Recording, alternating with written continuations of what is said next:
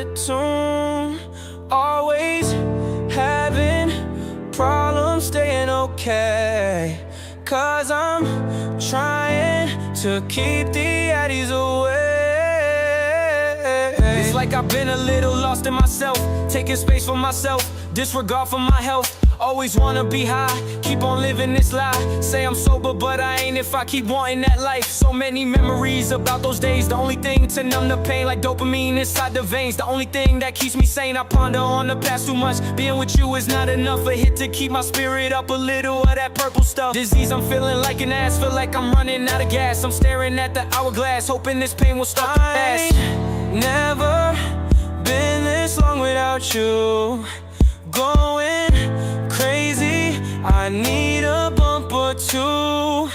Always having problems staying okay, 'cause I'm trying to keep the addies away. Help me, I'm lost inside myself, I need someone to stop and save me. I'm not doing okay, I'm feeling like I'm doing 80. It's like I'm lost in space, I'm trying to be a good man lately, but I can't hide the fact that I've been fiending for the addies. I'm like a fly on shit, I need that pill right quick. I'll take a drink with it, I'll be so goddamn lit. Just lost my mind again, you are my greatest friend. I hope this never ends until they find me dead. I ain't never met no one like you. I've been living my life out of tune. G-Bow, how's it going? Always having problems staying okay, 'cause I'm trying to keep the addies away. Keep the addies away.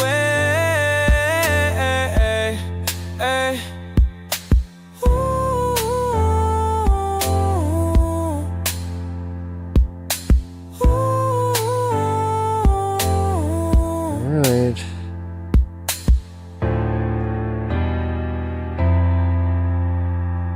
Sounds good, Kirk. Great time to drop by. Actually, that was Kirk. You're listening to Q Pep. That was Kirk, and that was his newest drop, so I hope you guys enjoyed it. Alright. Yo! How's everybody doing? Oh, gotta be honest. Had myself a little bit of an issue, and it was totally self-caused. Yeah, so you guys need to bear with me with the pee breaks a little bit more, because apparently I wasn't taking enough of them. I might have got myself a little sick. And I'm not feeling great because of it. Trying to pass something. You know what I mean? So, yeah, I have to just say I'm very bad with that. I already was bad with that before I was even a streamer. And yeah, I knew it was going to happen. You know, like, I hate that I have to say that, but I knew it was going to happen. Like, I was just waiting. And the fact that it happened so soon, kind of glad. Hey, what's up, Scott? Kirk is killing it with the music. Yeah, he really is. Yeah, he dropped that one on the last stream, and I just I spaced, and I didn't finish the stream with it. And right after I hit cancel stream, I looked at the Discord. I was like, crap. So, my apologies, Kirk. But I'm glad that I could play us into the show with it. So, but also, yeah, I appreciate you guys. Yeah. Just, you're gonna have to bear with me, because it might be frequent today. Like, if I just have to go, I'm just going, because I'm at that precipice. Get it? Precipice. Ew. Sorry. Boo. All right. So I also have something else to say. Apparently my coverage of Bob and Carol over on what was it, KLA or something like that. Yeah, KCal. It was KCal. yeah, it ended up getting flagged for copyright. So I had to get rid of a whole bunch of my last stream there. So yeah, that sucked. So made the adjustments happen though. Stan will hold it down though. Oh yeah, he will. Hopefully, if he's not. I mean, he's been in a mood today. But we, our neighbor, we just found out got a new dog. Like, I think that today was like the day that they started letting it outside, and yeah, that's a big deal apparently in a dog's life. So for my dog especially, where he's just like, what? I must go meet this guy, and then stand there at the fence for an hour in the freezing cold.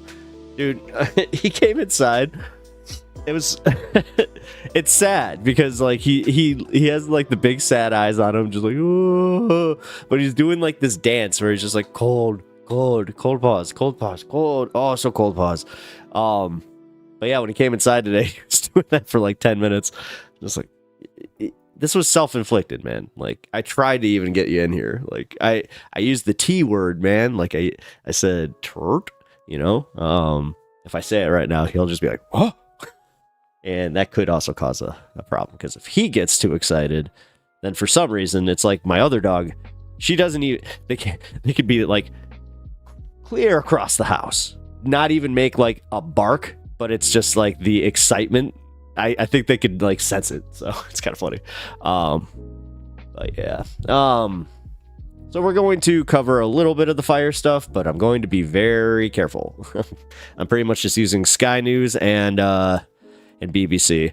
Sorry about your lost content, Bob harassing copyrighted material. Dude, I thank you for that. Actually, I appreciate that. Because I made some content for it yesterday. I clipped that, I edited it, I even put in like some extra stuff. Like I was really happy with that one, man. I'm really mad about this because like that was hilarious. That was so organic too. Or there was like a really funny joke in there where it was helped by you guys, but just the Bob, stop touching her. I have a feeling that Bob's gonna go missing in this fire. Dude, it was hilarious. But yep.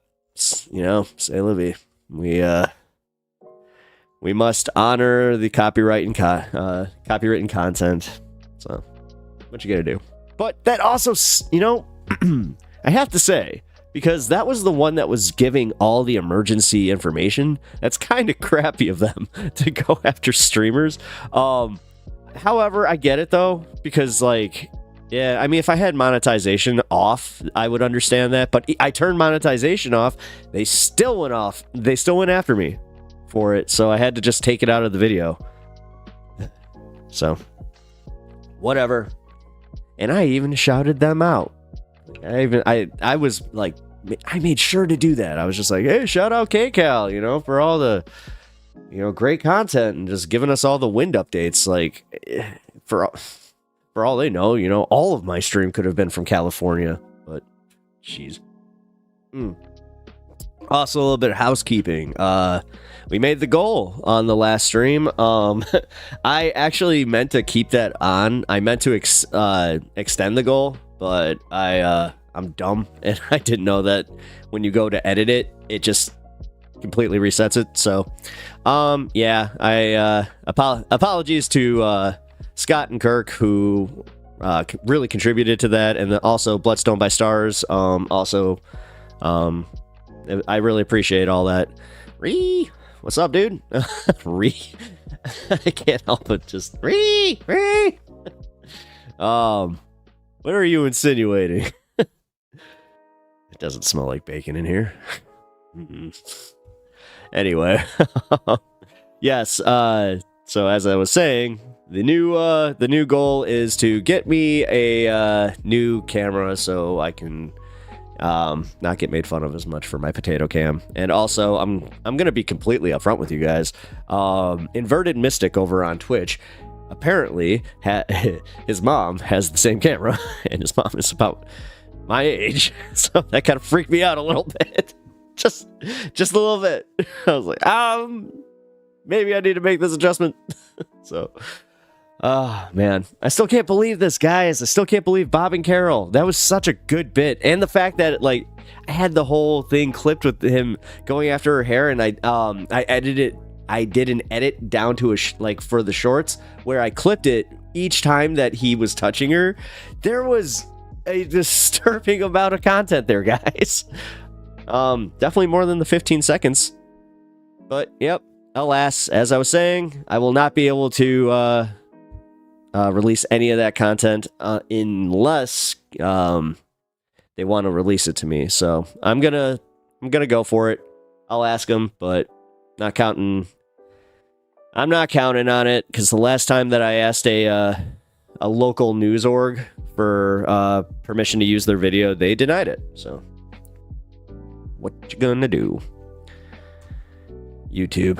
Anyway, all right, let's just go for the update here. Oh, are they not live?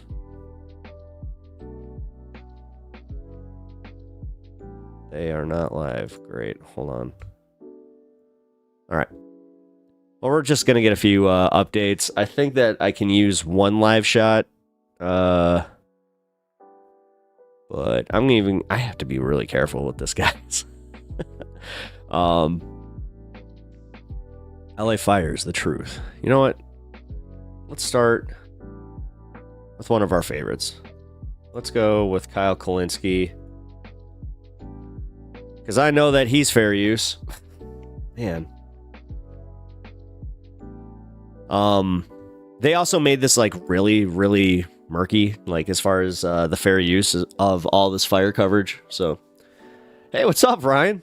How you doing, dude? Man, I think you just walked on in as I was talking about how I lost probably a good 3 hours of my last stream to a copyright fiasco.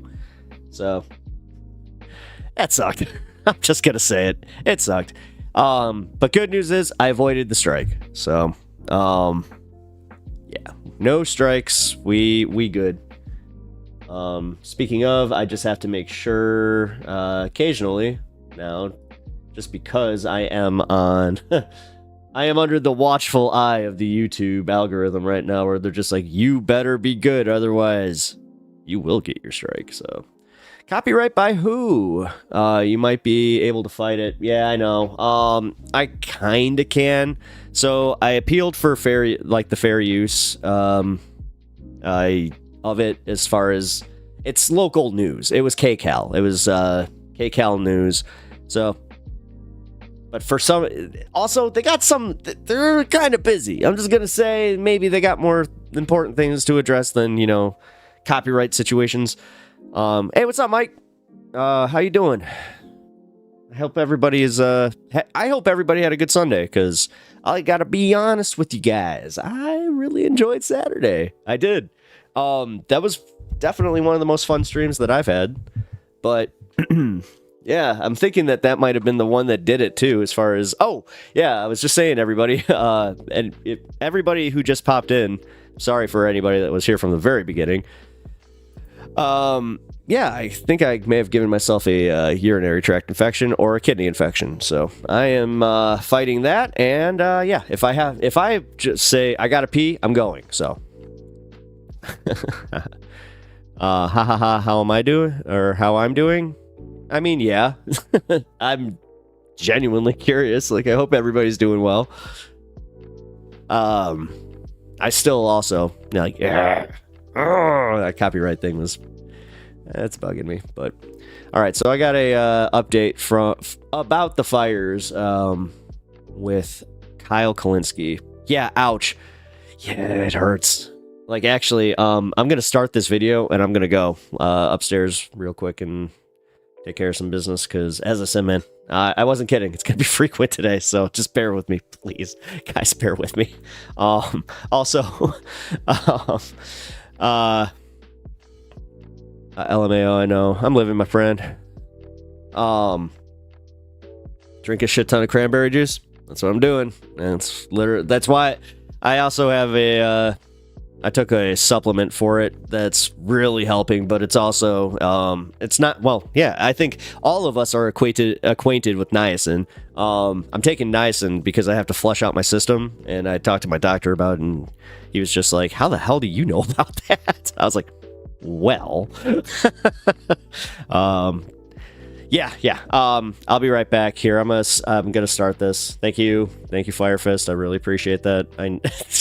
This is what I need, guys. I need you guys just to keep me honest. Just be like, go, go now. Otherwise, you will not be able to stream for a while. So, God, I haven't watched this yet either. So I'm gonna make this quick. All right, y'all, so let's talk about the LA wildfires. I'm going to give you back. guys the truth of the whole situation. So first of all, just some basic facts. About 12,000 structures, as of the recording of this right now, have burned. 12,000 structures. Now, I think that number is going to go up. There's a big fire warning today as well because the Santa Ana winds have returned. They're a big reason why we had the fires in the first place. It wasn't just one fire. It was multiple fires. It was like, 4 or 5 different fires, and some of them just absolutely, completely out of control. And it was an unmitigated disaster. So the fires wound up being about 2.5 times the size of Manhattan. To put it in perspective for you, these are some of the biggest fires in LA history. We're talking in total, as of right now, and again, this is subject to go up, about $150 billion in damage. I mean, you had a lot of working class neighborhoods that burnt down. Altadena comes to mind. But then you have others like Malibu and Pacific Palisades, where it's also like a very wealthy area. There's a laundry list of celebrities and athletes who have had their houses completely destroyed as a result of this. So it's a bit of chaos at the moment. So first, let's start with this. I want to play this video for you. This is Channel 5 with Andrew Callahan, and he was on the ground during the fires talking to regular people and seeing what they were going through. Let's watch, and then I'll give you more information. And again, I got to give you the truth about what's at the core of this. Here we go. Fire department, not in our area. We didn't see one until now that they're coming by. On the flip side of that, I can sit there and say, well, you need to do something about the homeless campus. A lot of the fires lately, especially in California, are the homeless. You also the dismanagement of the forest. It's just a situation like this. You had the Palisade fire start, and then you had this one start. You're stretching the resources. The firefighters, they're stretched thin up here. They've helped as much as they could. But you're really not going to stop a wind fire like this. Bro, I've never seen anything like this. It feels like literally like an apocalypse. This is my old elementary, engulfed in flames right by my mom's house. Yeah, bro, everything's just going to shit right now. We were here for over 40 years. That was all gone. Okay, guys. Just things. Real quick, no joke. Do not neglect the whole going to the bathroom when your body's telling you to go to the bathroom, because, yeah. Whew. Stuff like this just This hurts. brings me to tears, bro. I just had to go water down my homie's house, took his bird. Homie was just chilling. He left him there because he left him last night. Oh, damn. I can't leave animals there, bro. No animal, no life gets left behind. Yo, what up? We were in Altadena, California. Fucking Altadena, homie. There's smoke and fire all around us. 10 people have been killed in the devastating wildfires in Los Angeles. This is one of the 5 wildfires that have broke out in LA in the past 24 hours. It just, I don't know, it just keeps sparking up back by itself. It just doesn't turn off. As you can see, unfortunately, this house did not survive. Still on fire. Pretty depressing. We're going to talk to some people around here and see how they're being affected. So let's get into it. My name's Susanna Larios, and as you can see, my house burned this morning. We just lost everything. Thank God that we're all alive, that we were able to evacuate and, go to safety until now that we return back to see our house gone. This is unreal. We've been here for 13 years. Everything is gone. We didn't even get a chance to actually take anything out of the house. Thank you, Chad. Cranberry juice is definitely in my system right now. Is there anything in the house in particular that you feel like you're really sad about not being able to get? Our family pictures. Our dog's ashes. We had them cremated and they were in our house, and just what's up, Bloodstone? Everything else is material. It can be replaced, but memories, when they were young, my kids were young, I won't ever get those pictures. Hey, Bandit. back. What's one of your favorite memories here? We had a pool, so, Yeah. Family times, barbecues, summer, this is a place to be. I think first time coming into the house, pool wasn't ready, but our dog decided to jump in, so we went after He him. actually fell in the pool, and he went in a swampy pool and rescue him from drowning. Oh, you did? Because he didn't know how to swim, and he was running around in a circle and fell in the pool. So Was that the same dog whose ashes was in there, or a different dog? no, it's the same. Mikey. Yeah, I drink the same, 5 liters. the It same passed on the ashes. same day. A Dang hot pool. tubs. Yeah, that's the man. pool. We had a pool table over there. Hot tubs will do that. This is the back house to the house. You can't see not even one room. It's a Jesus. 2-story house. As far as like fire insurance, is that something that you had? I hope so. I I mean, yes, that's one of the things I remember talking to our agent. By the way, I think the back I'm pain's sure you also guys what have kinda seen the is just- stories at this point, but a lot of these insurance companies just recently pulled out of many of these exact still can't believe areas this. that got burned down. A lot of the insurance companies said, hey, this is too high risk, and we're canceling your policies, and that happened not that long ago, right? So a lot of people are about to get a really, really rude awakening about just how much they've been left out to dry, right? gonna A lie, lot it of was these worth private it. insurance Don't think I've companies been are in a hot not tub willing since. to insure some of these super high-risk areas, especially now with climate change getting worse. And so, God, I feel for these people. A lot of these people think they have... He's been... You see that right there? That's what he's been doing to me all day. Like, he's very worried about me. some Just sort of like, protection, some kind of insurance, and then they're going to, he's try such to a go good dog with that. cash in on those policies, and they're going to realize, oh shit, we don't have it anymore. State Farm. Nothing like sharing your germs with other people's germs. And Hot tubs, ick. hopefully we do have that insurance. State Farm canceled Oh hundreds no! of I home mean, if it's properly balanced and it's insurance policies for properly residents in many of chlorinated, the same it's not areas that in the bad. path of the Southern California wildfires. The insurance companies but you also have to have people that don't like believe in the there's chlorine in here, right? And just piss in it. for canceling Like, policies was due to concerns about the increased frequency and magnitude That of shit's wildfires wild in the state. to me. The company deemed the decision a necessary business strategy to prevent quote, financial failure. I sent her the picture of the house when it was burning. So, she's going to give me our policy number and help me out with whatever I can. Specifically this side I right hope here. insurance covers a lot of this stuff. That's what it's supposed to do, right? Yes, I hope so. We'll see what happens when we reach out to them, if they can help us. But everything else is gone. Just smoke Do you have an email address for people out there who might want to help you and get in touch with you? Sure. It's Estrada. That's ESTRADA_S@yahoo.com. Okay. Thank you guys so much for your time. I really appreciate it. I know it's a sensitive time, so thanks for giving us the time of day. I appreciate y'all very much. Unlike the Pacific Palisades area on the west side, an affluent area where many celebrities' homes unfortunately burnt down, Altadena is a diverse, working-class suburb located just north of Pasadena in the foothills of the Angeles National Forest. As we've seen, many in the area have been critical about the lack of fire department response, and across the world, everybody seems to be pointing fingers at who to blame for the wildfires. However, many locals understand that the magnitude of these fires is unprecedented, and that firefighters and first responders are doing everything they can to keep the fire contained, which is particularly difficult due to the state's crippling water crisis, a situation that by all measures is a direct result of climate change, overconsumption, and corporate greed. Many people don't know this, but LA and San Diego have been out of water for years, and now purchase most of their fresh water from privatized corporations, like the Wonderful Company, owned by a billionaire couple called the Resnicks, who systematically export drinking water from agricultural counties like Kern and Imperial. This practice has... By the way... Thank you for covering this. I looked a little more into this.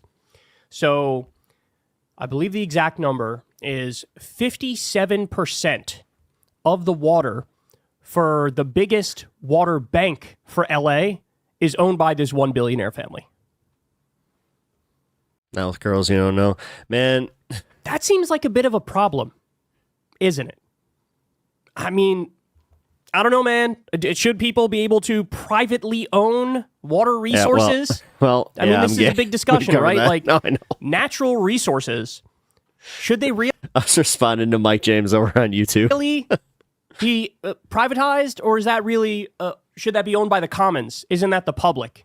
I mean, it's wild stuff. already caused devastating ecological and health impacts on communities like Bombay Beach, California, which we plan to cover in an upcoming video. Hi, Mark. How you doing? I don't know. It all depends on if they can save the sea. But back to Altadena. Everybody stretched in from the Palisade fire to the Eaton fire here on the east side of Pasadena, over by the museum, the Silmar fire, 210. So it's everybody's already stretched in and trying to cover all these hot spots. It's like, which way do you go? Yeah, the Dasani takeover. And also, yeah, did you hear that they just like started removing salt from Dasani? Remember, guys, you have, I believe... Oh, sorry, Mike. We had a Twitch, YouTube chat crossover 30% thing here. of the firefighters in the area are excuse me, men who are incarcerated, who are basically working as slaves for some like tiny amount of money. And Hasan, by the way, just did a big interview with a lot of these people. He was able to get into one of their camps, and he interviewed all these inmates who are fighting fires on the front line. Yeah, we're going to cover that. And I highly recommend everybody should go check that out. But think about that, right? Like they literally have like slaves on the front lines trying to fight back against this fire. I commend the firefighters and first responders. Everybody stretched in. We're all No, yeah, water flows for free. Should be free for everybody to drink. Charge extra use like pools. Yeah, trying to help the best way we can. Stuff like this, there's no way to prevent it because how can you prepare for it? I mean, how can you they prepare do for charge. They charge for extra use. I know Once that. the wind's picked up, He's the good. embers traveled, and He's really then the good. power lines going one little ember plus high wind. I think I mentioned it. He's been taking really good care of me, man. Like today, that's kind of like, I'll be honest. I should have listened to him. He knew something was up before I did. It's just the smallest little. He just wouldn't leave me source. alone, It and then I sparked, just whether it's leaves, canopies, I woke up this some morning and easy ups, I anything felt like like that. Everything just went up. awful. That point right there is actually super I was in important. so much and pain. not I'm enough like, people are okay. And it was one of those things where I complained about my back pain. My wife kind of just pointed out, she's like, yeah, well, you've been like the streaming thing. I'm like, Making crap. With the Santa I Ana knew what winds was going on. Like, in some places, you had up to 100-mile-an-hour winds. Take care of which is yourselves, hurricane guys. force winds. Except the difference is it's not like humid, They know. moist Yeah, they definitely do. wind. We're talking about super Well, now I also know why HASAN literally just says, gotta pee, and he just Dry goes. winds. Like, And so you have winds in some places up to 80 miles an hour. am I sick? Or another- I'm passing. I might have a UTI or a kidney infection because I have. Places up to Yeah, I've been streaming and not going to the bathroom when I need to. 90, and other places up to As 100 I said, miles an definitely hour. listen to your body. If you have I'm a single dumb. spark, So dumb. everything's going up, bro. Everything's going up. So Because everything my is so kidney hurts dry. so Remember bad right last year, now. or was it last year or 2 years ago, there was massive flooding with a colossal amount of rain in Who'd have LA. thought the And then now Animal known we're for in the smelling middle pee can of the tell when your wet pee is season off. yet Oh, yeah. again, but everything is bone dry. Yeah, you know what? Good point. Bone dry. And so all it takes is one spark. Great And point. then there ain't shit anybody could do about it, dog. There is nothing anybody. Mr. Pepper 90 incapacitated is too full to piss. 100-mile-an-hour winds. You know what? No, it's because I was have trying not to go basically all the time, embers dude. can travel over a mile. There is nothing you can do in can't that scenario win. to stop it, right? And so there's a lot of red herring conversations going on right now. People want to point the blame in these different directions. But at the end of the day, once you had that first spark, it was a complete and utter wrap. Yeah. Right? People don't want to hear that, but this is the power of Mother Nature. Yeah. This is the They- power of Mother Nature. Sometimes Mother They want to blame somebody. Mother- Doesn't that kind of make sense though? Like they're just looking for somebody to blame. Nature makes its mind up and says, we're doing X, I'm Y, or not Z. saying That it's shit is great, happening. but Yeah, I get it. Human beings about were, balance, yeah. masters at tweaking our environment around us, etc. But there are certain things where our power ain't shit compared to Mother Nature, and this is a great example of it here. This concerned citizen that we talked to decided to take matters into his own hands and stay put to protect his neighborhood, despite evacuation orders issued by the city. Me, I was born and raised here. It's my childhood home, so I did everything I could to save it. We're a pretty tight-knit community. My next door neighbors, we all grew up with each other since we were kids. I don't know if his eyes are red from crying, which is very possible, or his eyes are red from the smoke. taking in a lot of this smoke. Because remember, guys, this isn't just we have desalination plants to utilize. regular to see. smoke. You can only do so much, and honestly, desalination plants are impractical in a lot of areas because they pull more power than they produce, kind Of of like thing. woodland And, areas. This is smoke coming after engulfing. They're trying to figure out ways houses. to like And so- utilize them as like power producing dams, but there's problems with that. You're breathing in. No, it's a great a idea. lot of but horrible I stuff. looked into why it's not widely used. Plastics burning, metals burning, all sorts of like toxic fumes. Poor will never get their That was homes one of the back. things, I mean, in did you guys see the report about like the dollar-to-dollar payouts just essentially being like that's not going to happen, and how they're already talking about how because the millionaires were paying into these policies that they're focusing on them first, and it's turning into the class thing after 9/11, that we all knew was going to happen. when the towers came down and everybody was like sort of breathing in that toxic dust, that made a lot of people really, really sick, and they died really, really young. Right, because you're breathing in all this stuff that you should not be breathing about in. magnification? And this is another concern that people aren't talking about now because we're in the heart of the crisis. But a lot of people who are sort of hanging back. I said desalination. And fighting these fires, they're breathing in a lot of stuff that is, in the long run, really, really detrimental to their health. So I don't know if his eyes are red from crying or his eyes are red from the smoke, toxic smoke, or both. But this is not good, bro. Oh, yeah. Look, coming through with There was a part of me that was like, should I call stream? supplies and generators. We managed to save, my I'll be dad's fine. house, next door neighbor, and these 4 houses. With the help of some other guys, we wet all the roofs, the floors. Got the fires out first. The fire started over here, and then my son and I, we just kept the water and kept all the ambers from jumping from house to This house. is what was going to happen, and it's really after. Well, the thing is, there's like you have news outlets that are sitting there acting like Joe Rogan's a prophet of some kind because he had a conversation saying, all it's going to take, I had a conversation with a firefighter, and he said that all it's going to take is just one bad day and one bad day of winds, and then it's just going to, it's going to be bad. So we managed to save some houses on the back street in Navarro. Then you go and talk, like, they've done news reports with these people where they're just like, it was an open secret to everybody. Everybody knew that this could happen. We should save those with water hoses. They were just hoping it would would survive, but unfortunate for my other neighbors. Magnification to boil salt water. Imagine the bravery. Gotcha. This is true heroism here. Staying behind with a garden hose, Jesus. All their stuff is gone. It hurts. Yeah, it hurts. Just gone. Nobody deserves it. While some people were able to stay back, poor guy, man. Jesus. Protect their homes from catching on fire, others followed city orders and evacuated, with the hopes that they'd get lucky and their house would be spared. However, most people in Altadena did not get so lucky. As you walk through the neighborhood uphill toward Angeles National Forest, nearly every structure is destroyed, aside from a select few. Here's an interview with a recently evacuated family who returned home to find their house burnt to the ground. This is a very emotional interview, so viewer discretion is advised. Man.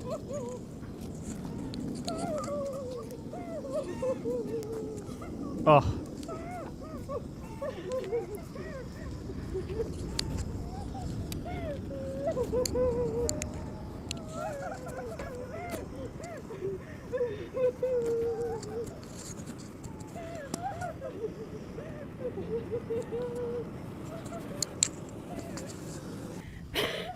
Is this your house? Yeah. We were here for over 40 years. And I was all gone. We had evacuated early this morning about 3:30. There was we saw the fires, but we didn't think, that it was going to reach this low. We were just able to leave with whatever we had on. And, a little bit of clothes, but not really. We lost everything. Everything we had in the house. Pictures, memories, everything's gone. We don't know what we're going to do now. So was it the embers coming from the mountain caused some of the houses? Yes, because last night it was about, 5 o'clock when we saw the fire, or a friend, her sister drove by Eden Canyon, and she took a video and she told us, but we didn't think anything of it until we started seeing that the fire started moving, quickly, but we didn't think, that it was going to come down this far, but we just got up and left around 3:30, 4 o'clock in the morning. That's still about 12 hours ago. Yeah, and the winds were really, really strong, and it was pitch black. So we panicked. So we just got whatever we could, because she has 2 little kids, my 2 little grandsons. We just got whatever we could and we just left. What was the most important item you think was in the house? My mom, my parents passed away, so their pictures. It's interesting, right? That's everybody says the same thing with like, hey, what's the most important thing? And they're like, pictures, Jeez. Her baby, her kids' pictures. I mean, I'll be honest, this inspired me to actually go through all my albums, and I'm going to just digitize them. But because my wife's family did that, and I got to say, one of the smartest things they've ever done. That's the least, of our problems. We got out alive and we're okay, Aside from that, do y'all have insurance or anything like that? No, we People don't. going to default on their mortgages. They're counting on that.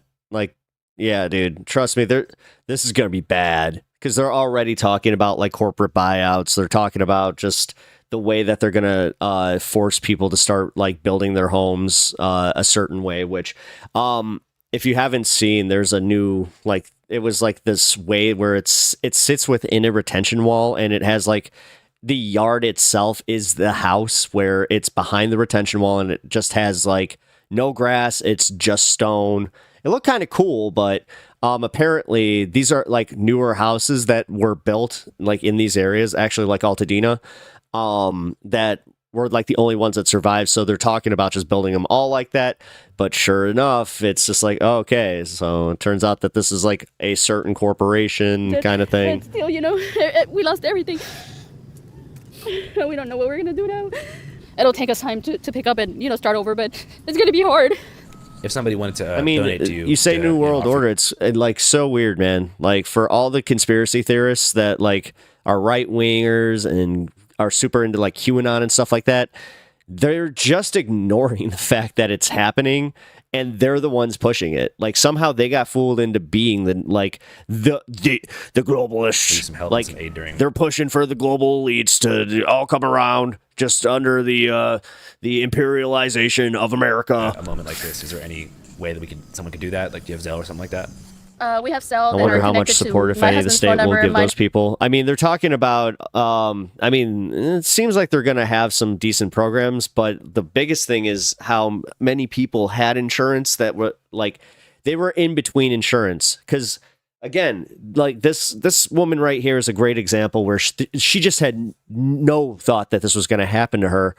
But they were in between policies, so they don't even know if they're going to be able to get payouts or any of that. It's through email. It's Alex. L_Espinosa68@yahoo.com. Anybody that wants to help is deeply appreciated. Okay.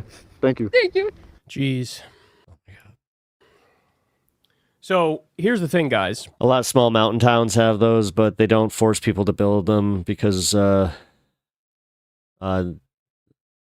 don't force people to build them. People do because it works. When we talk about this fire, yeah, right? yeah.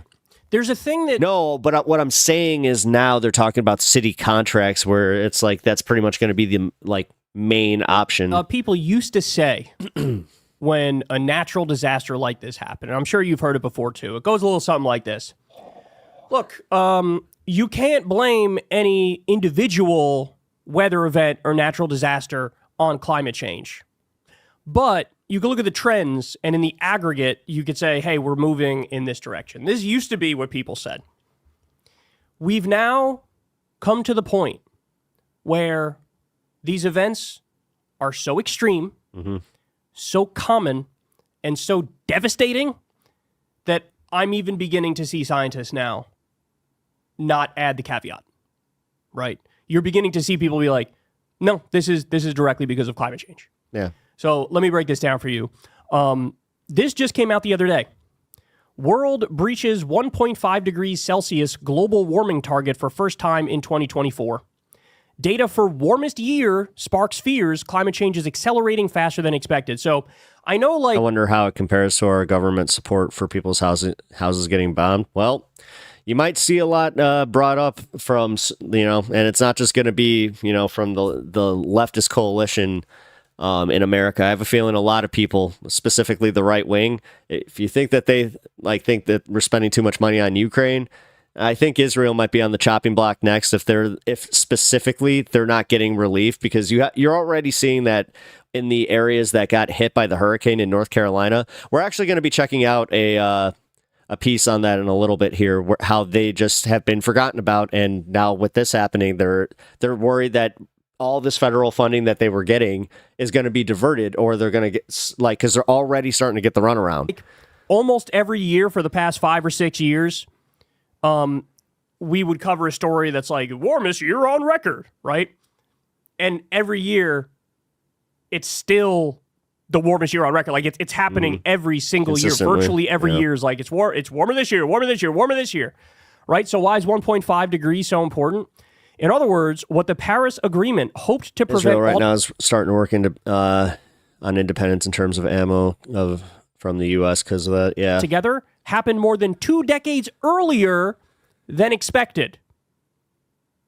In other words, when you hear people say, hey, we did a new study, and it looks like the current trajectory, the current path we're on... Evaporated seawater becomes vapor, and condensation is pure plus byproduct salt.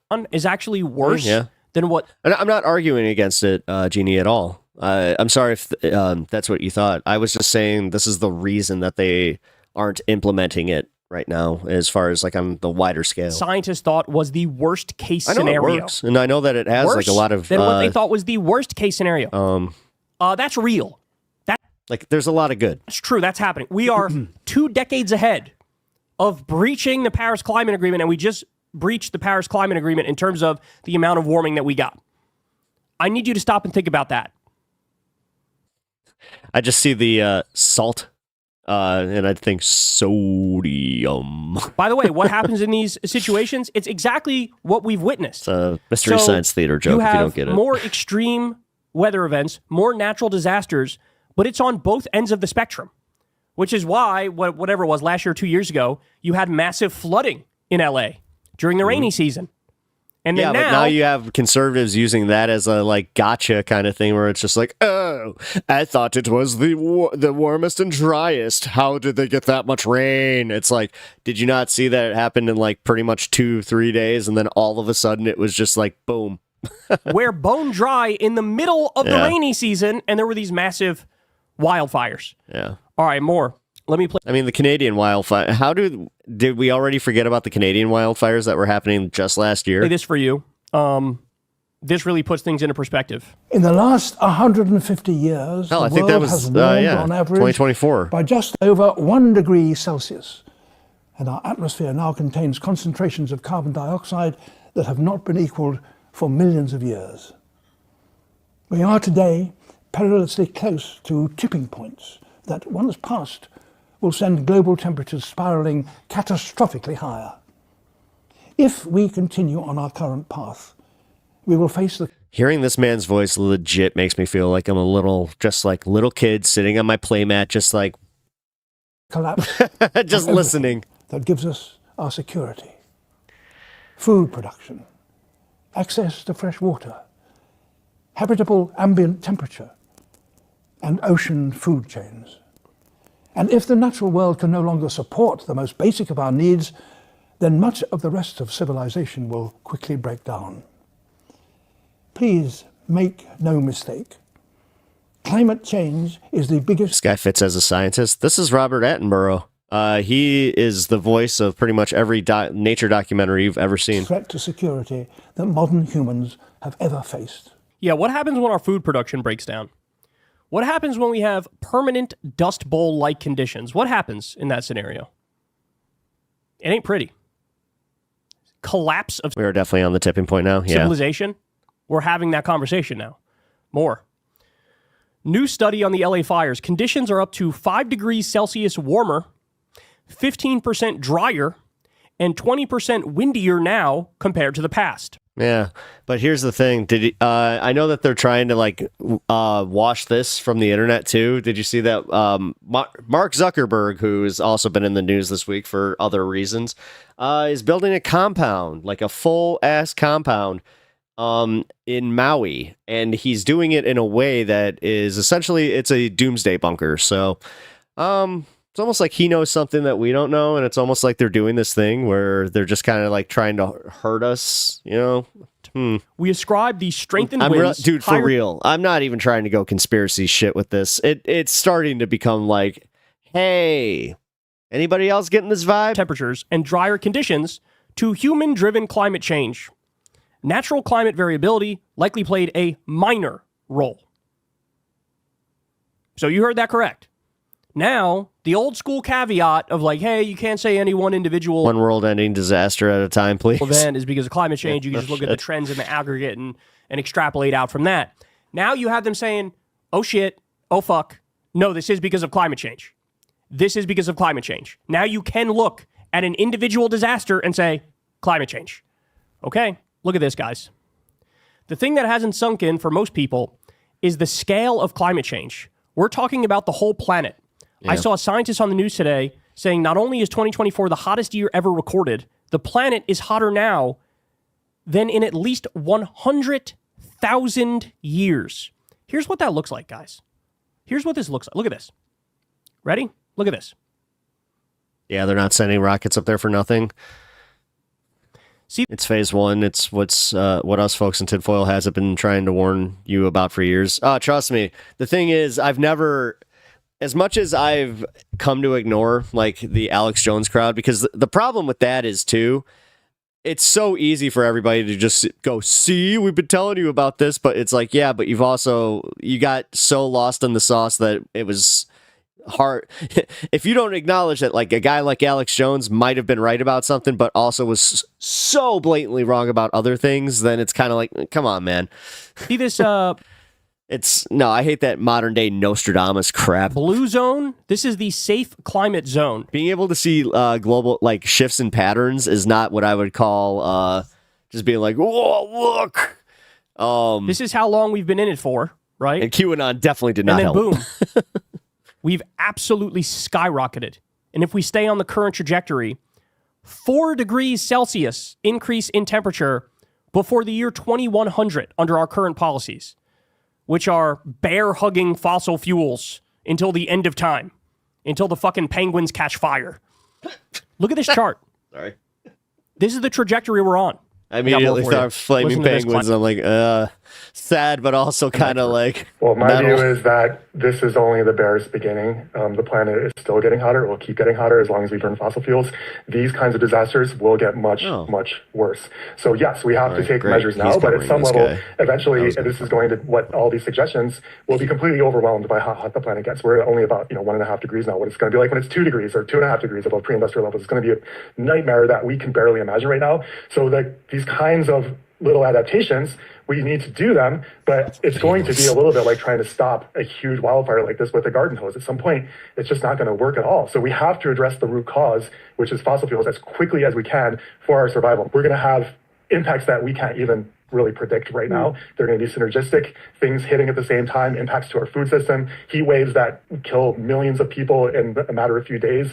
Yeah, the birds warned us there's also a virus going around and nobody's talking about that. Well, nobody's talking about it because it's being buried by things like Facebook and just their blatant like ignorance. Like they're doing this on purpose, Like here's the thing that really sucks is we don't even have to have the news buried anymore because most people are just going to ignore it. And it's not even just it's not mainstream media's fault. I'm tired of that one too. No, it's the fact that it's just willful ignorance at that point. I want to make the point that the fossil fuel industry in the 70s, and they just they only want to see what they think is true. Like God, confirmation bias is like the worst it's ever been. saw this coming with uncanny How do you accuracy. rebuild 200 or 20,000 homes and stores? The manpower alone. Yeah, they've been talking about that. Block action when they could have chosen to alert world leaders and work with us. Also, they're talking about how this is going to create a run on contractors and materials. And if Trump does this thing with the tariffs on Canada, we're all screwed. Like if any of us are doing home improvements or trying to buy a home or any of this, this is going to send housing skyrocketing. So yeah, you know what? He can sit there saying Gavin Newsom didn't rake the leaves. He didn't do it right. He did such a bad job. And they can all go, yeah, Donald Trump, Daddy Trump said that he did bad job. So we listen to Daddy Trump while he's literally like, screw it. Like, I'm so sick of also doing this though. Like at this point, guys, if we're in the know, just prepare as best we can. Start talking to the people that are, better at finances that can tell you how to invest properly, especially in ways to also, prepare for maybe moving central to areas that are going to be the mass migration centers. I'm okay on that one, which it's kind of funny because you want to talk about conspiracies. I actually started my own little conspiracy where I was like, oh, maybe this is the reason that they're trying to push people out of Illinois because they're trying to make room for the rich. Well, guess what started happening after they started, all these normies started leaving. A bunch of these corporate entities started buying up their houses. It wasn't even anytime that a boomer left in Illinois, it was more likely that it was a corporate conglomerate coming in and buying up the house than it was, just another, millennial couple. Transition. That's the choice I would have made. It's just the biggest moral Colorado's failure, one of those centers. in human history. I want to underline that point. The fossil fuel companies saw this Illinois coming is for too, 70 because we're on the Great years. Lakes. They knew this was coming. Pretty much anywhere on the Great Lakes. Years. They decided to prioritize profits. They decided to continue with the status quo and business as usual. They decided to pad their bottom line. You want to talk about a massive, colossal, insane backroom conspiracy? There it is right there. Alex Jones, where are you? All the right-wing conspiracy-brained people, where are you? Yeah. Here we have an actual conspiracy born out in reality of the fossil fuel companies I didn't watch getting this. together. I swear to God, lying, I didn't watch this. Putting on a mass propaganda effort for decades and decades and decades, lulling everybody to sleep as it used to be slowly destroy the planet. Now it doesn't feel so slow anymore now, does it? So everything's a conspiracy except the actual conspiracies that have been proven. Mm-hmm. And now... But it's a conspiracy to turn your kids trans. We made our bed and we're sleeping in it. The chickens are coming home to roost. This is what's happening. And you have all these people, didn't do anything wrong individually. This isn't about your individual personal choices of you driving a car, right? It has nothing to do with that. In fact, some preposterously high percentage of the emissions are done by some small number of corporations. It's what is it, like 80% of the emissions are from like 100 companies or something like that. This requires government regulation.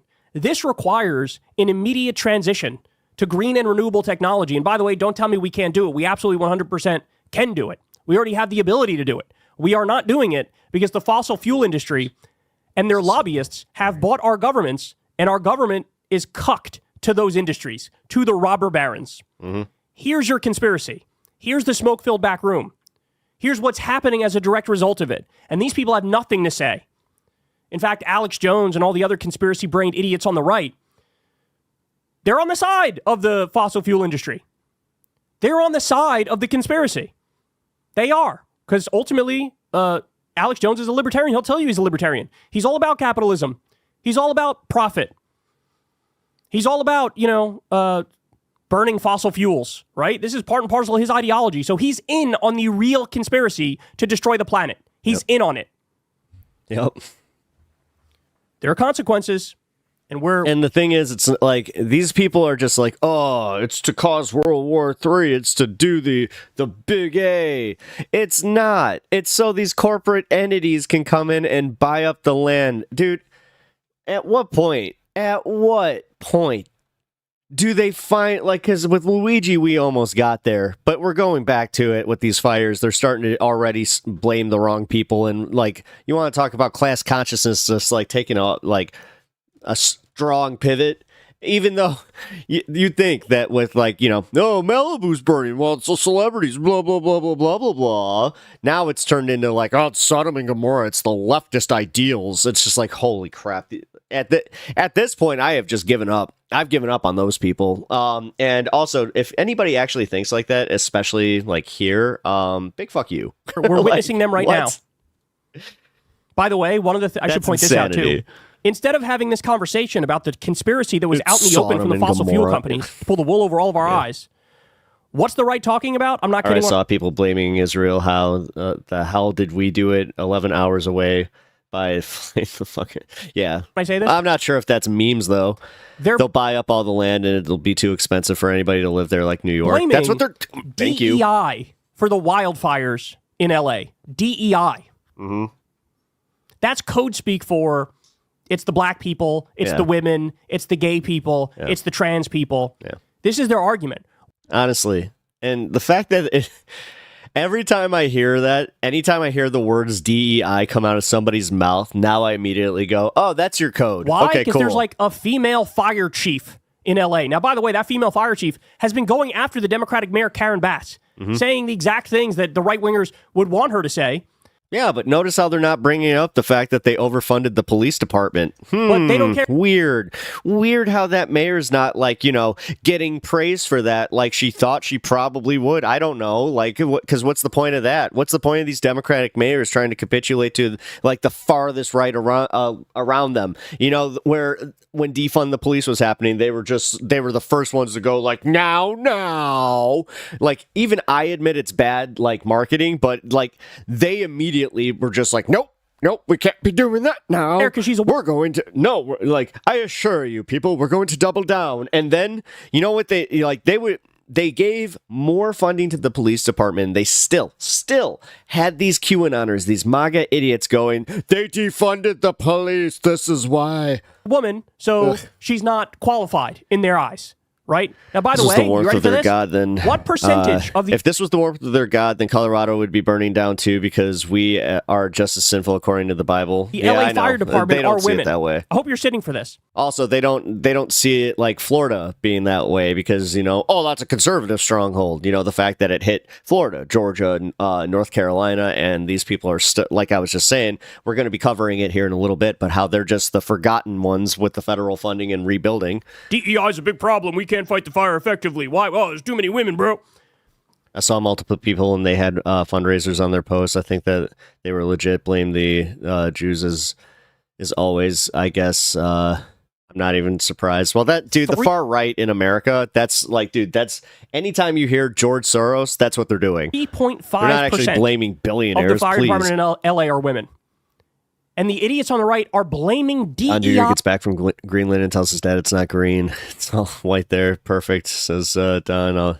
Just right for MAGA. For these fires.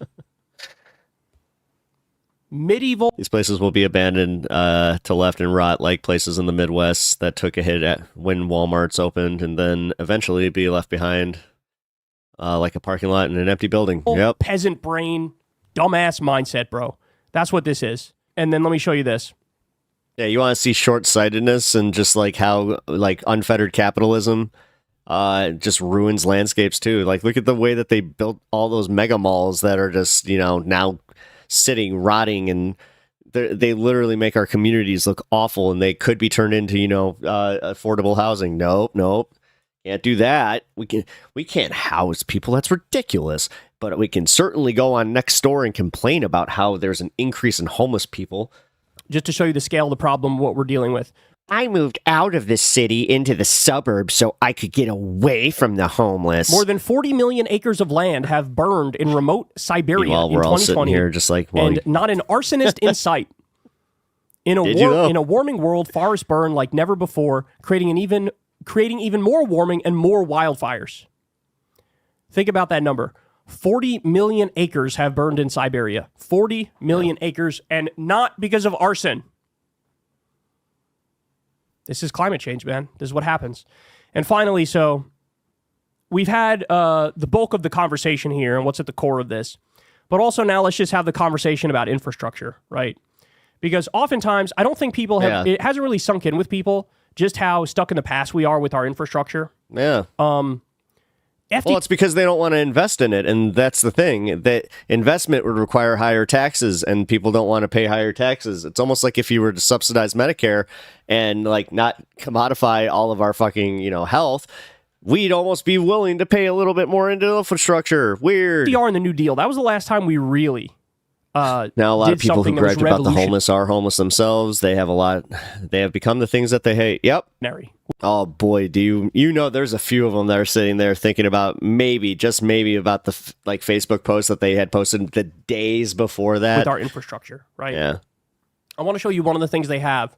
I mean, did you see the conspiracies going around about how the increased homelessness is what also caused this? Because, these vagrants, they do drugs, and when you do drugs, you smoke cigarettes, and when you do drugs and cigarettes, it's not a good mix, and they fall asleep and burn things down. In a Japanese town. I swear to God, I saw that on one of the boomer posts. Have you ever seen a village with automatic fire extinguishing? In Shirakawa Village, Japan, ancient thatched houses over 250 years old hide a stunning secret: an automatic sprinkler system. When a fire breaks out, 60 sprinklers instantly pop up and spray high-pressure water like a giant fountain, quickly extinguishing the flames. The annual test turns... Actually, I saw the far left blame us. The war we did, we didn't start, apparently, effed up the climate into this theory I'm seeing, and it's all our fault, of course. Into a spectacular water pipe festival. Well, if that's the far left that you're seeing, then that's not witness the impressive what I would call the far left. I mean, dude, I would consider myself part of the far left, and that's news to me. So weird how that always works.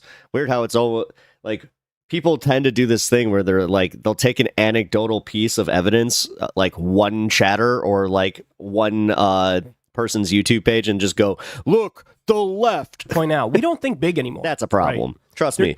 And I know that I've had a problem on my own page here where I've in my criticisms of the left, I'll sound like I'm not part of it, or I'll just be too critical without just admitting hey, there's also certain this is me I'm talking about that are way more fire resistant. Concrete is one of those. And I don't like it when people can misinterpret that I am coming from, the right-wing perspective or something like that. But it's possible to set up a system where you have the proper far-left extremists. Thank you. The proper regulations, the proper fire safety protocol.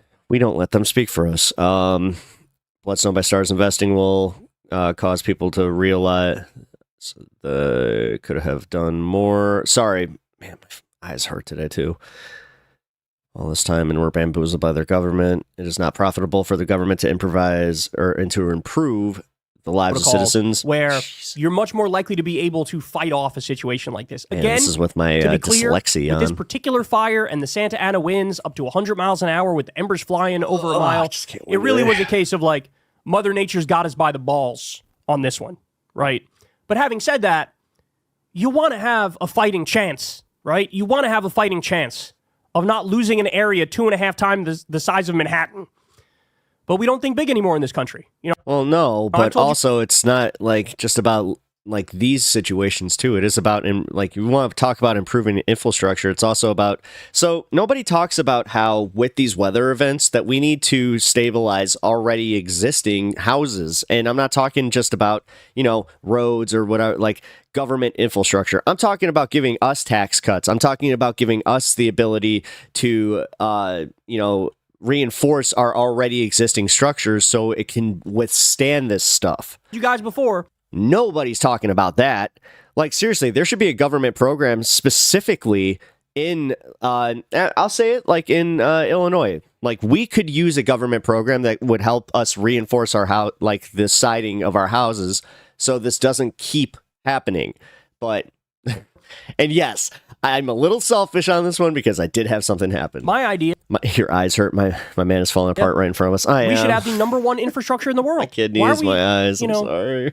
Bullshitting and tweaking around the edges and doing a little bit of infrastructure bill here, a little bit of infrastructure bill I know there. what's going on with my eyes and all that. I'm on a medication as I said, I took some niacin.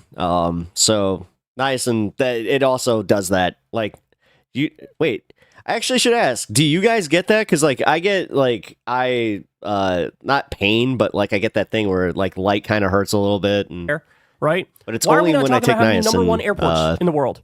Like that. Just modern brilliance. Do they even have the resources to manage that? We could. Again, if we allocated taxes. Like, see, this is where, like, taxing the rich would be a major, you know, catalyst to this. But, you know, if they don't want to invest into this planet, like, then at what point are we just going to, like, shove them into their rockets and just send them off? Like, literally force them in there. Like, that's what the revolution is going to be. Just a bunch of rich people shoved into a rocket and us just going like this in the control center.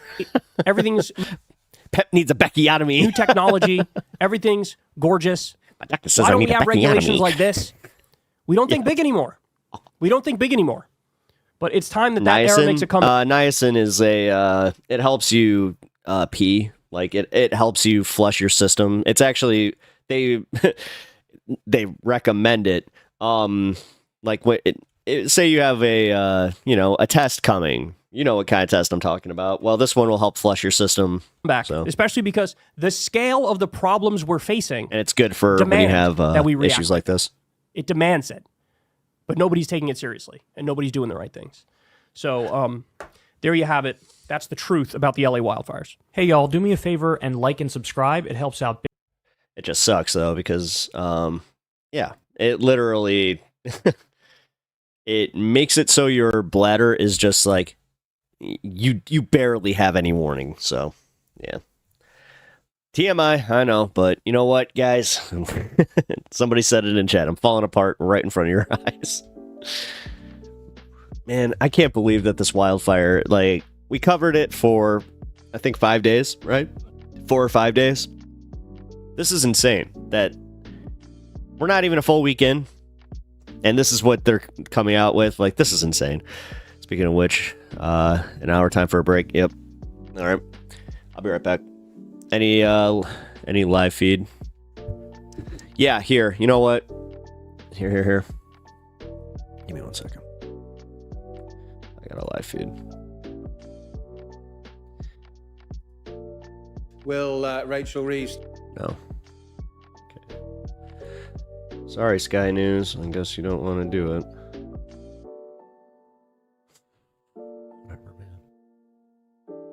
Nope, not you, K-Cal. You were very bad with that. NDS News. There's one in the foreground here, right there in the center of your screen. And if you tilt up just a little bit, Lucas, you can see on the other side of the ridgeline, there's another flare-up on the backside, on the other side of that ridgeline. those tall All right, flames I'll be right back. are what really create the most danger, because that is creating embers that are already flying at a higher altitude than lower shrubbery and things like that. So you have really tall flames starting to flare up as the fire encounters some thicker brush. Hopefully these people have some degree of brush clearance, but in these winds it really doesn't matter. I can only say that, again, thankfully, if this was 24 hours ago, we would already be in trouble. Now they have a little bit more time to prepare to get out, and the fire department has a little bit more time to try and get in front of it. But it is a wait and see game at this hour.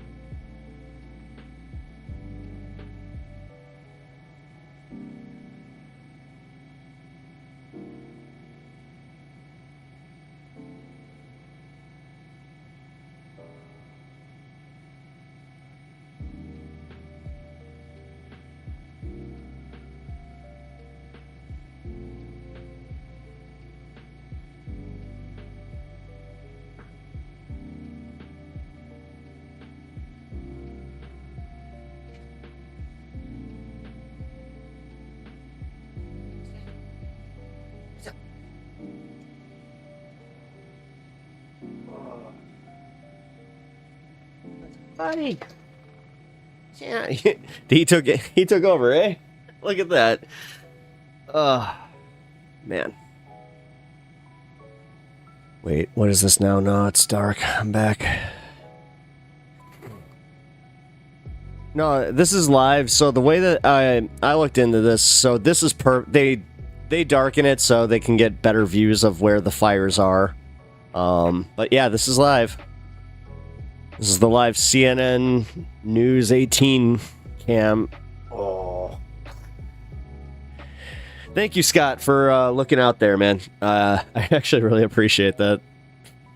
You guys are definitely helping out. I really hope this is done by tomorrow. Regrets, I have a few. It's just a few. God. You're kidding, man. Now I understand. I get it. Is this a rite of passage? Is this something that with streaming, like, now this is another, like, I can just check this off where it's like, okay, gave myself kidney damage from not peeing, check.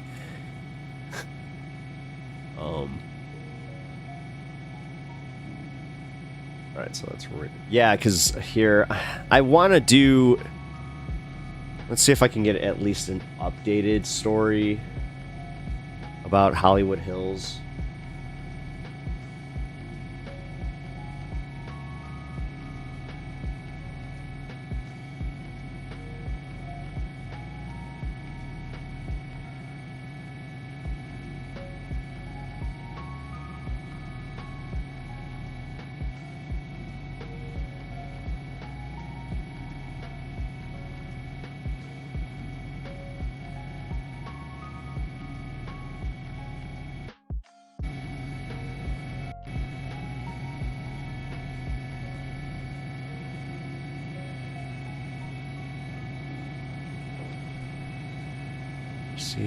Let me see.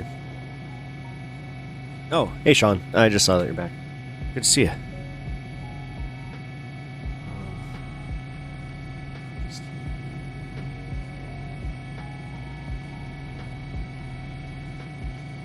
Model is picking up here, and we are not expecting things to let down. Tomorrow around lunchtime, things will still be quite gusty and breezy out there, and this will be the case getting us through Tuesday afternoon, evening, rolling into Wednesday. Wednesday is when we're expecting to see things let up, and this is a look at Wednesday morning, where we do show some of our gusts moving as high as 51 miles per hour. Those are very breezy conditions when we think in terms of our...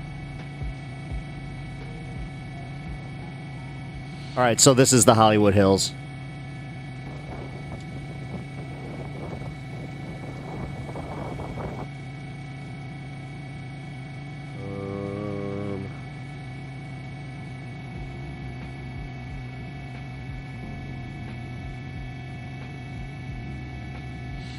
Hollywood mocks God, and then this happens. Okay, yeah, see, this is the stuff right here where I'm just getting pissed off.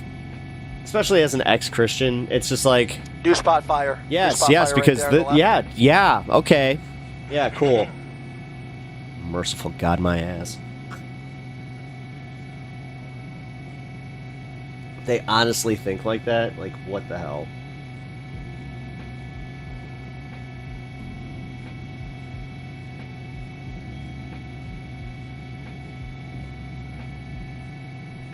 I would not say that, no.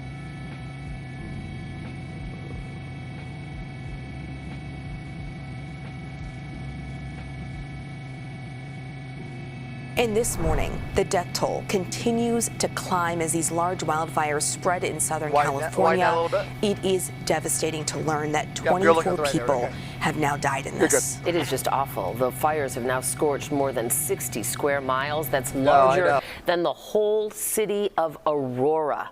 Our Charlie DeMar has been in Southern California for the past 2 days. Charlie, what are you seeing on the ground right now, and how are you holding up? Dana and Audrina, it really is hard to put into words. This is what so many homes look like, home after home after home here in the Pacific Palisades. This is a beautiful neighborhood. So many residents haven't even had the opportunity to see their homes, but just the widespread devastation really is hard to wrap your head around. As for the fires, firefighters were pretty optimistic with the progress that they had made over the weekend. Winds had died down, especially on Sunday, but the Santa Ana winds are expected to pick up. I saw your comment about that. No, I know for a fact it's a kidney issue, and I know for a fact it's a. Are in a race against time to contain the deadly wildfire. I've had this problem before because I had a job where I wasn't able to, hit the bathroom frequently, and it caused this issue. Yeah, kidney stones are no joke. My grandpa has been in and out of the hospital constantly with them for 3 years. Take care of yourself. Exactly. Fires. I've already had, this is why I'm warns prone that to these, is because I was, you know what, screw it, I'll just tell you. I had a kidney stone, and after you have one, you're very prone to getting them again, so... This is why I was like, yeah, I am, like, if I had to place money on this one, I would. High winds, as I said, not a gambling man. In the coming hours. Remember when Pat Robinson blamed abortions on Hurricane Katrina? Yep. Fire threat in no, I know you're just playing with me. I'm just saying. County, very high. As of Sunday, I'm very literal today because honestly, I'm in too much pain for this. Less than 20% contained. Residents of the luxury community returned home over the weekend good to see you. find their homes Glad that you're here. to rubble. Oh. It's devastating and numbing. But everybody I've spoken to who's lost their homes, they all want to rebuild. And not every resident has been able to get back into their home due to National Guard checkpoints that have been set up for safety concerns. This, as California's governor has ordered another 1,000 National Guard troops on the ground. The tragedy has triggered a massive outpouring of donations. Piles of bottled water, clothing, and other necessities took over the parking lot at the Santa Anita racetrack near the Eaton fire. We're like, let's go help. We have to. Danny Lee and his 6-year-old son Oliver were among the many volunteers. Kids and grown-ups are homeless. They don't have anywhere to live. Officials say hundreds have fled the area to shelters, with tens of thousands of people in LA County still under evacuation orders.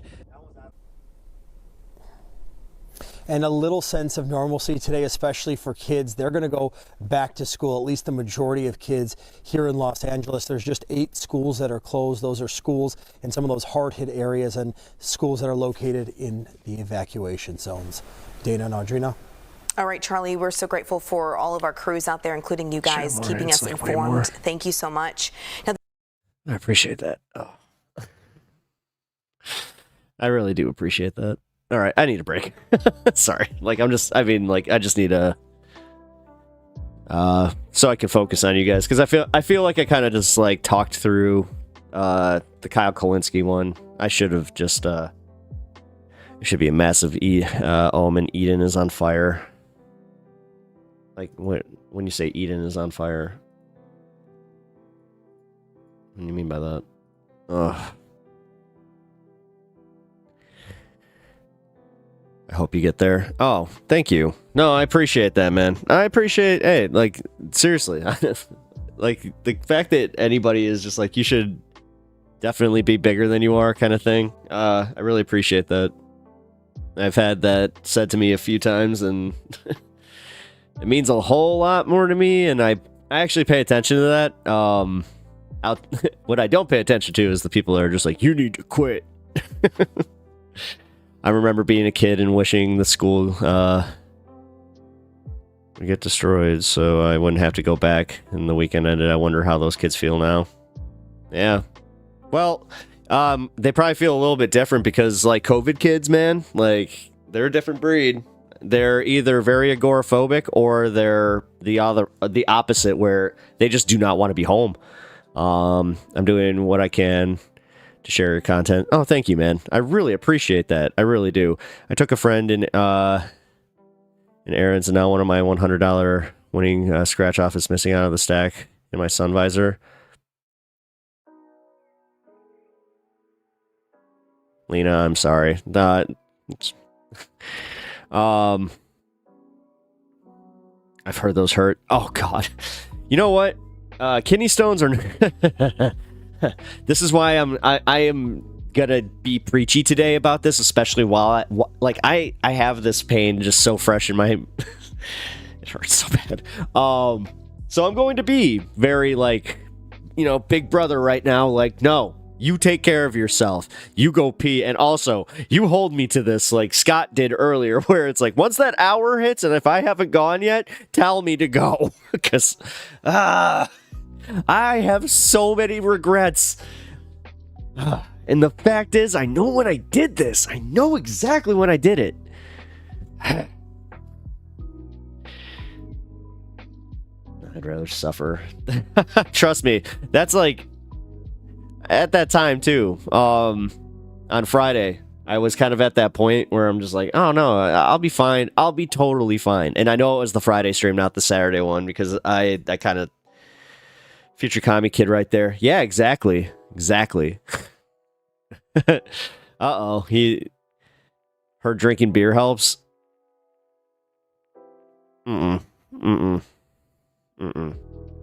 Ivermectin will cure you, trust me. Mel Gibson told me so. Dude, can we just acknowledge, like, that manic energy that... Yeah. That weird chin stroke you did, yeah. It's that thing you told... It's a thing you talk about. Crazy, right? Crazy.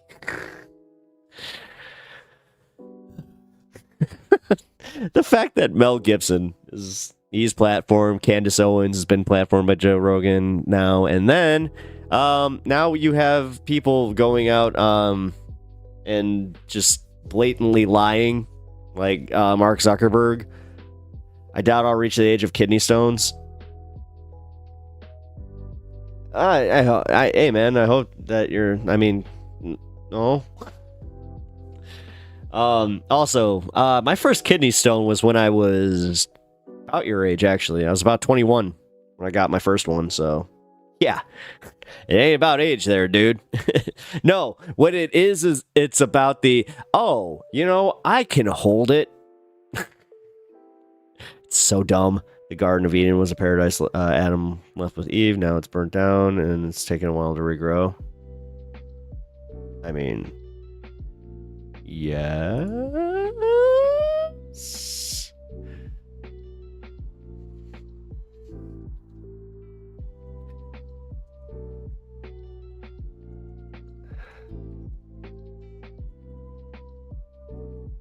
All right. Oh man. 75%. Charlie Manson.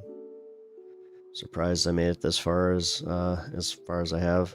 Yeah, you know, occasionally I do have those moments where I'm just like, how did I make it? Especially with how careless I was in my 20s. Oh boy. And it wasn't even like the fun kind of stuff. I'm talking like just dumb stuff and not thinking. Oh man. And also like the hockey stuff. God, I had so many like close calls in hockey I look back on that I cannot believe that I escaped the injuries that I did. Oh man. I'm not careless, I'm just depressed. Oh buddy. Well, I hope that we can help you here, because yeah. Just so you know, like, I hope you understand that not everybody hates you. Like, we can disagree, and also like that's why I do think that sometimes you're doing what we do in America, where we get a little nationalistic sometimes, and we tend to go, you know, rah America without going and looking at the forest for the trees and going America bad sometimes. But then we have the other side of that that's just America always bad, which also I try, you know, I try not to go that way, because it's really easy to. Like, it's so easy, especially knowing American history. Like, I did that with Iran. Like, the first time that I learned about the Iran-Contra, like, stuff, oh boy, I went down that rabbit hole. But I see America as more than just my politics and the stuff that I'm told. You know, I see America as the stuff that I experience and the people that I meet, and not everybody's bad. I mean, even Trumpers, man. That's why it always pisses me off when they're so blatant with their hate, but then you call them on it and they're just like, oh, well, I'm not actually like that. It's like, oh, you're a keyboard warrior. Like, you have this thing where it's like, when actually confronted with your crappy ideas, you're just like, oh, I don't actually believe them. Depression predates 2020, so I don't think it's situational. Oh, well, then I hope you're getting help. I know that you mentioned that you have pretty good health care, so definitely take the help if you can get it. I also am of the mind that, you know, don't like just count on the drugs to take care of it, because a lot of people, I mean, I've known a lot that tend to think that way, where they're just like, well, the medication's not, you know, helping it. And it's like, well, are you also helping, you know, the medication, I guess? I don't know. I can speak from my personal experience on that one. But anyway, I hope that I can help you guys. I really do. Because I don't want you guys to feel bad. I don't like it when people feel bad. I feel bad when people feel bad. Also, I'm not sure if I did this, but yes, little bit of housekeeping here is the donation link. I'm going to put that into the chat now, because we have the new goal to try and help me get a new camera, where, yeah, I've been made aware that my camera is a bit of a potato cam. So it works. It's doing its job, and I'm happy to, yeah, take the criticism. But also, can you guys shoot me back? Like, how's your resolution on your end? Because I have been having issues specifically over on Twitch, where I had to turn it down to 720p. I know, ew. So let me know if that is helping a little bit, because yeah, I'm rocking a 1080p camera that is hanging on by a thread apparently, which looks okay. Good. Okay. Oh, you're on mobile? Maybe it's only on PC that it's like I'm having this issue. It looks good to you? Okay, then you know what? Yeah. Maybe they are trolling me too. And I'm just like, oh my god, I just gotta realize that I'm like, I think I might be getting trolled. Well, either way, yes, this is what I am putting my funding to. We already got $100 going towards it that I got in my last stream. So just wanted to let you guys know.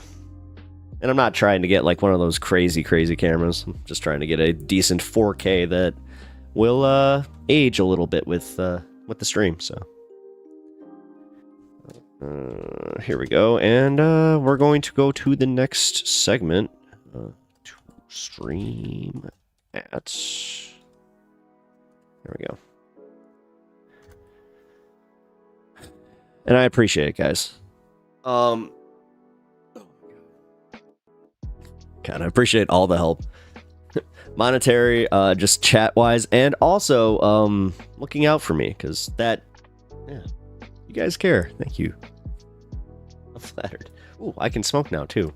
Another thing is, I feel like I was hitting the pendulum a little bit too much. My wife actually confronted me on that, where she was just like, you were hitting that like it's a, you know, a normie, like a normal pen. I'm like, yeah, yeah, I was. I know you, like, this crowd has definitely felt it, where you're starting to feel it in your lungs. You're like, that's odd. So, God, once you hit your mid-30s, guys, your health all of a sudden starts becoming, you know, front of mind, where you're just like, oh no, like, I'm starting to feel these pains, and will this pain last forever? It's no problem. Okay, cool. Oh man, all right, good. Because honestly, yeah, I was hoping that my camera wasn't too big of an issue. I know that my lighting, like, just personally, I'm using an art light right now. So, that, hence, you know, the circle light. Which isn't, like, yeah, it's not a streaming light. That's actually legit, one that's made for painting miniatures. So, talk about repurposing. I don't know, my back and joints are aft, and I've yet to even make it to 20. Stretch. You really need to stretch, and you need to do some yoga. Like, look up DDP yoga. I'll even put it into the chat here.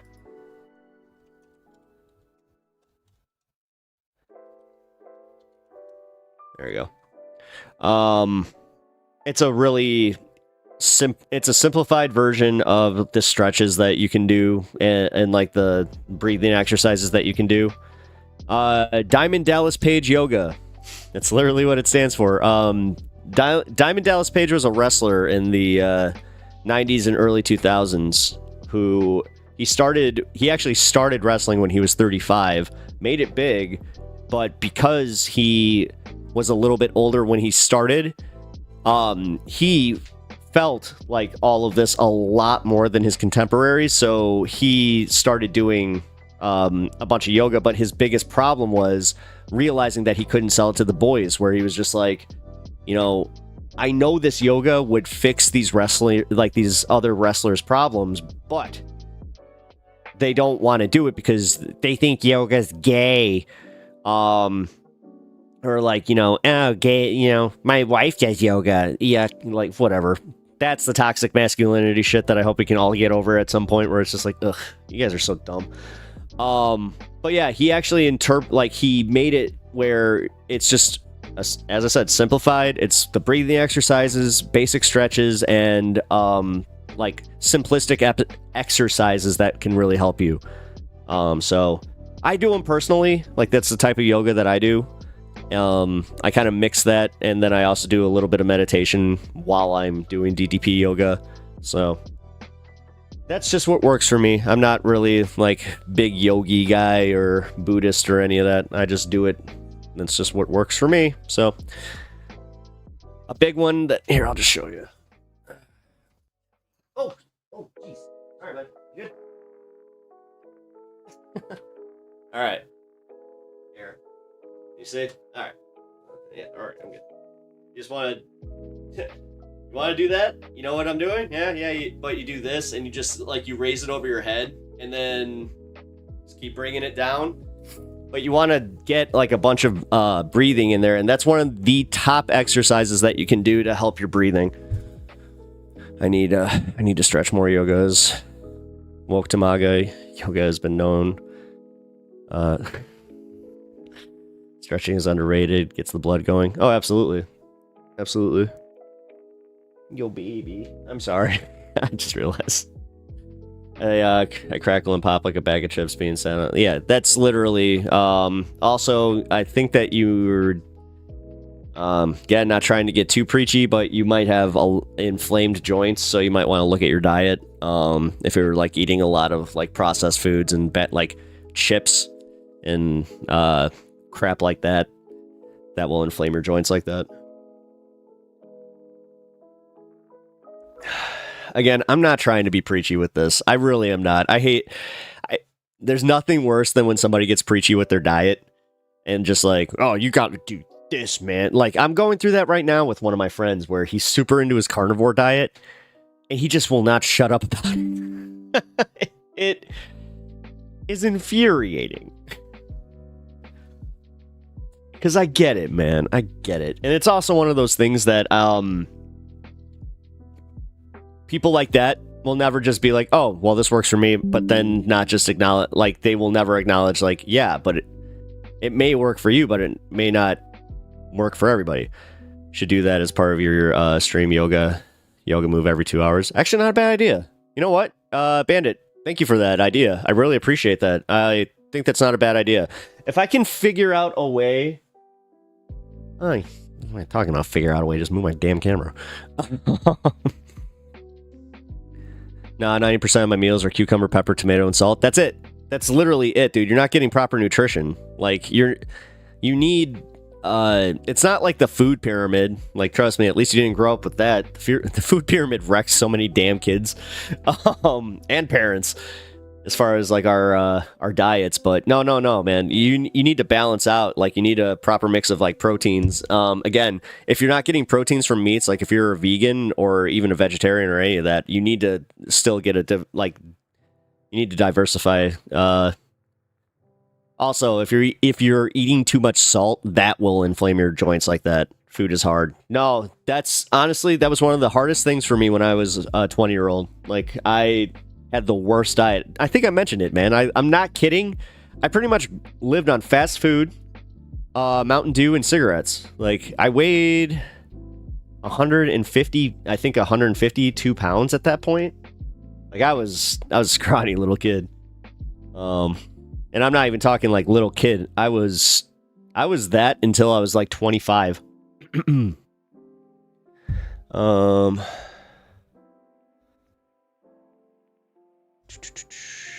Here. In freedom unit. I don't know freedom units. Oh, sorry. Well, okay. Well, I don't go based off like freedom units, really. I mean, grams of protein. Like, do we not all use the universal language of, the metric system? Because that's realistically what it is. Like, some of the most important stuff that you need in your diet, especially like, so for me, because I'm streaming and I'm not going outside as much as I used to, getting vitamin B, like, in my foods is very important. And then also, I was talking about what you stated weight. Right.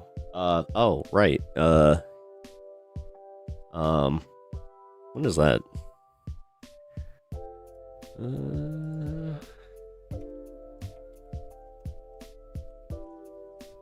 Let's see, what is it in kilograms? About 68 kilograms.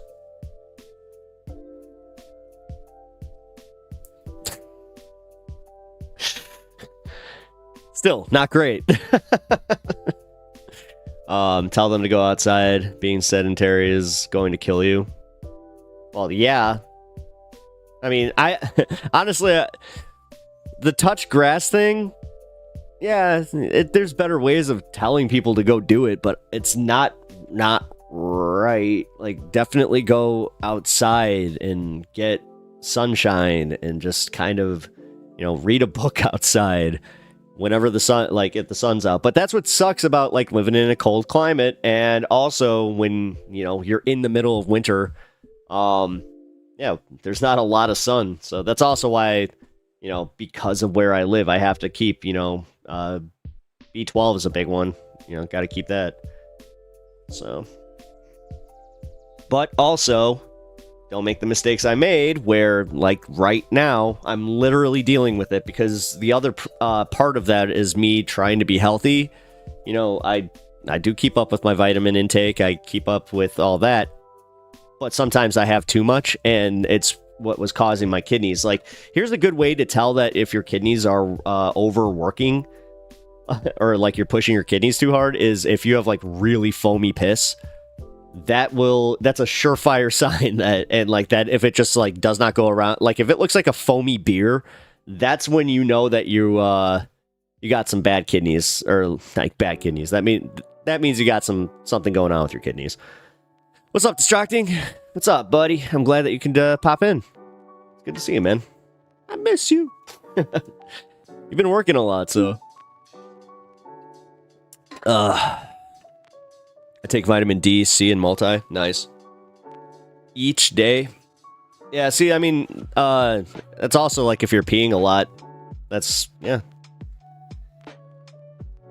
that whole myth where it's like, oh, you're just peeing out the multivitamin. Joe Rogan started saying that crap, but it's like, yeah, foamy pee. Yeah, that's what I was talking about. Because that's kind of the hint that I had, where I was like,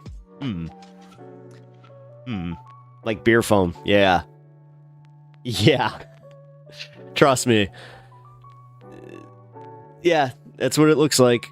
I find it mildly annoying that the implication of touchgrass or terminally online accusations is people disconnected from the internet are somehow more aware of what's going on. No. I hate that shit too. I like when they do that does piss me off.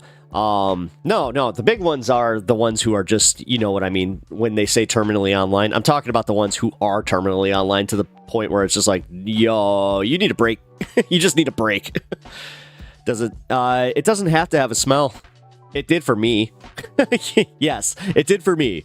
Don't we pee out the what we don't need from a multivitamin? Yes. Yeah, I mean, and that's kind of the thing. Okay, actually, all this talk about this is making me have to go again, so we're going to move into the next segment so I can do that. That's pretty much the reason that I'm going to be going upstairs a lot today. Yeah, beer foam, chugs water. Yep. Yes, I mean, I'm trying, man. I'm trying.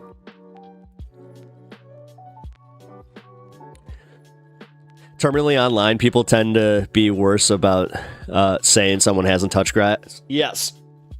That's totally true. They'll be the first one. Like, yes, it will be that picture of the South Park guy, like, sitting there, he's got his little arm brace. You need to touch grass, my friend.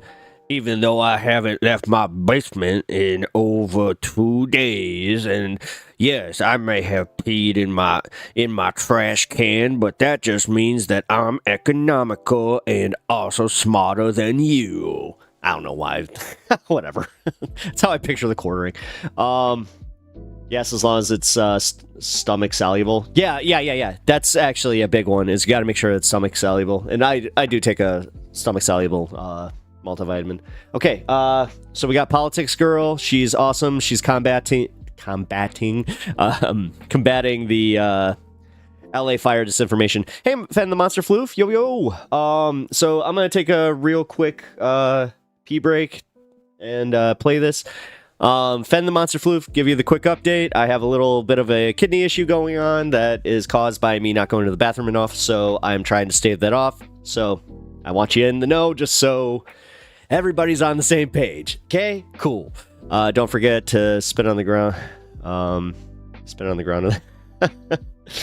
On the one hand, yes, I should take care of myself. On the other hand, right? No, that's where you get hospitalized. Oh, yeah.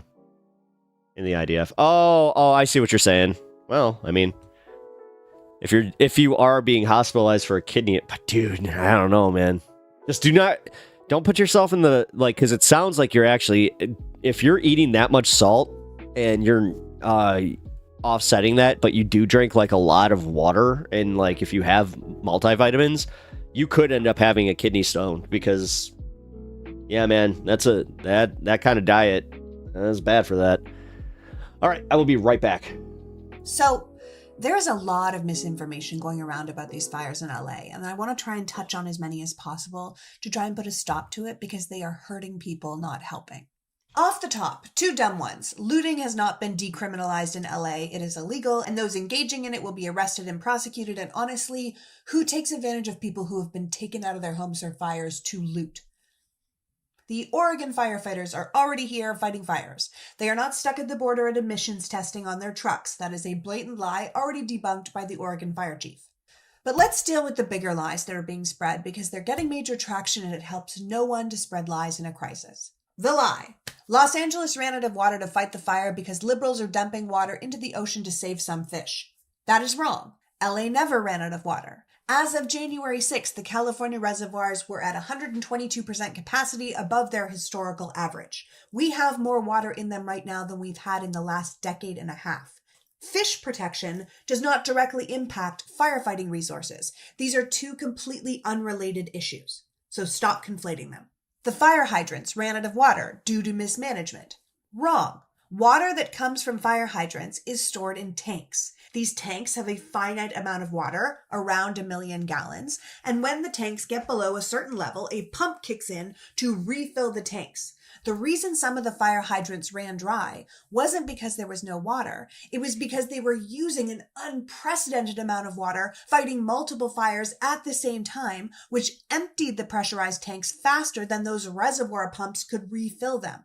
There was also a decision to cut power in certain areas, particularly in Altadena, due to the extreme high risk of power lines blowing over in the high winds, which would have caused even more Hey, fires. Jan Morgan. Backup generators were turned on. Love but politics, the girl. shutoff Yeah, she's caused great. The pumps that pushed the water in the fire hydrants, particularly needed to have enough pressure to pump water uphill, to be off for a gap of time. Without power, there was no way to pump water. But with power, there could have been more fires. So it was this terrible catch-22. To be clear, a water resource expert at UCLA has been quoted saying, "I don't know a water system in the world that would have been prepared for this type of event." Yeah. Other water experts agree with him, saying even fully functioning fire hydrants would not have been enough to battle fires of this magnitude. You can't fight a wildfire with urban water infrastructure.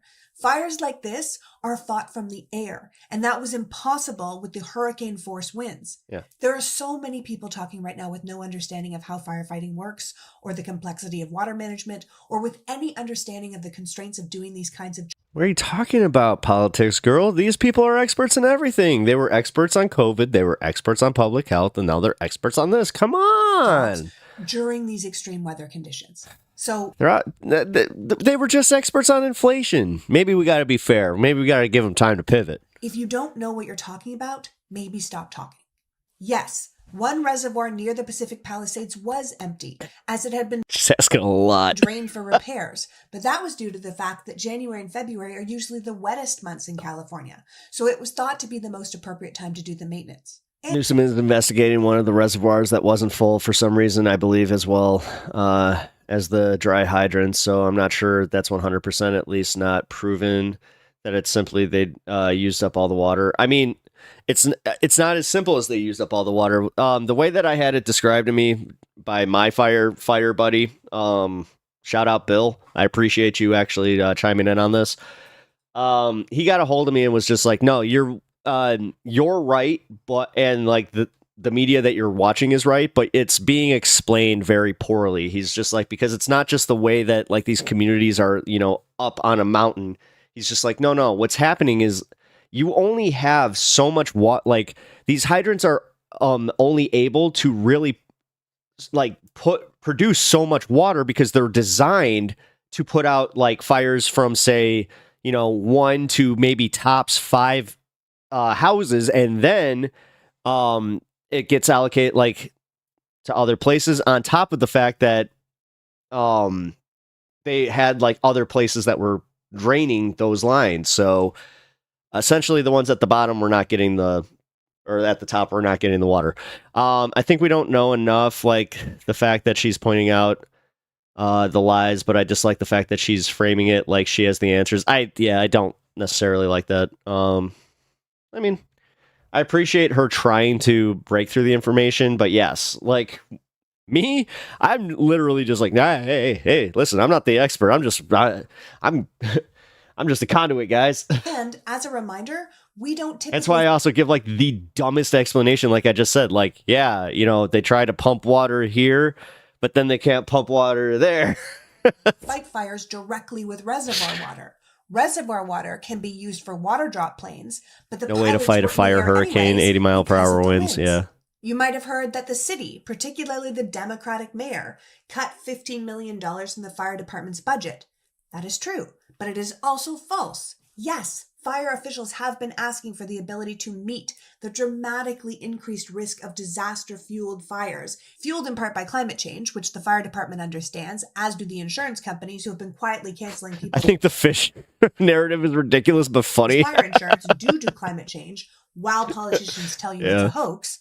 But any major improvements to our budget and we definitely have a water crisis regardless. Yeah. I mean, you guys had a water crisis like before. The fact that we're not talking about, you know, look at the way that you guys essentially had to give up on lawns in the long term here, except for the very super rich, you know. I low-key want sushi now. Financial resources, which the city council couldn't get approved. Ooh, I could go for some sushi. Most of the budget cuts were called California. Ironically, California rules. by the very same people who are now blaming the budget cuts now.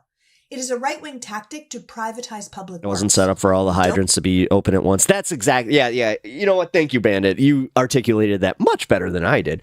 Yeah, it wasn't designed for all those hydrants to be used at the same time, so that's why they weren't getting the pressure. The best way I had it described to me was if you're taking a shower and somebody were to go around your house and open up all the taps in your house, then you would not have a lot of pressure in your shower. That's kind of how that works. Don't fund the government, and then you blame the government when things Science! Don't work. To be clear, the LA Fire Department budget is over This has been the science segment with Pep Talks. $800 million.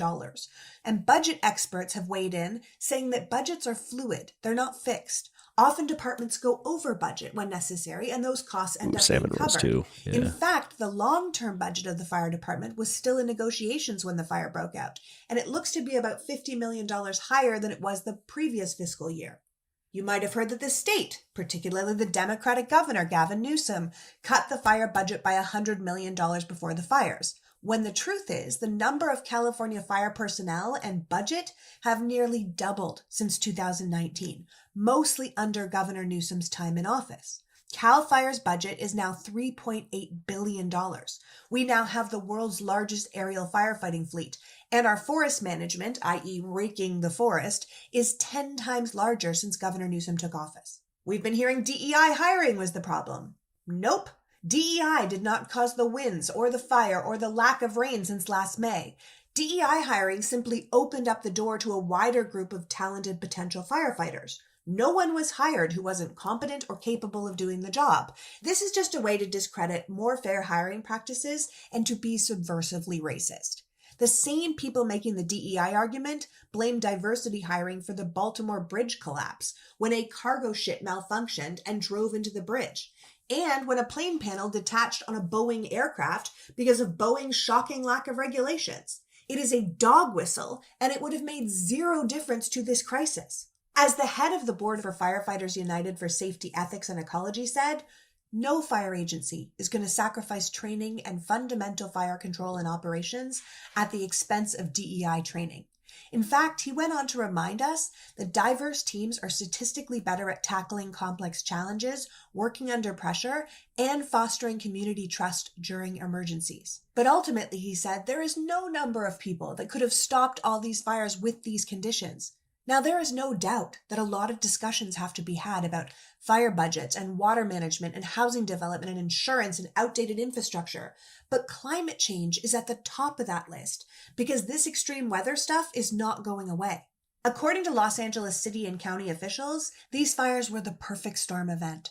Hurricane-force winds combined with unseasonably dry conditions and multiple fires breaking out one after DEI hire thing is really interesting. I just finished watching Piers Morgan talk with a really interesting gentleman about about it who had some great points, I thought. In the same region.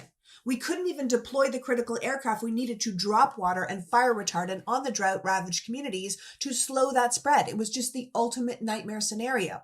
People are quick to point fingers because they want there to be an easy answer. They want there to be someone to blame rather than accepting this is the new normal in an era of climate-related calamities that we have allowed to happen by not taking climate change I toil in a factory, so Mr. Pepper can yap on It's camera. not a matter of firing someone. It's a matter of changing how we do things, of acknowledging we have a problem that's going to take a lot of money and a lot of work to fix, and a lot of people don't want to do that. But if we don't accept reality, this kind of thing will My just hand happen. looks like Not just in California, which apparently a lot of people feel comfortable turning their backs on, but around the nation. We kicked the can down the road long enough, and we've hit a wall. And now we have to get over it. Yeah, I always appreciate her takes. I haven't watched a lot of her content. Actually, that might be the first piece of her content that I've watched on stream.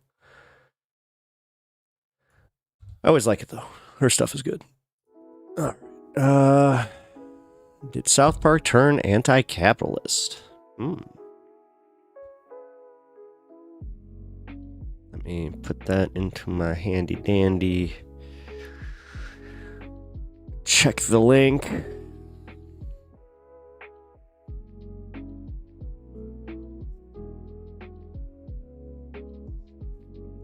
Be right back. Be right back. I have the audio up so I can hear you. Yes, dishes again. Yeah, I know how that goes.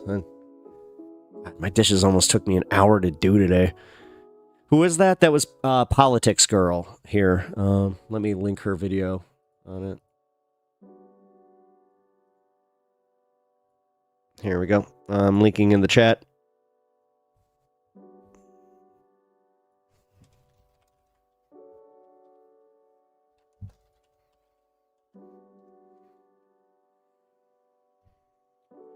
All right.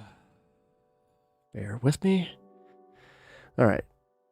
We got HASAN being interviewed by the local news. So let's take a look at that.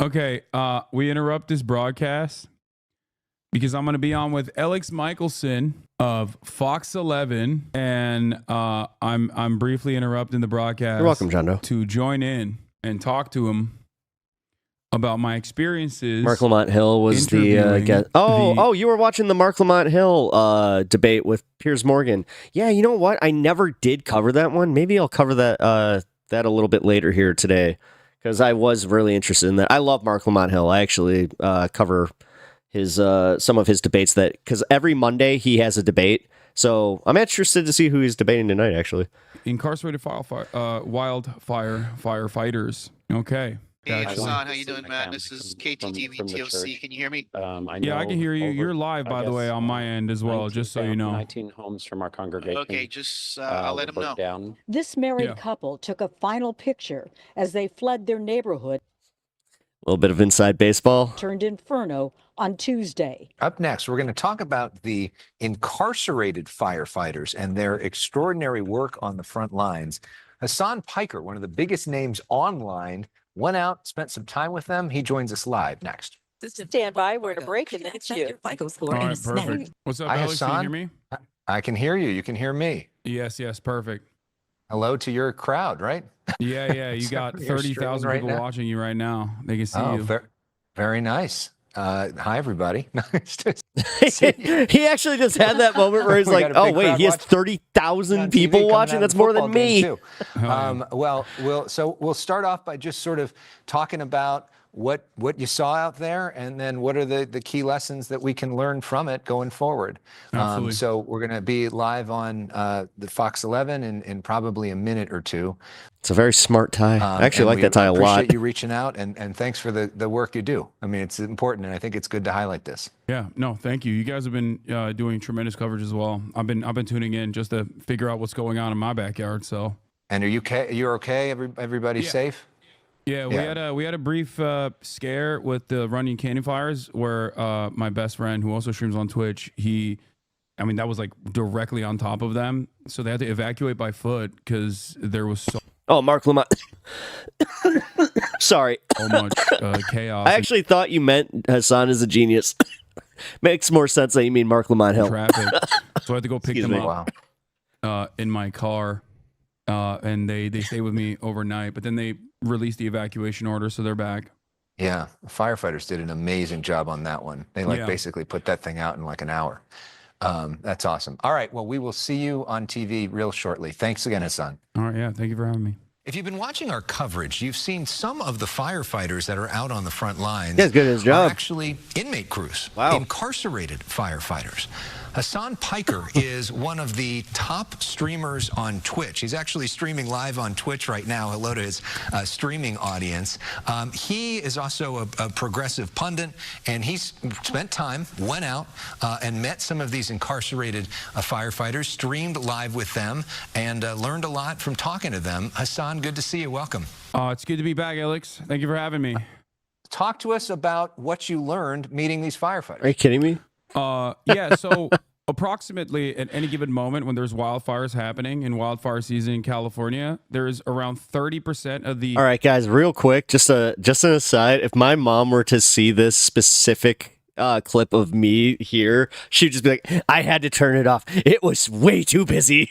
People fighting those wildfires are incarcerated. XQC had the funniest take, though. Oh, God, what'd he have to say about it? Fighters. The California... The California State Gotta and love when he Cal Fire have a chimes in on collaborative things. program with the Forest Service where they basically train some of the incarcerated at what they call camps, conservation camps, where they learn how to clear brush and reach areas that bulldozers can't get to by foot. It's a lot of trekking. They're going and putting their lives on the line, basically. I to did not ensure see that take, but Californians are safe. leave it to XQC to say something that wildfire dumb. Season. I met a now friend, Scott Budnick, who is a Hollywood producer. He produced Hangover, Project X, and Old School, and many other projects. He actually started this thing called the Anti-Recidivism Coalition. And I found out that he was actually working with the governor and also simultaneously expanding these programs. And I got to meet some of the youth offenders. This is a camp pilot program that they just started in 2023. Where they, for the first time ever, are bringing in youth offenders, young offenders that have been incarcerated under the age of 25 or committed crimes under the age of 25 that are now a part of this training program as well. And I mean, it was an incredible experience overall. And one of the things that I was kind of shocked by is the fact that these guys just kept asking, like, why do you care about us? Why are you here? Like they were shocked at this level of attention. Because they don't have access to the news as readily available, so they're not exactly aware that like there are a lot of people in the civilian population that's talking about these guys right now. And one of the things that struck me was the fact that they.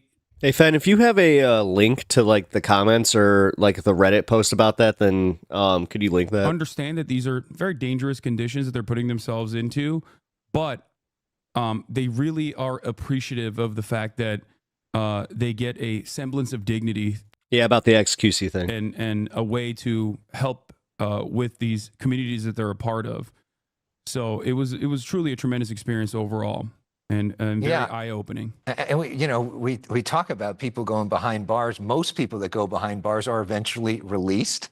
And so you want there to be a rehabilitation process so that they come out potentially even stronger than when they came in.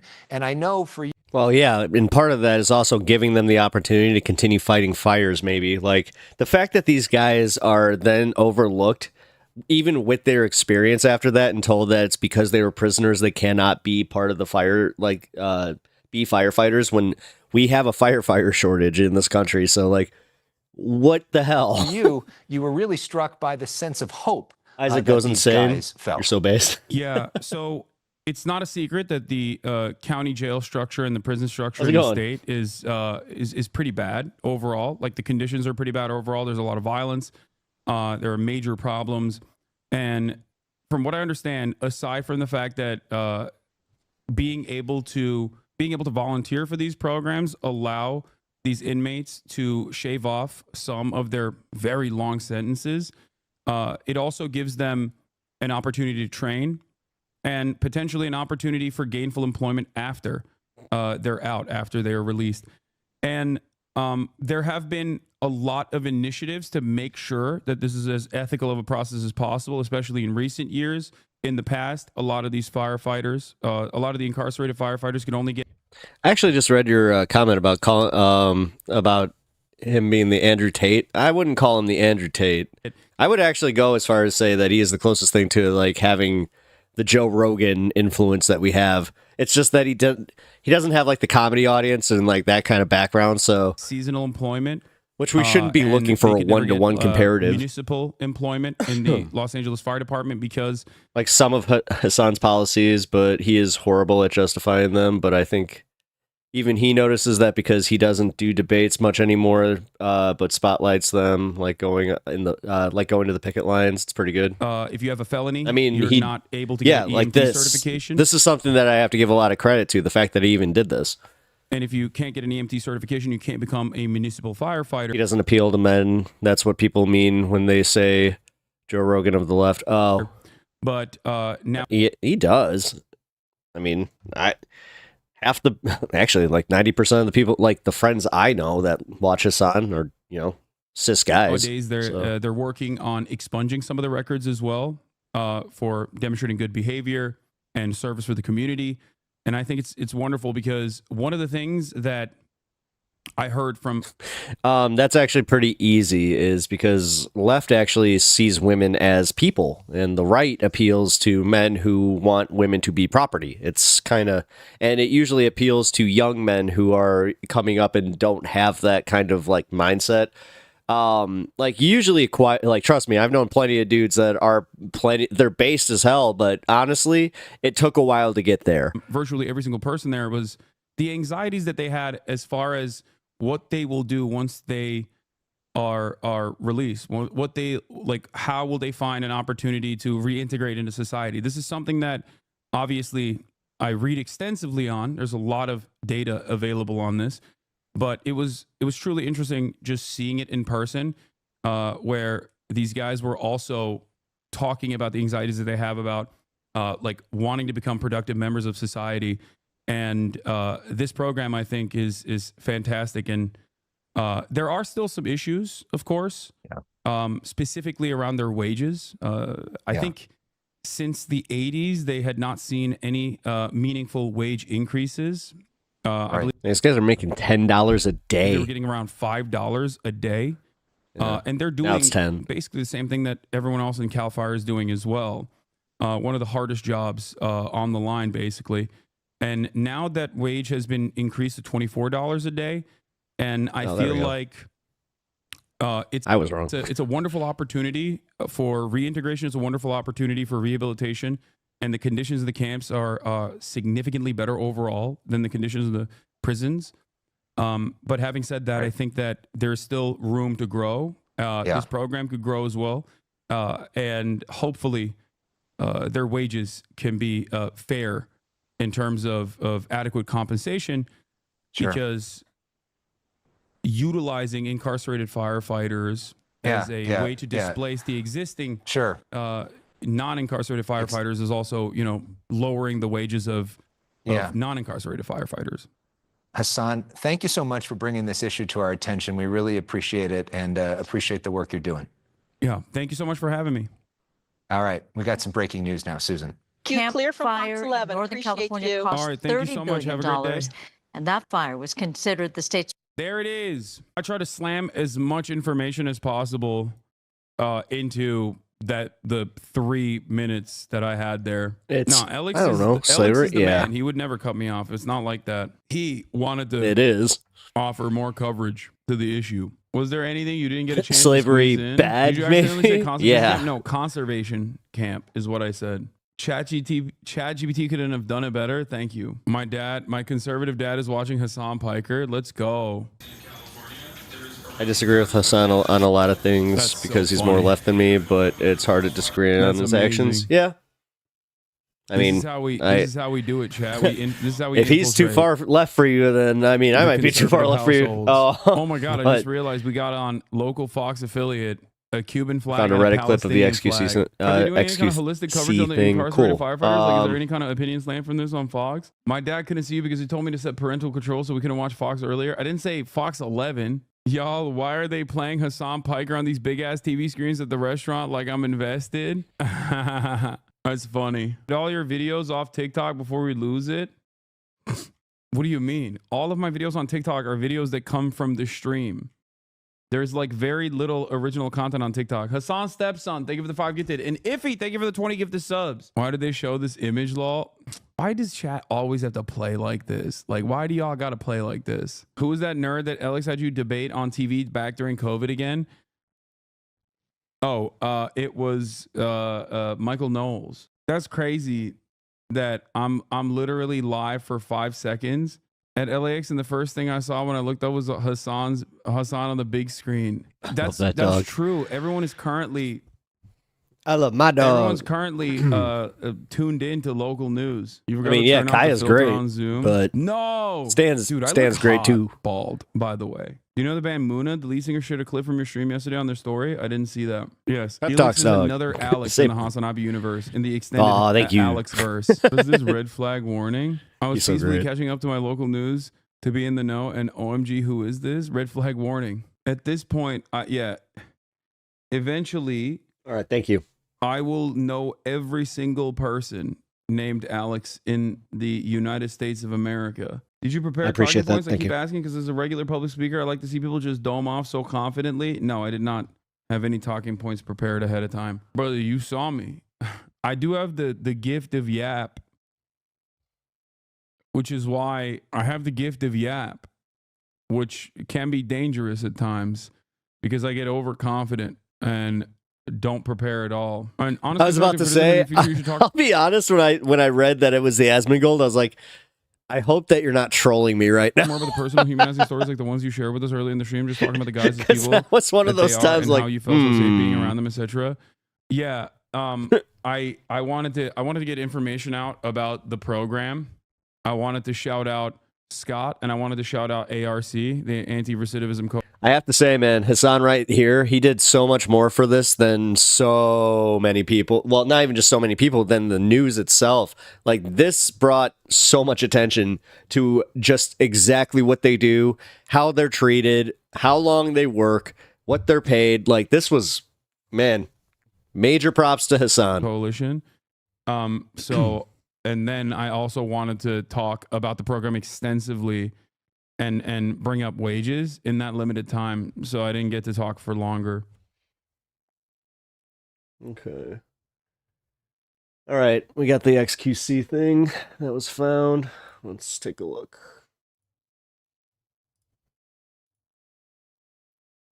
Is this muted? Yeah. Fighters have been injured during this episode. Wait, hold on. Chat.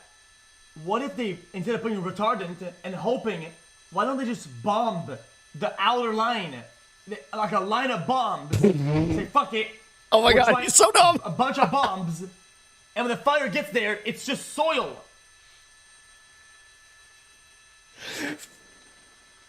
How? Guys, come on. This is why I know there's no God. Come on. This guy is saying this with how many in his audience? And here I am like, oh, come on. A line of fucking bombs. Why is your nose so this is who people listen to. Chat, I actually explained y'all why my strat of bombing would be bad. Bro, what the hell? They bomb everything. He's dead serious, guys. Fucking bushes and trees.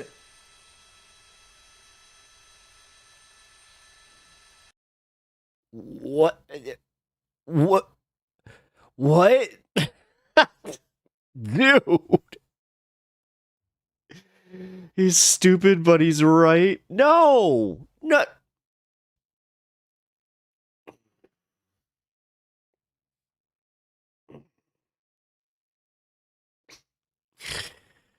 Okay. He's just describing what firefighters do in forests. Listen. No, what he was saying about just bomb the line there, guys. Just and then it'll reach it and it'll just be soil. Okay. I'm sorry. The fact that's okay.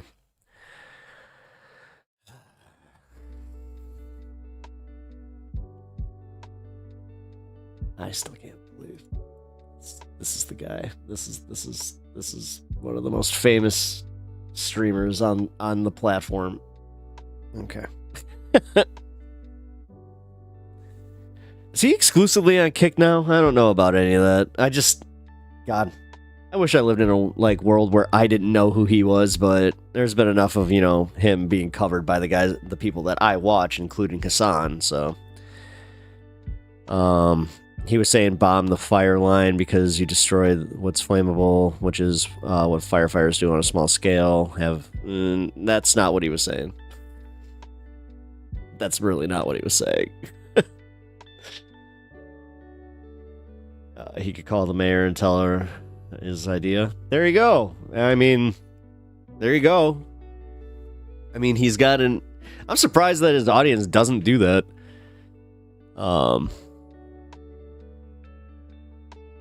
Gizmodo explosives to put out wildfires is actually great. Let's see.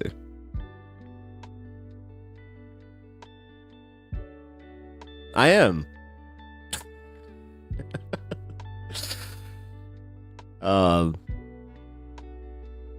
They break. Oh, sorry. They break lines. My bad.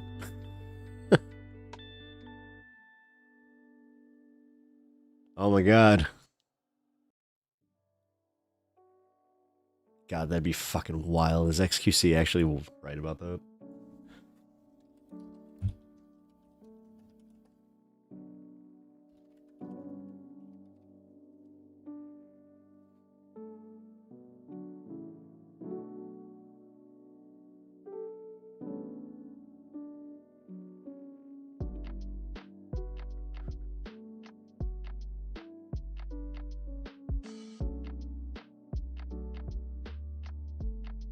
Here we go, Gizmodo.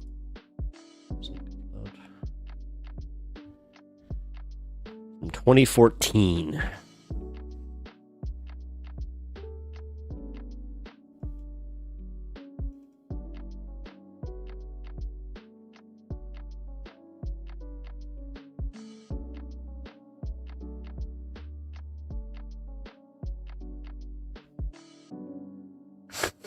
Why does this feel like it was written by somebody that is not a scientist? Because it's literally just somebody pontificating on it the same way. Adam Clark Estes. Yeah. It's a Michael Bay situation. It's not only plausible, it's on the horizon. Australian engineer Graham Doig recently tested a method that would enable us to put out forest fires with a controlled explosion. And then here, let's see.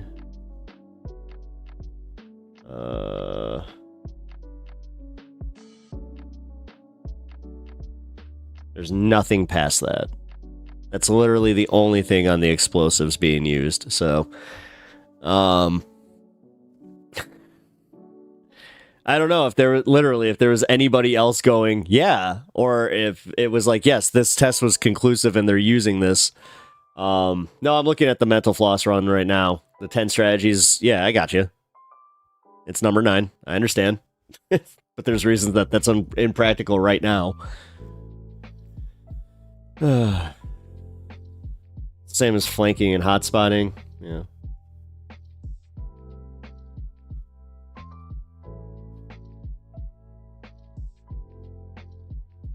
And that's not what he was talking about. He's not talking about charges. He wasn't dude, I understand what you're doing, but you're kind of playing devil's advocate for a really dumb person with a, like, okay, so even if it is something that they use, that's not what he was saying. He's literally doing it where he's just like, chat, guys, wouldn't that be wild if we just, like, I don't know, put bombs in those planes and then they just go and then they have nowhere. There's no more things for fire.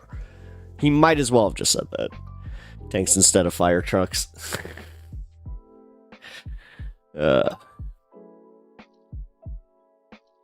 So is this the way that you get it to where you can bypass the military, firing on its own civilians? As you just say, they were combating fires. I don't know what you want from me, guys.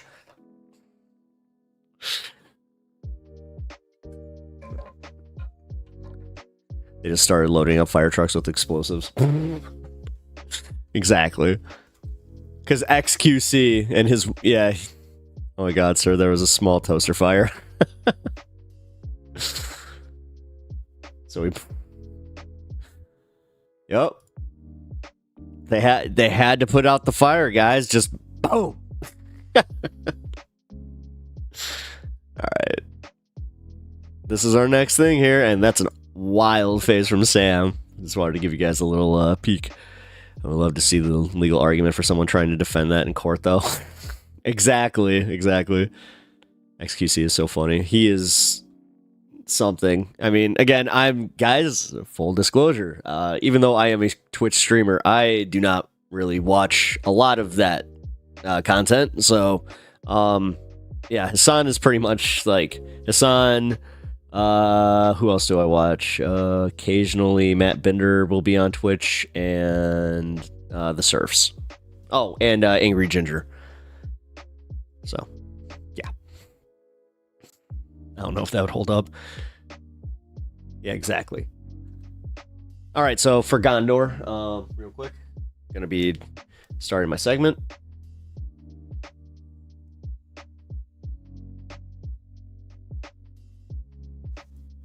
I online really watch videos, never streams, I won't lie. I watch politics to create bridges for fellow streamers. Oh, nice. Oh, I appreciate you being here for that, man. That's actually how I started on YouTube. I was just making videos.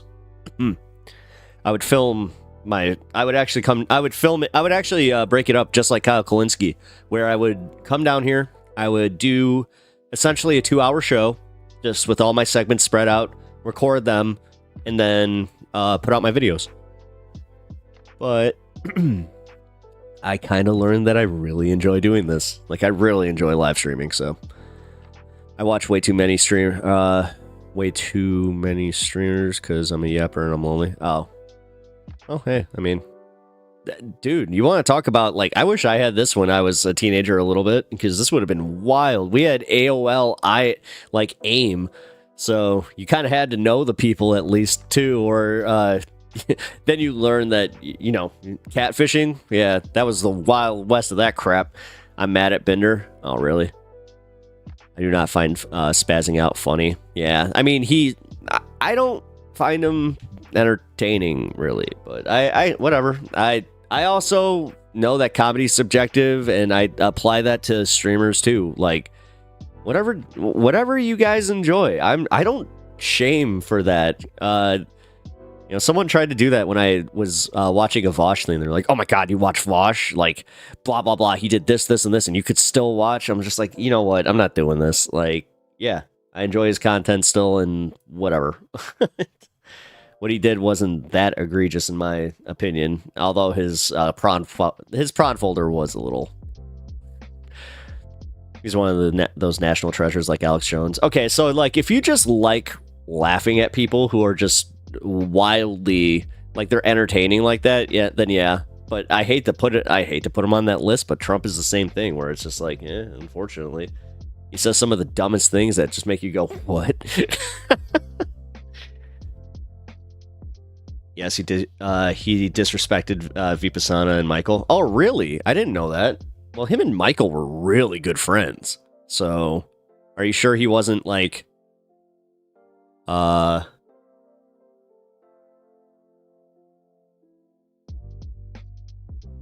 Oh. Sorry, my automod just caught something. Wait, when did he do that, by the way, Duke? Like, are you sure it wasn't just, like, in jest? If it wasn't in jest, then, I mean, I could see why that would suck. That's exactly it. What I was talking about the other day with the smelt. It's the fish. It's the too much fish. All right. Well, then I understand it. I do kind of get that then. It's the fish. Did you know that's why they didn't put out the fires? They just said they had programs where they were trying to get the fish. It's all the fish. No, there's no more fish. Did you know that the ash came and killed all those fish? Next week, guys. Next week. Fun. Just so you know, the 20th is going to be a day of not covering a lot of... I'm definitely not doing any live stuff with his inauguration. I'm boycotting that as much as I possibly can, even if that means, boycotting other streams for the day. I do not want to be dealing with that. So, just a little heads up there. All right, so we're going into the segment here for Gondor. If you guys don't know, I say for Gondor when I start a new segment. So I forgot. Might be a new viewer, so. All right, so the Majority Report chimed in on the fires and everything going on, and they also talked about HASAN a little bit, so I wanted to get their takes and breakdown on everything. Jesus. We were just saying how Trump's getting inaugurated on MLK Day. That's what he I would gotta have use the wanted. bathroom. This is. Yeah, Michael would have had just a field day with right-wing MLK. Oh, wait. I've never been. Finally, some masculinity. So proud. Donald Trump. He says what he feels. Like my brother from a different mother. Oh, Ryan, I'll be boycotting the inauguration of Trump. For years, I dreamed of a Donald Trump presidency. What an honor. Carrie Underwood will be performing the national anthem. I don't know who that is. I love you, American Sam. Idol winner. Unfortunately, I don't a good know who one. that is. But I remember her husband. 2020 or 2006. Oh, at its peak. But her husband's a hockey player who went on Candace Owens, so it seems in keeping with their politics. These clips, I've seen a couple of these clips. They're awesome. HASAN Piker went out. All right, I'll be right back. He lives in L.A. Is he okay? He's okay, I think. I don't know where in L.A. he lives. I've never been invited, so. To his house? All right, just throwing that out there. I mean, it's all right. Anyways, HASAN went out and was speaking with firefighters. And particularly, there is a lot of incarcerated who end up fighting these wildfires. And, two things can be true. One is it could be an example of like how our system is exploitive of incarcerated, and it can also be the case that I've seen reports where they're not getting rest and they're working for 24-hour periods and they're getting very little to eat. Being paid like $5 to $10, not an hour, a day for this extremely dangerous work. But with that said, too, I found this, surprising because also they're incarcerated. And so there's a reason why they choose to do this kind of work rather than be stuck in prison. Here is HASAN interviewing one of those firefighters. We're a bulldozer with like fall if we try to go up there. It's crazy. So yeah, it's crazy stuff. We sleep out there. We get our rest when we can. out there on the mountain. It's crazy. Yeah. Dream is still on. Right? It's dangerous. Yeah. It's dangerous. I had to dodge rocks sometimes coming down, dodge them. You feel me? I swear to God, on my mama. We got this is crazy, bro. It's crazy. It's dangerous work. Will you like it? Yeah. Do you feel like it's almost like a respite from being? Is it better than being in prison or no? It's way better because I was in a prison yard. I'm seeing guys get stabbed, get jumped, get beat up. The cops treat us like shit. But here, we get better treatment, right? They talk to us like humans. They talk to us like humans. Yeah, Ryan, everything's good on my end. I'm not sure if you can hear this. We got a job. We're underpaid, but we got a job. Yeah. You feel me? And then the community comes out and shows us all kinds of love. We never received that growing up. We never received that kind of love, that kind of recognition for anything we've done. So now, doing this kind of stuff and all this love coming, that's life-changing for a lot of guys. That's all they be needing is a little bit of recognition.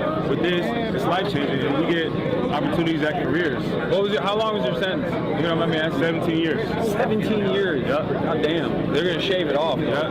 They're gonna shave it off. They're gonna shave it off. They shaving some off. They better shave it off. But you feel me? You know, there's a couple of things you can take away from this. Obviously, the easy one is that, you know, it's better than being in prison. But the other is that maybe people should just be treated like human beings in all contexts. And not kept in cages to witness horrible things and to be traumatized over the course of a couple decades. We have over 1 million people in prison in this country. I mean, this is restorative justice. This is what it's an advertisement for that, giving, I mean, even though the pay is horrible, purpose and community, and like, as opposed to just locking people in solitary confinement. Like, well, it's also showing, I think it's also, you know, showing that there is, the problem exists prior to anybody going to prison. The dynamic is there that, you know, for this guy to be in a position where, you know, a dynamic where like we will hey guys, I'm starting to wonder if something's going on here because our boy Ryan cannot watch this segment. I'm wondering if they have a blackout on Majority Report content.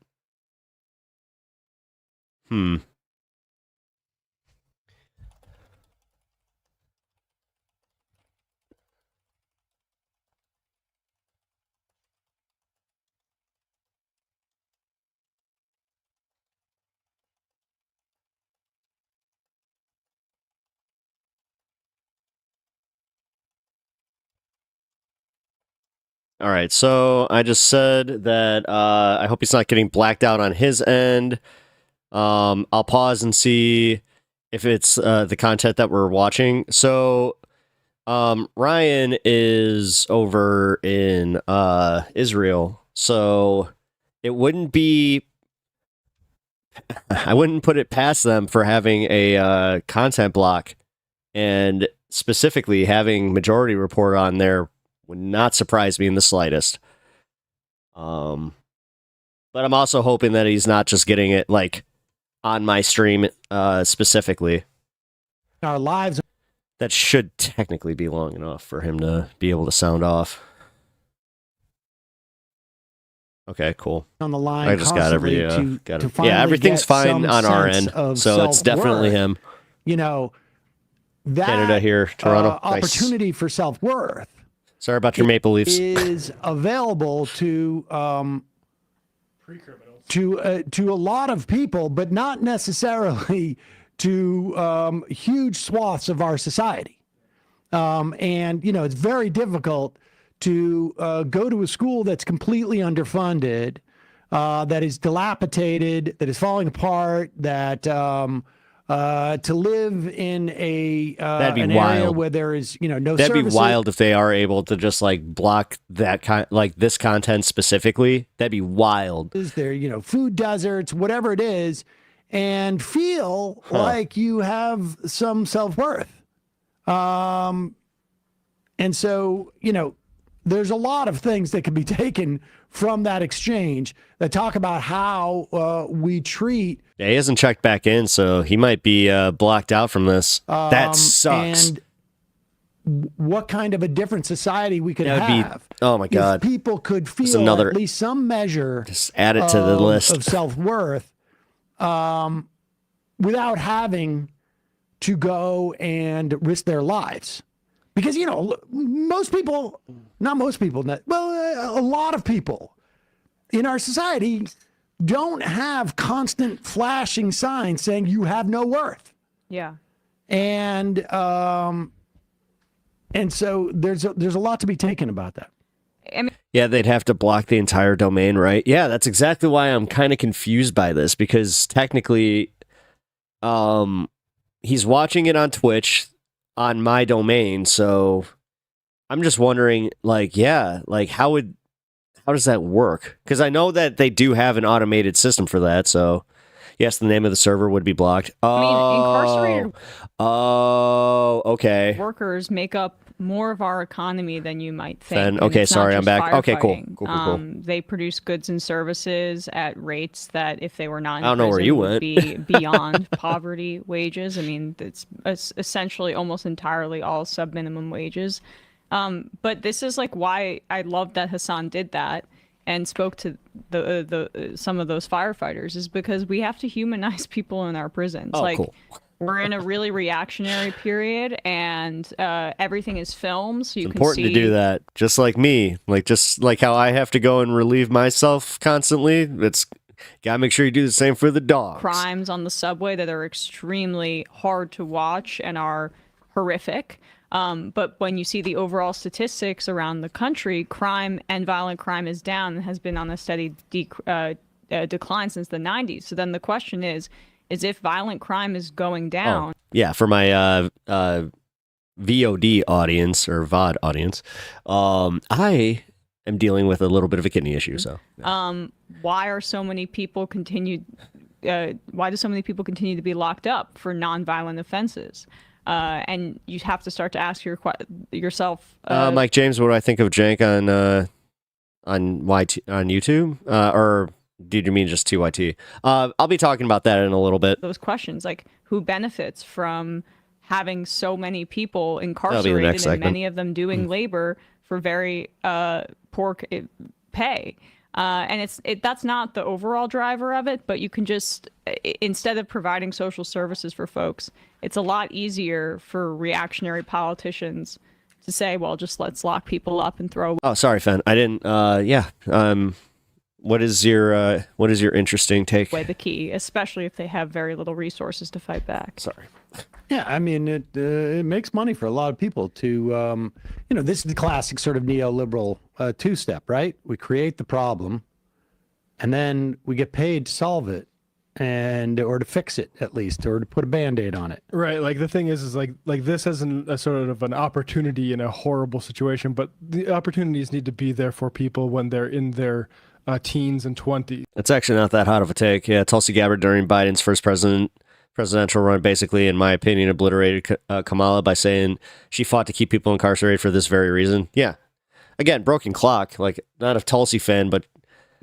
And not, once they've been in prison for... Oh, I don't think that hurt Kamala's presidential chances as much as I think you're giving credit for. Meanwhile... Trust me, if that was the case, then they wouldn't have gone courting Republicans. On the other... Hopefully more coverage leads to more support of rehabilitation instead of just incarceration that leads to reoffending or a current system. Well, yeah, Bloodstone, but that's why I was saying, in my opinion, I think it's insane that we don't let them become firefighters. Like the fact that they have all this experience, they would, damn well that's the first job they would apply for.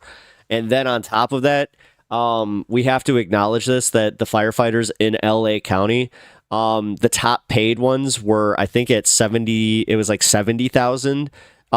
The average is $52,000 is what the salary of a firefighter in California is right now. There is undoubtedly... Tulsi's on Trump's team, right? Oh, kinda. I mean, she's trying to placate to him, but she keeps screwing up. And also, I think that he's. I know he wanted to nominate her for something, but she said some pretty dumb shit recently. Undoubtedly, Go figure. as in any endeavor, you went on a journey. Failures by the state government, by the city government, with respect for planning or allocating resources. But the idea that several $1 million Yeah, I'm glad that you're back. on a nearly $1 billion budget. I can watch chat Twitch, but no for chat. the fire department in LA is responsible for this disaster is absurd. And the reason why that narrative gets pushed Give me a second. is because people have either, political axes to grind or really fundamentally they want Director to of hide National Intelligence. Yeah. the nature That's the Tulsi position of what we've just witnessed and continue to witness in LA, right? Because if it is understood to be climate change and not just random incompetence, if it is understood to be society as a whole has not accepted in this country, because we have literally half of the political entity in this country, one of our major political parties has been denying the existence of climate change for decades now. But if we were to all as a society understand that this was caused by climate change, we would have already, as a society, dedicated more resources and had less building going on in these areas and much more resources, not to fighting, a fire that starts, but to preventing it. In other words, burying power lines, whatever you could do to prevent these things. And some can't be. Some people are just going to have to move. But America refuses to rehabilitate its citizens. Punishment and shame are our primary tools. Well, yeah, because everything is so primal in this damn country. Think about it. Think about why there's no calls for reform on that end. Because realistically, I know that this is kind of a hot take, but look at the way they talk about, PDF files, for real. And how they're just a dead PDF file can't reoffend, blah, blah, blah. You want to talk about how we're just sitting here there shouldn't be capital punishment. And they're just there shouldn't be any courts or anything. We should just boom. It's awesome. Cool. Yeah, great. As a society. And then I actually have this, again, hot take where I would love to just hand them, just hand them the weapon and I just be okay, take care of it. You have to take care of it right now. You have to snuff out that guy's life. We understood that it was climate change. Our reaction to what's going on. And watch how quickly they're not exactly, yeah, I'm so tough. Oh, yeah, I think that we should, we should end life. Both before and after this event would be radically different.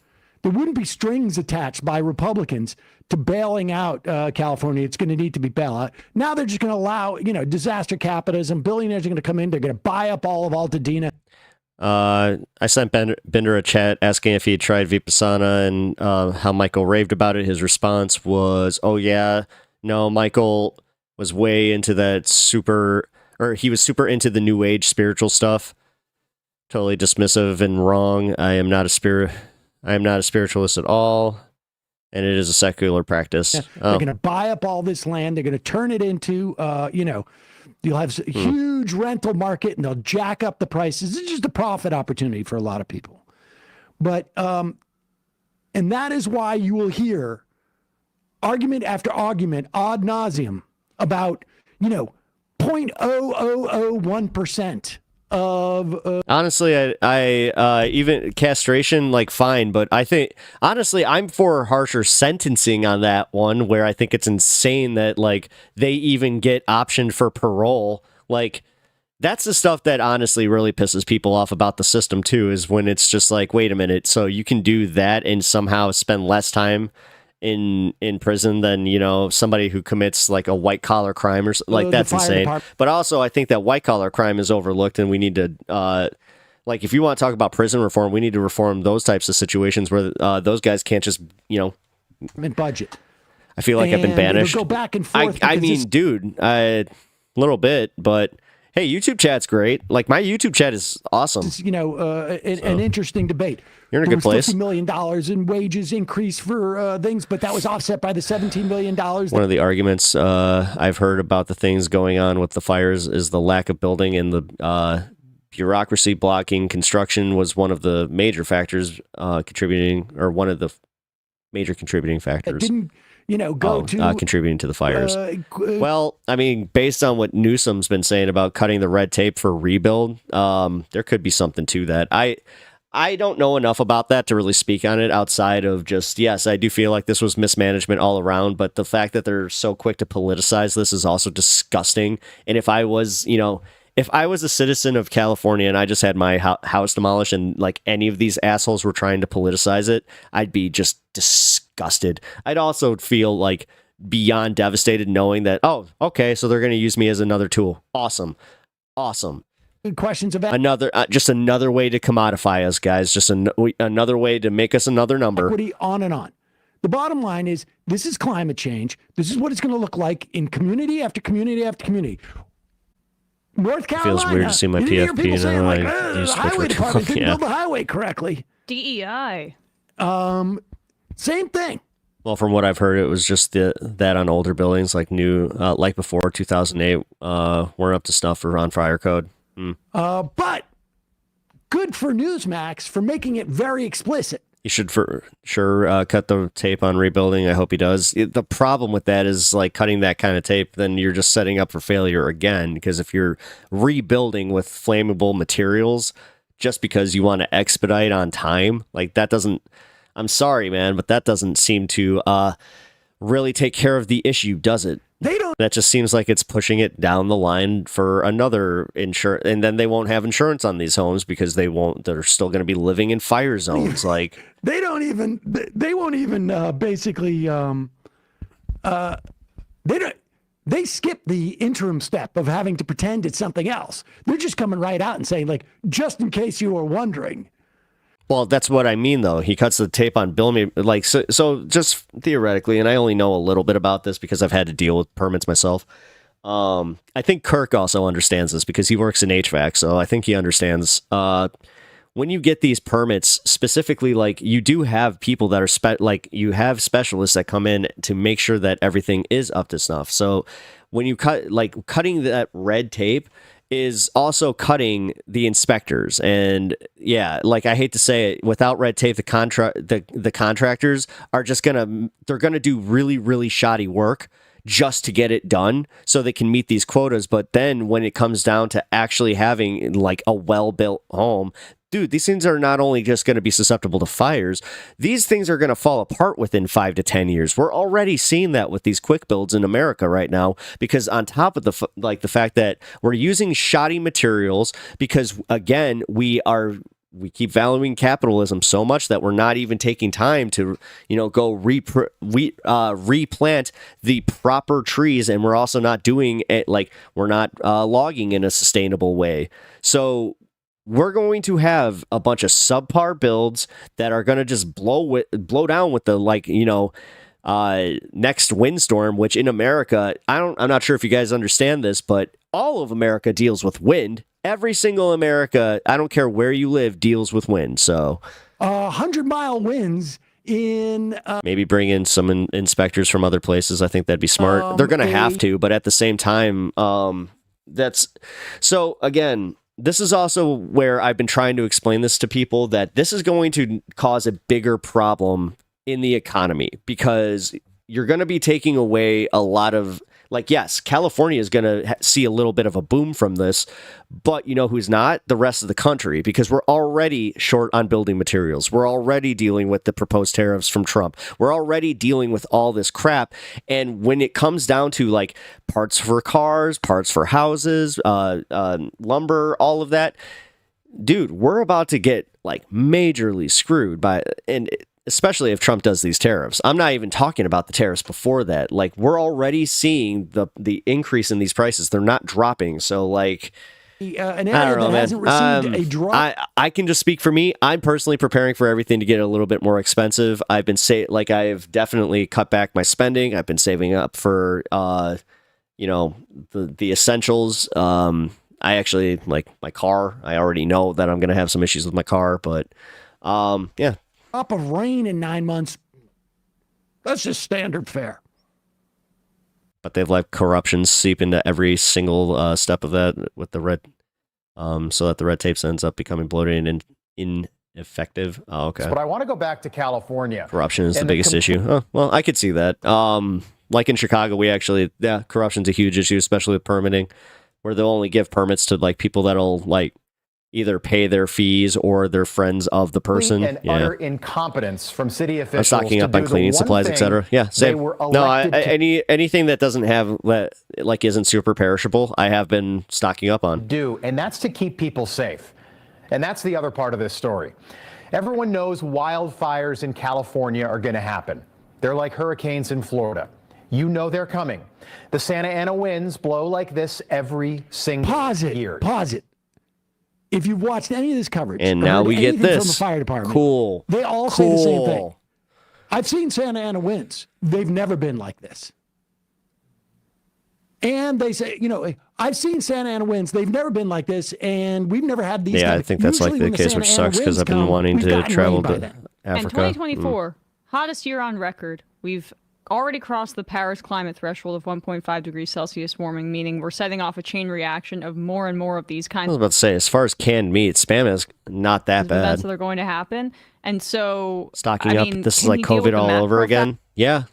Instead of It is, maybe. but this time the funniest part is it's not anything that it's not an evil disease that's after Trump because not just like focusing on blue cities. That's really what the right wing. No, it's him himself. This is a project for him. Exactly. I have the best economic policies, even though it's gonna totally screw over my voters. They're gonna still love me, and they're gonna blame the Democrats because that's what we've trained them to do. Like good dogs, they go bark, bark, bark. They're coming. The Santa Ana winds blow like this every single year. If you live in Los Angeles, the Santa Anas are a part of life. Just a quick observation. I have 39 subs on Twitch right now. You can become my 40th sub if you want to get that nice even number. Wildfires are a part of life. There was always going to be a fire. Fire ecologies existed in Southern California for thousands of years. This is nothing new. This is not climate change. This is actually the opposite of climate change. This is the climate staying the same. It's not climate change. There it is. Fend the monster flu. You're number 40. And how bad these fires get in a city like LA is usually up to local officials that are elected by residents. Like Los Angeles Fire Chief Kristen Crowley. And if she had focused just half of her attention Thank you for the gifted on sub. forest I management appreciate that. and doing the things that should be done, fire crews are Oh, probably able Vopkos to is get 40. My bad. control Well, technically, I'm going to give it to you. You're the one who gifted it, so. of these fires fairly quickly. But instead, the exact opposite has happened. Again, these are not a once-in-a-generation wildfire. Am I weaponizing my viewers' OCD? Climate change. It's Oh my climate God. same. I'm sorry. And it's death by DEI. I didn't think about Instead that. of focusing on making sure there's bad. water in the fire hydrants, the Los Angeles Fire Department I totally didn't mean to do that. That's was funny. more focused on racism But I guess I'd accidentally, and yeah, making sure I there did. are enough women working at the fire department. Take a look. Guys, they're doing the DEI. See, it's DEI's fault. This is just bullshit. It's not climate change. It's climate same. Hear it again? I'm not providing any evidence for it, but just so you know, Newsmax viewers, get it into your brain. It's not climate change. It's climate same. So you don't have to think about it anymore. And honestly, if it is climate change, they probably deserved it because of the wokeness and the coastal and the California of it all. That's the next step. We're going to have denial about the heightened intensity and frequency of these kinds of extreme weather events. And then I mean, this has been happening with the hurricanes. if it happens in a blue area, it's probably because they support abortion and gay marriage and DEI and all of this. Oh, yeah. Sodom and Gomorrah. But again, red area, then it's just an unfortunate side effect of just living in the wrong area. This kind of stuff. who was that? Was it Rush Limbaugh? No, I wanted to support you for a bit now. You're like the number one person I tune in. Oh, thank you to hear thought-provoking commentary. For real? Oh, man. Or Glenn Beck, who blamed a really kill me hurricane with or some kindness. past natural Crap. disaster on abortion or gay marriage. Oh, that was actually, I appreciate that. What's his face? Pat Robertson? Falwell and Pat Robertson. Okay. Oh, God. Or wait a second. I'm sorry. Falwell and Pat Robertson. 9/11 was on the gays. Yeah. It was Pat Robertson who blamed the hurricanes on the I remember that. This is a referendum. Okay, sorry. The sin. Notice how it went for Miami? Oh, God, that ghoul. That guy is such a ghoul. Folks, that. All right. Then we got the second MR clip that I wanted to check out.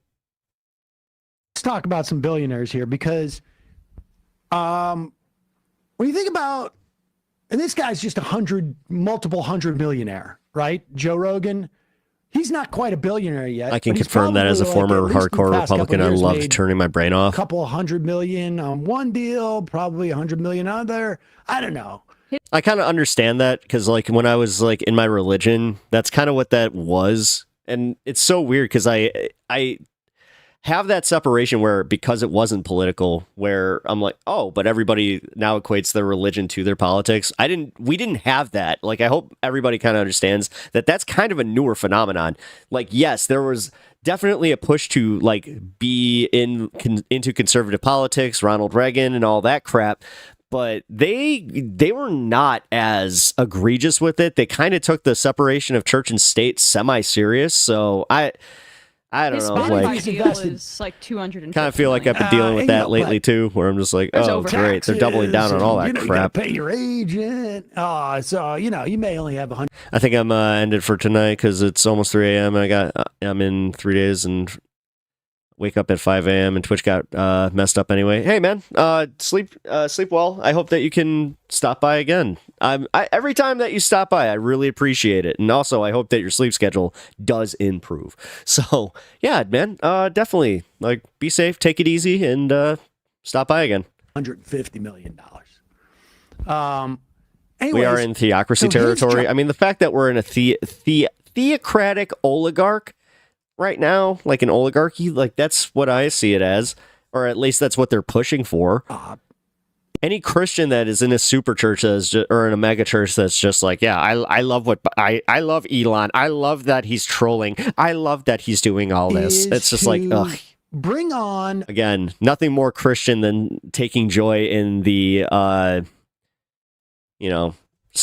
just the plight of others, or actually, there we go. The plight of others. Have them articulate some at 3 a.m. Wake up 5 a.m. What the f? Stop it! type of, like, 2 hours, man. grievance. Yeah. One that is about whatever free speech, maybe, because they're these tech billionaires are so enamored with free speech, or about how they're being forced to be DEI, and the solution is to get the Federal Trade Commission or the Consumer Financial Protection Bureau to stop suing them because they're I don't think he's judging you. I think he's jealous. I think that he's just like, wait a minute, you can do that? Here is Joe Rogan doing his work as the butler to the billionaires. Sir, how should we deal with your problem with these pesky little government regulators forcing you to comport with antitrust laws? Oh, why don't you come on and complain about how someone swore at you? Well, what was the premise? Like, what were they saying was your offense? Was it that you were allowing information that was not true, that was getting out there? I know there was also, they're saying that you guys were allowing hate groups to speak. There was a lot of this. Yeah. All right. I mean, the tough thing with politics. I love the thing going around right now that this new look is because he's totally getting divorced, and it makes sense. Is that there's like, well, when you say someone's coming after you. God, can you imagine being a billionaire, doing jujitsu, doing all these things to try and like, but he's still just the biggest dork ever, and everybody sees him that way, except for a bunch of sycophantic Republicans that only like him now just because he's turned. Are you referring to kind of the government and investigations and all that? I mean, so the issue is that there's the. Actually, that explains it, Duke, right there. That because he was talking about how he feels like this inflammation, that would explain it. There's what specific thing an agency might be looking into you for. Napoleon Dynamite. And then there's like the He literally looks like Napoleon Dynamite. underlying political motivation, which is like, why do the people who are running this thing hate you? And I think that those Now, can pause it for a second. I just want to, because like this billionaire baby brain here, and understand, he knows exactly what he's doing. He knows he's talking to somebody who doesn't really know what they're talking about. And he knows that that this guy's got the biggest audience out there. And so he's going to make it about hate you. The government hates me. The government hates me. I mean, like, what child would think this? This guy's a billionaire. This guy has destroyed companies, bought competitors. They have lied to reporters. They have, they're in the business. They caused a genocide. they that's what Facebook did. I'm not being facetious here. Look up Myanmar, and so this guy knows what he's doing. Yeah, he does look a little bit like Screech. You're right. The government doesn't hate him. Yeah. And he's going to Screech with a blonde perm instead of his normal one. His argument's not going to be like, they hate me because we were put. I don't think Zuck will divorce. I think he's a wife guy. I don't know, man. He's got divorce dad energy like so bad right now. We were allowing COVID to. Plus, you know what? He can't fact check me on this one. Oh, wait. This is all alleged if he tries. Yeah. Information, and we wouldn't take it down. So they hated me. And they want. I hate him for buying up land in Hawaii and making it harder on locals. He had to build his compound. They wanted his doomsday compound that he thought nobody would find out about, and now he's really pissed off that everybody knows about it. To sit next to Jenny in the cafeteria, and I wouldn't let him. And they thought that Jenny was too friends with me, and therefore, no, that's not what's going on here. When Biden got in, because of a growing movement within the Democratic Party. Later, homies. I'll be back on tomorrow. Have a great evening. You too, Mike James. Thank you for stopping by. I really appreciate it. About antitrust. And the fact that antitrust I will laws be back have tomorrow. not been in any way enforced 4 o'clock. since the Reagan era, that this behemoth, Facebook, Meta, whatever you want to call it, had and Google for that matter, and Apple for that matter, these tech behemoths have acquired so much market power. They are breaking antitrust laws. They are, and they're, incidentally, not only are they acquiring so much economic power, but they're acquiring so much political power. And he doesn't want you to know that. But he doesn't want to know that this is the reason, though. I'm sorry. Just like right now, Meta is under, you bring up antitrust. Pop this up, yeah. Meta is under, in April, there will be a, if I don't know, the Trump appointee, if they kill this case. Supposed to be which in is April. Literally what Zuckerberg is trying to to make happen right now with this advertisement on free advertisement by state media. I don't even know what it stands Meta for. faces April trial in FTC case seeking to unwind Instagram merger. They acquired Instagram in 2012 and then WhatsApp in 2014. The accusation is that they overpaid for them because they wanted to kill a competitor.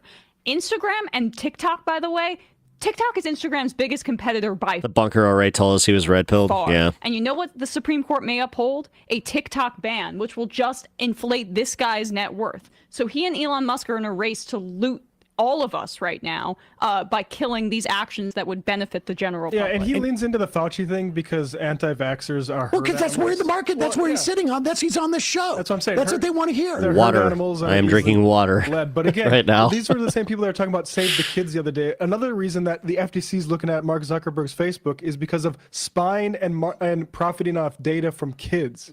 All right, so just remember the timeline here, right? 99% of what I Trump want wins. or when I drink. Zuckerberg basically announces, hey, we're going to allow hate talk on our site now. We're not going to do any disinformation checking. all of that push that we had to have actual like journalists do any fact checking, we've decided we're not going to do that anymore. And we've hired basically our global affairs guy is a former Bush administration official who was part of the Brooks Brothers riot in 2000, longtime Republican operative.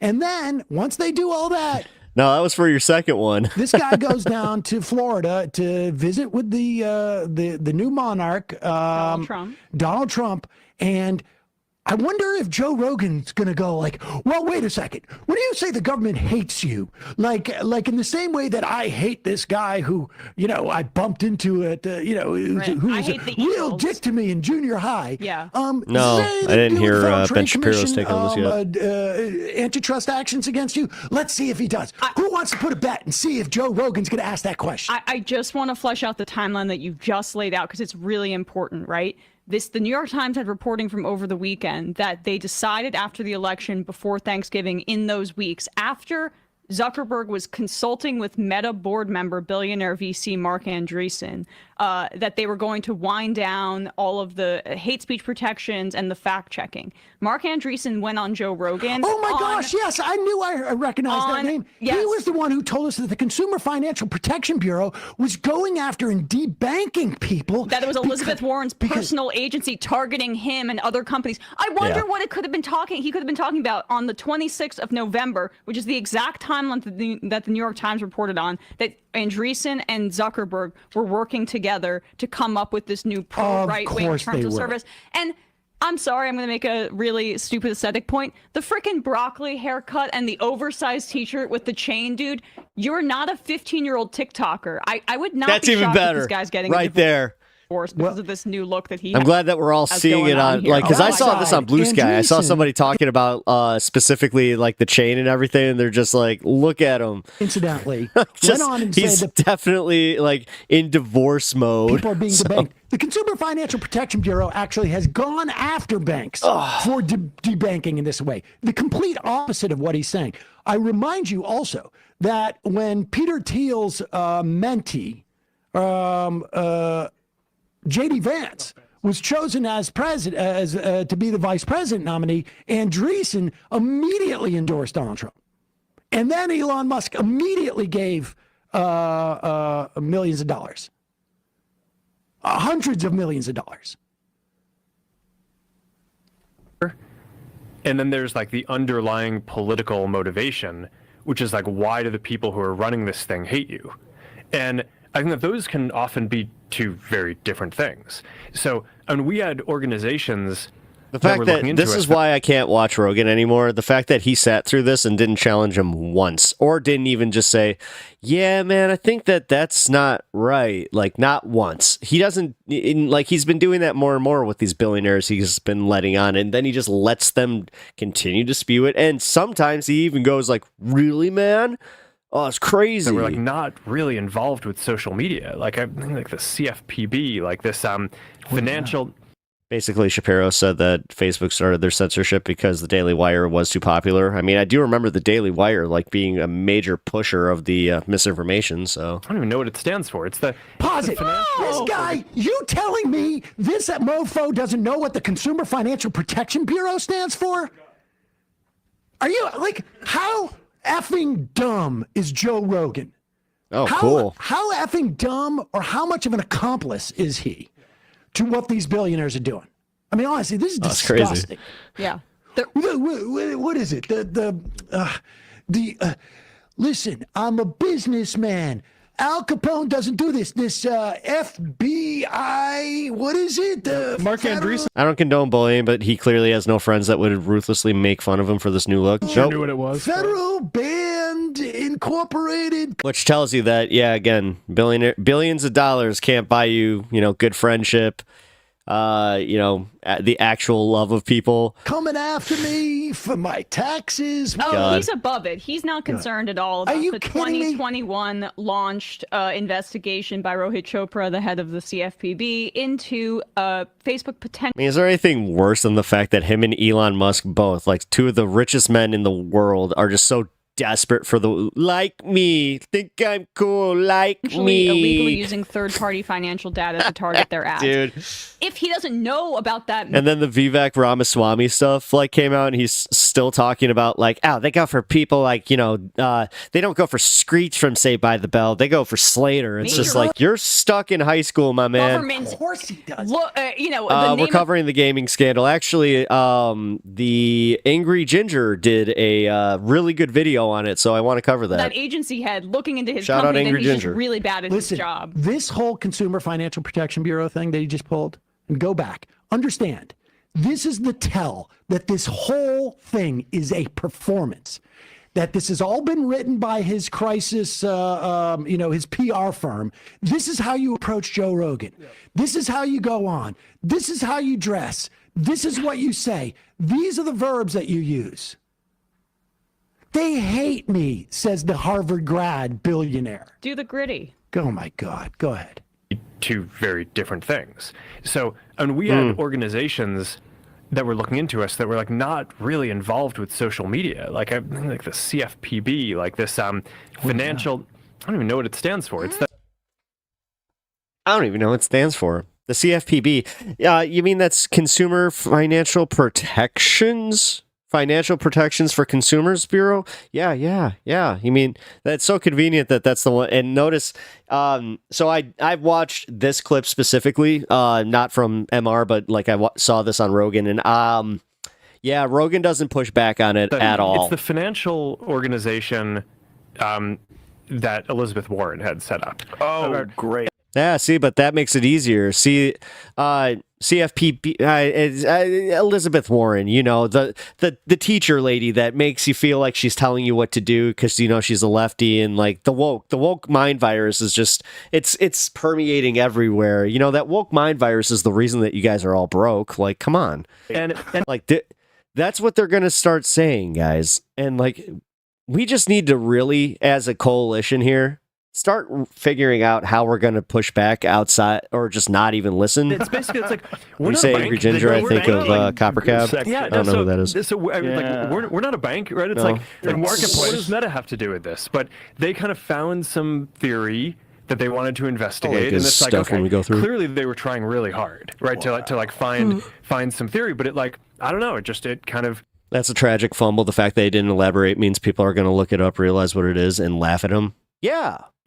Well, maybe, because again, right now, sycophantics, like, the problem with this is it's a lot of, because people make fun of it and say, oh, what, a bunch of 15-year-olds are going to see this and they're going to, no, that's the problem. It's men who think like 15-year-olds are going to see this and then somehow take over the online narrative with it. Like, throughout the party Still and confused the how that government, happens. there's just sort of, I don't know if it's, I don't know how this stuff works. I mean, I've never been in government. I don't know if it's like a directive or it's just like a quiet consent.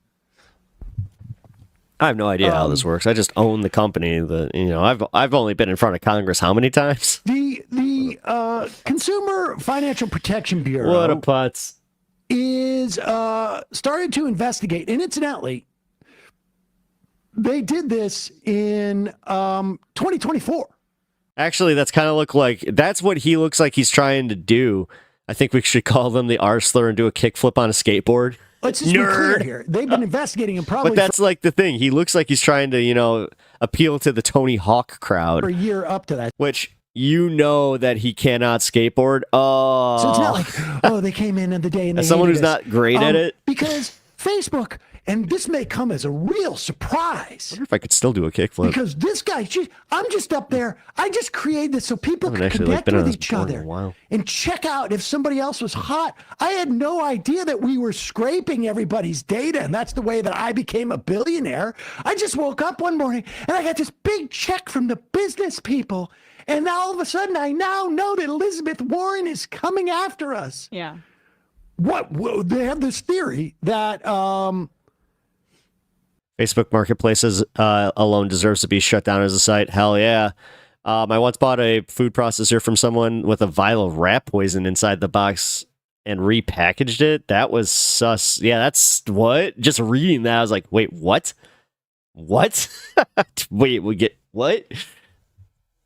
that the financial problem. I've had one good experience, and that's when I sold my WeatherTech floor mats. Products and services that are being sold on Meta. Maybe And even then, I was like, "Oh, this is gonna go great." That's what Give me an effing break. I used to longboard, never skateboarded. They Oh, first it's all requested right. that information in 2021, and then brought the. I wish longboards would have been popular when I was getting into skateboarding. I would have probably done that. Basically the probe in 2024. So he has those two things. He has the antitrust lawsuit that he's staring down the barrel of, that could basically threaten his control over Instagram and WhatsApp at Meta. And then two, that CFPB probe about potentially illegally using third-party financial data to target ads.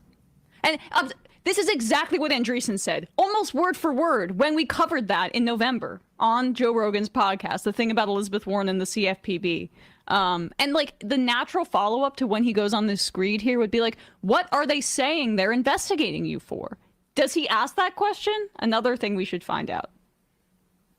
I don't know how this stuff works. I mean, I've never been in government. I don't know if it's like a directive or it's just like a quiet consensus that like we don't like these guys, they're not doing what we want, we're going to punish them. But it's don't piss down my back and tell me it's raining. It's tough to be at the other end of that. What was it like? Tim Pool's buddy Pep can do a kickflip. You Well, sure? it's not good. I think. Well, the thing that I think is actually the toughest, though. Again, I've never tried to like say that. No, even when the Tim Pool stuff, I never said that I was out there, ripping up the half pipes. I was ripping up some different pipes. You know what I'm saying? It's global, right? So, and really, when you think about it, the U.S. Actually, government the reason that Tim Pool didn't like me. be defending its companies, right? Not be the tip of the spear attacking its companies. So when we talk about a lot. Okay, Where's what TikTok is going? the experience of? Okay, if the U.S. government comes after you, I think the real issue is that when the U.S. government does that to its tech industry, it's basically just open season around the rest of the world. Okay, first off, now it's not just that the American government hates us. The European governments also hate us. For no reason. How come? For no reason. Everybody hates us. And all I'm doing, I don't know about this business stuff. I'm just trying to go out there and have some fun. We're a good old American company, Mr. Trump. Don't you love us? Joe, you want to come on? Let's go watch a ball game or something. Come on, everybody. They're defending the American people from you and your predatory business practices, which, on top of other things, are spying on their kids. What is predatory? What is that big word? I don't know what that means. You hate me. This is just honestly, this feels like pathetic. A movie. There was a movie made. It might have been even too generous to him at the time. I know, but this feels like what's that movie where they have I couldn't the kids watch play it all the way gangsters? through. It was from the 70s. It's like they have the kids play all the gangster. All the roles are played by kids. Right. It's just this is so baby brained, and yet Andreessen. Oh, hey man, I'm just it's just, this is such a pipeline. All of these guys, incidentally, all of these guys also spy the shit out of you. Oh, yeah. Bugsy Malone, thank you. All these guys spy. I mean, this is you can have all of these sort of conspiracy theories about the CIA, the FBI, and all this. Here it is all laid out in front of you. We just have this guy come on, do a performance, pretend like the government regulatory, whatever that means, agencies are coming after us for, allowing fraud and us profiting off of the fraud that financial scams that we basically advertise on our thing, or the data scraping we do of all their material, whatever. I don't even know what all that means, man. It's like we're just trying to have a party. TikTok was banned for the same things that Facebook and all these other American companies do. But what the price that TikTok wasn't willing to pay is to have their CEO bootlick the incoming administration this gratuitously. That's the only difference. And between what honestly, TikTok does and what Facebook does. When I think about American technology companies protecting American technology companies, well, you got Elon Musk, who got billions from the American taxpayer, and then basically built all his stuff in China. These guys, it seems like TikTok can be replicated. It seems like social media can be replicated. Yep. I'm not saying like we don't have this like proprietary, like all of the American industry. You just fired how many thousands of Americans? I mean, give me an effing How many break. did can you search the transcript? Did Rogan ask Zuckerberg about H-1B abuse at any time in this 3-hour conversation with a billionaire? We should search that. Is that to its tech industry? It's basically just open season around the rest of the world. Right? I mean, the EU, I pulled these numbers. The EU has fined the tech companies more than $30 billion over the last, I think it was like 10 or 20 years. Holy shit. Oh my God, that's pause it for 1 second. $30 billion. Oh my God, that's almost 5% of Elon Musk's net worth. Like if I look up Marvel Comics on YouTube, 90% of the results will be Marvel Comics with right-wing talking points. Yeah. No, you're not wrong. It's all it's the outrage stuff. I mean, honestly, that's kind of how I made my way into the algorithm, and YouTube kind of insinuated as much. The very first time that YouTube ever sent me like an email kind of giving me congratulations like for breaking into the algorithm, they kind of said like, oh, you're a controversial figure, you get people talking. I'm like, oh, so that's why. Okay, and that's what they're pushing. That makes sense. Sam the genocide apologist man. What? Whoa, that's crazy. All the Sam Cedar genocide. Excuse me. Multiple. They've been fined for no reason, right? Just because they Excuse hate me. you. And you know what the EU's reasoning and the fine Gabbert mechanism that Golinsky. is being used Also, there is also their welcome. equivalent of antitrust. So perhaps this is because you guys are way too big and have way too much control An odd take. over everybody's information and what people are consuming, and they have nothing. You get dorks like Geeks and Gamers. Yeah, that guy. Yeah, perfect example of a dork. Physically, like all that they guy. do, they reach a saturation point. The glasses and the virtual reality or whatever, these are like things that rich people can buy because they're $5,000. The nice part is your average comic book fan, like when they hear this kind of stuff and they hear guys talking about it, trust me, I spend enough time in a comic shop where I've seen it happen, where the normies in the shop just look at them like, what the hell? And when that person leaves, they're like, what an asshole. Now they're at a point where they don't. They have to Happens continue every to grow time. their market share for their shareholders, and they can't do it because they're not offering for anything for anybody except data collection. And now I guess hate. Yes, you just got the Pep Boys ad. Yes. And let's be clear. If Facebook did not exist. I love it. I swear, if there's a Dr. Pepper ad that comes up soon, and I swear, if it's Little Sweet, it's the sweet one. I will be very, very happy about that. This country would be exponentially larger. Jim and Skin'em. Because all of the companies I that haven't they seen bought you in a minute. to kill, What's so up, they buddy? didn't compete against them. All of the companies that they bought, subsumed, and then laid off all the people would exist or would have had a better chance to grow. Yep. So all of this is just bullshit. And incidentally, innovation. he's also he's also now telling you what the tell is, what the ask is from Trump, because he knows Trump, largely speaking, is not going to pursue the antitrust stuff that the Biden administration did. But now he's also like saying, well, they're not protecting American companies. The U.S. government is. They should be protecting us. Well, gee, how would they do that, Mr. Zuckerberg? Well, I don't know. Maybe if Trump wanted to threaten tariffs on European countries, unless they lay off us there, that might be something to do. But I don't know all that international stuff. Let us spy on your kids, Europe. Yeah, I don't get all that complicated stuff. 10 or 20 years. Holy shit. So when you think about it, like, okay, it's like, $100 million here, a couple $1 billion there. But what it, I think, really adds up to is this is sort of like a kind of EU-wide policy for how they want to deal with American tech. It's almost like a tariff. And I think the US government basically gets to decide how they're going to Did deal somebody say tariff? Well, maybe we should. It's almost like a tariff. You mean these fines for breaking European laws like a tariff? So why don't we have tariffs too? I mean, this is just... Well, it's for an audience of one. It's for an audience of one. And but there's 20 million, 25 million people who are being dumbed down by this stuff. I know. And Rogan, again, either is an idiot or just like willfully playing along the only thing that it gives them a reaction and all the sort of lies, like literally talk about like, baby bird feeding. This is just gruel. And it's just like pouring into Rogan's, system and just pouring out the other way. This is one of the most disgusting things I've ever seen, honestly. So grossed out by this. Yes. And remember, this is the guy, incidentally, Rogan, who bitched when I went on Patrick Bet-David's show to say that people making over $3 million annually should get taxed 90 cents on each dollar after $3 million. This idiot doesn't know anything about what it is to make $3 million. Unbelievable. It's almost like a tariff.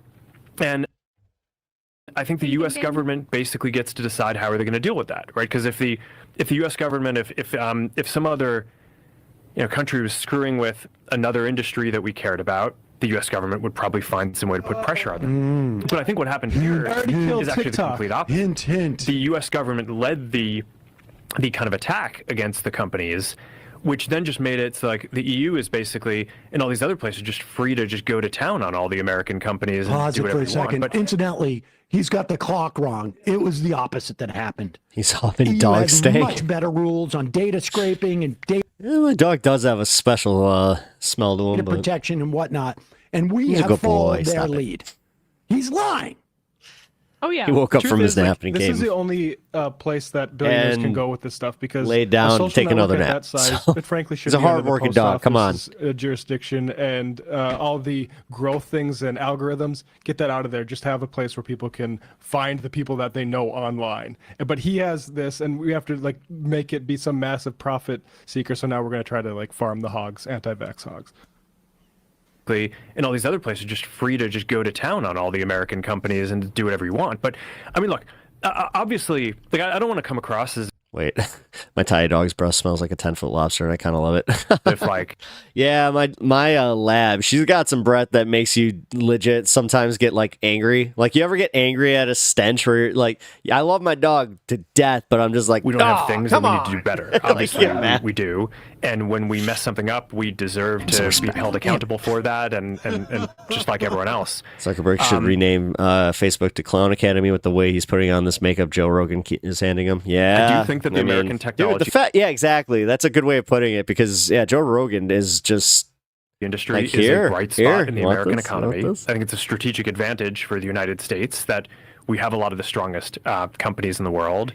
And I think it should be part of the U.S.'s strategy going forward to defend that. And, Okay. No, it's not. It's actually not true. These companies need to be broken up. The amount of useless speculation that has been poured into these social media companies that are just there at this point in their like gestation are just there to suck your data away and sell it to advertisers. West Coast the 420, amount of isn't it? money that is invested in them is completely unsustainable. I mean, we have a bunch of just like speculative bubbles that could be cropping up and just things to look out for. Whether it's we saw there was some fears about the commercial real estate bubble before, but cryptocurrency and all that speculation is going to be a huge issue for our economy, I think, as well. This too.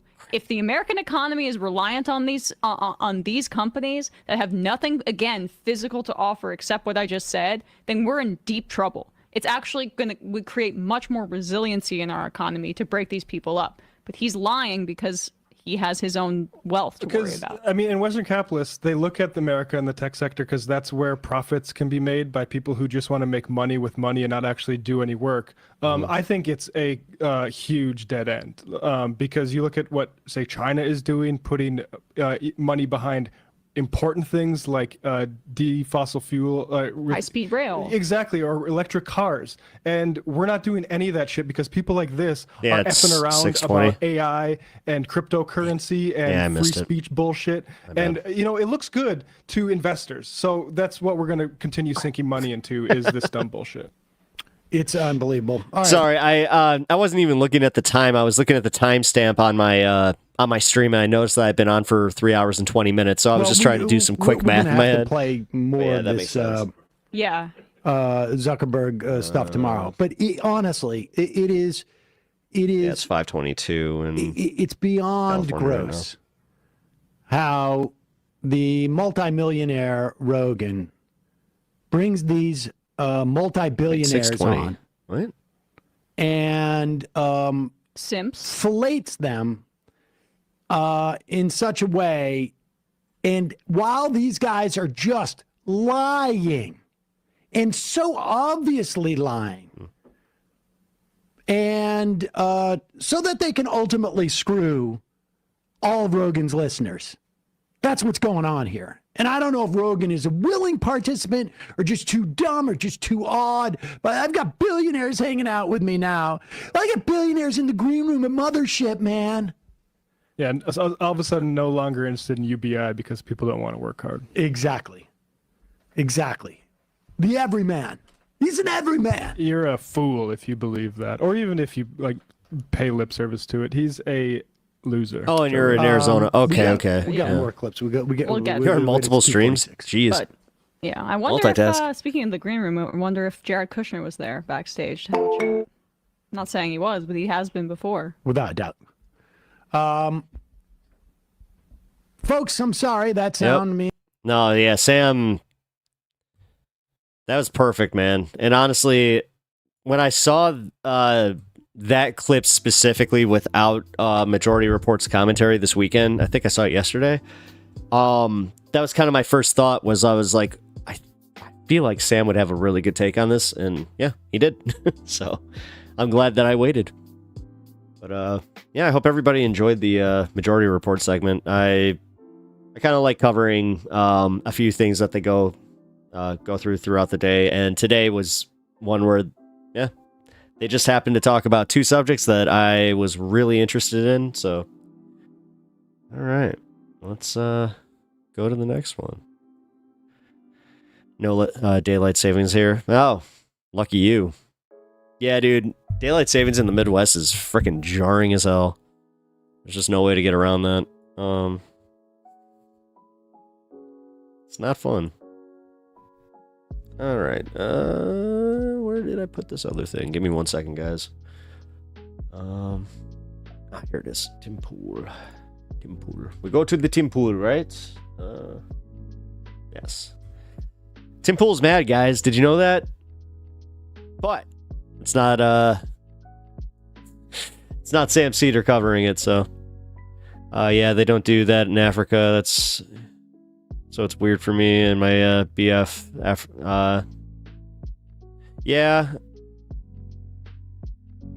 That's, man, jeez. You guys are all over the place as far as like actual like placement around the world. It's so cool. Gets dark at 4 p.m. Yeah, like here, that's what happens. Yeah, about 4 o'clock, 5 o'clock, it starts getting dark. It sucks.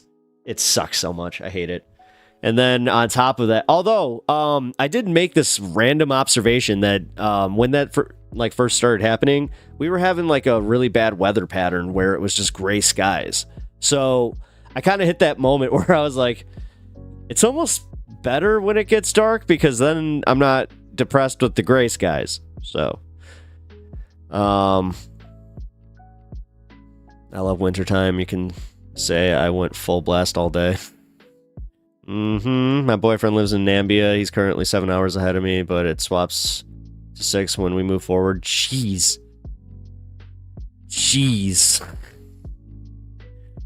Wow. Actually, I have a buddy that he works in Ghana. So I know that he has a I don't know, what the hell is it called? Like he does a mine, like he has a mine operation out there. Which, he could be part of the problem. I honestly don't know. I haven't talked to him in such a long time. That's actually like one of the last times I saw like any updates on him. He was just like, oh, by the way, I moved to Ghana. I'm like, what? He showed me like this thing where they like did a ceremony for him and everything. I was like, it's crazy, dude. Damn. All right. We're going to go into the next segment here, but real quick, I just want to take this time to just say hello to everybody. Also, welcome to the stream if I haven't already welcomed you. I really do appreciate you guys stopping by and hanging out. Also, if you haven't already liked the stream, please do. Really helps me out in the algorithm, and just, yeah, keep saying it, but I'm gonna keep saying it. It makes you a better YouTube consumer. It's very, very cool to help out smaller creators, so I try to like any video that I find myself enjoying. Also, yeah, sub to the channel if you haven't already. I know that I'm almost to 11 hundo. I think I'm at 1092. So if you guys want to, sorry, I just realized I'm probably taking advantage of that OCD. But if you guys want to get me to that nice even number, I really do appreciate it, guys. He loves the snow, but he's never seen it. He's so jealous of the East Coast Arctic storms. I'm like, honey, don't be. Yeah. No. Kiss the dog again for the timestamp. I didn't kiss my dog, dude. Sorry that the hair was obscuring it. I was just, I was giving him head rubs. He likes hugs, and he's one of those weird dogs that, like, he doesn't pull back. Because I learned that in a, what do you call it? One of those training courses, and they're like, yeah, dogs don't like it when you crowd them like that. I'm like, he insists it. Like, whatever. I dropped you a sub and a like on YouTube. I appreciate that. Thank you. I really do. I'll send some bots. Don't.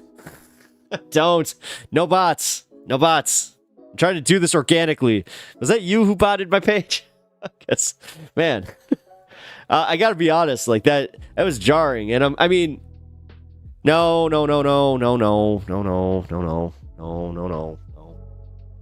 Buddy. They want me to give you a nice kiss, but you splaining too much. Sorry, guys. Sorry, stun lock. All right, guys. All right. Moving on.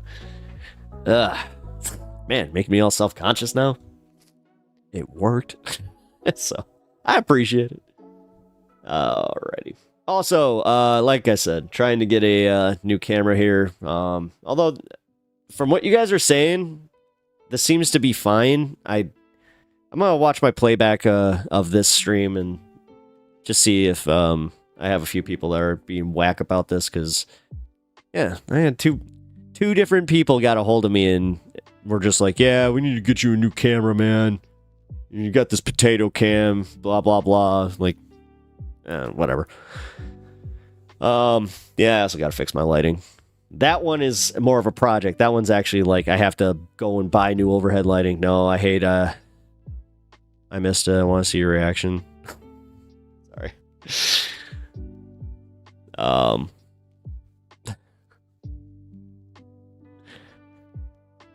Oh man. Actually, wait a minute.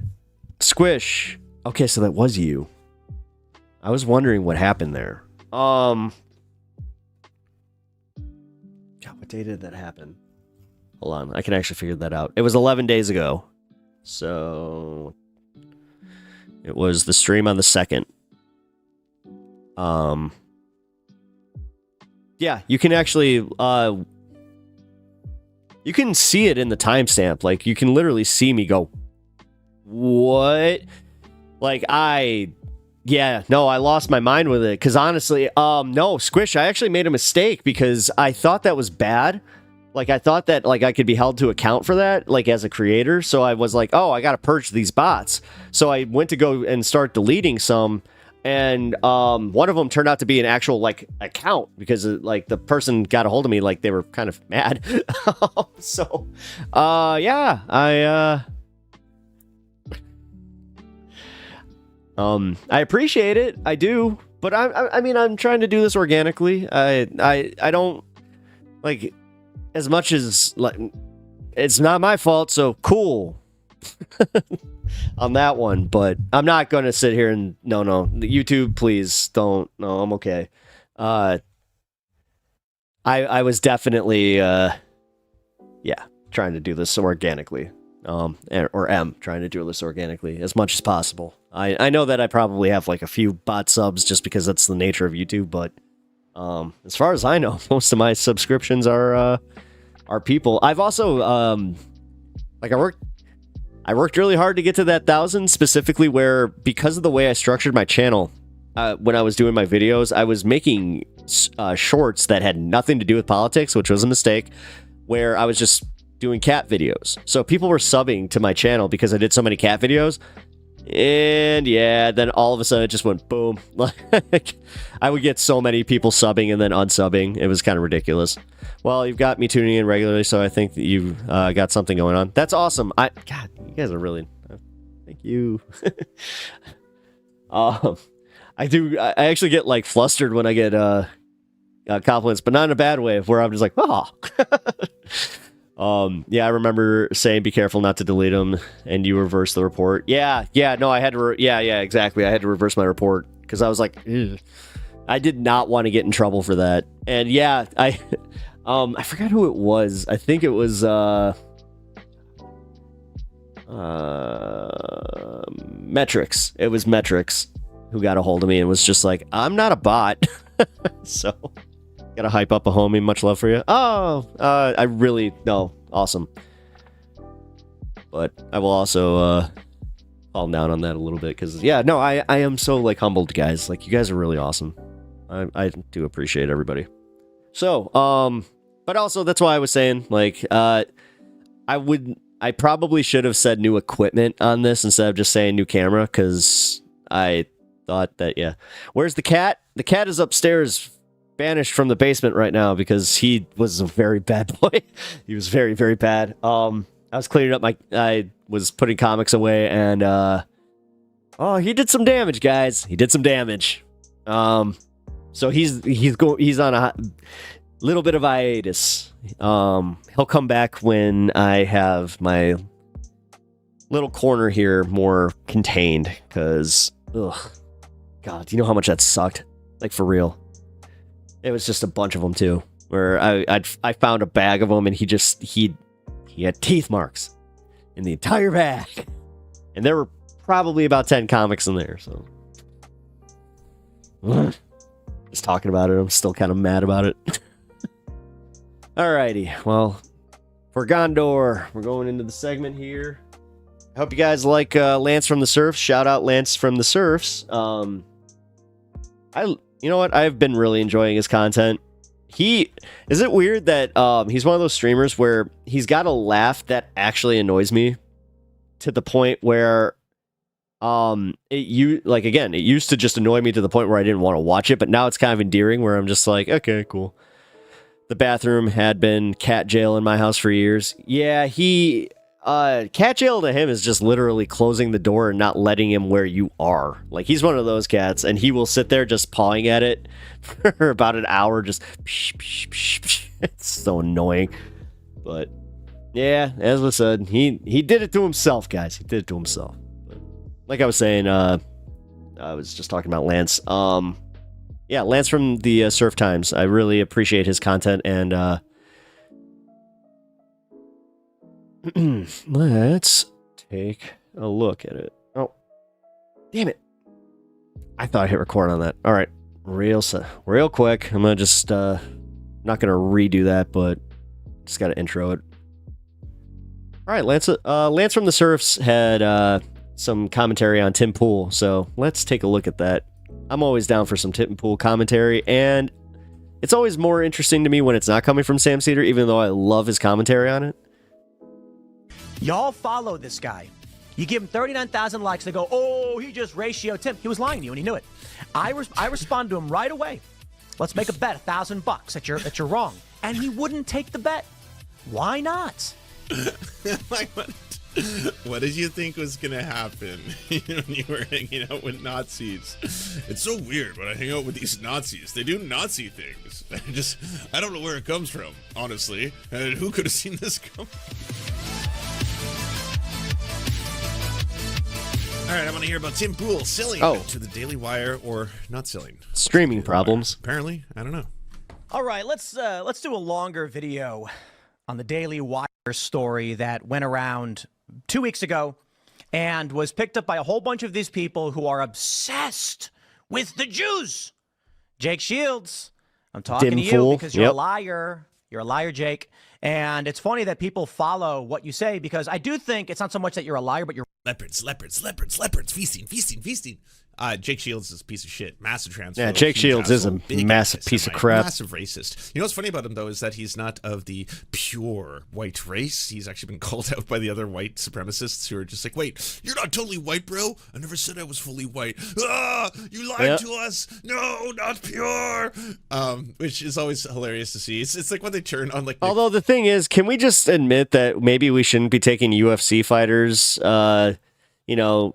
opinions with anything but a great assault? Like, sorry. Great Brits are all like, well, he's not that Mexican. He's like a small percentage of Mexican. Okay, he's mostly white.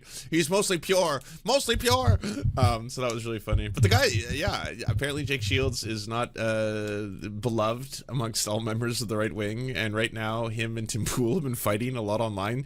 Jake Shields just loves his anti-Semitic conspiracy theories, and so he's just been responding. Like, I think Tim put out a tweet that was like, people who are obsessed with like the Jews are cringe, and then he wrote back, yeah, that's because you got bought out by the Jews, bro, and you're owned by them and all this other kind of stuff. And I was like, I mean, it takes one hell of a clown to make Tim Pool correct, and you, sir, have done that. It's a rare day when you can give Tim Pool a very clear and decided win, but Jake Shields achieved that goal. Wrong all the time. And I think a lot of people who live in this crackpot conspiracy world about the Jews are wrong all the time. And so it's not that they're... Maybe you should stop inviting them onto your show. Stop inviting them. Well, why would you do that? I've got a good point there. Completely accurate in this? Maybe don't platform them. A very, very key example there. What about Ye? You brought Ye on there. And both of them are going off on this whole thing where they're like, they control it all. They control it all. He's like, well, I don't totally agree. I don't totally agree with that. No, you understand what they do and what we mean when we say they. And it's like, well, okay, if you're going to platform all these white supremacists, anti-Semites, racists, you can't come out the other day and be like, man, those people who are obsessed with Jewish folk, they are very... get all my takes from men that get hit in the head professionally for a living. I believe is the term. I mean, think about it. Think of like the manosphere and like the people that are, or I won't even say the manosphere, but like look at the biggest podcasters. So you got Shannon Sharp, ex-footballer, right? Or football player, American football. Then, oh God, I hate to even give it to him, but like Andrew Tate, another combat sports enthusiast. And then Jake Shields, another combat sport. Yeah, weird. And then Joe Rogan. You're allowed to be wrong, but when people tell you you're wrong, you're supposed to say, yeah, I was wrong about that. And so this story popped up from an outlet that's tiny, and I don't understand why anybody would take seriously. Media Right News. It said, where's the glizzy? December 17th, claiming Tim Pool sold Yuck. Operation to the Daily Wire. There's so much wrong with this story that it's laughable to me. I know the irony. Why you gotta ruin like something as good as hot dog? Like what? What's that? A right-wing publication online spreading fake news, not being factually accurate? Oh, say it ain't so. That it went viral the way it did. What I will say is, at the time, people asked me to comment, Tim, did you really sell to the Daily Wire? And I explicitly stated no. It's 100% false with a but. And that but is, we are in the middle of contract negotiations. I'm not going to comment specifically on every... Whoa, that's a massive but, though. That's not exactly the kind of asterisk at the end of a sentence where it's like... And we were offered something, but we refused. And then it's like, okay, well, there's a comma for you. But if you're adding, but we are currently under negotiations for our entire network to be possibly acquired by another network, of which I cannot comment on at this time due to ongoing negotiations. No, this is a pretty There big you old go. butt there. Every single thing that's being negotiated. But there was never Just take it in for a second. sale negotiated to the Daily Wire.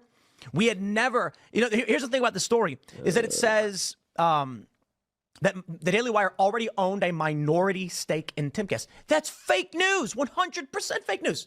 Why would I do that? Guys, you got to understand something. Okay, look. When this story broke, Clint Russell tweeted out that my boy Tim just pulled in $100 million or something. Because if he was going to sell Timcast, that's what he's got to get for it. And right, that's why we're not selling the company. It's insane. We do well. We make a lot of money. We don't do that many ad reads. We have been negotiating for months on doing more ads. Everybody does it. We are one of the Okay, only that was a perfect reaction, even in chat. Oh, what the? that does limited ads. That was and you might be great. thinking that's crazy, Tim. Why don't you do it? And you know you're right. And so there's a lot to break down in what's coming up in this year. And I'll also add, I'm a big fan of Daily Wire. They've been really, really good to us here at Timcast. We've done tons of crossovers. The reason why we did the election live stream was because our plan, because we were planning that party, fell through. And so we reached out to the Daily Wire. They reached out to us because we talked to them periodically. And I think what happened was we were trying to secure sponsors. We were trying to secure a venue. We didn't know how to make it work. We wanted people to be able to come. We wanted to do a party. And we were going to do like an all-day thing. And it wasn't working out. And then I think Daily Wire asked about doing like a crossover where we jump in to say what's up or something like that. And then it evolved into, hey, look, we're trying to look for a place to do this big show. And our plan didn't work out. We've done this before where we've come to the Daily Wire. And they were like, that would be incredible. Because then we do this big collab where I walked over to their stream. We had like Jordan Peterson on the show. It was really, really great. I'm a big fan of the Daily Wire. Good people. We'll probably do more collaborations in the future. But no, we were never selling to them. And so I will tell you, my friends, the first thing that I want you to understand, and a reason... Doesn't it suck? Doesn't it suck when like there's these right-wing publications that just publish things that are just demonstrably false, and then other people run with them as if they were factually correct, and then the story's out there, and then it feels like it's too late, and then at that point it's just too hard to be able to actually push back with factual information. Isn't that the worst? Yeah. Why I'm doing this segment and talking about it now is to give you some in-depth understanding in the psychology of news, particularly around people like Jake Shields, who, for a while he was commenting on cultural issues in a way that resonated with a lot of people, but now his whole thing is just... That resonate. So he just won't say it. That I liked because he agreed with me, but now that he doesn't agree with me, I don't like this guy. So to the point where... God, just be honest about it. Labonte a Jew. One of my favorite things about these people, and I do think it's largely an op. I don't think it's completely an op, but I think there's a lot of elements of it that are tended to inflame people into psychotic thinkings. But we'll break this down, the psychology of news. You know, they make those charts where they show like all these different media personalities and they put stars of David on them. They once, one that was circulating for a while, had Luke Rudkowski on it. I remember seeing it and being like, Luke is not Jewish, dude.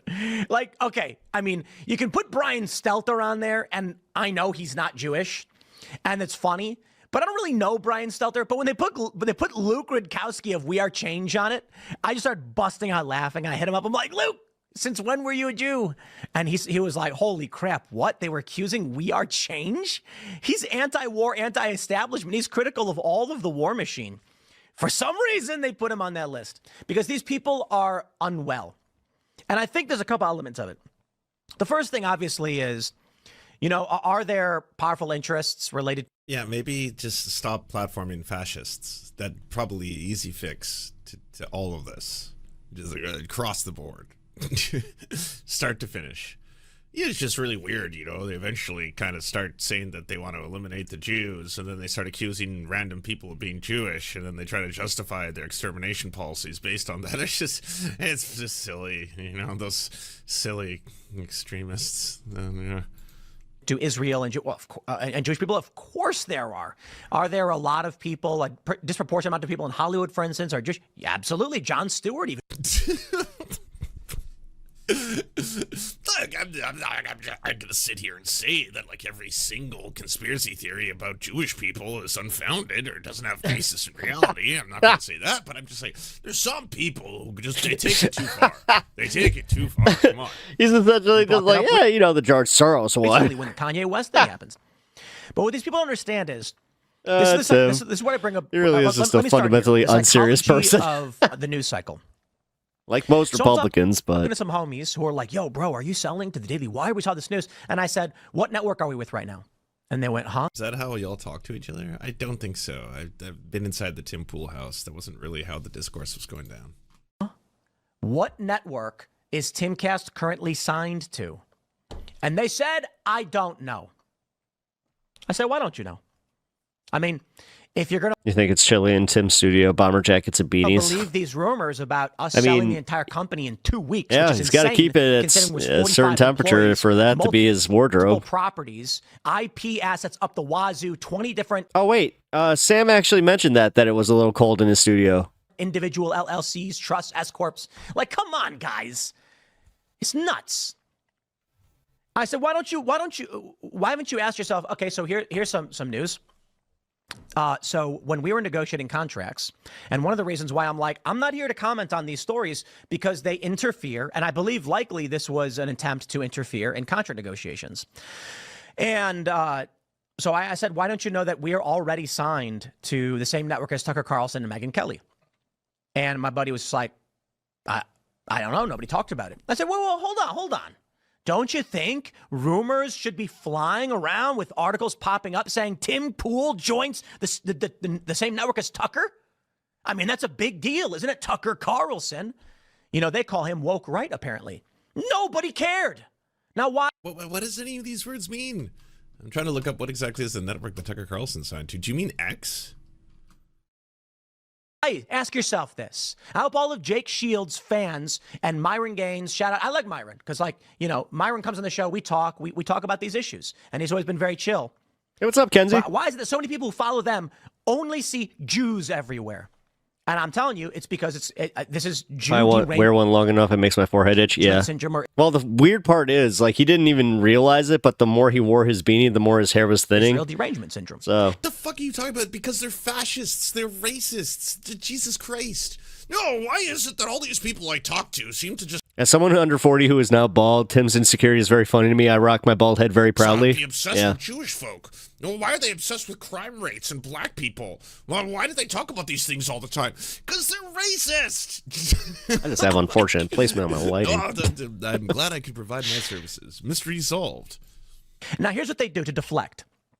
When I'm talking about Israel derangement syndrome or Jewish derangement syndrome, whatever you call it, I'm not talking about JDS. You saying, I don't like that AIPAC is lobbying our members of Congress. That's not derangement syndrome. That's criticism. Yeah, if only there was a term that one could apply to people who feel this way and feel that there are massive conspiracies in the world in which Jewish people control vectors of power everywhere, and they're using it in order to manipulate the strings. I think it's and genetic. Manipulate yeah. politicians and control the media and control. I mean, all I think most if of it only there is, was yeah. a way to describe this phenomenon that a lot of your friends and people around you seem to all believe.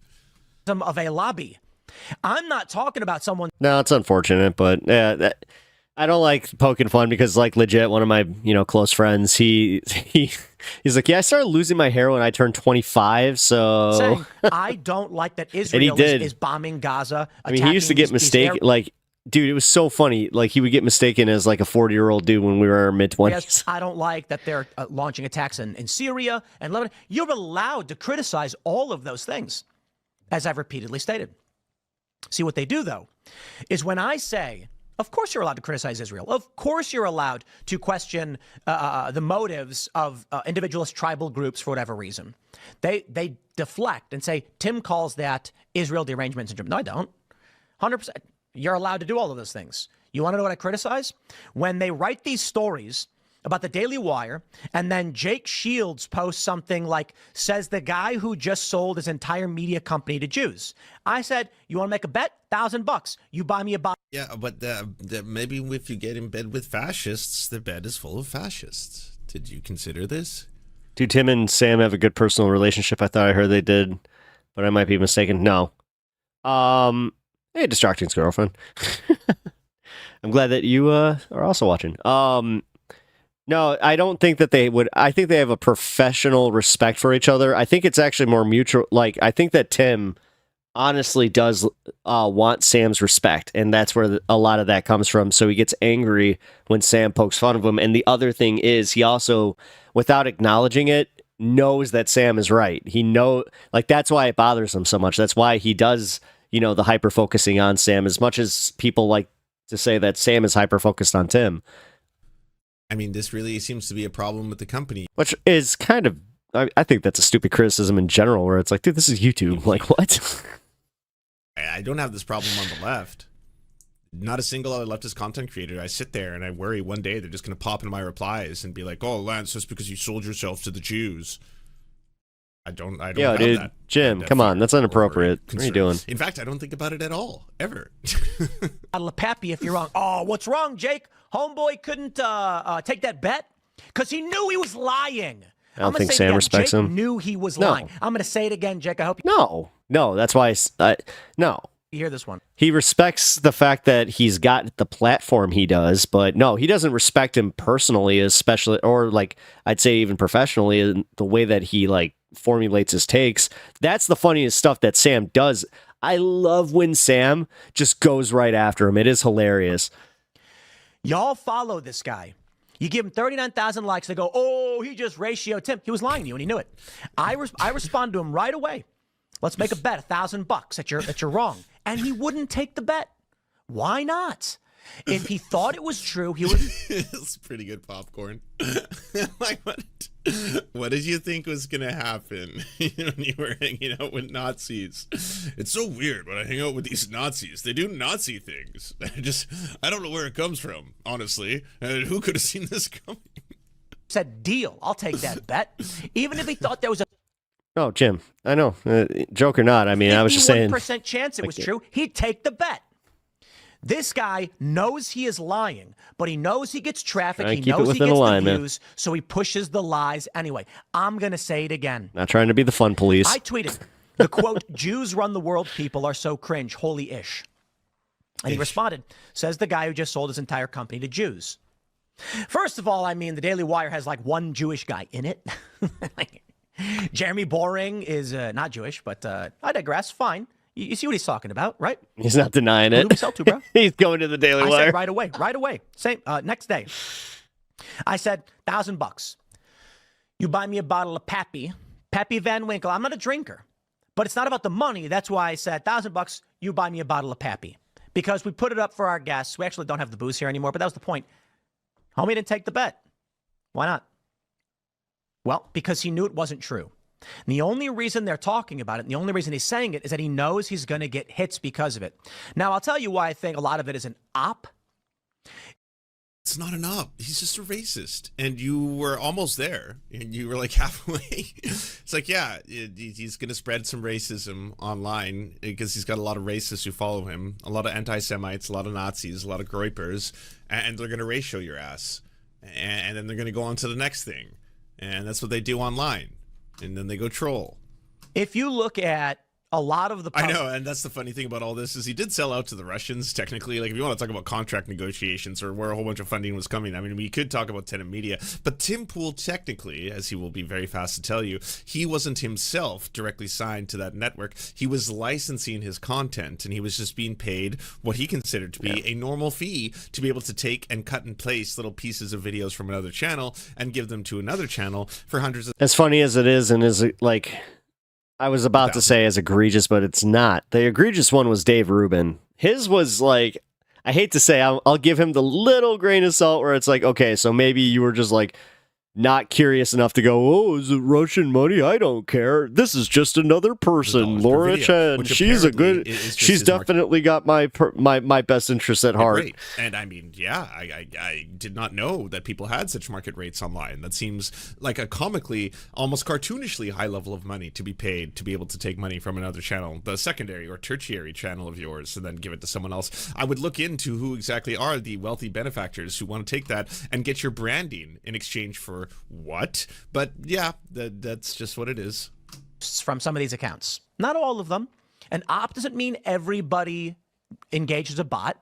It means the numbers are inflated by bots. It doesn't mean it's 100%. It could be 3%. But you can tell there are fake accounts, sock puppets, trying to engage in these spam blasts. And you notice, I mentioned this last week, because they don't make sense based on the core tweet.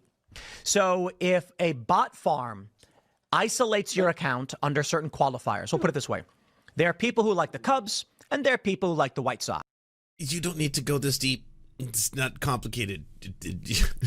Like, there's not some massive conspiracy theory here where it's just like, I think the whole thing was an op, and I think that's why he got the ratio on me, and he refuses to take on my bet for the world's most expensive bourbon because he knows that he's a liar.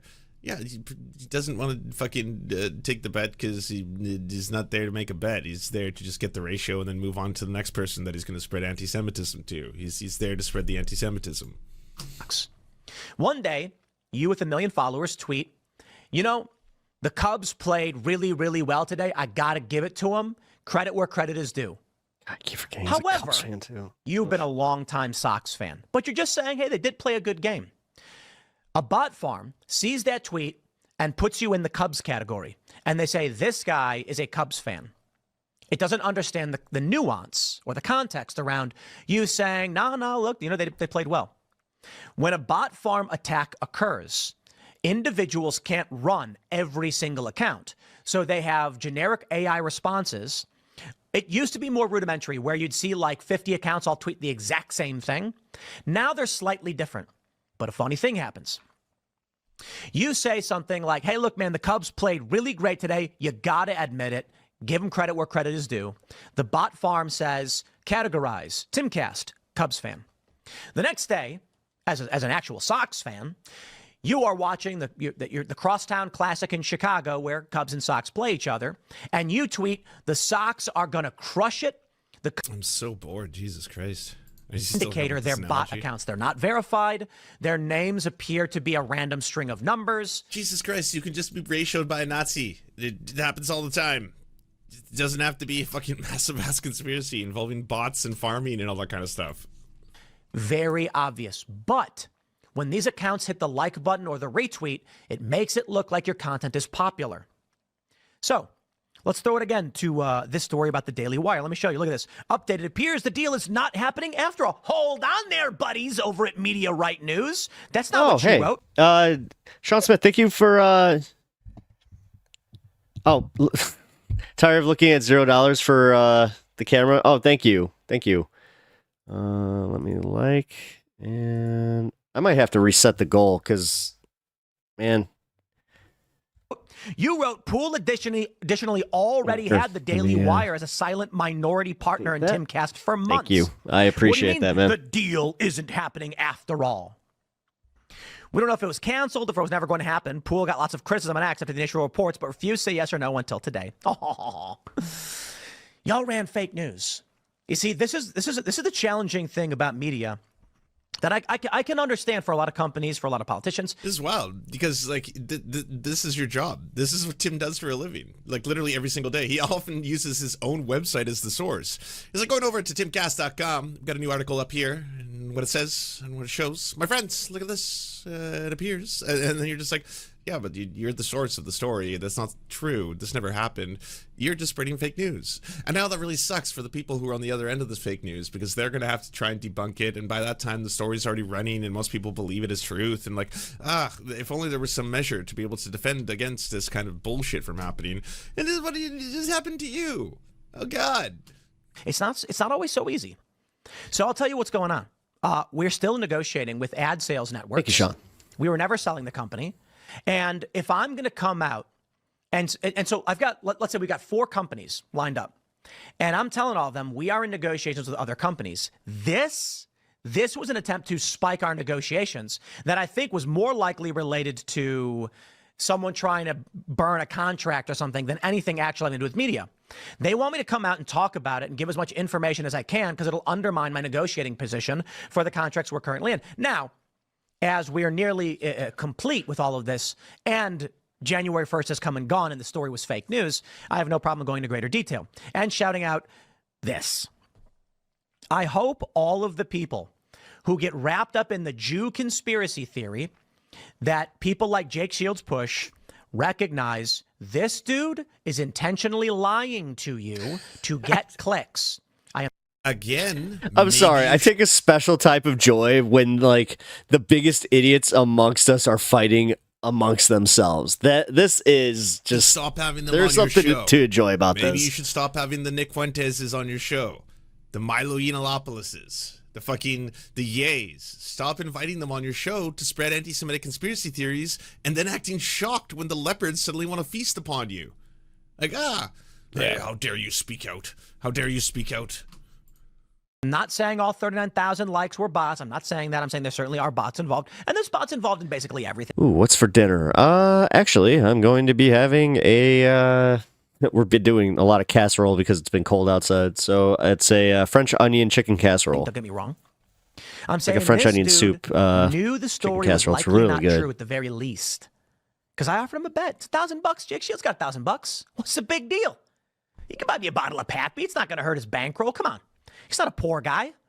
Ooh, creamy didn't take the Cajun offer. chicken and rice in the crock pot. Why not? Ooh, you know what? You may have just given me my next meal because I was looking for something to make in the crock pot. Ooh, creamy He knows it's Cajun not true. chicken. Mm. So understand this. In the psychology of news, you It's ask either yourself, that or butter why chicken, is it some so stories get you pushed win. so hard and others do not? When we were talking with the network that is currently signed Tucker, Megyn Kelly, Barry Weiss, etc.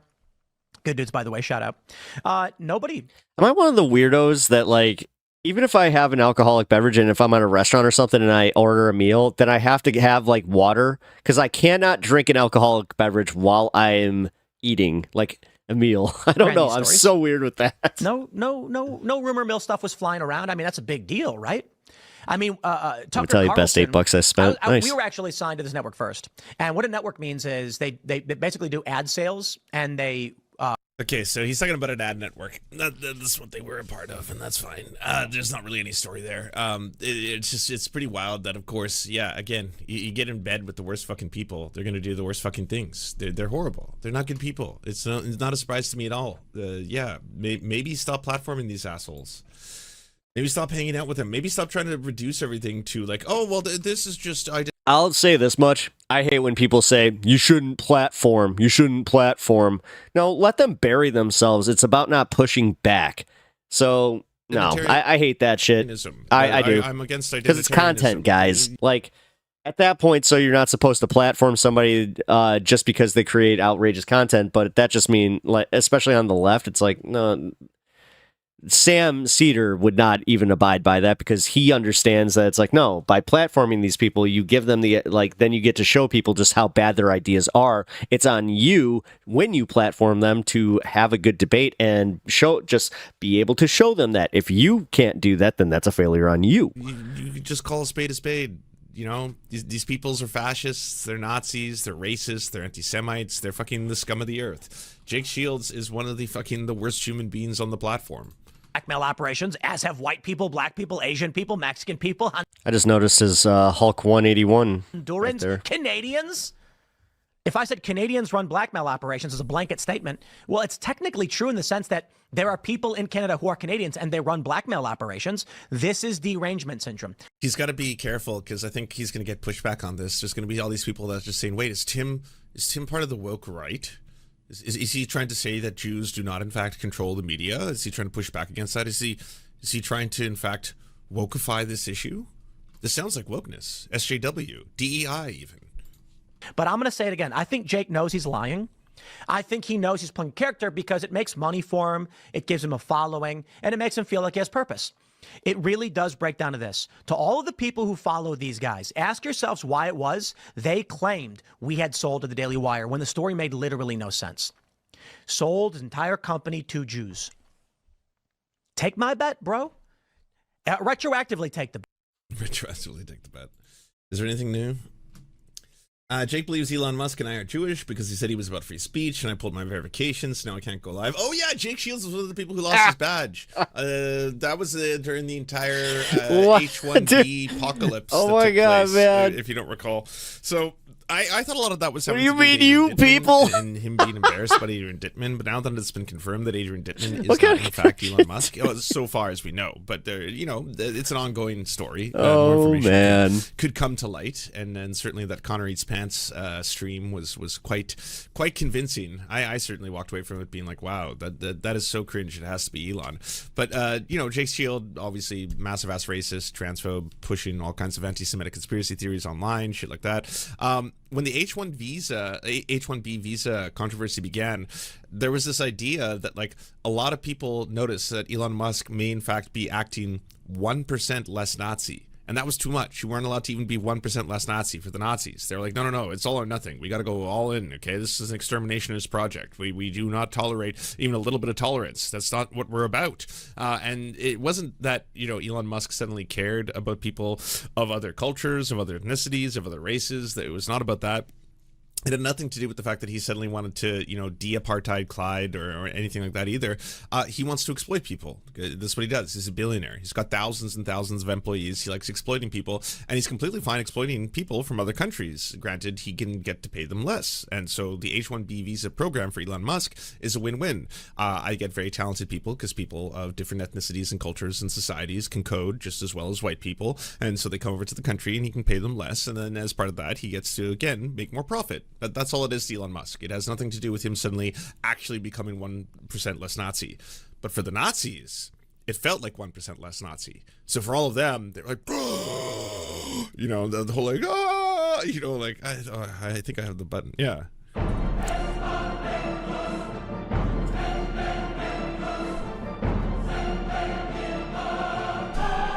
Good use of a soundboard. All right. And they were mad. Appreciate They were that. so mad. Big mad. They all got so angry. Every single one of them. They're like, wait, no, this is not Ubermensching. Come on. There's only one group of people who know how to code, and that is the master race. And then he was like, I am really frustrated right now with the fan base that I hath curated, you 4chan Reddit fucking monsters, but at this moment in time, no, I'm not backing down on this. I loved exploiting workers. You can tell that Tim does get annoyed with his fan base a lot. Let's just say all exploitations matter. That's how Elon Musk believes. All exploitation matters, and so he wants to be able to exploit people from all countries, from all ethnicities, from all backgrounds, from all cultures. That's what he believes, to continue to be the richest man on the planet. And they took that as a slight, and then thus the whole Civil War thing kind of broke out. It was absolutely ridiculous. I bet you already drink coffee and love coffee. I like coffee too. Coffee's great. I'm a tea guy too. I'm one of the weird ones because I don't know what it is, but everybody in my life seems to be either a tea or a coffee person. They don't do the they're definitely not the bisexual for the tea coffee. Yeah, it made me laugh. So anyway, all right, here we go. That was a good way to end that segment. I always appreciate just dunking on Tim Pool, so that was fun. Alrighty, what else we got here? XQC, that's done. Tim Pool's done. Done. This is done. Cool. I got one thing here. Bandit by here. Nice.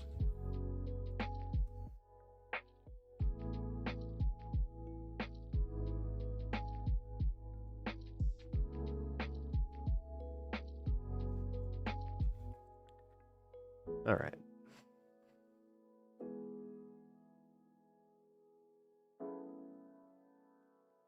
I'm an iced tea kind of bitch. Solid tea though. That's good.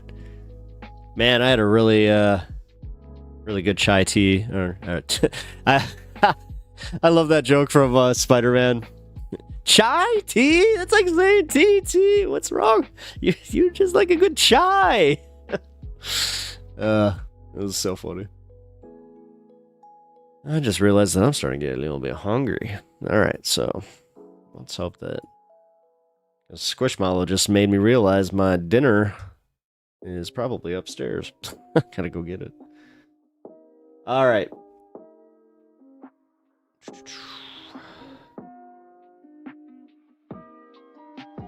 All right, guys, we're going to get angry together because this is an interview with Sam Harris and Bill Maher.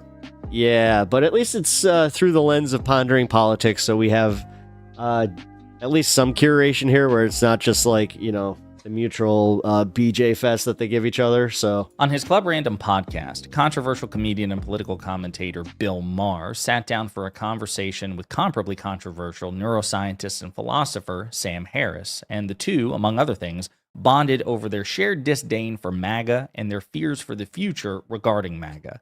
But before is it bad before he said MAGA? I was literally expecting him to say Islam.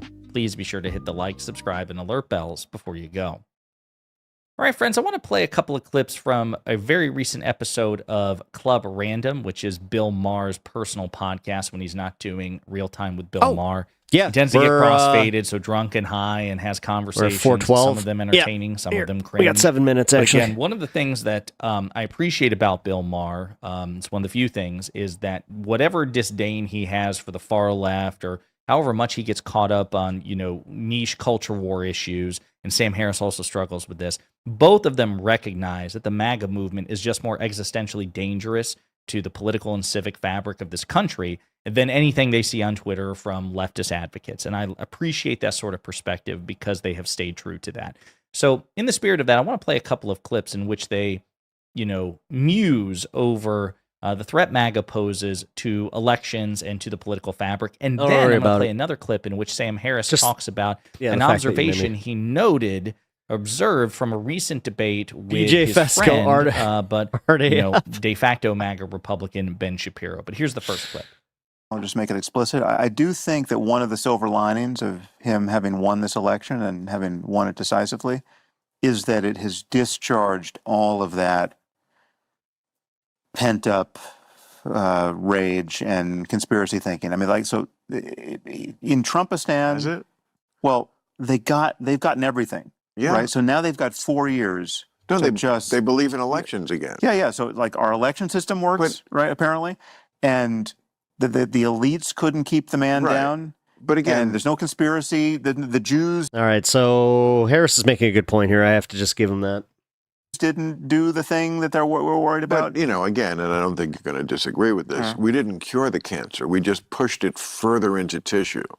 Well, but I think it's different. But the counterfactual is scary. I mean, so a Harris administration with all of these right-wing QAnon-addled nutcases thinking that the fix was in and elections don't mean anything, and all of that's bad from my point of view. So the fact that half of the electorate is that crazy is, I do think they've been mollified, and then now they get to see what it's like to govern with all of the tech bros they love, and we'll see what happens. Well, I don't know what will happen with that. I do know what will happen with the next election, which is why, as much as we're living in a wonderful time now, where America's great again, whatever the next election is, if the Democrat wins it, they're just going to be ever more suspicious, and it's just going to be like Bill. We're putting off this day where something has to give with the people. As somebody who, again, an atheist, and also his child-free thing, I was a fan of his, a pretty big fan of his for a while, and then he progressively got worse and worse and worse. Actually, what started it was ironically with Sam Harris. It was the argument that he had with Ben Affleck. That was the first time that I was kind of like, I don't think this is a good argument. And then he kept doubling down on his arguments against Islam, but he would play kids' gloves with Christianity, even though he was doing the atheist stuff. So I saw the writing on the wall with that. And then, of course, his just overall smugness and just going after trans rights, that was it. People who don't believe in elections unless we win them. No, but intolerable. Why would you say that if this time we, the mustache twirling plutocrats, couldn't fix the election? You're thinking too. Elections works. You're thinking so logically. That's Sam. This is not how he they won think. everything. He ran the table. Yes, because there was no cheating.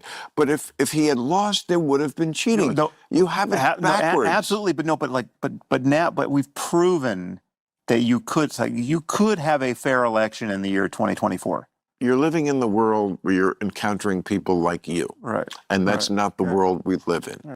So they're mocking MAGA, right? I mean, Sam's playing the devil's advocate, tongue in cheek. Yeah, Soviet. I was about to say they're definitely.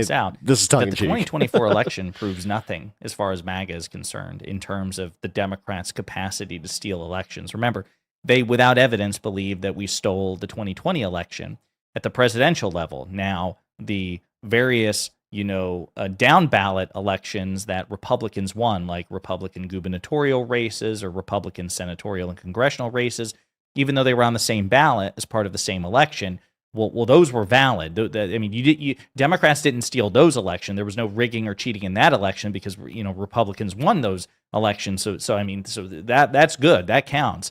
But where Republicans won, particularly the presidency in 2020, well, that was obviously cheating. Again, even though it was the same ballot. Again, no consistency whatsoever. Deeply, profoundly, unambiguously stupid. Not a single redeeming feature to the notion that the 2020 election was stolen. Yeah, what sucks though is the fact that our media ecosystem even they entertained it so much that they did legitimize it by Democrats. It is 100%.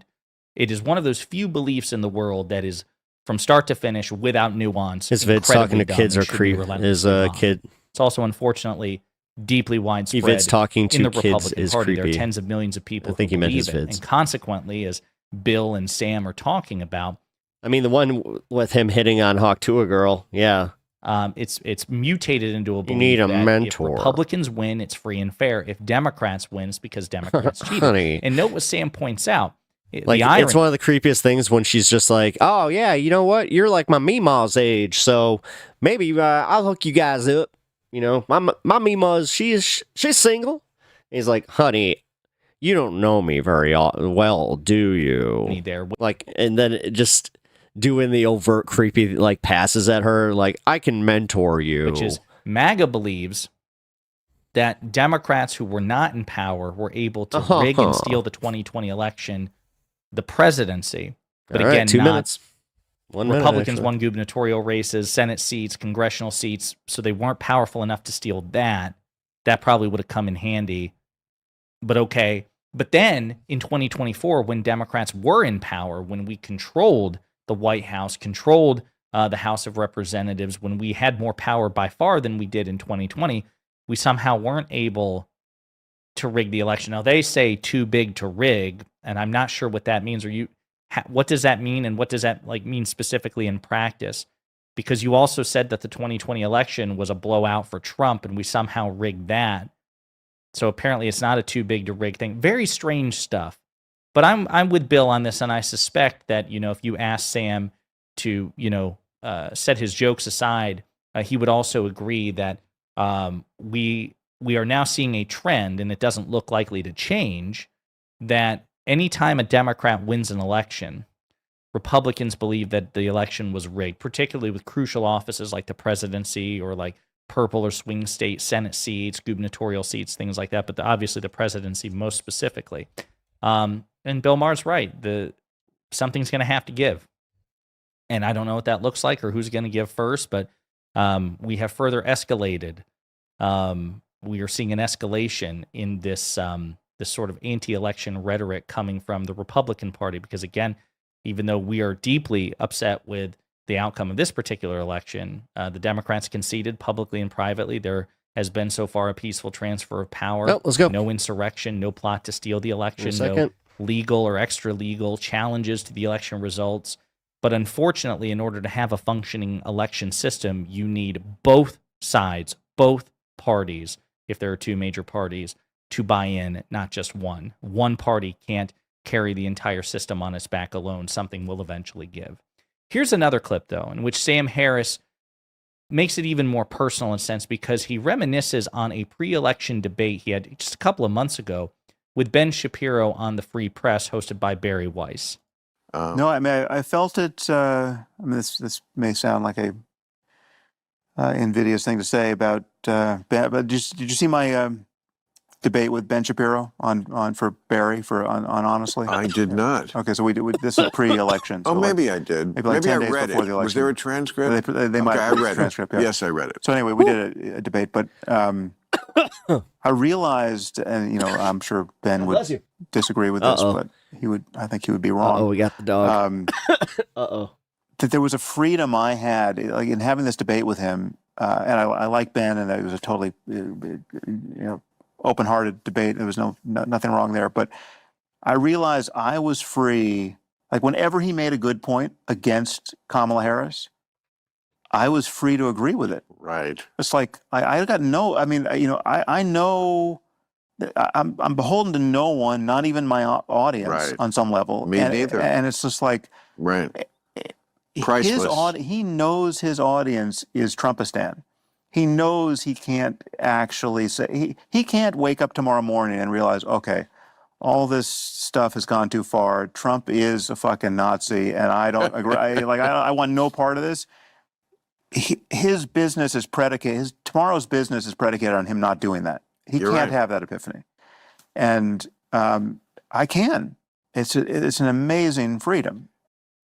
So it's interesting because I don't know if you guys I've mentioned it in previous conversations and previous videos, but I actually went through a phase in my life after Donald Trump won the first election where I became a bit of an enlightened centrist. I only ever voted Democrat. I despised Trump, but I became vote blue really no matter interested who. in Ben Shapiro and the Daily Wire, the pre-Daily Wire, because I don't know if the Daily Wire had been created yet, but a lot of its constituent creators and trigonometry and Jordan Peterson and all of that. I bought into a lot of we got to criticize the left from the left. I'm just a disaffected liberal. It didn't change my voting patterns, and I did eventually snap out of even the cesspool of enlightened centrism when a friend of mine pointed out, he said, you care more about what AOC says on Twitter than you do with the sitting president than Donald Trump is doing both on Twitter and off Twitter. And he said there's just no rational basis to be more concerned with a freshman Democratic congressperson who has to share power with 434 members of a single chamber and then 100 members of the different chambers, so power is divided among the legislature, compared to the most powerful person on earth. And he was right. I'm so glad, because it was just a huge epiphany. And that was me stepping over $1 for the sake of a nickel. Well, it's interesting to see, because I used to like Ben Shapiro, but it's interesting because, of course, I've really loathed him for years now, and with each passing year, my contempt is getting so much greater, because this is a guy who claims to be principled, and yet, at the end of the day, what Sam Harris is talking about is audience capture. Because Ben Shapiro's audience is either Trump supporting or Trump adjacent, Shapiro just sacrifices his principles and his previous statements on the altar of political expediency, and it was on full display during his debate with Sam Harris. It was on full display during his conversation with friend of the show, liberal streamer Destiny, in which he openly admitted, I grade Trump on a curve. That is such an irrational and stupid statement to make from someone who claims to be a principled conservative who has consistent standards. What he's saying is, no. If it's convenient for me and my particular politics, I'll just grade my side or my side's closest proxies on a curve because screw you. Yeah. And so it's just interesting to hear, Sam Harris's epiphanies on, because I imagine that was quite frustrating in the moment, especially if he considered. Yeah, and the reason we can't do that is because of our principles. And honestly, the answer isn't abandon our principles and then grade the Democrats on a curve. Ben Shapiro, a friend. So even I though definitely I've encourage heard you to that watch this full argument thing. recently. Sam Harris and Bill Maher are problematic for me because they say shit that gets on my nerves all the time.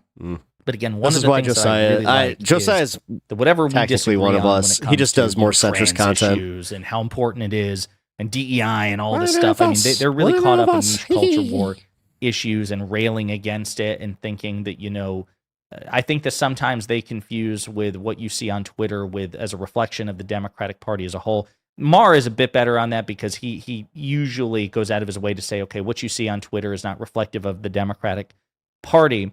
But what I do appreciate is whatever disagreements we have on culture war issues, we agree and we are united that MAGA is simply objectively the greater threat. And I am pleased that Bill Maher refuses to lose sight of it. I think Sam Harris did for a while, and he has for the past few years been on a bit of a redemption tour in the sense of he has made most of his criticisms about Trump and the MAGA movement.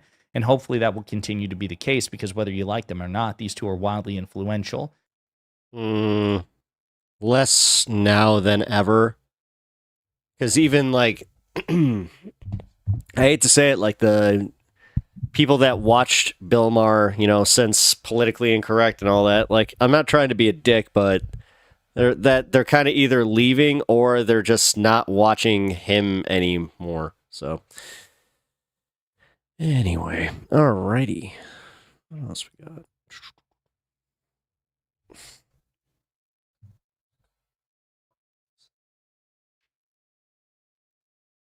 There we go. Okay. All right. We are in the 420 fun half, guys. Oh. Man. I can't believe I was as big of a Sam Harris fan as I was. But then again, I wasn't, like, this was during that post 9/11 like age where nobody was calling that out. Like, nobody was calling out Islamophobia. Like, nobody. Even on the left, like, even on the farthest left, they would just not even bring it up. And then it was, I think, around Obama 2. Like, the second Obama term is when they finally started being like, nah, this isn't okay. Like, we really need to cool it with the Islamophobia and then the drone strikes. Like, that's what we started caring. I mean, I hate to break it like that, but it's true. All right, let me put something in the chat real quick. Put my tip link in there. And yeah, just take this time to say I really appreciate you all being here. Also, if you guys haven't liked the stream already, please do, and sub to the channel if you haven't, and follow over on Twitch. And then, yeah, if you guys want to, you can donate to the stream and get yourself a membership over on YouTube. So I appreciate that. Why oppose the religion if Islamophobia, wait. Why oppose to religion is Islamophobia if it's against Islam, but it's so good if it's against Christians? What? Oh, you speak Spanish, no English. Oh, okay, cool. Then I can try with this one.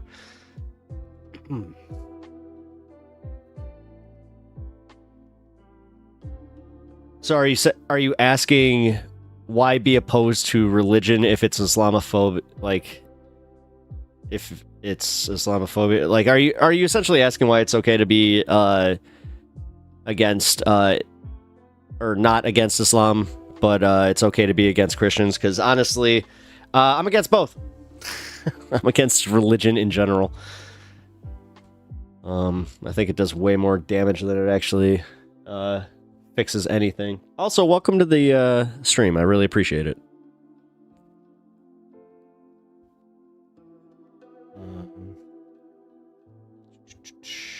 We've got another segment coming up here. Give me 1 second. Why would he lie about that? Why does he lie? Why does Elon lie? I think that's actually where we're going with this. I'm also checking in. Vistas, Hillside Avenue. Oh, damn. It's made it into Running Canyon Road. That's you guys don't know, this is all, I mean, dude, the Hollywood Hills are right there. Like, well, not even like the hills, I'm just talking Hollywood. Like, this is Hollywood Hills. Like, what's on fire right now is Hollywood Hills. Holy crap. Guys, this isn't getting any better. No. And I like how that's all I can add to it right now. I'm just like, no, stop. We're cooked. Yeah, dude. I mean, Fen, I hope you understand that. Like, yeah, that's getting, like, if it's like they were saying, guys, if this gets pushed any further in, this is taking LA like with it. Like, if you guys didn't notice, like the maps recently, they're starting to get closer and closer. Like LA is like right here, right? And all the fires are kind of on the outskirts, and it's just like now LA has just got this it's this little tiny blip on the map that has not been hit by the fires yet. But it's literally like you're watching. I'm sure that a few of you have played zombies. It's kind of like that. It's kind of like watching zombies. You just keep losing more and more space, and get pushed back into your. All of Cali is going to be gone at this rate. No, Bloodstone. I mean, Cali's huge. I mean, this isn't even. I think 1%. Okay, my translator goes burr. Don't worry about it. I appreciate that. All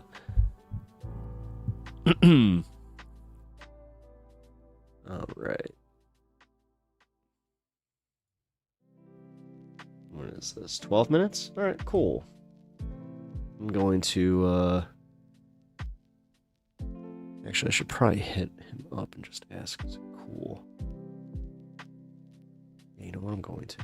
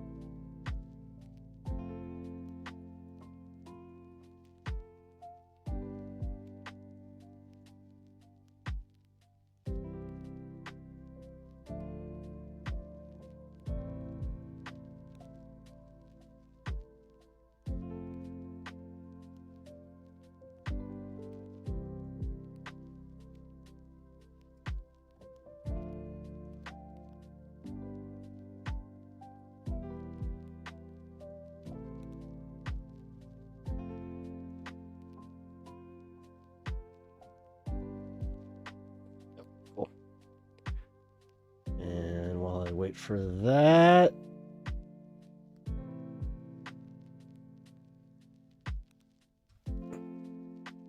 We've got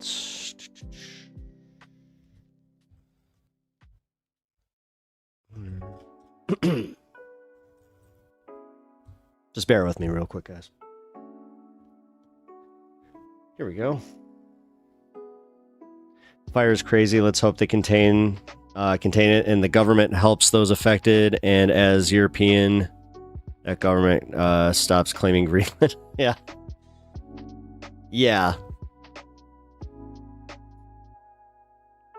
I still can't believe that's a thing. And somebody actually brought it up. They're like, is Greenland like gonna become the new California? Because they were talking about the mineral rights, and they were also just talking in general about like its position in the world. And with all the Arctic melt, you know, could be interesting. I hope he gets back to me. If he doesn't, then that could be a problem.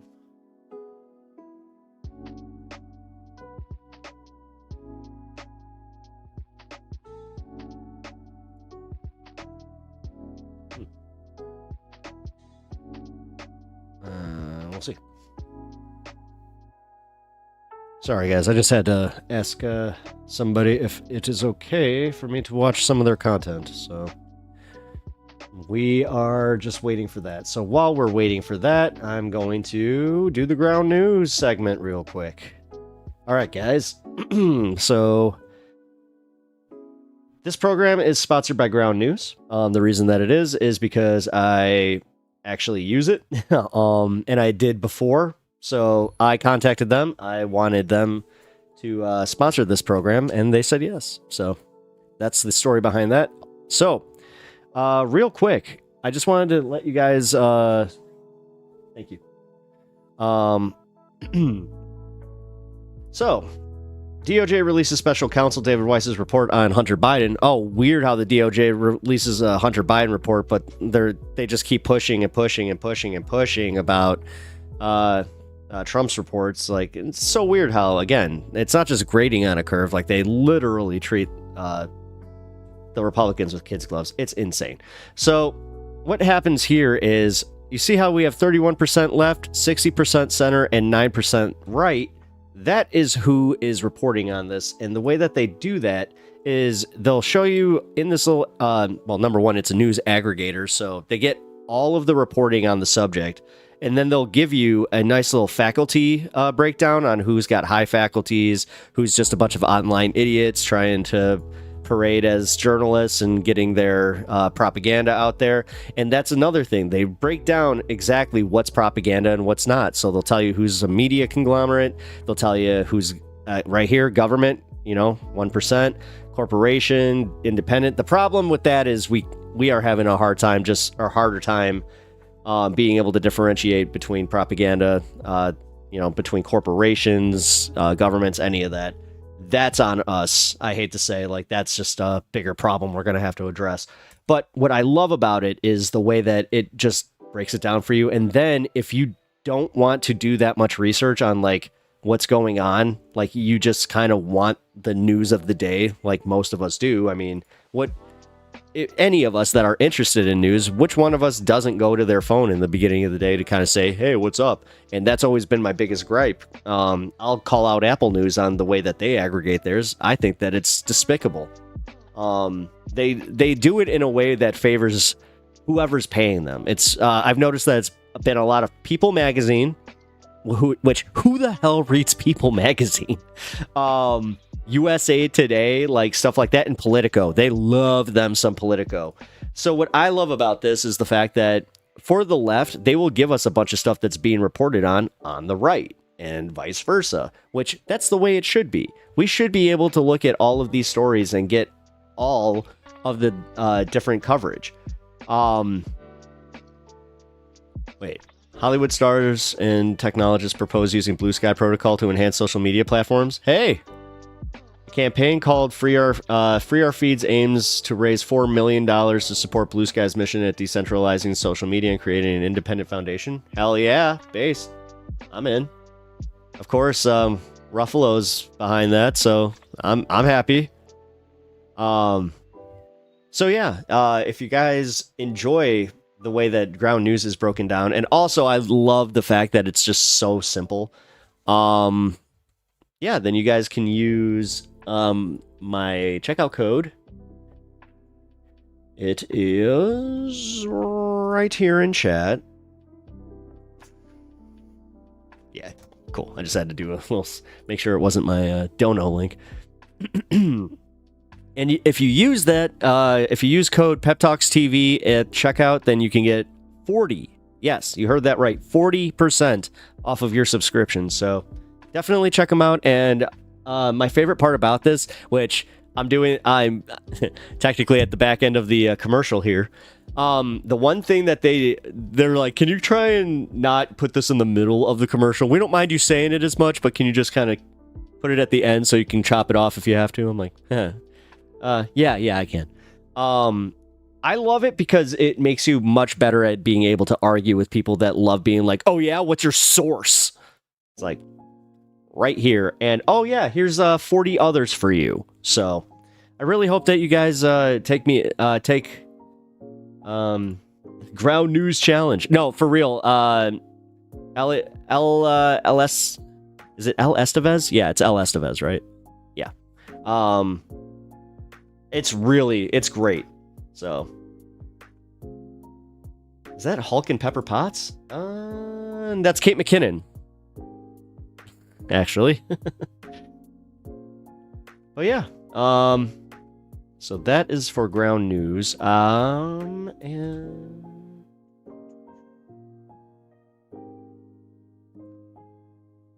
well, I don't want to use his video without. The problem with this is I really want to cover this. So, Hulk and Pepper Potts.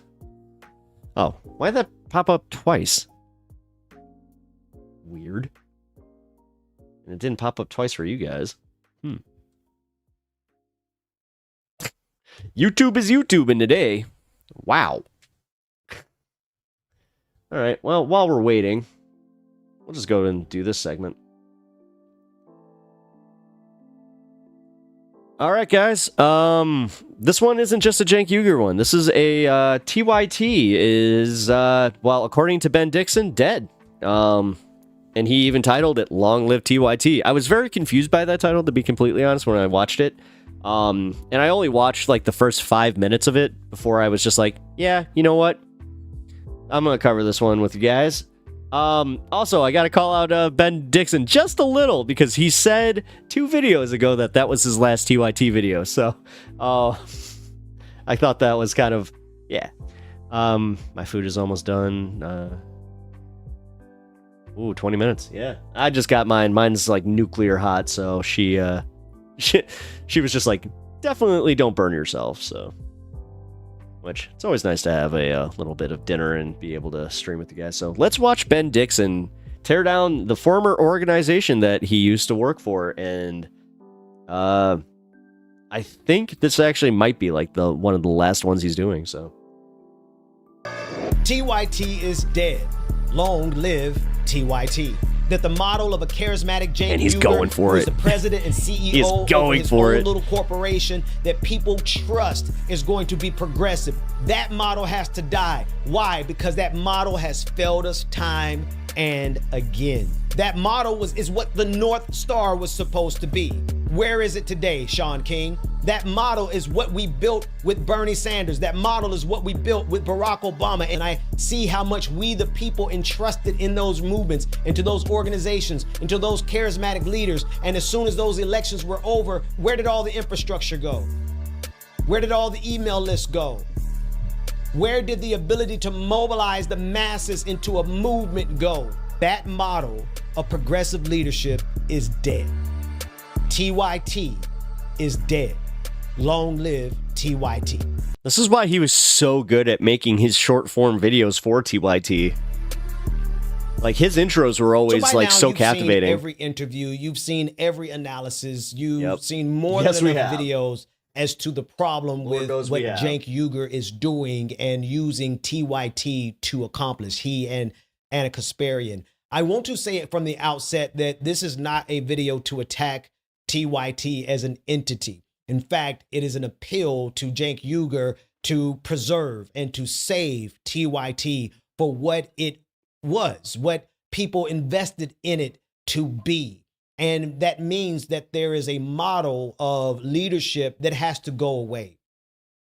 This is not an attack on TYT. In fact, This is why Patreon will be awesome. I hope that this is a way that TYT can be. Yeah, I'm looking forward to getting a Patreon so I can just watch whatever with you guys, because I got some, I have a backlog. Preserved. Because as it stands right now, the trajectory that Cenk Uygur has chosen has been rejected by the people. The very people who helped build his platform. The very people who gave rise to his voice. He is in the position that he is in, not because of his own ingenuity, but because the people trusted in him as a charismatic leader who was going to do what he said he was going to do. So no, this is not an attack on TYT. But before the end of this video, and I hope that I can keep your attention for as long as possible, but before the end of this video, you will see I am making a case, a strong case for the preservation of TYT. But TYT will not survive if it continues to go underneath the same model that has beguiled all of progressives for many years. It's not a problem that is just germane to TYT. It is a problem in progressive spaces holistically. What is that problem? It is the idea of a charismatic leader being entrusted with all of our funds, all of our resources, all of our subscriptions, all of our memberships, and those resources going into a privately held corporation over which that one individual leader has complete domination and control, their own personal fiefdom. TYT. It's usually how it goes, though. I mean, it should theoretically be a co-op, but media co-ops, that's hard. I have to admit, that's Cenk hard. Uygur. At least it should not be. I mean, this is what makes it easier for me, where it's just like I'm my own boss, but like this is also if I were to get, a bigger operation in some way. I would not expand it the way that Jank did. What TYT is and what it represents more than anything else. I'm not talking about the corporate entity. I know what the problem is. All the smart people are over which I'm sure Hey. Cenk Uygur has solid and solidified control watch over. it. But what TYT represented for the people here in the Damn. United States of I feel America attacked. was ostensibly an independent media movement sponsored and supported by the viewers so that they could be free from any type of corporate control and so that they can be free to represent the interests of the people. That's not where we are right now. And so when I say TYT is dead, I mean the model of American progressives pouring millions of dollars into an individual corporation, thinking that the president or the CEO of that corporation is someone that we can trust is going to operate based on progressive values when political times get hard, when financial times I'm a get creative hard, thinker when now. any I see type how it of is. issue I'll take gets it. too difficult, we expect progressive leaders to hold the line for progressive values. Now that I remember, freedom for Luigi, having a private healthcare system is wild. Yeah, trust me. And time and again, nearly every single It is. entity, every entity in which we have entrusted our resources, where are they now? Where are they now? Where is the leftist media entity that is standing up, that has the amount You're of perfectly in line. resources that TYT has been entrusted to lead us in this moment? I've written an article to accompany this video so that everyone can be crystal clear on what I'm saying and what I'm not saying, and more precisely, why I am saying this. I don't intend on doing many more videos at all about TYT. I do want to give this one last thought from me. I think he has one more There's after a lot this. to dig into, and I really do suggest that you read the article so that the thoughts can be outlined for you more clearly than I'm even capable of doing in this video. But I do want to go over some of the key parts here, some of the key nuances, some of the key issues. Here's the difference between left-wing media and right-wing media and mainstream media. And it's in this intersection that I believe we will absolutely find what happened in 2024. Why there was such a definitive shift towards the right across this nation. Good job, Ben, because honestly, this is one of the things that throughout all the interviews, it's been lost because you can't really just ask. You can't just be like, so guys, when did you start losing your way? And I can do the anecdotal one where it's like, well, I think it's when Anna started with her her BS, but realistically, what we need is a guy like Ben to just be like, no, here's when it happened. That's because right-wing media for the last 4 years has been funded, almost like a slush fund, and never-ending supply of cash being poured into right-wing media from all over the planet, to be quite honest. Of course, you had American billionaires pouring resources nonstop into organizations like Charlie Kirk and Turning Points USA, into the Daily Wire with all the venture capital that they had, with the ability to spend hundreds of thousands of dollars per month on advertising on YouTube alone. Meanwhile, on the left, we have to rely on donations from guys like Sake Tanuki on the Vosh and pretty much every other leftist stream, except for mine. Hey, We had podcast after podcast after podcast, every up-and-coming MAGA superstar with a new YouTube channel, with a new podcast, with a new web series. Everywhere we turned, we were inundated with right-wing media. That had a definitive effect on the outcome of the election. If you take away right-wing media between 2020 and 2024, you do not have a second term of Donald Trump. And this is what makes what TYT is doing. And again, let me correct myself. It's not TYT as in so much as it is the leader of TYT, the owner of TYT, Cenk Uygur. This is what makes what Cenk Uygur is doing so damaging right now.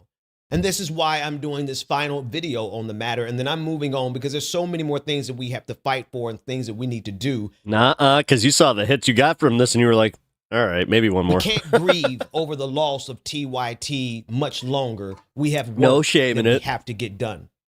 If you look at the I amount feel like all the Republican commentators have the fakest faces. of conservative media that saturated the United States over the Not past wrong. 4 years, there's no way that you can conclude anything other than the fact that we have been underneath a regime, a media regime that has... See, I remember when stuff like this would happen. I just caught it in the background there where Anna and Cenk are like actually having a heated debate. That would happen a lot.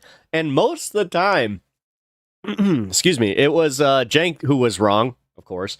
And Anna like taking the leftist position and arguing for it. But now there's nobody arguing for the leftist positions anymore. And when they do, Cenk tends to make them persona non grata. Manufactured consent and shaped and warped the minds of the average American viewer. I wouldn't be surprised if Ben Shapiro ripped off his face and revealed that he was the world's first kosher robot.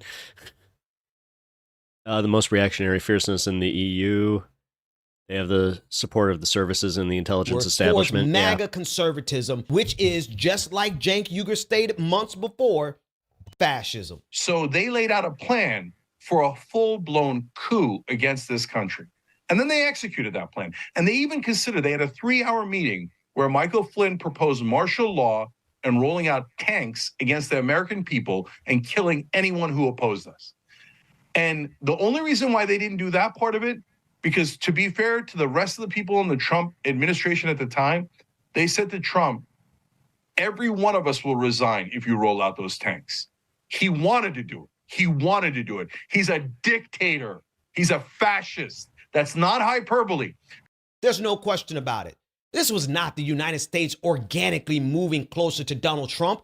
He's a Richard potato. Every time you cut on the television, there's Fox News, Newsmax, OANN. Every time you go onto YouTube, whether you're watching a progressive or not, the algorithm recommends someone from conservative spaces. And even if the That's true. algorithm wasn't organically recommending someone from the right wing of the United States of America, conservatives had millions of dollars that they could spend on advertising, putting them and placing themselves right in your face so that no matter where you went in this country, you were inundated with a right-wing message. And it went further. Elon Musk purchasing Twitter for $44 billion. Of course. Turning it into a right-wing echo chamber over the last 2 years leading up to the election. And instantly we saw all of the techniques, all of the mechanisms, all of the ways that the progressive movement made progress over the last 10 years become co-opted and weaponized against progress.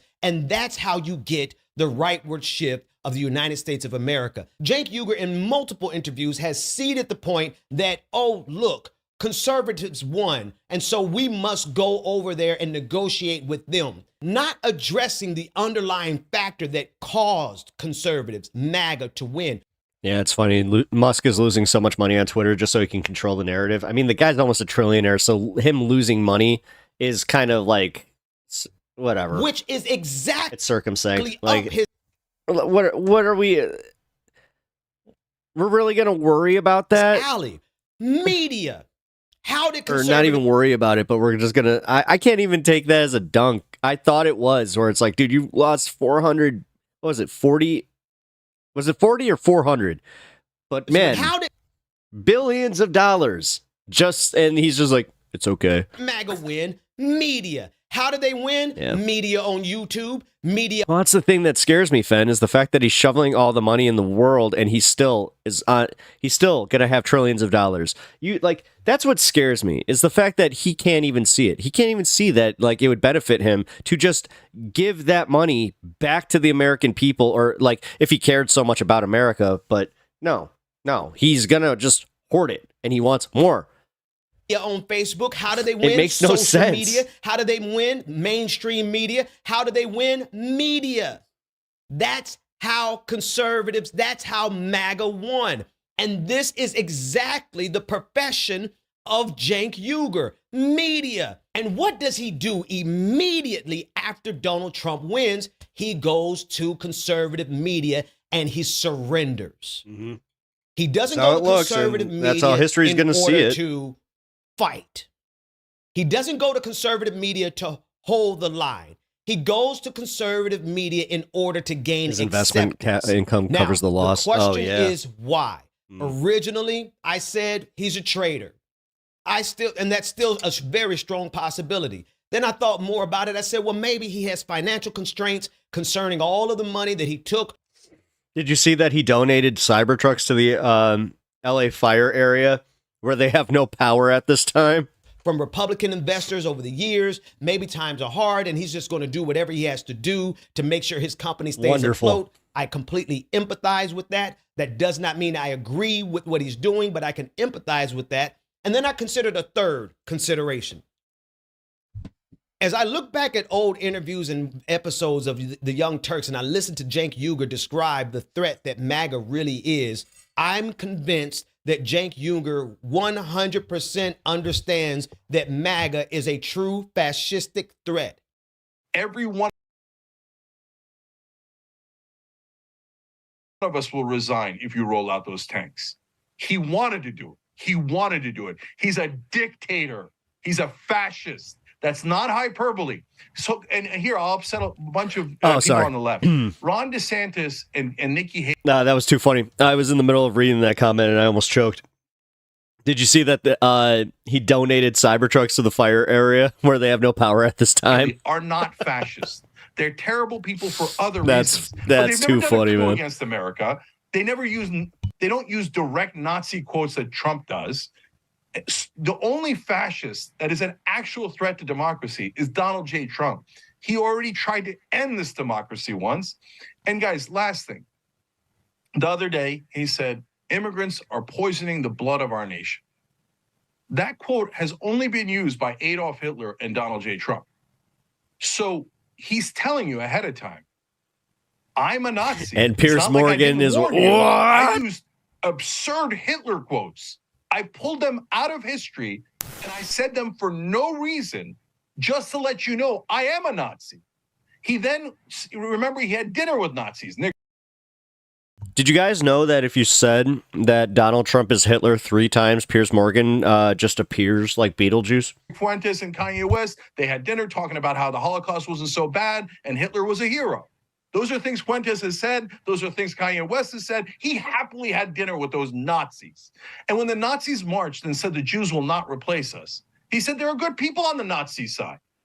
How many times does he have to tell you that he's a Nazi before you believe him? I'm convinced that Cenk Uygur 100% understands that MAGA is a true fascistic threat, that they will carry out authoritarianism and totalitarianism. They will use political violence. I honestly, when I look at what Cenk was saying before the election, I see someone who sees the threat exactly the way I see it currently today, that these people will absolutely have public executions if we allow them. If they were allowed to do it, Cenk Uygur knows that these people will start throwing people on the wall. They would throw them in prison. They will persecute, they will torture, and they will even publicly execute people if they are given the opportunity. That's what I believe Cenk Uygur believes, because you can't go from everything that he said before the election and just throw that away. So what am I saying? The third possibility as to why Cenk Uygur is turning cold is the fact that maybe, just maybe, Cenk Uygur sees the threat. He knows that it's a threat. And the best strategy that he has to combat the threat is to surrender to them as a sacrifice, to be the vector, to be the entity in their spaces that softens them and pushes back against their violent tendencies. What do I mean? I mean that by Cenk going to Turning Points USA and saying, we can disagree, let's fight, but let's go have a beer. And the number one thing to hold your ground on is constitutional rights. So I'm going to do some... Like the Second Amendment.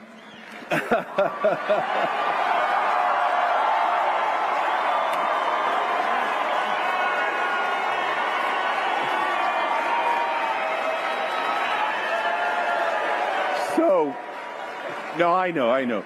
So guys, look at that. We totally disagree on that issue, but we just... You were asking for that one, I'm sorry. No problem. No, but look, but that was an important moment, because we totally disagree on that issue, but we just shook hands anyway. And you know what we'll do afterwards? We'll have a beer. By Cenk going to Turning Points USA and saying, we can disagree, let's fight, but let's go have a beer. He's trying to set the Overton window for the actions that MAGA will take to say, okay, we don't like them, we disagree with them, but afterwards, let's go have a beer. Now, stick with me. I'm not here to defend Cenk. I am not here to praise Caesar. I'm here to bury Caesar.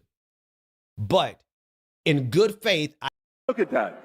We totally disagree on that issue, but we just... You were asking for that one. I'm sorry. No problem. No, but look, but that was an important moment because we totally disagree on that issue, but we just shook hands anyway. And you know what we'll do afterwards? We'll have a beer. By Cenk going to Turning Points USA and saying, we can disagree, let's fight, but let's go have a beer. He's trying to set the Overton window for the actions that MAGA will take to say, okay, we don't like them, we disagree with them, but afterwards, let's go have a beer. Now, stick with me. I'm not here to defend Cenk. I am not here to praise Caesar. I'm here to bury Caesar. But in good faith, I have to slow down and ask myself to consider this as well as you. I do believe that there's a possibility that Cenk Uygur honestly knows how violent these monsters are and that he is in those spaces enough to be able to convey a message that says, at least let's not get violent. Well, I considered that. And I take that to heart. And I do think that there's a bit of nobility to that. Cenk Uygur, if that is your justification of doing what you are doing, I want to say two things to you. Number one, you're still wrong, and I'll explain why in a second. But number two, I can respect that. I think that there's a bit of nobility in that. I'm giving you as much grace and consideration as I can, because you don't strike me as a person who's just a traitor who turns on a dime like that. You did betray us. You are actively betraying us. But I had to dig a little deeper and say, but why? I don't think that it can be just financial troubles, but that could be it. I paused and I really considered, well, what if Cenk is doing this to try to stop MAGA from going full fangs out violent, which many of them really want to do? If that is what you're doing, Cenk, then you'll understand what I'm going to do here next. Because what I see what you're doing is you're putting yourself inside of a dialectic, MAGA's dialectic. And what you're trying to do is to help them to resolve their tension, their new synthesis of where they're going to go, what they're going to do, what they're going to become next. I see you trying to say, whatever we do, let's not get violent. Let's disagree. Let's fight. And then let's go have a beer. Even the more I say it, the more nobility I see in it. But Cenk, you're wrong. Because they cannot be appeased. We've seen in history what happens when we try to appease fascists. Chamberlain understood too late what happens when you try to appease fascists. Czechoslovakia, 1938, tried to appease the Nazis. What happened? It emboldened the Nazis to go even further. So Cenk, while I could be honestly just making this up in my head, maybe you're not doing this. Maybe you're not trying to stave off the worst aspects and desires of MAGA, but I do think it's a possibility. And I want you to know that I'm engaging in good faith, and I have to take that in consideration. And when I consider that thought, I feel a level of empathy. I feel a level of nobility towards you. I feel that you're operating with a sense of honor and integrity if that is your motivation. Anything short of that feels like you're a traitor. But when I consider that possibility, I pause and I think, okay, I see what he's doing.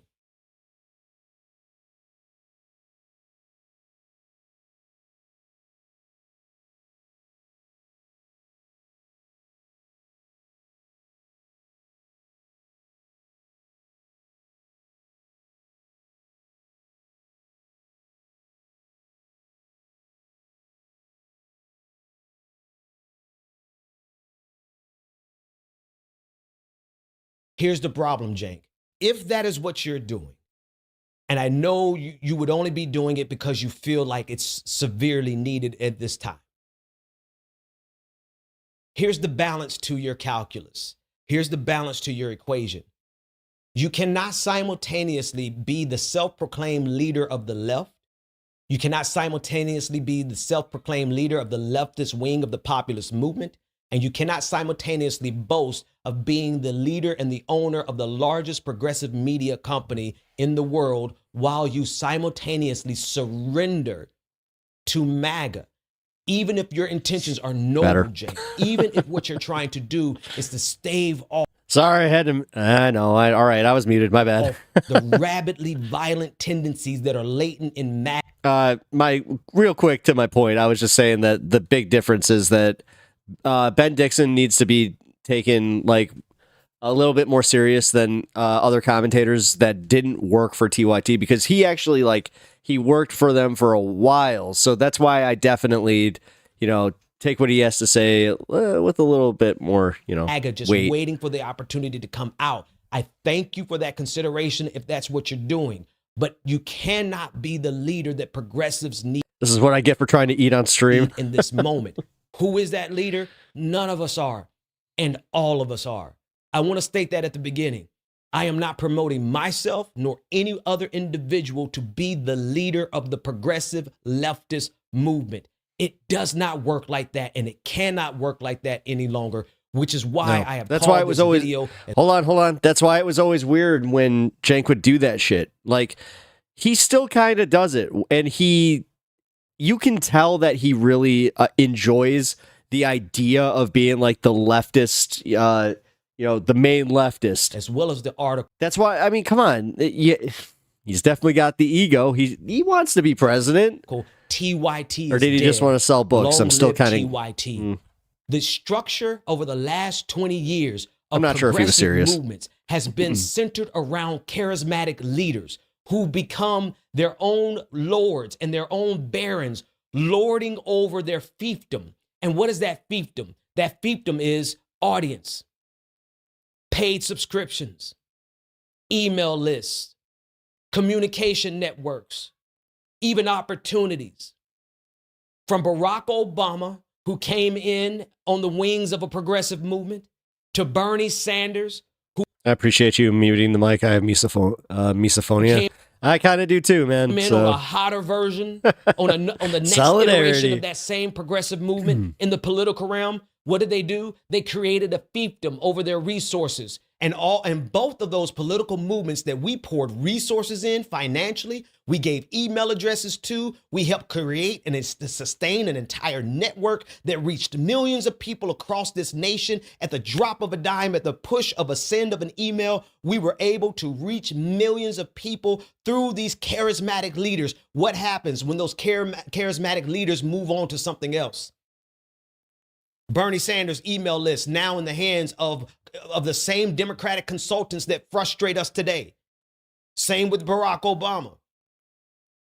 Let's go to the media. In the media, we had individuals like Cenk Uygur, TYT, who became the cornerstone of the progressive movement. And thousands of people, hundreds of thousands of people poured millions upon millions of dollars into this organization. But it was not a decentralized organization. It was Cenk Uygur's personal fiefdom, where he controls every aspect of that company, where he determines what's going to happen, where he determines what's coming up and what's not going to happen. He determines the trajectory of TYT, not the people. Yo, you made it onto my front page of my YT recommended? No way. And so when I say TYT is dead, long live TYT, what has to die in progressive spaces is this idea of a singular charismatic leader who is going to carry us to victory. Why? Because every time we have done that, we pour resources into that individual's organizations, and that individual's organization is usually something that they control alone, something that they dictate alone. And even if there are other people involved, those individuals hoard over those. I will actually give that update. Mine was also delicious. How many of you have? It was really good. Think about all of the progressive I movements smashed you've that, donated dude. to. Oh, Think about all of the progressive movements that you poured money into and given your email address to. Huge. Think about all of the entities that came and went. It's not just Cenk Uygur. I'm thinking also about Sean King. Think about all of the charismatic leaders that you poured Jack's forehead resources has that into. weird Where scarring are they because right now? years ago he tried bageling the dumbass. Really? Really? Oh my God, that's real? I thought that he was leader over the last 20 years of the progressive movement that is still holding the line. Oh, that's it's not too even funny. me because I've only been on the scene for the last 10 years. And even if I had been here for 20 years, I will still tell you this. What progressive and leftists need right now is decentralized leadership. We need the ability to organize ourselves, to move into action ourselves, to reach each other ourselves, to not have to wait for permission to get an email out from an organization that has a corporate agenda. Why? Because they have corporate interests. Why? Because they want to grow. They wanted to build. They wanted to expand. They wanted to get bigger studios. They wanted to get bigger office spaces. And so now they have bills, they have debt, and they have to do what corporate America says do, what their corporate investors say do, even though they still claim to be progressive and people-driven and people-funded. We've poured resources into individual leaders too long. All right. I make the case much better in the article. I make the case much better in the article as to what the problem truly is. The problem truly is that we have trusted charismatic leaders to lead us. And when those organizations and those leaders move on to something else or go into a different direction, or maybe whatever the excuse, we've seen our resources plundered for naught. And actually, I do have an interesting video that you know what? Thank you, Sean, for saying, bringing up the whole bageling thing, because I do have an interesting video that we can watch after this. This is the nature of TYT. And for those that don't know what that is scarring on top of his head. He got that from saline injections. And also, it's also another way of saying, making tribal scarring too. Underneath the leadership of Cenk Uygur and Anna Kasparian. They don't call it that. They call it blading in wrestling, but same concept. Let's go one step further. Because look, here's another reason you're wrong, Cenk. Actually, same outcome. You were wrong. Do we need you? And I'm holding these ideas simultaneously in my head. Cenk Uygur is sacrificing himself to stave off the absolute worst tendencies of MAGA. He's presenting himself as a sacrificial lamb to MAGA to soften the blows. I get it, if that's what you're doing. It's also a possibility that you just want another audience. It's also a possibility that you just want more cash from other people. It's also a possibility that the investments from Jeffrey Katzenberg are coming home to roost and you're having to kowtow to what he wants. It's also a possibility that you simply just I didn't know Katzenberg was one of the guys. Want to grow beyond the reach that you have right now. I mean, you become Poly Market Studios and not the TYT Studios. All those things are true. But if on this side, you're absolutely trying to welcome to the Poly Market Studios, hold the line to make sure that MAGA does not go. Of course, we always bet on stuff, but within a legal betting site. To their violent tendencies. Dude, I still can't believe they're not even legal in the United States. Which we all see they have. They're all talking about it. Not sure about what it's called, but it was a very brief fad. You ended up looking like you had a bagel under your skin. They all want to do it. That's who they are. Yeah. If that's what you're doing, Cenk. Yeah. What you do, it's like a purposeful scar, but they used to actually do that to identify tribal stuff. I know that's where understand at the other the end idea kind of came dialectic. You're over there now. It was like a trend. You've surrendered. Tide Pod of his generation. As a sacrifice to MAGA in order to solve. That's your home now. God bless you. On the other side, we need to fight. We need people who are going to fight. We need people who are going to once more into the breach, get into this fight and go head to head with MAGA in every media category that MAGA utilized over the last 4 years to push America towards the right. Television, internet, streaming, podcasts, radio. Every category is a category that we as leftists and progressives need to fight back. So, Jane, while you're over there trying to make sure that MAGA does not turn into this raving monster where they begin executing people publicly, because we know historically that appeasement doesn't work, it is vitally necessary that we have an entity, individual. I was literally just about you. Thank you, Sean. I was gonna bring up Abdullah the Butcher after this, but now that you said it in chat, I was just like, yeah, look up Abdullah the Butcher. Like Oof. hell. Dusty Rhodes. Dusty Rhodes I always thought of because he had the really bad ones. If we don't have that balance, what happens? Somebody in the audience, if all Dusty we have Rhodes. representing the left is Cenk Yeah, Uygur, daddy. who is submitting himself as a sacrifice. Let's give him the benefit of the doubt. Let's give him some grace. Let's say that he's not a traitor. He's sacrificing himself.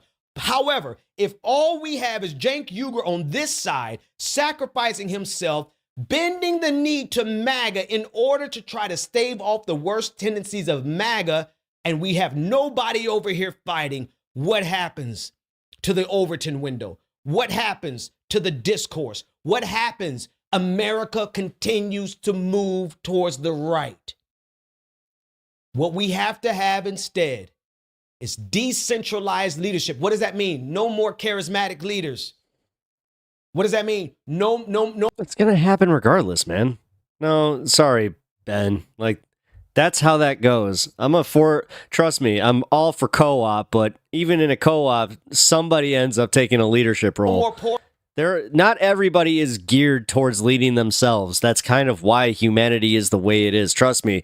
If you've ever been on a sports team that required like a captain and a coach, then you kind of understand the hierarchy Bring all of your and like why it happens. resources into one organization that's owned by an individual or a small group of Sean is such a great name. Shame about the Hannity dickwad. individuals. We've done that. And I know in a lot of ways I might be like shooting myself in the foot because it would be easy at this juncture. Dan, you guys spell it like the cool way. You guys don't spell it like those dicks with the SHAWN. For somebody like charismatic to come along and say, pour all of your resources into me. But that would just replicate the model. And that would present a problem in the future unless I'm kidding. that leader is willing to surrender. Unless a leader is willing to surrender their infrastructure to the people. Dude, no. Like, the thing is, he's a pastor. He's a freaking pastor. This is laughable coming from him. He literally is the charismatic leader of his parish. How the hell can he conflate this so just Now we're getting blatantly? somewhere. What the hell, TYT. Ben? Like, this is the one that I will take a little bit of grievance with this one. This one's bad. Is dead. Like, come on, Long man. live TYT. Unless an individual is willing to surrender their infrastructure to the people. So you want to, okay, so your biggest argument is to make TYT a co-op. What?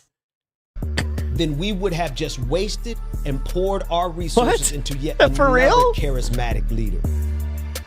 And Ben, I don't think that we I'm actually kind of disappointed that can that's the afford to do takeaway there.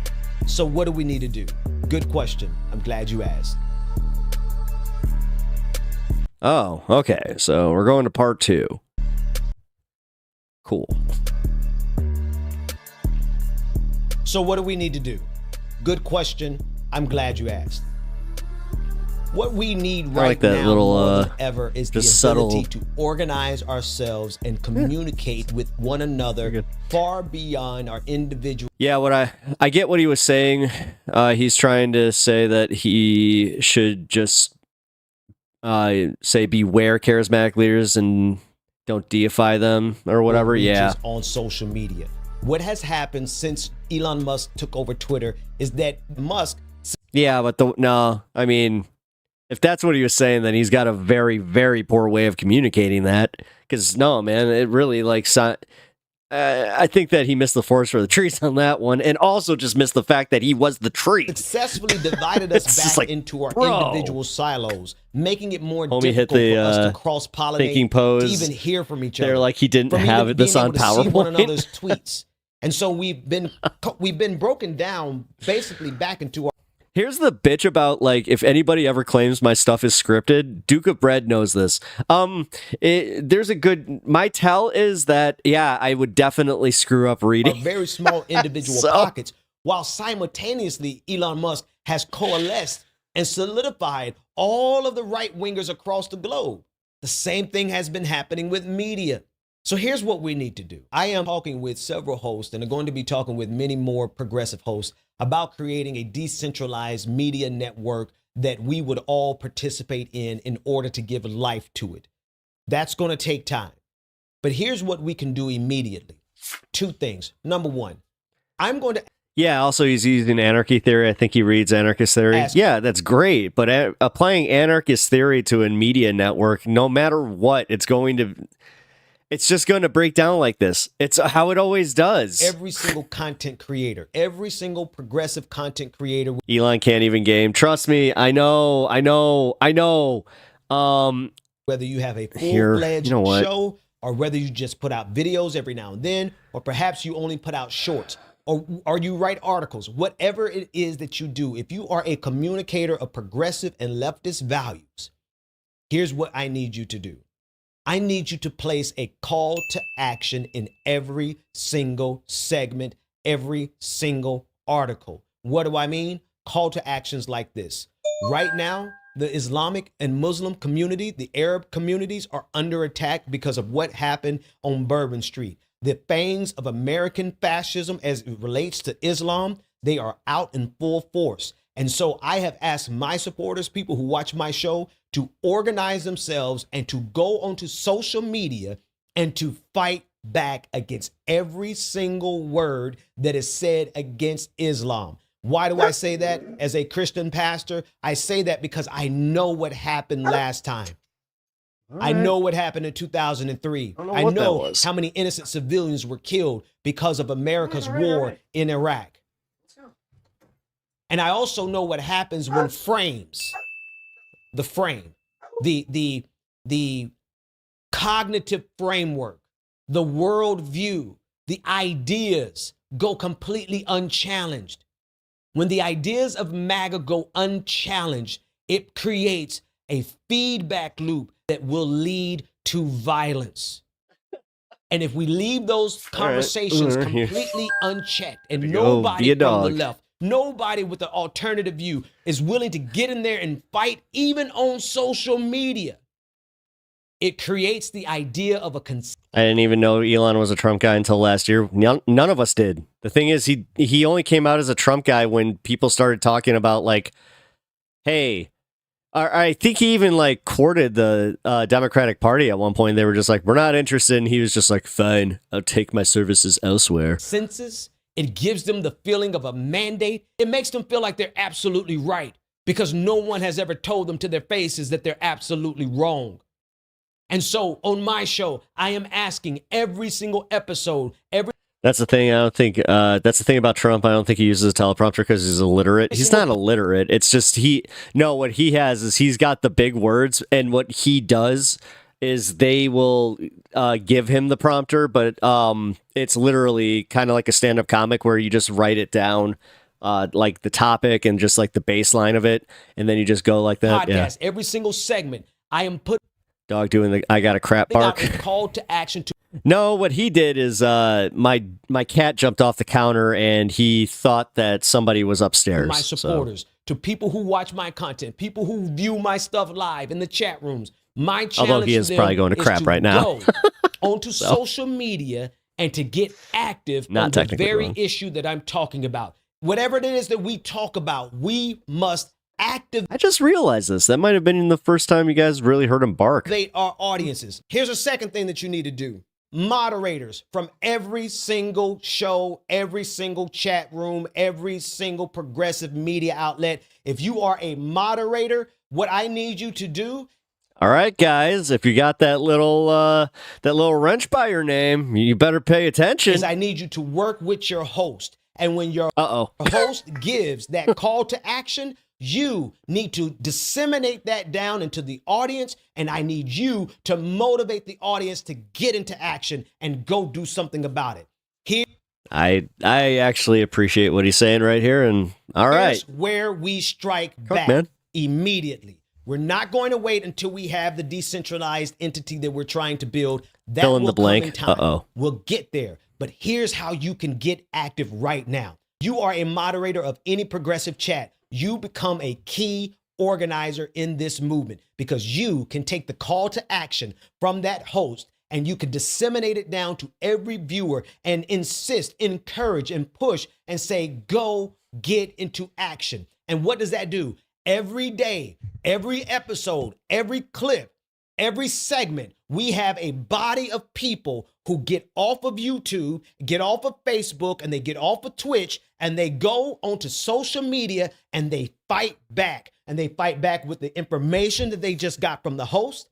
They fight back with the talking points that they just got from the host. They fight back with Speaking of call to action, I had to do something. team of people that they just squatted up with in the chat room, and you get on social media and you push back against MAGA narratives all day, all night, nonstop. The battle is in the public square, and the public square, for better or for worse, is social media, especially Elon Musk Twitter. Nobody has to do anything I say. I'm simply putting it out here, and I'm asking you. For every progressive media host, number one, we need you to give a call to action based on the segment that you're in. Don't let a segment end without a call to action. Number two, the moderators, you take that call to action and you make sure you not only have the call to action, but you have the information, you have the links, you have the memes, you have the graphics, you have whatever the audience is going to need to move into action. The host makes the call to action. The moderator disseminates that call to action to the people in the chat. Duke, I'm relying on you to remember this. And you encourage them every single segment to go onto social media and to fight. Yeah, here, Kenzie. I do, actually. Here, I will, I'm going to post up my donation link right now. Back. Pick a fight with MAGA. And I appreciate that so much, Kenzie. The fact that you even asked that. I can't. Pick a fight. I don't want to repeat it just so I don't get in trouble. But don't be afraid Thank of you. them. Don't be afraid of their trolling. Troll them better. See, this is the other thing. Like, I know I'm going. I don't know how long this video is going to be, but I'm just going to say what I. I like how that's technically part of his call to action, though. It really is. Ben Dixon just said it. It's like, release the memes as part of the call to action. Because we got to say it. We got to move on. We got and also hold me to an account. Hold me to account. Yeah, stuff to do. You know what? Good message. Got battles to fight. But we run Twitter. We built it. We understand how this place goes. We built social media. Leftist movements help build social media. And we're not shocked. Don't be scared of 4chan trolls.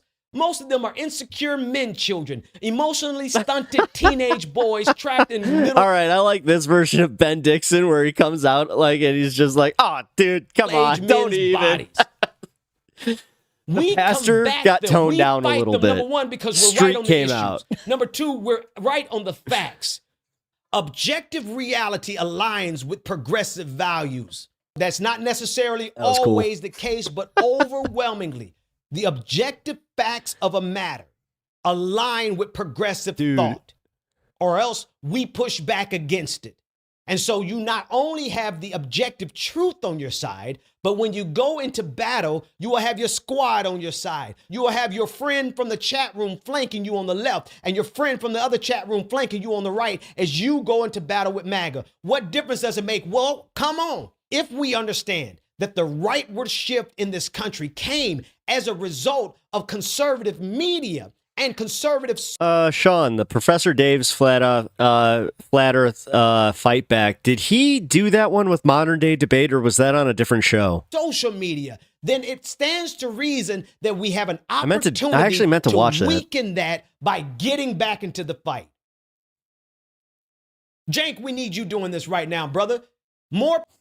people would hear you. Man, More right people back would to have just, heard this from you. "What are you doing?" Utilizing the platform back that here, dude. progressives trusted you with than will ever hear it from me and my small little platform. But I'm going to do the best I can to get it out. And I need all of you to share, like, and subscribe to make sure that this message gets out. Here's the next thing that we need you to do. The moderators have their role to play. The supporters, the fans, the listeners, the viewers, you have your role to play on social media, but you have a secondary role to play. You need to become an evangelist for progressivism.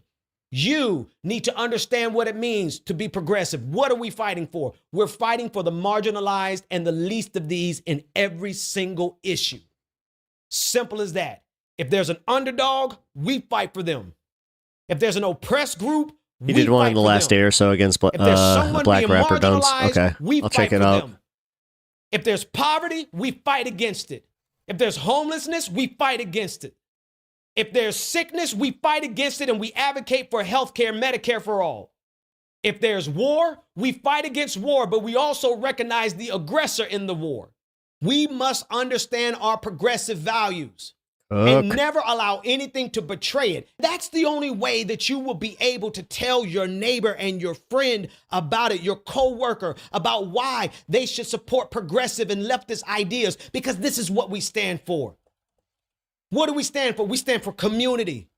We stand for community. Come, let us reason together. We stand for unity. We stand for equity. Yes, we stand for equity. We stand for opportunity for all. We stand for equity for all. We stand for diversity, because diversity is our strength. What does that mean specifically? What does that do? That means that every time you come to the comment section, every time you come into a chat room to support your favorite show, you should bring somebody new. Okay, does that. My bad. Period. Every time.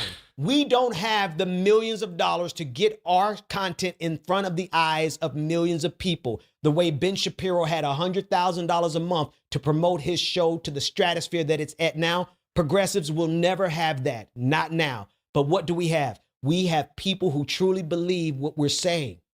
We have people who truly believe in these values. So what does that mean? Yeah, it's because we truly believe in them. That's part of the problem with MAGA is they don't even believe half the crap they're saying. Go and tell someone else about it. And you need to tell them about this person that you're listening to and why it is, what you like about them, what's so important about them. You need to send them clips. If your content creator can't create clips all day long, he's right. Get on there. You need to find your favorite Share my section clips of that show. Clip it. Share my streams. I mean, I think you guys already do. Record it on your Android and send it to somebody. You need to be a recruiter for progressive values. So there you have it. There are 3 specific things that we can do right now in the aftermath of the demise of TYT and the fact that we don't have a centralized media platform that can help guide us. We don't have a centralized leader who can help guide us. We are on our own. And so what do? 3 things again. Number 1, I'm asking every content creator. Brother Sam Cedar, I'll reach out to you. We need you to do this. I appreciate that. All right, guys. Single he knows what's up. Leftist, and then Sam is just sitting in his kitchen, like eating a half bowl of cereal, just like whoever, Midas touch, all of you, everyone. We need you to not end your segment without a social media call to action. Why is social media call to action? Good luck with Midas touch. They're a little bit center. Because number 1, it is significantly important in terms of the public they have clickbaity titles. And the public square. And I mean, I'm fine with clickbaity titles. I have to do them myself, but holy clickbait. That's where the debates are happening. Shameless. We need you back into the fight. And so we need, number 1, every host to close their segments with a call to action. Number 2, we need the moderators to connect amongst all moderators, to create your own network of moderators. Set up your own moderators Discord where you can house and store all Brother Sam Cedar has a nice ring to it. Calls to actions, it does. All of the memes, all of the graphics, all of the talking points, all the links to articles, and we need you to bring that to bear in the audience. And when a host gives a call to action, you have information there immediately accessible for the audience to grab and go into action. And to the audience members, you have 2 jobs. Number 1, take that call to action and go be about it. Go do the work. Go pick a fight with MAGA. Go push back against a lie. Go push back against misinformation and disinformation. I hate to say it's the only reason that I'm still on Facebook right now. It's because I go and that's where I get all my angst out against right wingers. Is I just rhetoric. Don't let them stand out there unchallenged. Get into the fight and tag me in it. I'll be more than happy to get into the fight with you. And your second job is to become a full-time evangelist. I'm going for it, guys. Knowing that I got Ben Dixon to like back me up. About it. Invite them. Don't come to an episode of your favorite host without inviting someone else to come watch it with you. And then the last thing that we all can do, community. We need to ensure that our communities are interlocking. That the people who watch me live are watching Sam United Front of Moderators. They're watching the Vanguard Squishmallow live. Dragon that phone they're died. watching David sucks. Doyle, the Rational Welcome National back. live. That they're watching the Humanist Report live. That we're watching Rebecca Azor live. That they're watching Mark Lamont Hill live. Every single one of our audiences should be cross-pollinating and watching each other live. Come on. Dude, so that we you know how wild that'd be to me if somebody said that? I'd be like, what? Foster a community that they can't foster. I'm joking right now. Doesn't have the ability to have community like we do. So that's it. I did not want this video to be a video of me simply going after Cenk Uygur. In fact, I hope that you can see that I'm trying to offer a modicum of grace to him. And when I think about the possibility that he's over there trying to tamper down on the most violent tendencies of MAGA by being a sacrificial lamb, I respect that. Oh my God. I think he's wrong in that you cannot appease a fascist. You cannot appease a Nazi. History has already taught us that. But if that's the role that he has chosen to play, then so be it. Simultaneously, that means that he can no longer identify as a leader of the left because he doesn't speak for us anymore. He can no longer say that he's a leader of the leftist wing of the populist movement because he doesn't speak for us anymore. He can no longer say, and he should no longer be able to parade around, carrying around the idea that he is the owner and the leader of the biggest progressive media network in the country. Why? Because progressives gave him that title. Because progressives built TYT. No, he gave himself that title. Our dollars built TYT. Our views. Yeah, no, we did. We built TYT, but no. He gave himself the title of like the self-anointed king of the left. Our clicks, our shares built TYT, and we did not build it. Every single one of us, including me, we Cenk did is a not double build agent. Nah. TYT to have the I'll be more fair than that. He's too turn around and go and surrender to MAGA when we need egotistical to be a double agent. Sorry. Because no, this comes from ego. Like, that's the whole reason he can't just like agree or just be like, yeah, you know what? I don't appreciate you calling me out like this, but I do kind of agree with what you're saying, or I can kind of see where you're coming from even. Like, there's just, he's not charitable in the slightest here. Be sure to download the article. Like, be sure to read the article. Or hasn't been charitable in the slightest. It's funny because he puts up with the right calling him jank. Job there. I don't have a teleprompter, so I just got to go off the top of my head when I do these things. But it's outlined in the article. TYT as we know it. TYT with a charismatic leader where we trust that his private company. Oh, shit. He's the thank you for the $10 or the $5 donation. I appreciate that. CEO over. And he has all control over. Sorry. That model is dead. Let's see. That model cannot be sustained. And my alert It has didn't go betrayed off us again. too I many just realized. times. But what people hoped TYT would be should always Mackenzie remain Page. alive. I really appreciate that. In fact, if the 75 people who work for TYT were given the opportunity to be that decentralized hub, James, I just want you, if you truly are doing what you're doing because of out of fear of what MAGA could become, then hear me out. Turn TYT. I know you won't do it. I doubt very seriously that you will do it, but I got to ask you anyway. Turn TYT into a decentralized co-op. I was like, nah, he probably won't. Where it's not spending an exorbitant amount of money on executive salaries. Step down. You and Anna, step down. Step down. Executive salaries. Turn it into a co-op that's headed by some of the key voices that we do trust in. Look at that. He didn't use the term co-op before, but I called it. That's what he was calling for. Cool. That's headed by a team of leaders that respond to democracy, that respond to democratic votes that come from every single person who subscribes, that comes from every. Okay, actually, now I'm thinking about it. Like, depending on how much their executive salary is, but it should be based on how much work they're putting in. Every single person who is paying money into it. Mobilize your audience. I don't know. This isn't like co-oping a grocery store. To be It's the a little navigator different. of your entity. Allow TYT to become the entity that propels every single progressive voice above the algorithm. You have the capacity to do that. No, that's assuming that. No, wait, no. I'm sorry. I got to call that out. No. You won't. The algorithm will then bury you anyway. Like, no, the algorithm's the algorithm, Ben. Do it, then we will certainly build something else that will do it. I think I've said everything I need to say. That was awesome. Like, it really was. That was an awesome video. Yeah, sub to Ben Dixon if you haven't already. Actually, I just realized that I haven't, so I gotta be a good example. Look at how young he is. Jeez. Also, a little odd. Like, that is just an oddly well-made Photoshop right there. I was gonna say. Oh, man. Yeah, Ben Dixon did a great job. Yeah, FTYT. Yeah, it's at this point, it's just so hard to even, like, is there any going back? Yeah, I don't think so. No, I agree with you on that one, so. Alrighty. Well, that was a fun segment. Let's go to the next one. Also, we're going to hang out for a minute. Oh,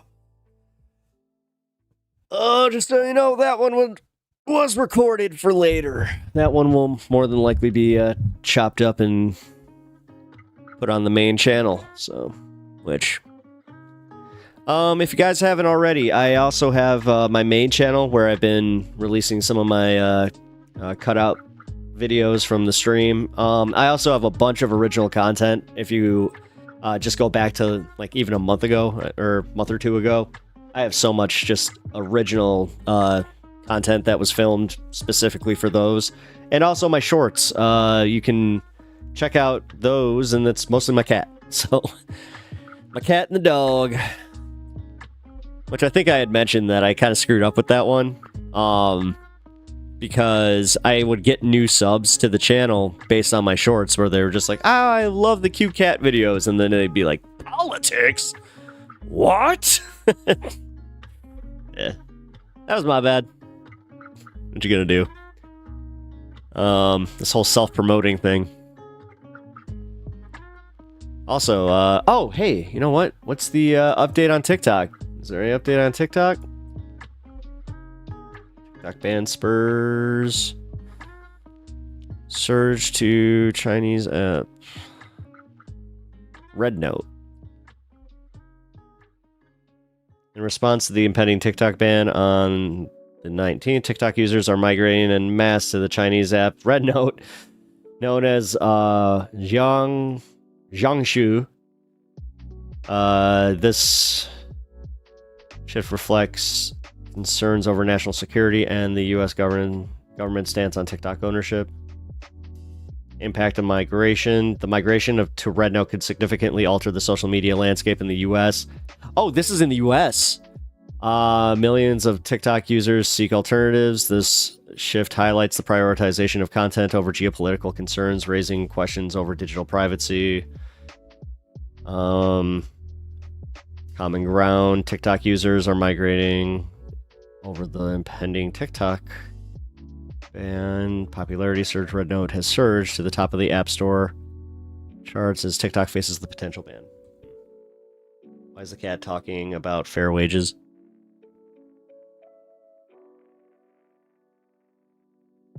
Why is this? Oh, wait. New genre. Political cat and dog videos. Why is this cat talking about fair wages? Okay, now that would be pretty funny. Just dubbing my dog looking at me and, hey, you know what's cool? Communism. Actually, you know what? I might do that. I just had that moment, like, yeah, about a quarter way into the bit where I'm like, oh, that's actually really good. Because that's, yeah, you get a cute dog video, but it's like, hey, you want to hear something interesting? Did you know that we're on the verge of class consciousness? There's a reason that that most of us agree with, the Luigi story, unless you've been told not to. And then, if you've been told not to, think about why you've been told not to. Just saying. But this is the thing. God, writing scripts. Oh, God. This is the reason that, like, when I was doing comedy, it was kind of, I was more of those off-the-cuff kind of guys. Hey, what's up, Brian? Hey, Brian, how are you? Haven't seen you in a while. Hope you're doing well. All right. TYT is dead. Ben Dixon did a really good job. Gotta say.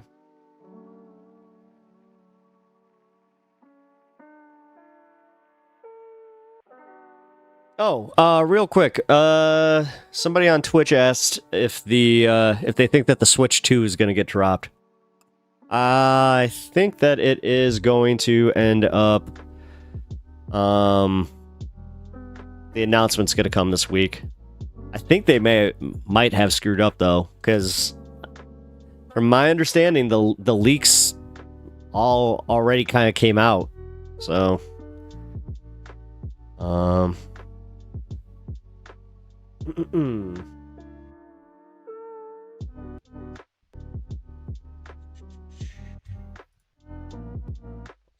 more second. Cool.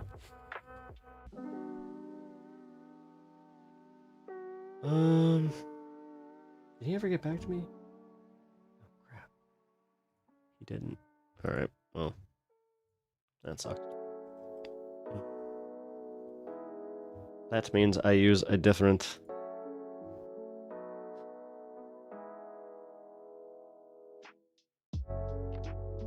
The fires are growing.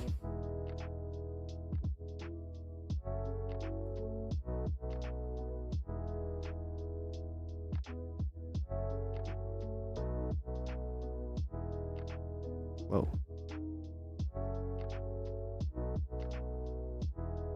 Yeah. Still blazing in the Hollywood Hills.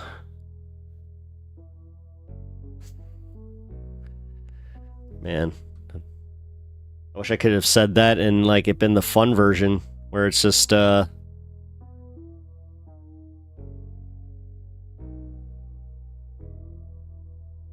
blazing in the Hollywood Hills. All right. Well,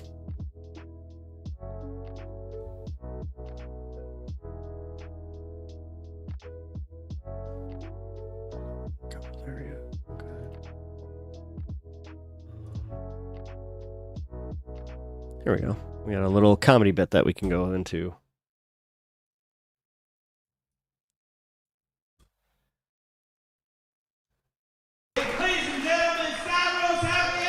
Hey, I just saw a show there. That's the Vic. How are we doing, huh? Nice to be here. This is sick. Love Chicago. Great town. Really nice town. Kind of place where a fat man is respected in this town.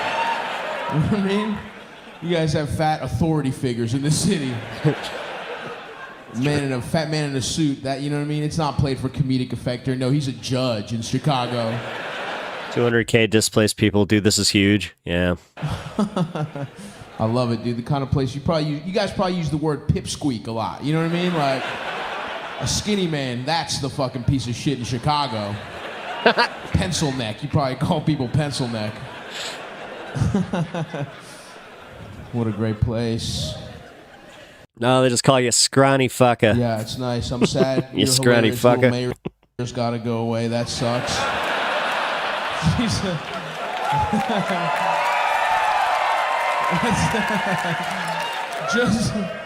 just visually one of the funniest people of all time. For real. Really awesome. You'd think somebody that looks like that would have to be competent. Do you know what I mean? Yep. Like you see someone like that, you're like, well, obviously she must be the best politician and mayor of all time. You gotta be like technically a savant to reach this high a level. Surely you can't be just a horrendous mayor and look that funny as well. Like on paper, you have, like, okay, for example, I have a sexy doctor, right? My doctor's he's a piece of ass, I'll be honest. And I go to the doctor and I was like, hey, I'm not feeling great. I'm like, can I just do like a physical? He's like, yeah, great. And so I'm like, all right, can you give me the results? He's like, no problem, I'll call you. It's like, all right, that's kind of weird, you're gonna call me? So he calls me and he's like, you're all good. And I'm like, what? What do you mean I'm all good? Can I see like a printout? He's like, nah, you're all set, no worries. You're no problem. So I'm like, come on, something's up. You know what I mean? But that's the thing, he's sexy, right? A sexy person doesn't have to be good, right? They get by, right? Like, I want a fucked up look. Like, if you had to pick a doctor, you would want someone who is, honestly, you would pick somebody that has gone through adversity, right? You would pick a little bug-eyed black lesbian, you know what I'm saying? Like, you would pick someone who society treats bad. Because you'd think if she can get through med school, she must be the best doctor of all time. And that's what I would think in terms of politics as well, right?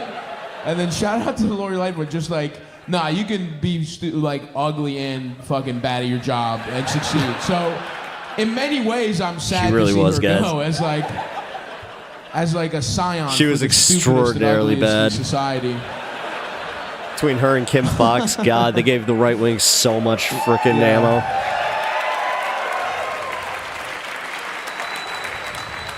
You got a Greek guy running for me. He seems like the one not to vote for. From what I've been here for like a couple days, and I'm like, nah, I don't trust that Greek. That guy's. There's no way a Greek business. I don't know. They're like, just off of what I know about Greek businessmen, you don't want that guy running your city. He's gonna use the fucking city funds to add like an addition to his house. He's gonna take like special ed funds and build a pool. You know what I mean? He's gonna. That's like Chicago politics right there. You don't want a Greek What are you talking businessman about? being your mayor. You know what I'm saying? That's no 15-year-old hostess is safe if a Greek businessman. That's a city. You let a fucking old Greek guy run your town, he is sexually harassing everyone.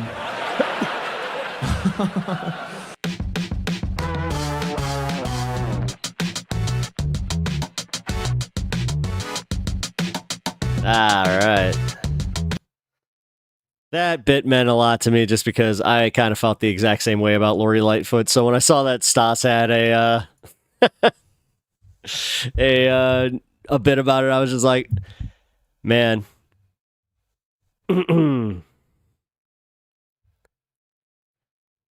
Not so anonymous, are you? What?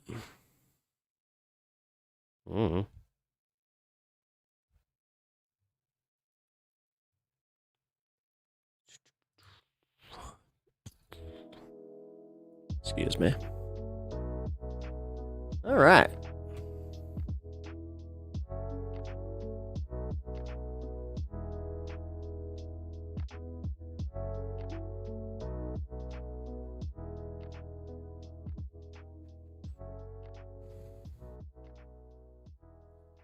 I swear this time. Kirk, the fact that you have to play this game, you did it to yourself. I feel like you're the Spider-Man meme now, just except now it's the tables have turned.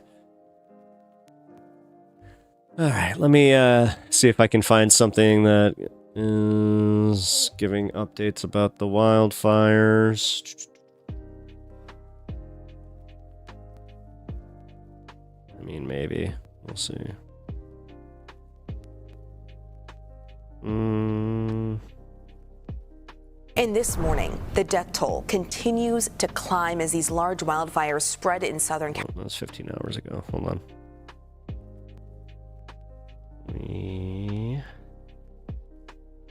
like I want an update. Why is this not working?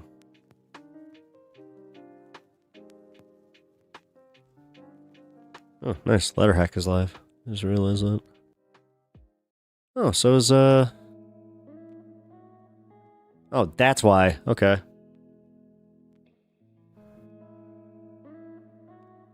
Here, actually, give me a sec. Okay, did I not need to jump through that window? I just felt like it was necessary. Oh, she's here. She's somewhere in here, guys. Oh! He's playing Bioshock. Multiple subjects. Let's get another. Yeah, I've actually beaten Infinite. I have beaten Bioshock Infinite. Okay. Create content for you to copy and paste.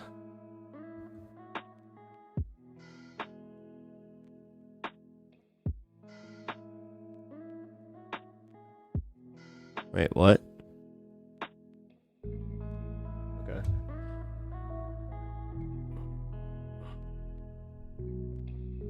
No, actually, yeah, you know what? Not a bad idea. Let's see.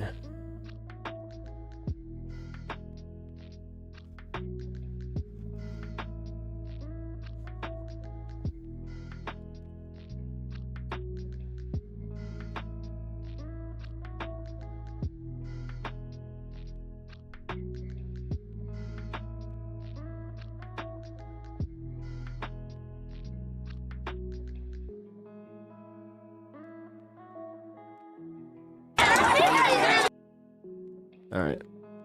There we go. Squishmallow brought up a good point. A lot of streamers have just forgotten about the Palestinian conflict, so... This is what starvation looked like today in Gaza. But these pictures could have been from almost any time of the past 15 months, when Israel launched its war on Gaza. Israel has imposed a total blockade on the Strip, depriving Palestinians of basic supplies, including food. We do not work and we do not have money. We depend on charities. The Rafah charity is the only charity that we depend on a lot, and with it we can feed our children, but it is not enough. The United Nations has refuted Israel's claims that Hamas is stealing food supplies and blames it for the worsening crisis. Israeli authorities continue to deny most requests to bring food assistance from Erez West crossing to areas south of Wadi Gaza. Meanwhile, about 120,000 metric tons of food assistance, enough to provide rations for the entire population for more than 3 months, remain stranded outside of Gaza. Parents of children suffering malnutrition try to find relief at UN medical centers, but say Israel's forced evacuation orders are making the situation worse. The reason behind my daughter's condition is displacement. We fled from the north to Rafah and then to Deir al-Balah, where we lived in a tent. Her malnutrition worsened due to the prolonged displacement, lack of food, and financial hardship since my husband's work stopped because of the start of the war. Bombs and bullets have killed more than 46,000 Palestinians. But rights groups say that Israel is using food as a weapon too, and its victims are the most vulnerable. Tariq Abazoum, Al Jazeera, Deir al-Balah. Make sure to subscribe to our channel to get the latest news from Al Jazeera.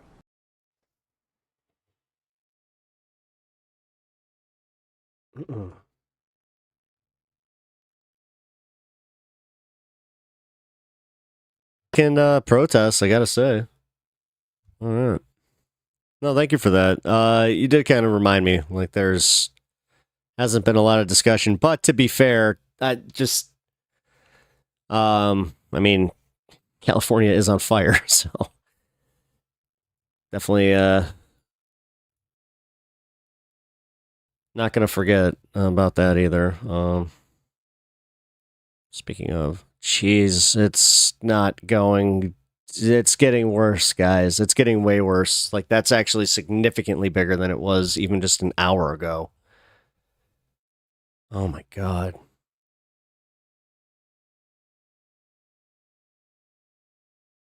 And at this point, is LA still without power? Does anybody know?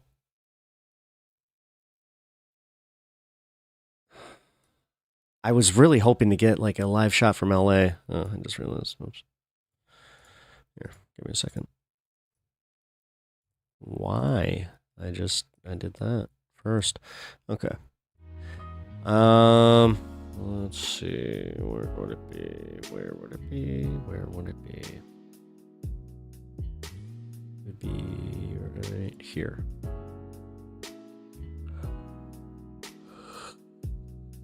Oh, excuse me.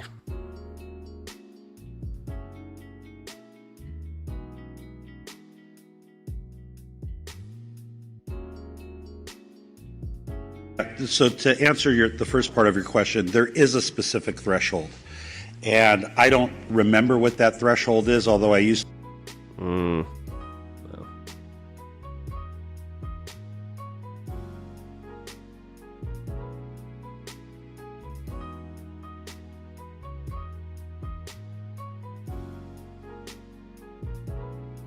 Oh, yeah. No, I got you, Squish. Don't worry about it. Chase it.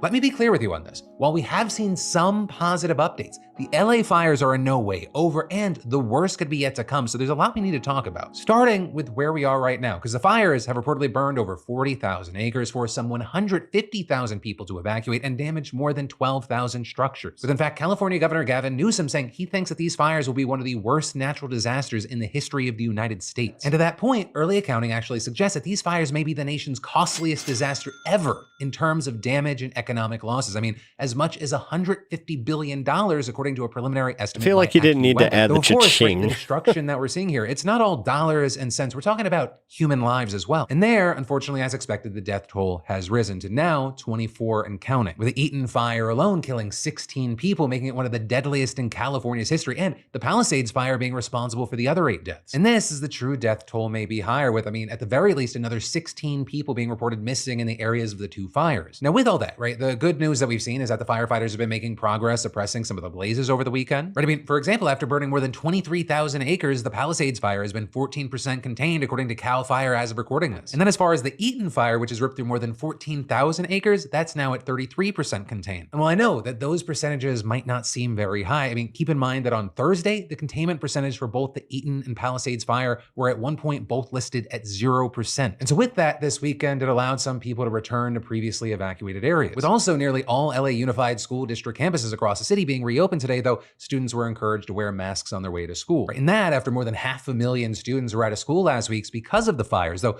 of course, some aren't returning to the schools because they've literally been destroyed by the fires. And this also is at least 7 schools in the district reportedly still affected by mandatory evacuation zones or burn damage. But again, this is in no way over, and it could in fact get worse this week. Right? I mean, currently, you have fire crews and resources being preemptively deployed to high-risk areas as now dangerous winds are again expected to sweep through the area this week. I mean, you have wind gusts expected to pick up today, reaching speeds in excess of 70 miles an hour by Tuesday. With people like Brian Hurley, for example, a meteorologist with the National Weather Service, cautioning that while the winds this week may not be quite as strong as they were last week, their long duration, that could make the fire risk worse. And also hitting on that, you had a firefighter in Altadena telling the Wall Street Journal, "We're not leaving for probably 2 weeks. We're going to be constantly patrolling." Though it really is these next few days that really have people worried. With Hurley, the meteorologist, saying Tuesday into Wednesday is a particularly dangerous situation. And these guys are doing like 3 to 4 hour shifts, like on and on, like as far as getting their rest. So They're barely getting any sleep while doing this too. This is crazy. Today won't be a picnic either. With them adding, this uptick in winds will fuel extreme fire growth, and lots of folks are going to have to prepare to evacuate. And actually with that, forecasters have issued a rare fire danger alert known as the particularly dangerous situation red flag warning for tonight through Wednesday morning, which notably is the same level of alert that was issued when the fires began last week. Also, a very big thing here, a key takeaway is that is a warning that's normally issued only once every few years, but this is now reportedly the 4th time there's been one in just the past few months. And so of course, that's part of the reason there's been so much conversation around climate change. Right? Overall, 15 out of the 20 most destructive California wildfires in history, they've reportedly taken place in the last 10 years, with those now including the Palisades and Eaton fires. And with that, Climameter, an international initiative focused on understanding extreme weather in the context of climate change, they just released a new rapid attribution study finding that human-driven climate change has played a role in these latest fires. And specifically here, claiming that temperatures are warmer by up to 5 degrees Celsius, the air is 15% drier, and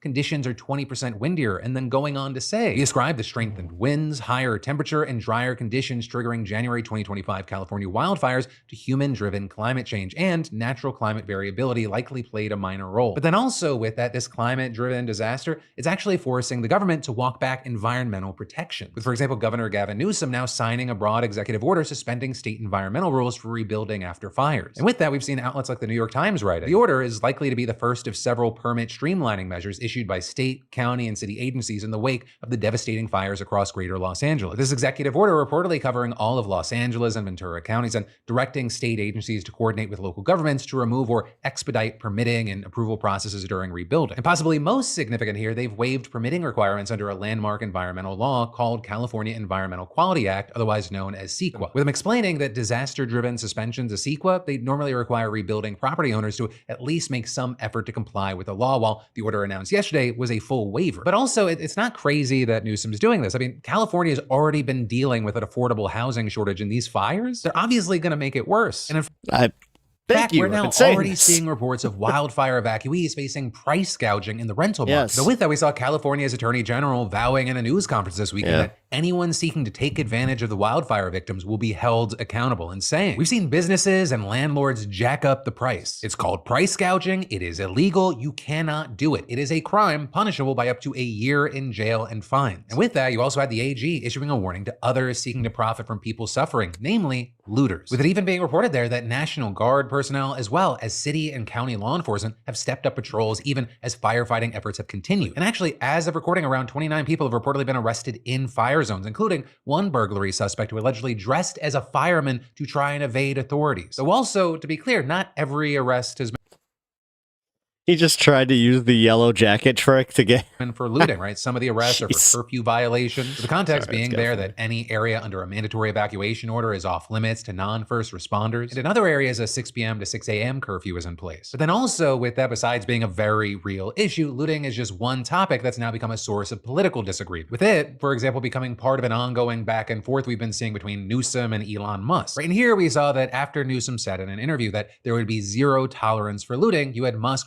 sharing a post wrongly claiming Newsom and California Democrats literally decriminalized looting, barring police from arresting looters and prosecutors from prosecuting them. Now he's opposed to looting. And then to that, you had Newsom writing, stop encouraging looting by lying and telling people it's decriminalized. It's not. It's illegal, as it always has been. Bad actors will be No, it's almost like, you guys are, it's like you're creating a crime wave. Weird. Arrested and prosecuted. Also, I will say, besides this specific interaction, Musk has been accused of using his X account to stoke fear and anger in relation to the fires, with people saying that he's spreading misinformation and resharing and commenting on posts, casting blame on everything from DEI to immigration. And as far as this whole back and forth with Newsom, you had things like, for example, the governor hitting back yesterday at Musk's statements, blaming Democratic officials and all levels of California government for alleged mismanagement, making the fires worse. Or, for example, claiming that environmental regulations, including one meant to protect an endangered fish, had helped create a water shortage that has hampered firefighting efforts, which notably is also a claim we've seen President-elect Trump make. But in response to all this, you had Newsom yesterday sharing a clip from a live stream that Musk did, where he spoke with LA firefighters, in which one seemed to push back on water availability being an issue. All right, what about water availability?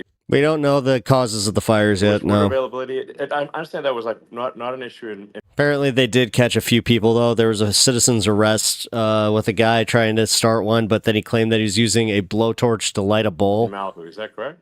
Was it water? Well, yeah. So there was water. We have several reservoirs that encinos that we use a lot.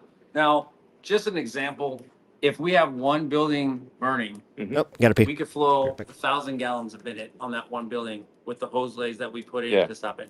You can imagine 1,000 gallons per house we couldn't do, right? So the amount Yeah. of water we're flowing, there really is no water system that's going to keep that pace. Right, and so basically, he's saying that the issue is just that firefighters had just been using so much water that the system, or any system, couldn't keep up with demand. And notably, that tracks with what experts have been saying, with one expert even reportedly saying that no water system in the world could have handled these fires. And so with that clip, you had Newsom writing, Elon Musk exposed by firefighters for his own lies. Though this also notably as Musk has received praise for Tesla reportedly deploying 8 Cybertrucks equipped with the Starlink terminals to help with internet access. Now also, with this whole situation, I gotta say, it really does feel like an all hands on deck situation. Like seemingly everyone is trying to pitch in. I mean, even had Ukrainian President Zelensky writing on social media. Today, I instructed Ukraine's Minister of Internal Affairs and our diplomats to prepare for the possible participation of our rescuers in combating the wildfires in California, and adding 150 of our firefighters are already prepared. And this is you have fire crews from several other states, as well as even Mexico and Canada, and nearly 1,000 incarcerated people from California's prison system helping fight the fires. So I will say, with that last one, right, we've talked about it before, it is controversial because despite risking their lives, on average, they only make between $5.80 and $10.24 per day, which is why you've had many arguing that the program is exploitative and saying that they're not making enough money considering the risk they're taking. But this is reportedly for people behind bars, this is actually a very coveted job. Where reportedly most inmate fire crew members also receive time credits, often getting two-died and dehumanized. And among those who agree with this idea, you had Kim Kardashian, who advocated for them over the weekend, calling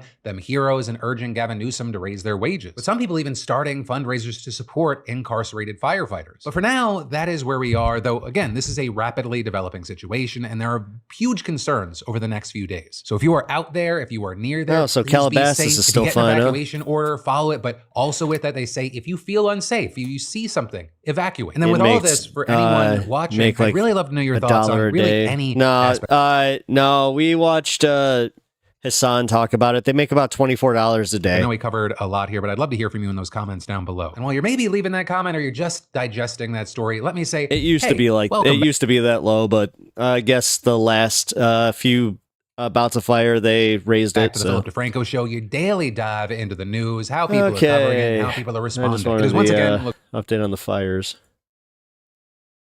because he's been giving really good updates about those. So got to give him all the credit in the world with that. No, the fire took out super rich homes.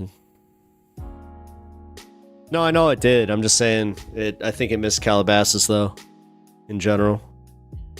Or did it? Or am I wrong? Excuse me.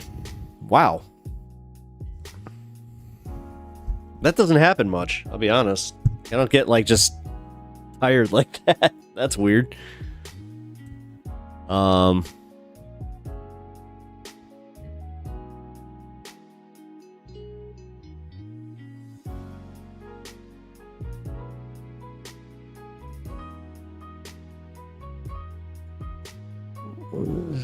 Okay.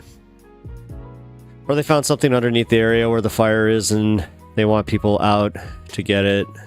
Maybe some rare mineral.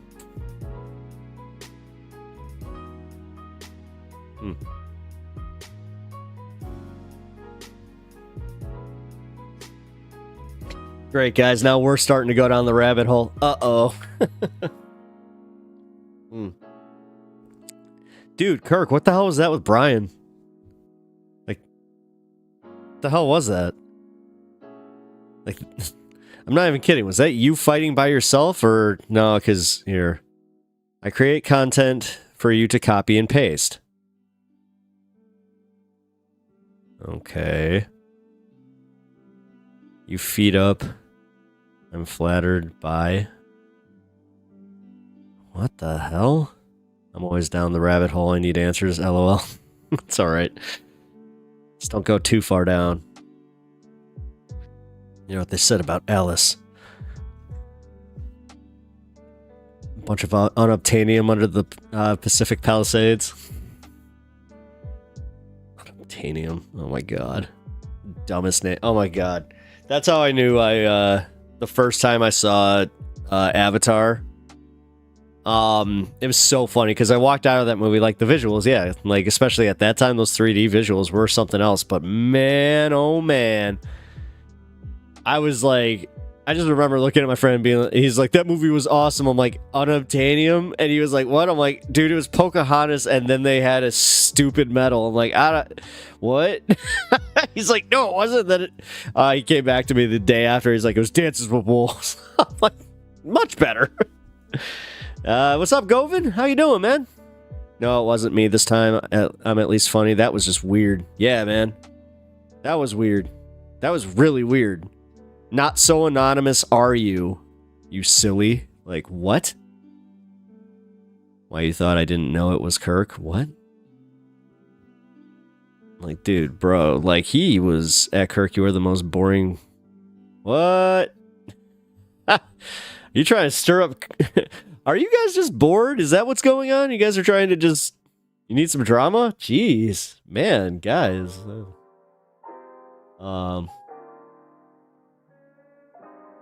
All right, bro, come on. If he's not going to answer me, then I'll just... Because I want to cover this thing. I'm so boring, cry emoji.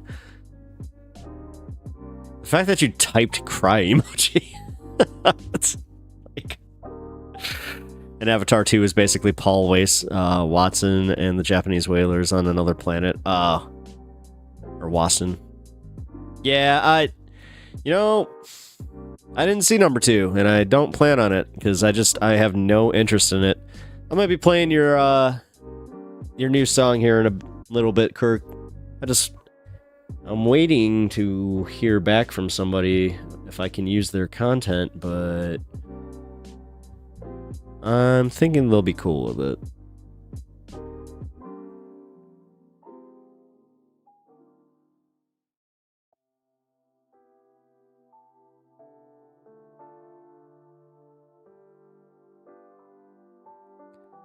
Hey guys, check it out.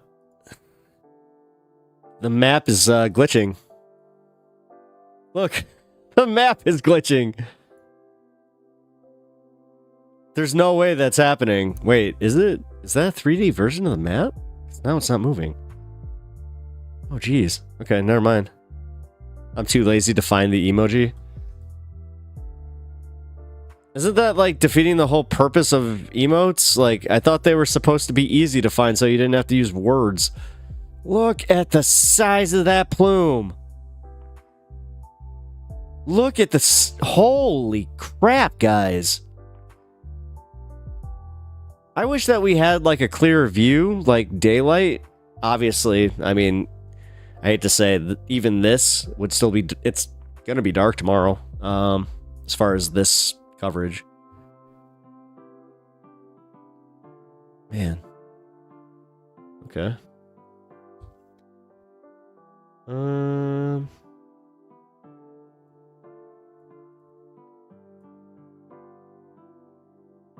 You're back. Cool.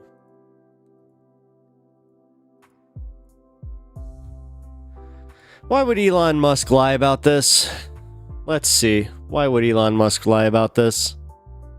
Yeah, I gotta go to bed. Good night, everyone. Hope you all get some sleep and don't let the bed janks bite. You're hilarious. All right. Well, hey, good night, man. I appreciate it. I'm gonna be, as I said, playing the new EP that you just sent me. What's that called before you go? Just so I can give a name. Either that, or I'm just gonna play it. Or you could just let it be a surprise. That's fine too. But let's check out a friend of the channel, the Angry Ginger. He did a video about why would Elon Musk lie about this. And we kind of already talked about it, but apparently Elon Musk got caught in a very bizarre lie. Yeah, So tell let's us take a look. how bad the item that only drops. Yeah, tell us how bad the item that only drops from the highest difficulty of the hardest boss. Just tell us that it's only level 52. Did you find this at level 52? That's impressive. Level 52 here. They can only ever be level 52. Bro, Elon Musk is a fucking fraud, bro. My God, folks. The gaming community knows he's a fraud. This man is going to have the ear of the most powerful person in our country in just a few days. And he lies about being good at video games. All right, guys. Oh, it's called EP. Misinformation Cool. and MAGA go together like peanut butter and jelly. But sometimes they make claims that are so out of pocket, so exaggerated, so extravagant that it even boggles my mind. I mean, at this point, it's like they just lie for absolutely no reason at all. And the claim that we're going to take a look at today is a little bit strange coming from a person that is... You're telling me that that Elon Musk is just so, like, insecure that he needs to lie about dumb things too? What? Yeah, here's the thing. The big lies are the ones that bother me, like I invented this rocket and it go up and down and everybody now believe it. The wealthiest person in the world, a person who is currently involved in our Yeah, he's got a government sick and goatee. is making claims that he's going to cut $2 trillion from our government's budget. It just seems like this is just something that is so unnecessary, so unneeded, that you just got to ask yourself, why would you even lie about this? But anyways, we're going to take a look at this video. This is a video from a gentleman, I believe his name is Quinn69, who made a video about Elon Musk's alleged top 12 Path of Exiles 2 character. That's right, we're talking about a video game. And the fact that Elon Musk is making the claim that he, in his spare time, is better than 99.9% of the world. Anyways, let's just jump right into it. So let's start off with Sorry, some context. Elon Twitch just Musk's reset. character is currently level 97, aka rank 12 on hardcore, that's permanent death mode, trade league. Let me try to give you a quick understanding as to how hard it is to get to that level. 2 weeks into the league, when people are playing the game, literally they're staying up 40 to 50 hours without sleeping, only playing Path of Exile, and they are the most try-hard guys in the world. The highest ranked player on the hardcore trade league was level 93. Okay, and you're thinking about yourself, that's kind of close to 97. Every time you level it up, it becomes exponentially harder to gain experience. A lot harder and a lot harder. Okay, so these players, to get to 97, have to be playing the game every day for the majority of their day. Currently, That's what is crazy. their highest ranked player? They're level 97, same as Elon Musk. So, I mean, he effectively has been playing, pretty much just doing nothing except playing Path of Exile. That's right, doing nothing but playing Path of Exile. And you might be asking yourself, why do I care about this? Why would I give a shit that Elon Musk is making up or exaggerating or even potentially playing Path of Exile non-stop every day, 8 hours a day to get this hardcore character to level 97? Well, the problem with it is if he is actually doing that, well, you're not going to have a lot of time to actually do your job in the government if you spend 50, 60, 70 hours a week playing. What'd you miss? So apparently Elon Musk lied about getting to the highest rank in video games. What is I that know. game called? I would like to play a lot of video games. Path of but Exile? Even with my regular Right. ass job, Right. I don't have the time to invest into don't know. video games the type of time it would take to get a hardcore character to level 97. And then if he's not actually doing that, well, there's some real questions to be raised about why a person in Elon Musk's position would just outright lie about having a character that is that high. Like, what is the reasoning behind actually... Dude, I know high schoolers that would even see that and be like, well, no, I shouldn't lie about that because that's an easy one to debunk, so I'm just not going to do that. Wanting people to think Like, that you have what? that. It doesn't make a lot of sense. To be honest with you, you wouldn't think that the majority That's of the like people something my 6-year-old nephew would do. MAGA even care about this, but you would be wrong. You see, there's this thing about MAGA Republicans and boasting and trying to My bring 6-year-old in nephew's not a certain liar, people so. from other parts of our culture, mainly young people, by boasting and exaggerating that you're so good at this that in some way it actually like makes them feel like you're going to be really good at government too. That's actually really scary, because if Elon Musk is willing to lie about video games just to get people to like him, what do you think he's going to do when he gets into the actual government and starts doing things there? But before we get too far into the whole politics part of this, let's take a little bit of more look at this this video from Quinn where he shows why he thinks that Elon Musk doesn't actually have anything to do with this character. So let's just go over some of the things that happened. So right away, we see Elon zone into his hideout, which is your area you do in-game content from. And he opens up his bank, and he goes to a tab called Elon's Maps, which immediately is a little bit of a red flag because I don't know why you would refer to yourself in third person, but okay, he does that. Elon Musk didn't play Path of Exile 1. In Path of Exile 2, maps are actually called waystones. And he never actually refers to them as maps. He calls them... Play another round here. This is a hard level. Waystone. So it's just kind of weird that he's, again, called his tab Elon's map. So almost like someone who's a Path of Exile 1 veteran, you know, is kind of making that tab. Speaking of conservatives always wanting to be part of pop culture, how long before they start pitching about being shadow banned on Blue Sky? Like, Elon, you know, there's a tab there called Elon's Maps. Grab your map out there. I've rolled them all for you. They're nice and I know that Blue Sky actually has some pretty strong vetting, so... easy. The literal first thing you learn... Which, by the way, you guys can follow me on Blue Sky. My link is in my YouTube description, or it's Pep Talks TV. Getting to the end game is how to operate this map device. You're going to start with a node, and .social. then from that node, you can go to adjacent connected maps. Now, Elon, he's trying to click... Oh, he's trying to do the map that's not in the chain. He's just clicking a map repeatedly, trying to access it. He was not eligible to enter that map. I just want you guys to understand, this is one of the highest level hardcore characters in the game. He would have played thousands of maps at this point. Just like sitting there like some sort of geriatric old man clicking this node, expecting something to happen, and then he finally kind of gives up after a while and then realizes his mistake. Now look, as a geriatric old man that plays video games myself, I completely understand. But the question is why would you lie about this? Look, I'm happy to admit that if I want to win a match of Fortnite, I just go get my kids and ask them to carry me to victory. It's such a strange thing and so MAGA to do, to lie and say that you're super good at this video game. And I'm not just talking about like, that's weird. You're just like pretty good at it, like you do all right. Like I've got a character that I feel pretty good it's about, beyond like weird. their Let's be build honest. and the stuff that I've gotten, and I'm super proud of it. No, you're like telling people that you are top 12 in the world. And that is just something that MAGA and people that follow Trump, they're addicted to.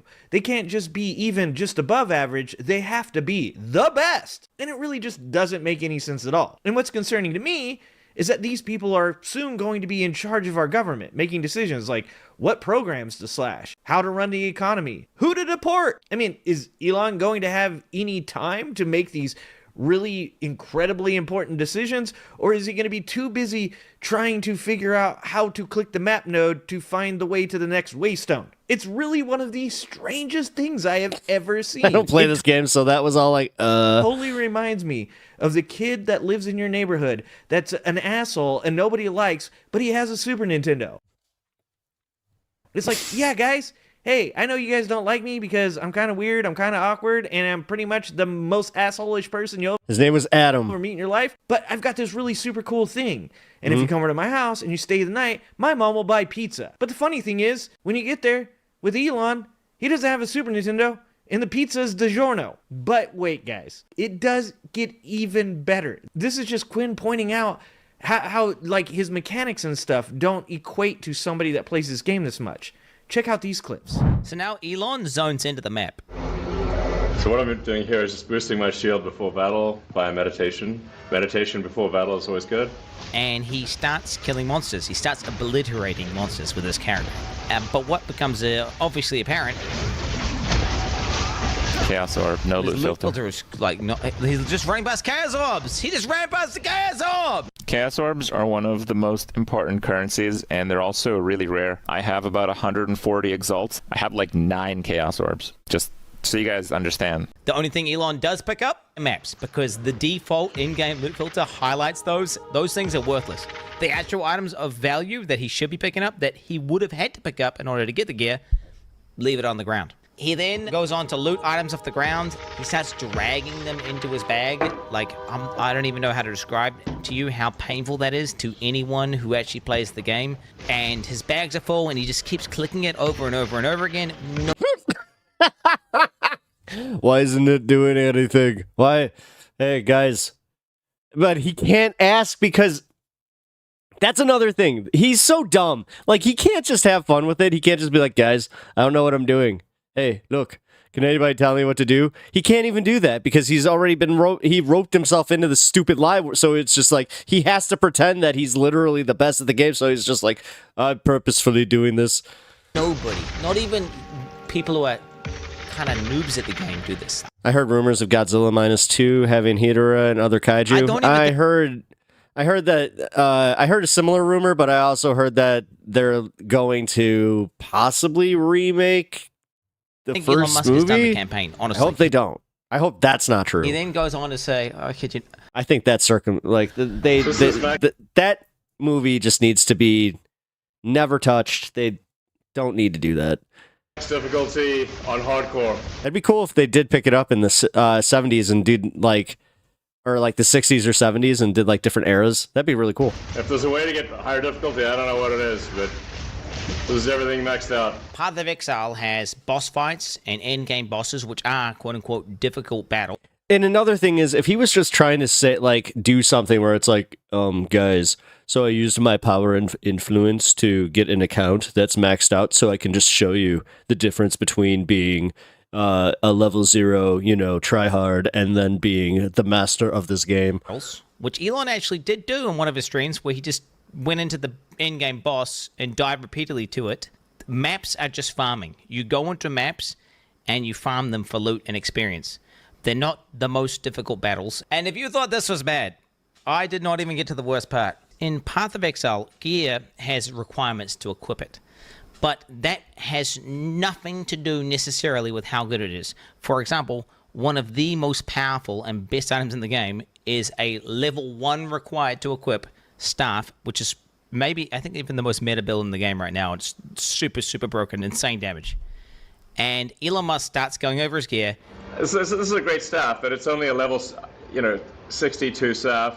His weapon is, I kid you not, one of the best, if not the best staffs on the entire hardcore trade league. You cannot even buy it. Insane weapon. These affixes are, I'd hate to say perfect, but they might be perfect. Here I am, like, level 95. But my staff is only level 62. Yeah, tell us how bad the item that only drops from the highest difficulty of the hardest boss. Just tell us that it's only level 52.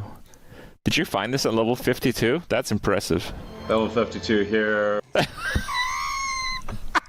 They can only ever be level 52. Bro, Elon Musk is a fucking fraud, bro. My God, folks. The gaming community knows he's a fraud. This man is going to have the ear of the most powerful person in our country in just a few days. And he lies about being good at video games. Shout out to Quinn for making Great that context, video. Angry Ginger. Great Holy context. Christ, are you serious? I love that too, where it's just like, he's like the most powerful man in the world, and he lies about being good at video games. Right now?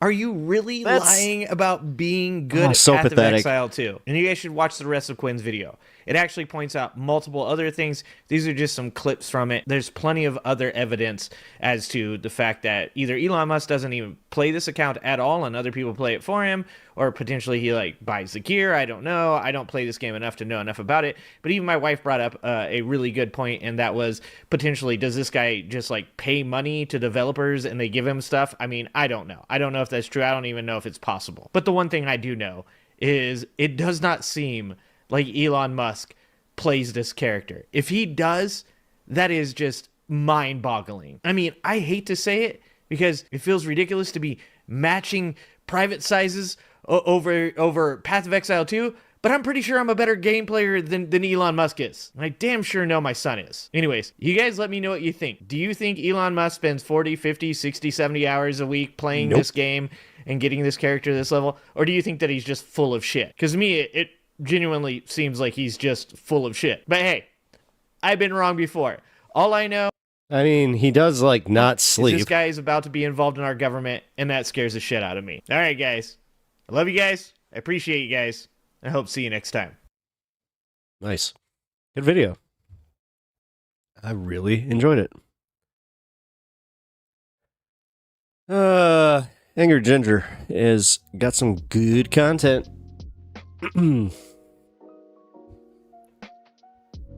Yeah, I'll be honest. I actually, I tried to ask him if I could use that, and then I was kind of like, it was either between him or Penguin Zero, and I'm like, dude, Charlie doesn't need that exposure, so I'd rather use somebody that I know. I think Elon doom scrolls more than he plays games. Yeah, absolutely. Like, I have a feeling that, like, so the fact that he's not doing, like, a picture of his react while playing, I'm almost thinking that he has somebody else playing it. Oh my god.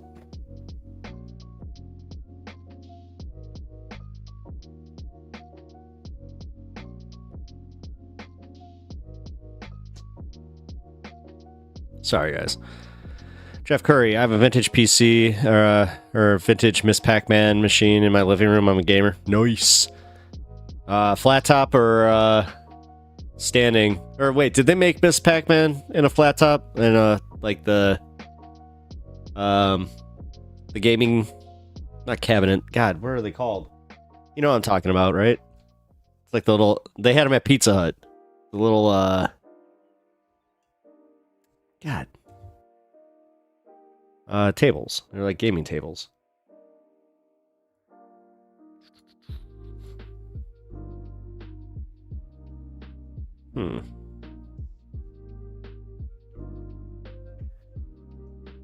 Wait, Squish. Who had a train? Wait.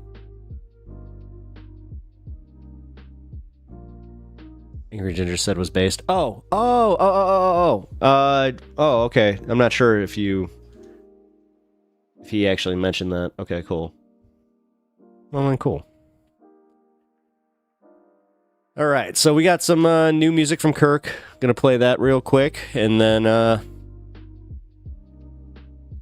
made tables. I got stand up. Nice.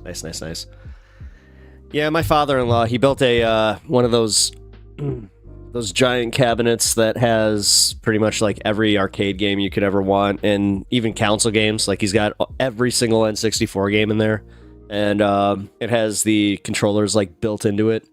It's one of the sickest things he's got. It is so cool. He also has a bunch of vintage pinball machines. He's really into them.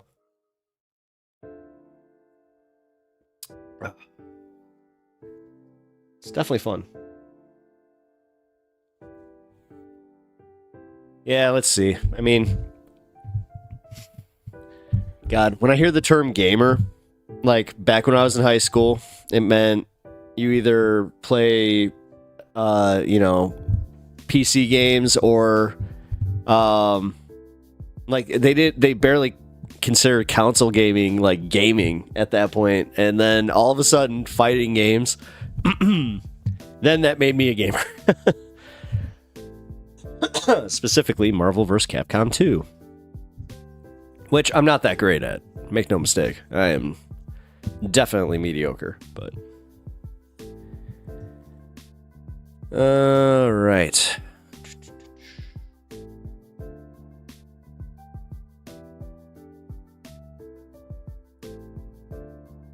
Holy crap, that's right by here. They're gonna zoom out. Look.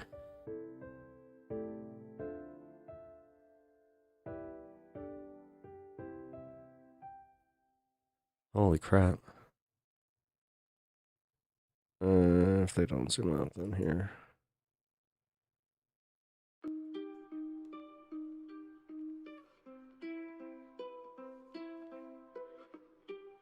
Alright, so that's in Runyon Canyon.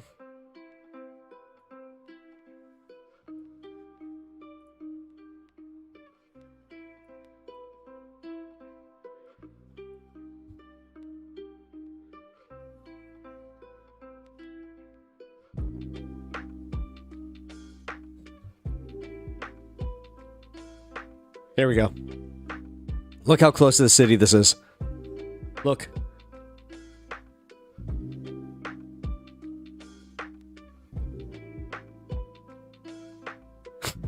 Sorry, I didn't mean to be like, look! But, yeah, look. Holy crap. Got my kids a Wii when it first came out. That lasted about a week, and they got back to playing Atari 2600. Atari 2600? Really? They played that over the Wii? I mean, listen, I understand retro gaming, especially like back then even, but Come on. The Wii had some bangers, man. Wii Bowling itself, like, one of the free games you got with the frickin' system was one of the best games on the entire console.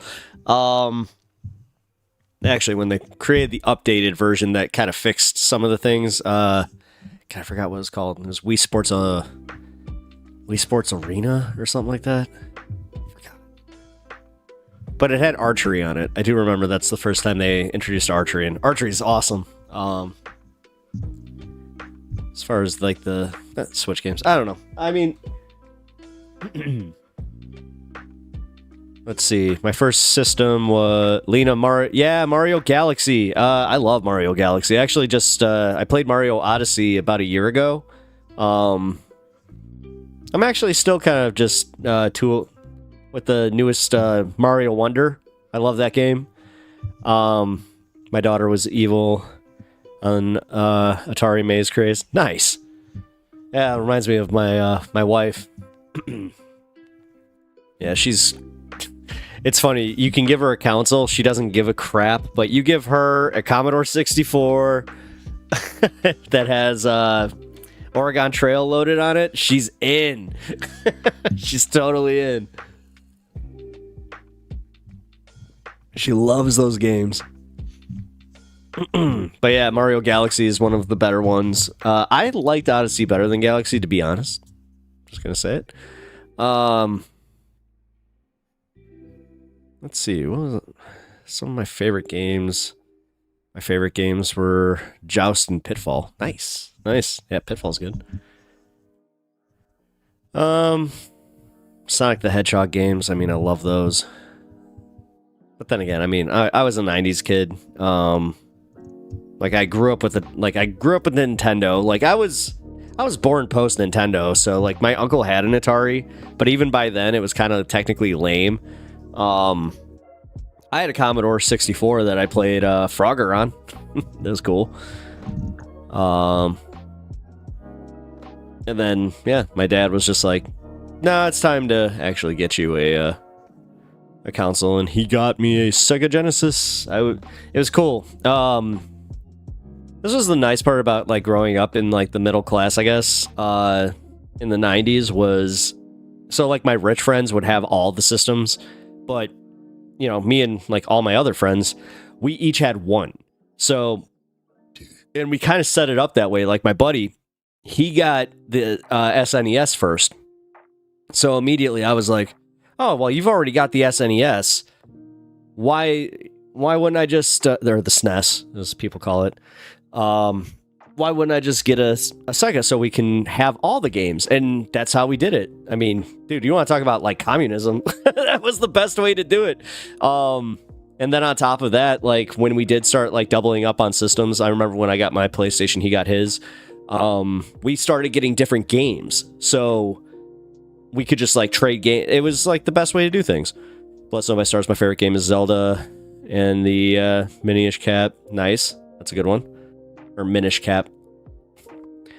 Then Pokemon Gold's version. You mentioned that. I love Pokemon Gold. That's one of my favorites. I actually like Diamond.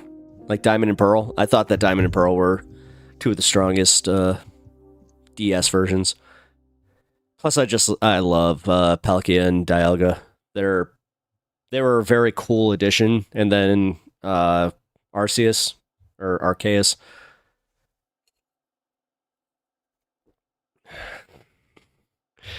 I always say his name wrong. I always say all Pokemon's names wrong.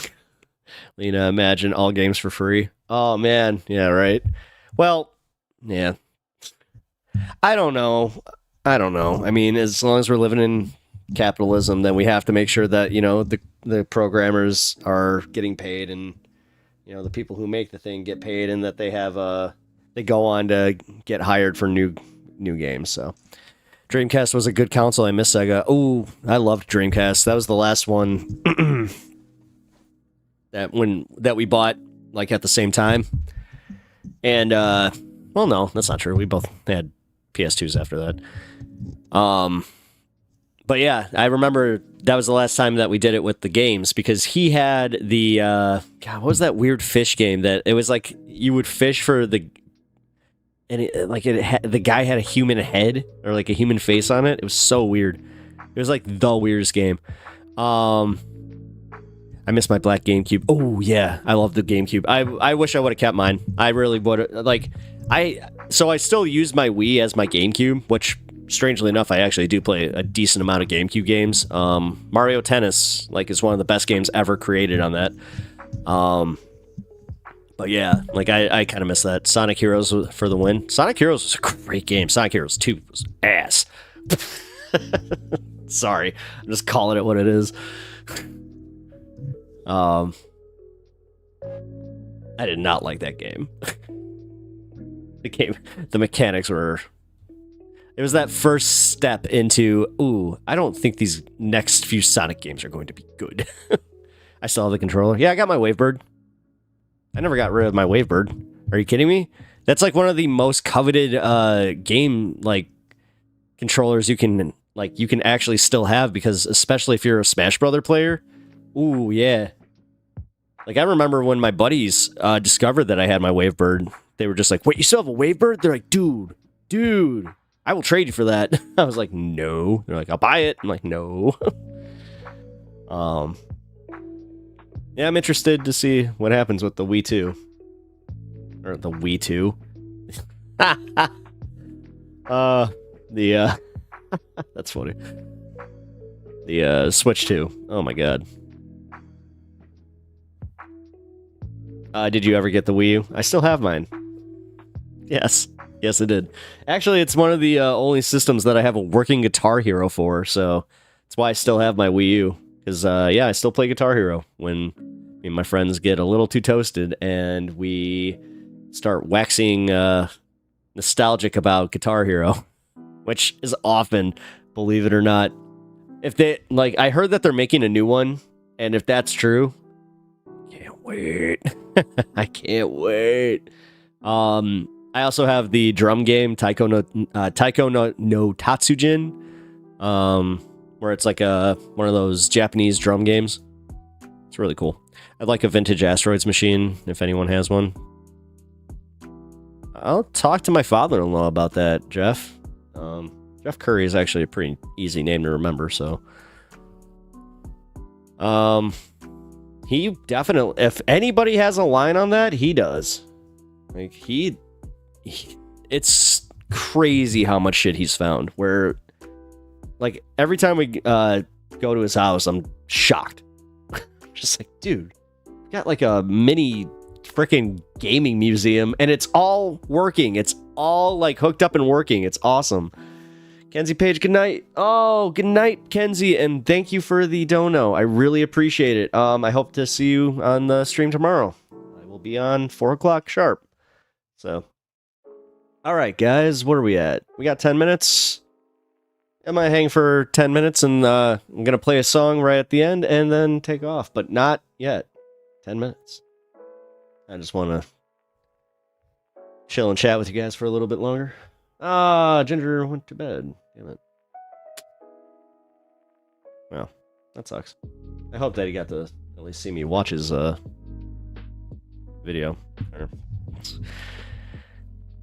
realize that's what I was doing. He did a good job. He did a really good job. I still can't believe that Elon is just blatantly lying about his gaming creds. Dude, that's so pathetic. At least I just admit that I'm not great, you know? Like, I'm not sure if any of you guys have seen my Marvel Rival stream. I've only done 2 of them, but yeah, not great. I still have fun, though. Especially with Marvel Rivals, because I know the, like, come on. I know the subject matter, so I know how to have fun with it. Especially playing Wolverine, because, I love me some Wolverine. It's one of my favorites. I'd say Wolverine right now is actually, like, my favorite to read. Love Spider-Man, but God, the new Spider-Man comics are just whatever. I'm talking Amazing Spider-Man. They're not great. Oh, man. Speaking of games, I'm going to be playing Alien Isolation coming up here. I just have to work out the timing on it. Already got it downloaded, ready to go. Because the big thing that I'm doing with that is specifically, that's going to be a members only stream. At chat, thanks for being cool, honey bunnies. Oh, hell yeah, man. Thank you, everybody, for being awesome. I always appreciate that. I really do. Like, I appreciate when everybody's, like, being just really cool. But, dude, what was with that Brian thing? God damn, I can't get over that. Like, here. Is his stuff still up here? No. Damn, it's gone. Yeah, I don't understand what the hell he was talking about. That was freaking weird. Yeah, here it is. I create content for you to copy paste. I'm flattered you feed up, but I'm flattered by.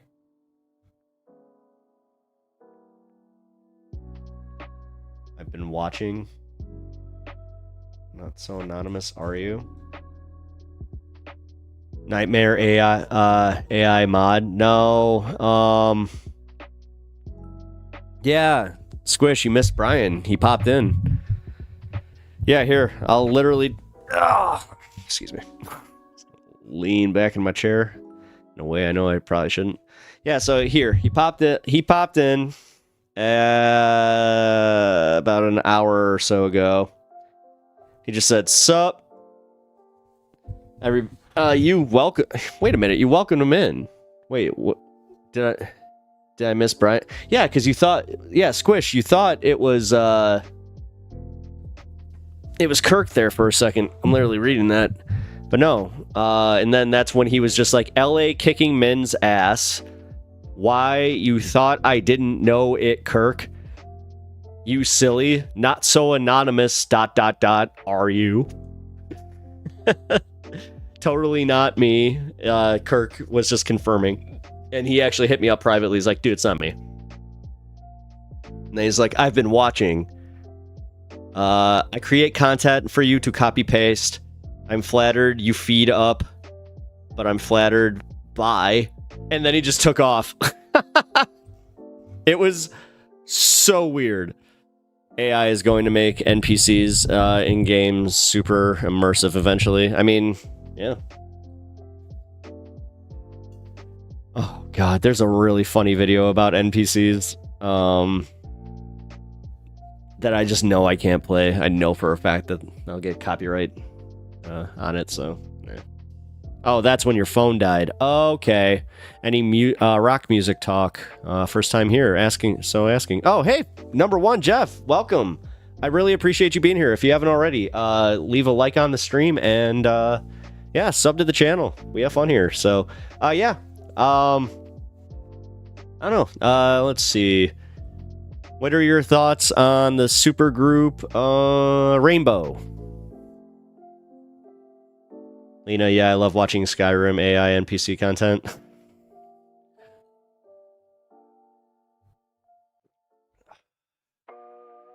Gotten really into the supergroup Rainbow recently. I say supergroup because most people don't know, but yeah. Wait, huh?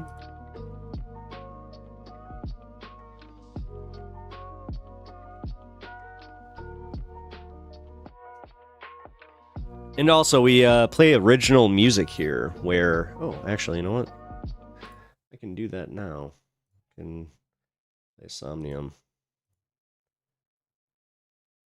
Dude, my dog is being a dick right now.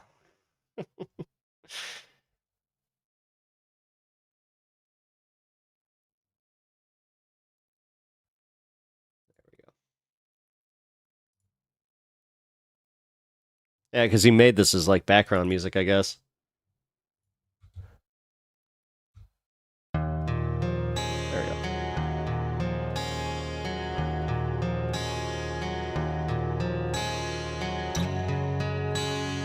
Here, let me get the channel name for you. 'Cause it's... Oh, wait. You know what? Here, I'll just post the video for you. Because it's really, really funny.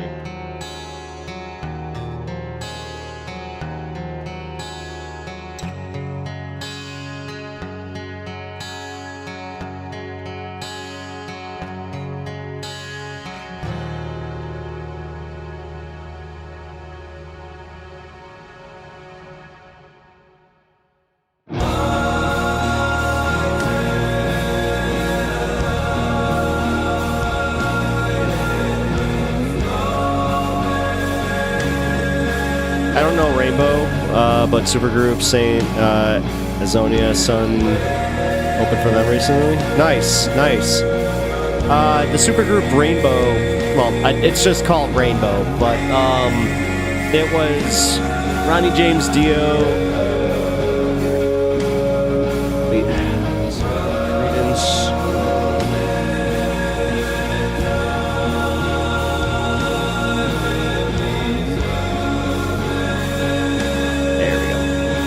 Richie Blackmore, Candice Knight, Jens Johansson, Bob Noigu, and Keith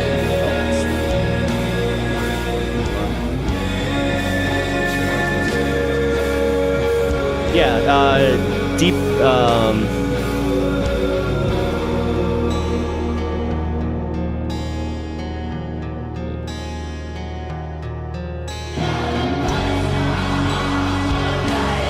Blackmore, Richie Blackmore, Ronnie James Dio.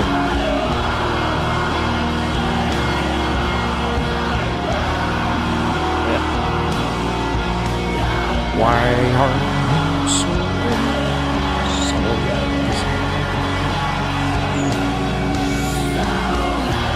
My phone is blowing. Barstool Sports played one of my OG songs. Now I'm getting 1 follower a minute on Insta. My phone is blowing up. Damn, dude.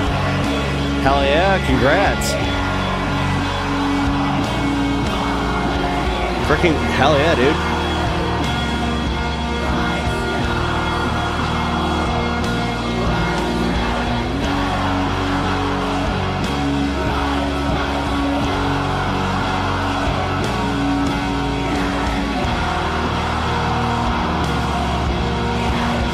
Sad part is I don't have an Insta there, bro, so I can't even help you.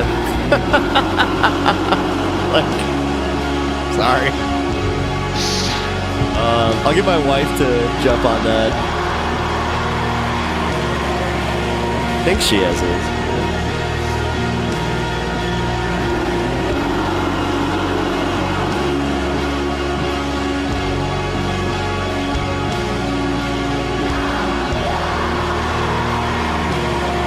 Yeah, dude, I can't believe that, like, he made this as background music for some project, and I was like, that's kind of crazy. Or, like, a video. I hate Insta. Why can't they come here to YT? I don't know, and that would make sense, right? Right? Yeah. That's kind of, trust me, man, I've been there a few times where I'm just like, ugh. Why can't every platform have just, like, my YouTube audience and capture? It was so crazy to go from, you know, YouTube where I'm not going to say I was blowing up, but I had way more traction than I did going, you know, from any other platform. And then I went to frickin' TikTok and got nothing. It's like I had to start anew. That was wonderful. But I think, as we know here, I'm not exactly the biggest fan of social media. Just in general. Ooh, here we go.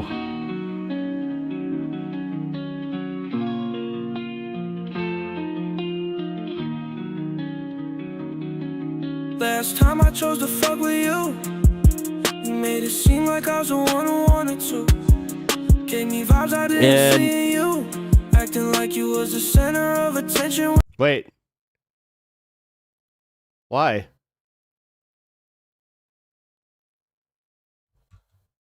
Wait.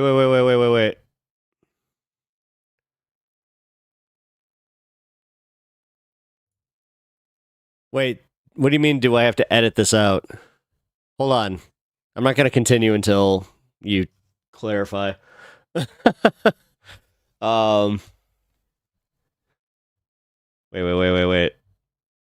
Your comment? No. Oh, no, you're fine. No, you're fine.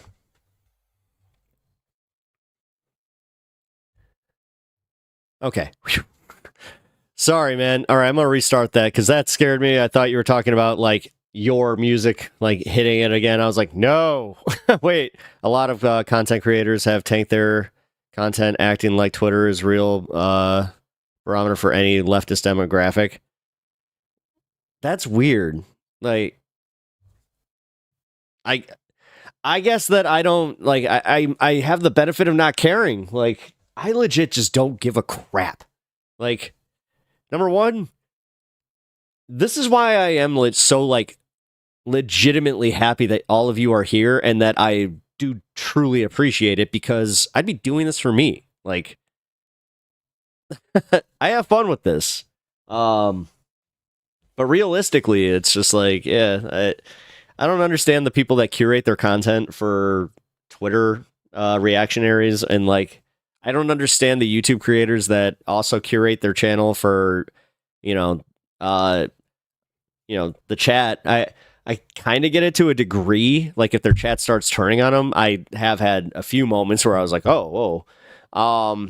But then also, like, I try to be steadfast and just be like, no, I'm not going to let you just like dictate how I should think. That'd be ridiculous. Like, but I've seen a lot of YouTubers do it, man, and totally give in. So, oh, Kirk, don't worry about it. Yeah, it did scare the shit out of me though, because I like after that little fiasco we had the last time, I am kind of like, I want to be very careful about this.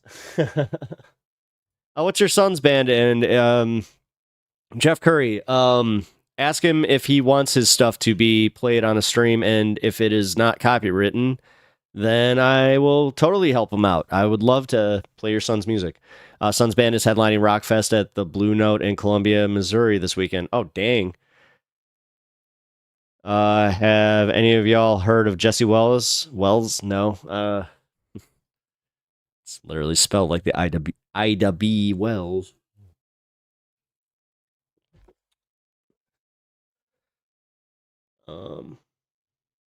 I have fun also. I'm glad that you do. All right, give me 1 second, guys. All right, I'm gonna play this song, but my dog is being such an asshole. I will be right back. I'm coming.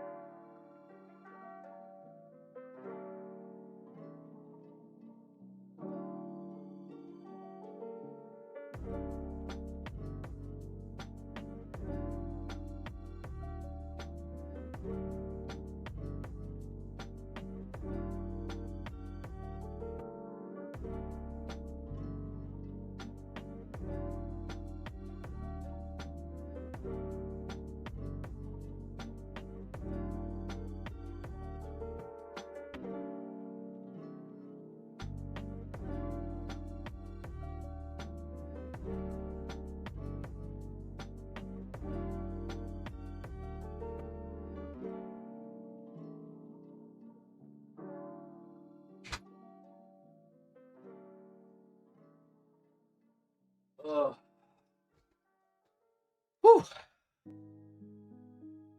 Always the dog's fault. What's up? What did I miss?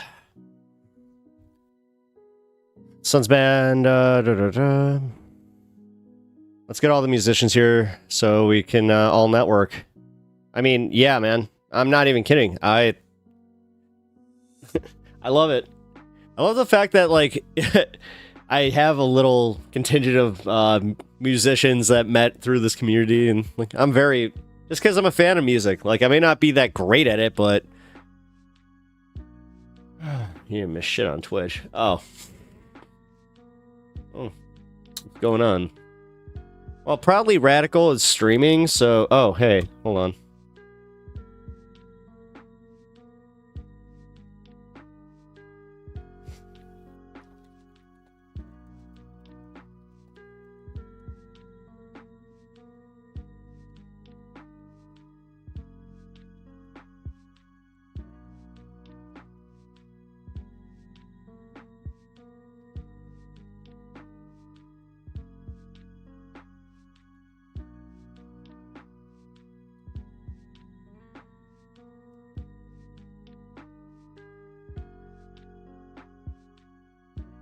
All right.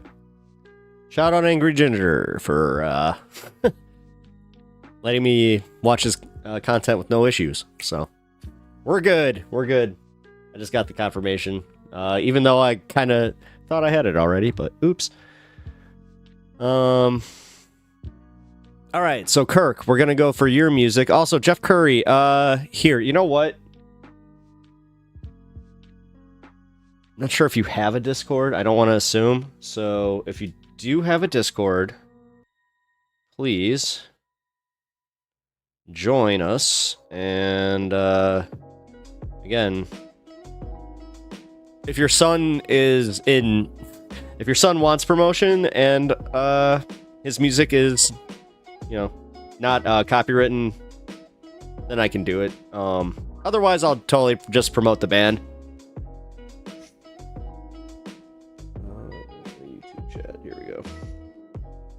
Why is YouTube chat being like this?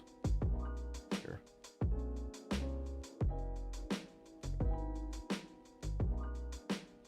There's the Discord link.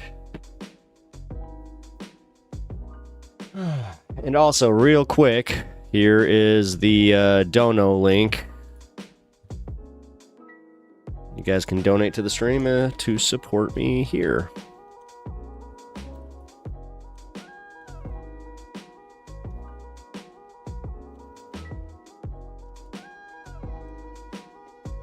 Sun's band, Hang Your Hate. They won Best New Band, Best New Rock Band. We won Frontman of the Year. Hang Your Hate. Cool. Yeah, let me look it up.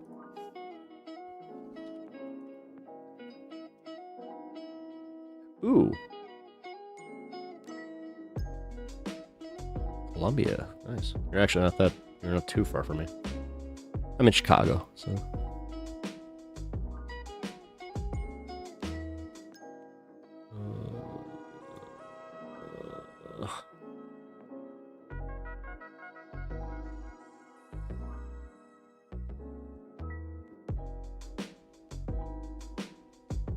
Oh, damn. Yeah, it looks like they actually did copyright their things. Because I see that they're on YouTube Music.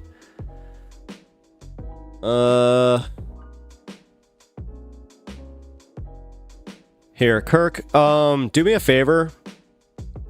I know that you actually have the better read on this one. Can you take a look at their channel and get a read on that? And then, Jeff, if you don't mind... sub to this channel, definitely join us again, and then if you don't mind asking your son if it's okay that I play it. Even if it is copywritten, then I can at least get you to just let him know, like I'm gonna contact him for the permissions, because I would love to promote his music. But if he doesn't need it, then that's another thing too, where it's like 17K. Oh damn, dude.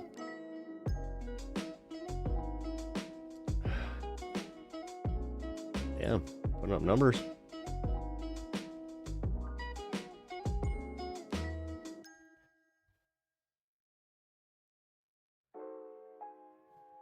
Smoke streams on Twitch. Yeah, hold on. Actually, one sec. Dude, my cats! What the hell?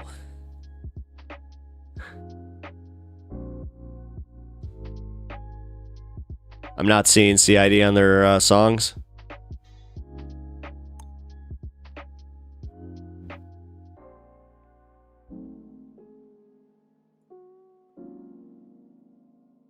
Legend of Sean. Welcome. Sorry. I just asked him by text. Oh, cool. You know what? Then I'll hang for this. Just to get it done. I know. Yours didn't.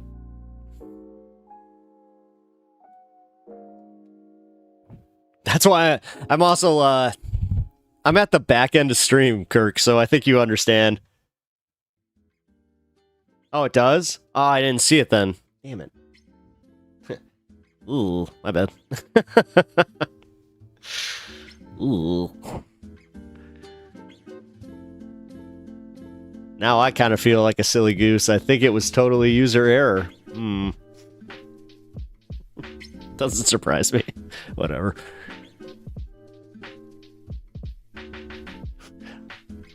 Honestly, this is why it's awesome being me, because then if people just expect you to make those mistakes, then you're just like, hey, I'm just playing, I'm just doing what you guys would expect me to do. Come on. Keep people's expectations low of you, you know?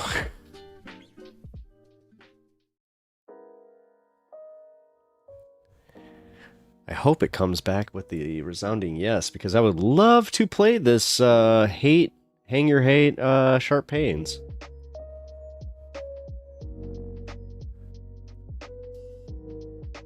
Here, you know what? I can look at the description for a second.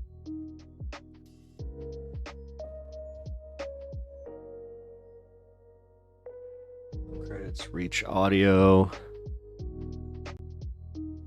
SoundCloud. The other problem I'm seeing here is he's on Apple Music.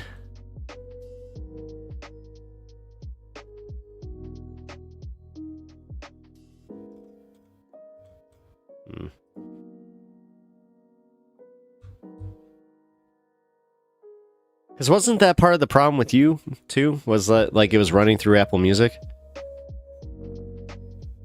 Again, I'm trying to be... I am being extra cautious with this stuff, guys. So, just... Yeah. Yeah, that's what I thought. Thank you. Alright, cool. I just might have to ask him for permissions. If you can just give me, like, one that's not tied to that, then. Alright, cool, then. Well, then... We got... a few minutes to chill here, then I'm gonna... Alright, Kirk, I'm gonna play 2 of your songs. I want to play one of your acoustic ones for him, because I want him to hear this. And then I'm gonna play your newest one. So, I think I'm gonna play Bendo, because I love that song.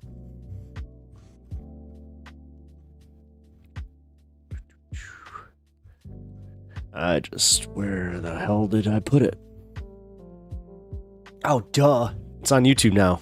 That's why.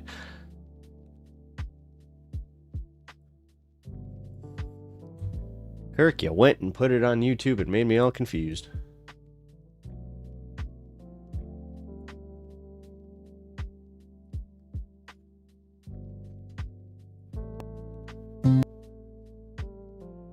There we go.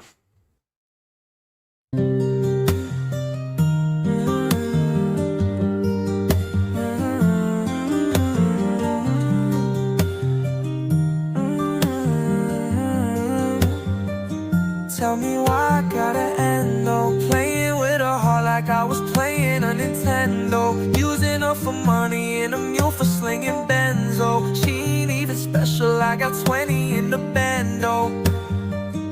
Tell me why I gotta end, though. Playing with her heart like I was playing. That's what it is. Oh, that's why it's been happening to me. You just explained exactly what's been happening to me. Happening to me with the fucking lo-fi. Sorry, I got really excited about that because I was like, wait. So I had a problem where there were 2 specific people on my lo-fi channel, which that's the bitch of it. I went through and curated my lo-fi music. It's none of it is AI. So part of that, for problem is I think that some of these people just went and did that. They put it on Apple Music, and that's why it created the topic channel that then hit me. That makes sense. And sucks. No wonder it happens randomly. Oh, man. I know it's wrong, but I need this to work, cause I'm cashing out dirt, she gon' put in the work. I got plenty of baddies who fucking with Kirk, got them passing out perks, never trying to be Kurt. I took away all the pride, her session was mine and I make her my bride. I made her work heavy, it's making me cry. I thought making money was all of my life. Yeah, they do. No, they need to fix that. They need to fix that immediately, because honestly, like, I won a dispute against them, but the fact that I had to do it, and it was on a video that was actually gaining money from, like, ad rev, dude, that sucked. Oh, speaking of, you make money on it through your label, but it takes traffic from your channel. Yeah, no, it's also part of it. Like, I've noticed that the topic channels usually only have maybe like a quarter of what the other plays will have. No, I ain't a pimp, no robbing, I'm blind like I'm popping a pimple. Breaking the ice with a bottle of Winslow, making it hot so I open the window. Giving me Arthur Penn, Bonnie and Clyde vibes. We got them tickets, we taking a night ride. Stolen Bugatti, a Smith 45. My bitch is collateral, take her alive. My contrabandista, pills in the keister. Making a whole lot of dough, senoritas. Business as always, she walking sideways. She wanted different, but it's gonna be my way. Tell me why I gotta end up playing with her. I still have 4 more segments to edit out of my last video, dude. This sucks. It'll take me all night.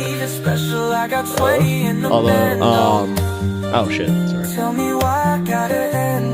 Mixed chat just did that. But yeah, Jeff Curry. This is Kirk in chat here.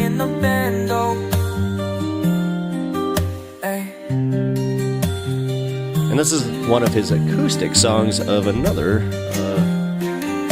or acoustic versions of a song he does.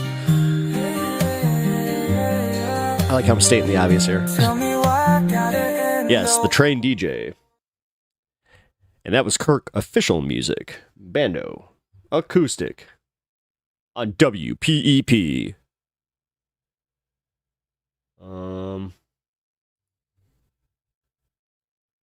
Then I said, I lied. I'm going to do one more. Where's your other one? I don't know. Where'd you put it? Oh, there it is.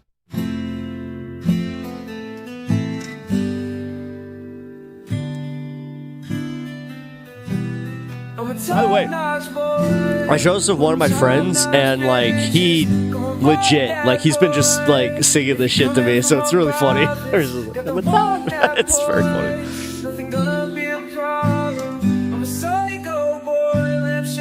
Why is it cursed? What'd you do? Screw it, take the play sharp pains, I'll take the heat. No. Jeff Curry, sorry, buddy. It's not about you taking the heat, it's about me taking the heat. No, so what happened is his record label, or his label, has it already registered with Spotify and Apple Music, so they automatically can flag my channel, even though your son may not want that. So I have to go for like special permissions to get it. Honestly, I gotta chill with the evidence, losing my mind when I'm not on my medicine. I only recorded this acoustic version for Brian.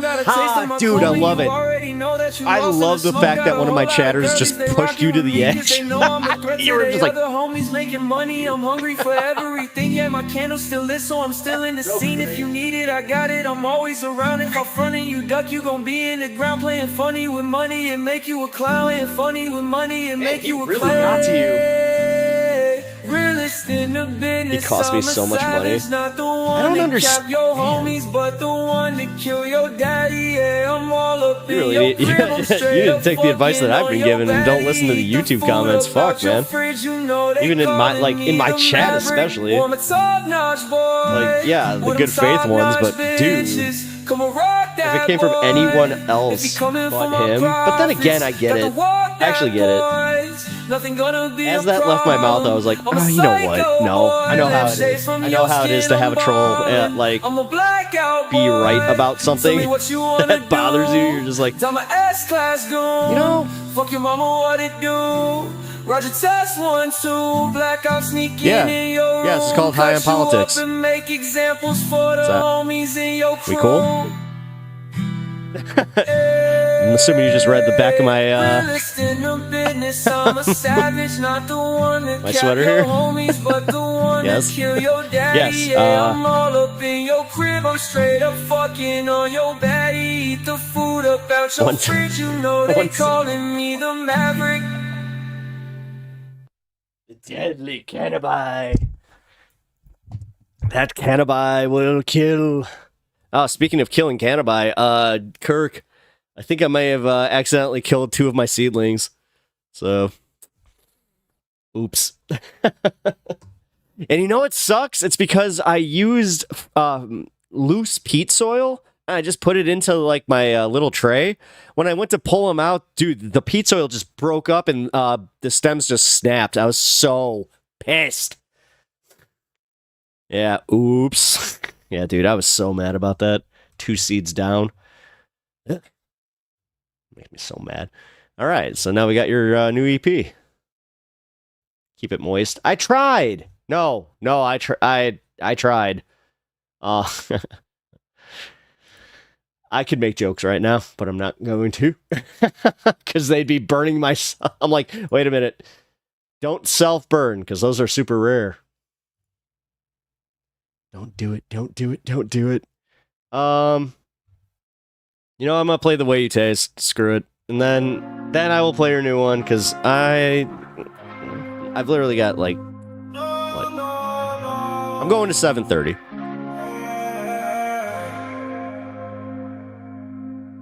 Calling out and settled on a weekend. I told you could come on over if you need. Don't be afraid to flood them. I did. I did flood them. It didn't work. Ain't nothing better than this feeling.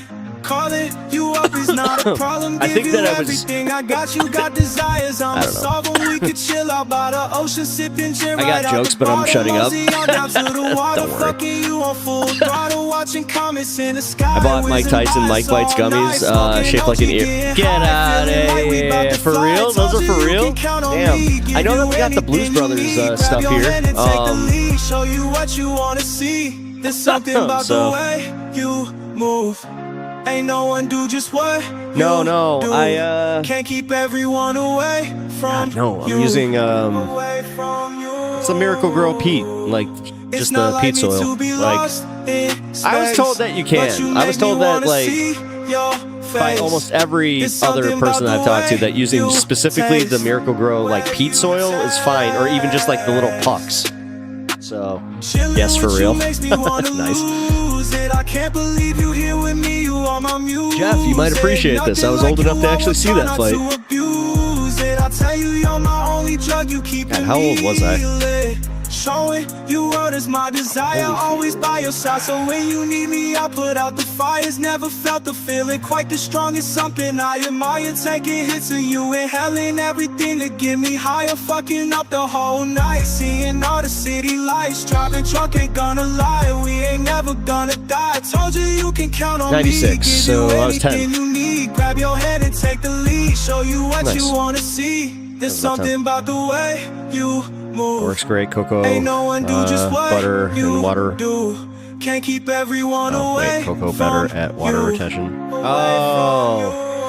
Oh, wait a minute. Yeah, because if you put the cocoa at the bottom, that's right. Space, but you make me wanna see your face. There's something about the way you taste. Whatever. I'm gonna use the pucks for the next one. I think I'll be fine. Worst case, I put them in the paper towel. When you on next? Tomorrow. Tomorrow, 4 o'clock. I usually, on Monday and Tuesdays, I'm on at 4. Wednesdays I'm on at 1. Thursdays, I'll be honest with you guys, I'm actually toying with taking Thursdays off just because I have so much shit that goes on Thursdays that it's kind of rough to do. But Thursdays are my open days, so that's more of a keep your notifications on. Then Friday, I'm back at 4. Then Saturdays, I also do like open stream. There's something about the way you move. But yeah, I'm doing the grind, man. But I also enjoy this. Like, I enjoy the hell out of this. So. This isn't one of those things where I'm just trying to do the YouTube grind, you know, gotta get that money, man. Although, I would like to make money with this. That would be nice. But you make me wanna see your face. As I said, I'm not the best at shilling myself. You taste.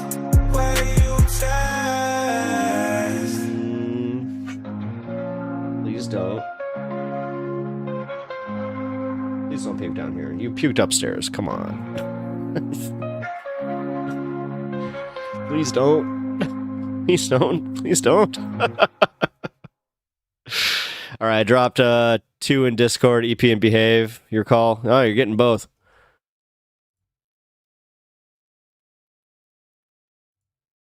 Oh, shit.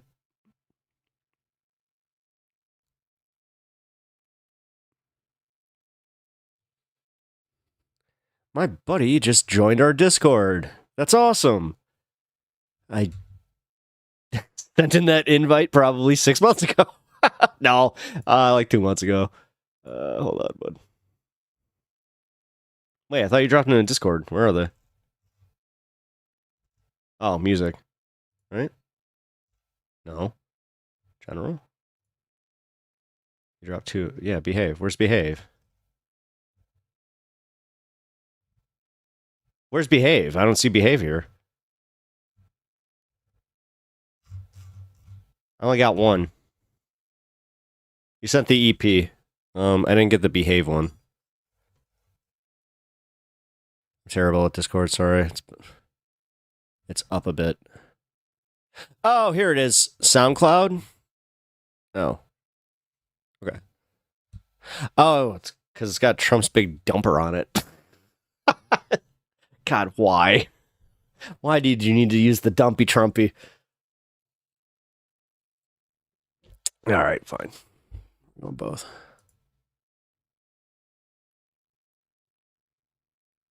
God, I wonder if my SoundCloud's even up. Why is there a privacy policy on this? Why you do me like this? I went and gave up everything that I had all for a bitch. She broke my heart and I threw in the wrench. She doubled down, caught her fooling with him. Gave me nothing in return. She left me ice in my burn. She left me crying on her. She flipped my whole damn world. Screw her too. No, I can't take it, I just lost all of my patience. Got my whole entire fate inside a pocket for the day when I go out and kill the bitch and drag her face across the pavement. Why you do me like this? I went and gave up everything that I had all for a bitch. Kirk, you really are in the right place. She doubled down, caught her fooling with him. 420 friendly and into politics and anti-Trump. Welcome. You're in the right place, man. Who went and fucked around with my friends. Ay, take another homie, you gon' end up in a grave. I ain't even tripping, she the one who misbehaved. Really gotta listen when I tell you not today. The whole entire block is gonna hear it when I break. Should've known it from the start, gone and broke another heart. Crazy how it ended, now I'm getting life behind them bars. Blood be rushing to my face, looking like I'm about to cave. Had you been a loyal bitch, you wouldn't be inside a grave. Why you do me like this? I went and gave up everything that I had all for a bitch. She broke my heart. Dude. And I threw in the wrench. Oh man, I think you might. Yeah, this is a good one. I like this one a lot. Gave me nothing in return. She left me ice in my burn. She left me crying on her. She flipped my whole damn world. It is. No, I like that though, because that means that you don't need to. You put it in here. You put it in the song. No, man. You got the best type of outlet for this stuff. I think that's why a lot of guys go crazy, is because they don't know how to do this, or like they don't have it in them to be able to, like as far as talent or even inspiration. Like they'd rather go punch some drywall and go blame women, and then sign up for Charlie Kirk's web forum or whatever. She flipped my whole damn world. Oh, really? No, I can't take Man, this would be one of your longer ones. It's already at 304? Hell yeah. When I go out and kill the bitch and drag her face across the pavement, why you do me like this? I went and gave up everything that I had all for a bitch. She broke my heart and I threw in the wrench. She doubled down, caught her fooling with him. Okay, I can see it. I can see exactly where you want to go with it. Oh, you're removing some. Okay, so you're going to remove some, add another verse. Okay. I don't know. You can make it a little... Bring back a hook at the end. At least, I mean... I'm a sucker for a good hook. I really am. What do we got? By the way, Sean, I did see you send the Jesse Wells stuff. Again, I'm going to have to, like, anytime that I get sent something that's not directly yours, I have to look into it. Also, Jeff, that's kind of where you fall in, even though he's your kid. Like, there's a lot of vetting with YouTube, and, yeah. Hell, even with Kirk. I messed up the one time he wasn't here for it. I played all of his discography, and I was just like, oh, yeah. I totally forgot that he told me that there were 2 to 3 songs that were totally unused, like that I should not use. And guess which songs ended up hitting my YouTube? So, and it's not like the biggest deal. Like, I just kind of, I'll get like a strike on my, on the video itself, unless it happens like too frequently. And also if I don't remove it and then somebody, just goes, hey, I want that removed. But I am pretty good with that stuff. So. Bet 3 hooks? Yeah, I like the 3 hooks. I'm always, I'm simple like that, man. God, isn't that that's a song? I'm a simple man. Wait.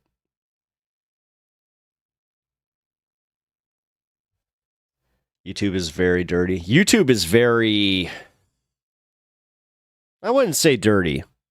They're just confusing, and I wish they don't need to be. Do you understand how easy this would be if they just had an actual thing that like told you, like that you just clicked on and it told you green check, red X, just whether you can use or not.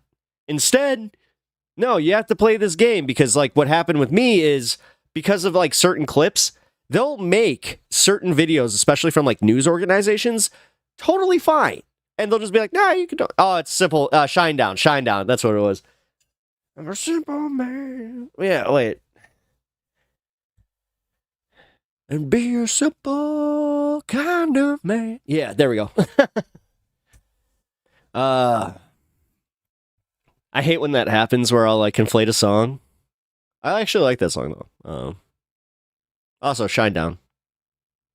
No, not the worst. All right. I get it, but EP is called Greater Picture Paranoia. It's on YouTube. Ooh, so you... Oh, won't you do this for me, son? If you can. Yeah. Yeah. Mm.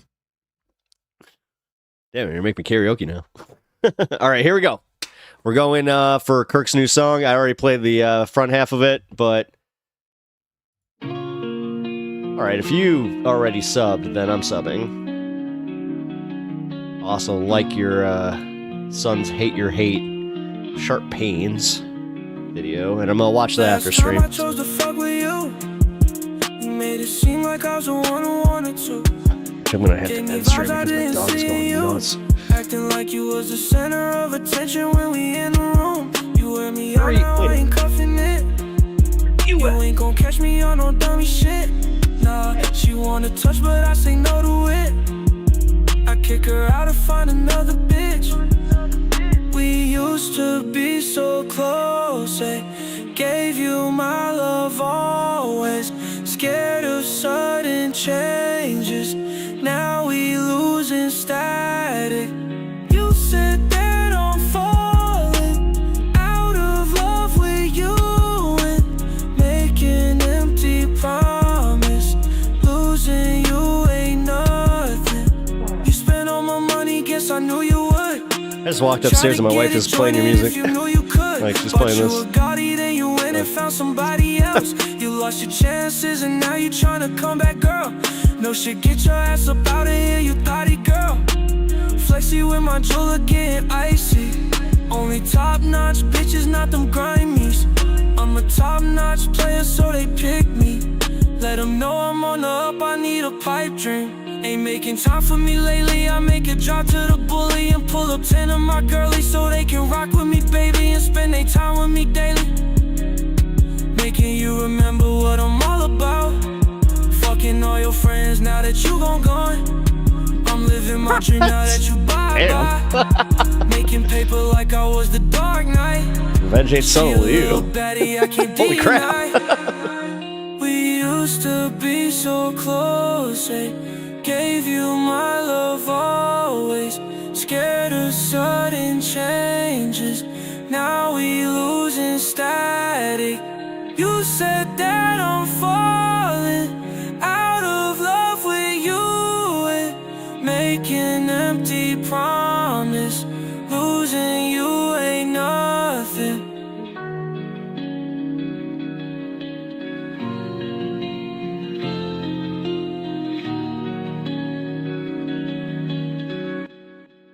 Nice. Oh, man.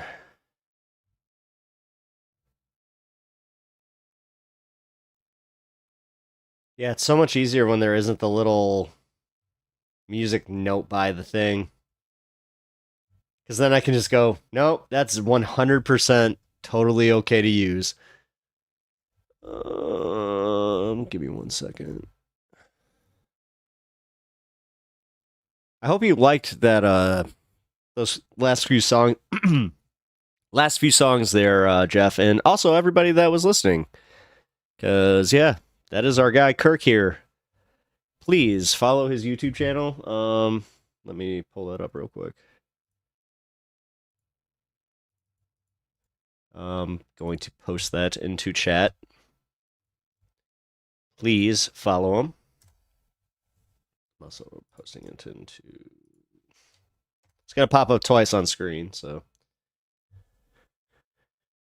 I'm going to play this one.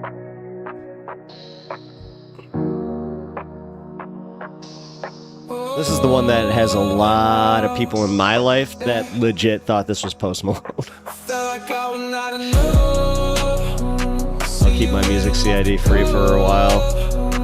When I decide to make money on it, I will grant permissions with my rep. Yeah. No, I figured we'd figure that out. Because, yeah. I would feel a little bit like... I support you, and I'm so glad you're making money. Hey, what's up, Eve? Glad that you can drop by. We're just kind of finishing up the show, listening to music, kind of vibing. Also, yeah, man, I'm still passing this thing, so hopefully it's not. Alright, so I might have a kidney stone infection. I don't know. I hope it's just a quick little thing, but yeah, I wasn't peeing enough. So. Always listen to your bladder, folks.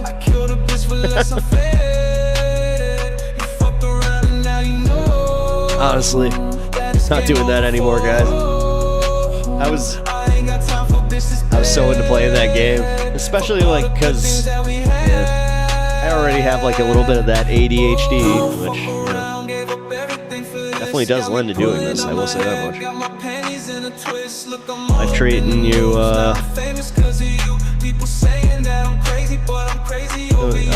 Feels well. Yeah. Yeah. No, I'm happy. Where's the Earl Grey? Oh, it's upstairs. I got my. It's my my sleepy time tea. This is my. I am in the post 420 half of the stream, and I kind of wanted a beverage.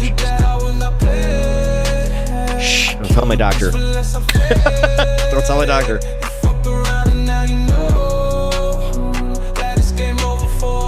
It'll help.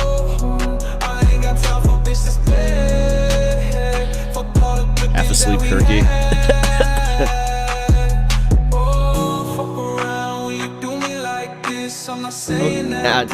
You know what? Hey, man.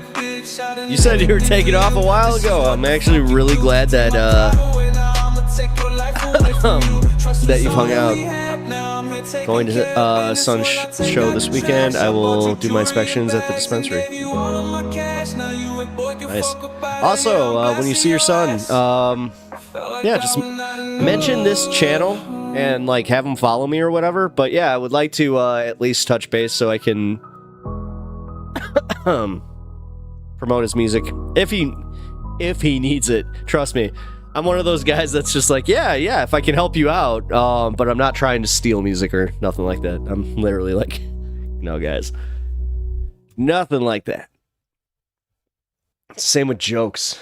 God, you should, like, I had that happen where somebody was just like, that reminds me of a bit. I'm like, that totally was a bit.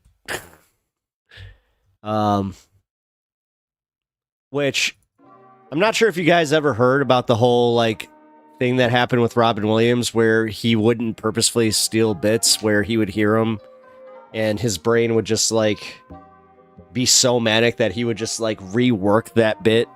Like the way that his daughter described it, it actually makes perfect sense, where instead of like egregiously stealing a bit and saying I could do that better, his brain would essentially go, oh, what if you did this? And then it would like conflate it and make it his. I'm not saying that's what happens with me. Like, I have the unfortunate thing of having way too much in common with a certain stand-up comedian, where I had like damn near a parallel life.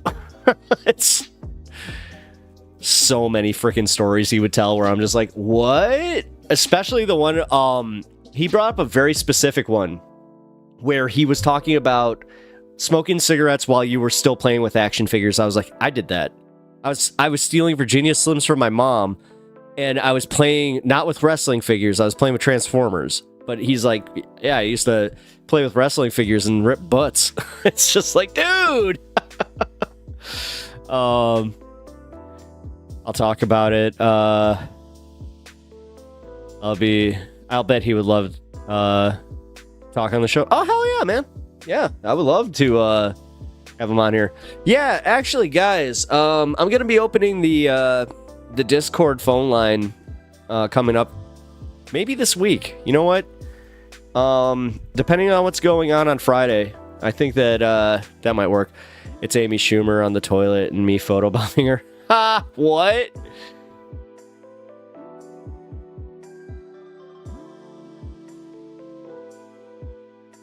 Here.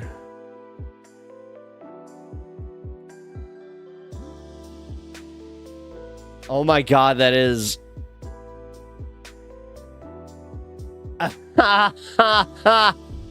That's hilarious.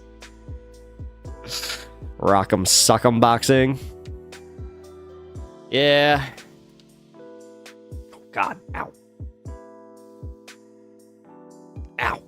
Sorry, I just cracked my ankle.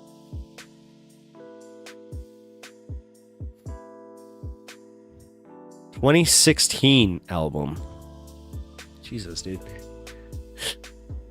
Man, you've been doing this for, like, you know what? Shows you got it for sure. Yeah. God only knows what would have happened had I actually done the 500, guys.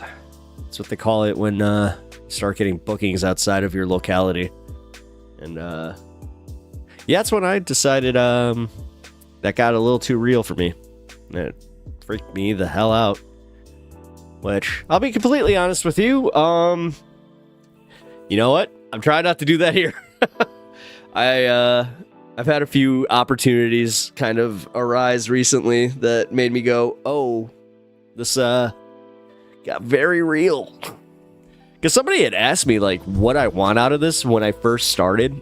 And it still sticks with me. Like, I still don't know. Like, I'm like, I would love to make enough money to be comfortable or, like, to pay off some bills. But realistically, if this channel were to blow up and me actually get famous, God, I don't know. I'm only talking about this because, yeah, just want to be honest with you guys. That might scare me a little bit, but do not ponder on the past, only ponder on the future, or pander on the future. Well, yeah, I've had some problems with that. I never had to lie about smoking with my mama. She and other parents agreed. Yeah, my mom's cool like that. The amount of time it takes something to reach velocity at an impact is the same it takes for it to stop. Welcome back. Okay. Okay.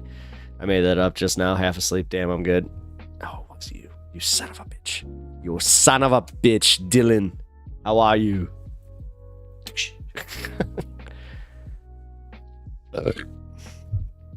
I mean, dude, seriously. If that was him tonight, what the fuck was that? Like, what? I'm assuming this is... I hate the fact that you did this. Oh, this is him. Why would you do this to me? Kirk. Newton? I was talking about the quote I said. What quote did you say? Oh, do not ponder the past, only pander on with the future. Oh, sorry. I literally read Brian's comment after that. I was like, what? Oh, good. Yes, this paramedic told me, one of you focus on the past, that's depression. If you dwell on the future, that's anxiety. Stay right here, right now. I dig that. Well, yeah, I mean... Yeah, I've heard that paraphrased in other ways. Another way I heard that is that you can't control the past, you can't control the future. What you can control is right now. Don't sweat the petty shit. Don't pet the sweaty shit. Nice. I love a good, what do you call it? Like a port. It would be written in Sharpie on a porta potty, and you would just be reading that, just like, ha. I'll never forget. That's where I saw the "Here I sit all broken hearted, came to shit, but only farted. Later on, I took a chance, came to tried to fart and shit my pants." I was like 12 years old, and I was dying. I'll never forget, dude. We were at a Scarecrow festival, and my buddy Mark is standing outside of the porta potty, and I'm dying. I am dying laughing. And he's like, "What the hell is wrong with you?" I'm like, "You gotta go in there."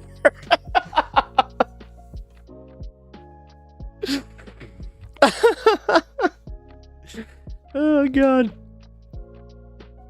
Oh, that's awesome.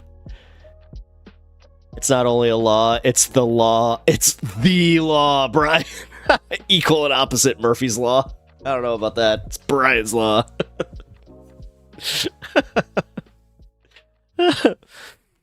Oh, God, dude.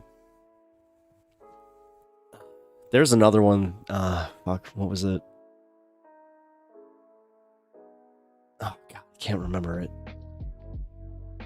But it had me rolling.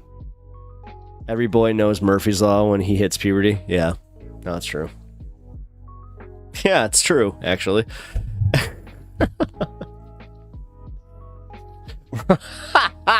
No, I almost got gross with that. I almost got gross with that. It's Newton's Law? Confucius? Hours of just swaying back and forth. Pretty much. Night, guys. Yeah, I'm gonna do 10 more minutes, and then I'm gonna hit the old dusty trail. I'm gonna get this 8-hour timestamp, and then hit it. But night, Bloodstone. I appreciate you being here. I appreciate you hanging out. Also, cheers. I hope you have a good night. New Year's resolution. I'm not making jokes. Wait, what was that? Oh, that's your New Year's resolution, Jeff. Nice.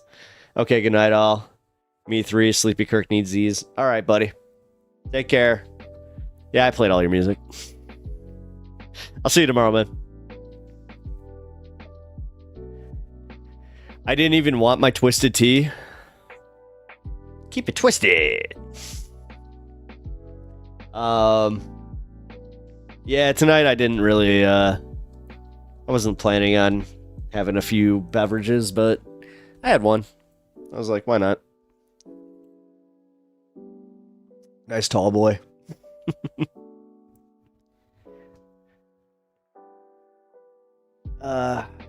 Kirk's bot needs another beer. Today's that blah.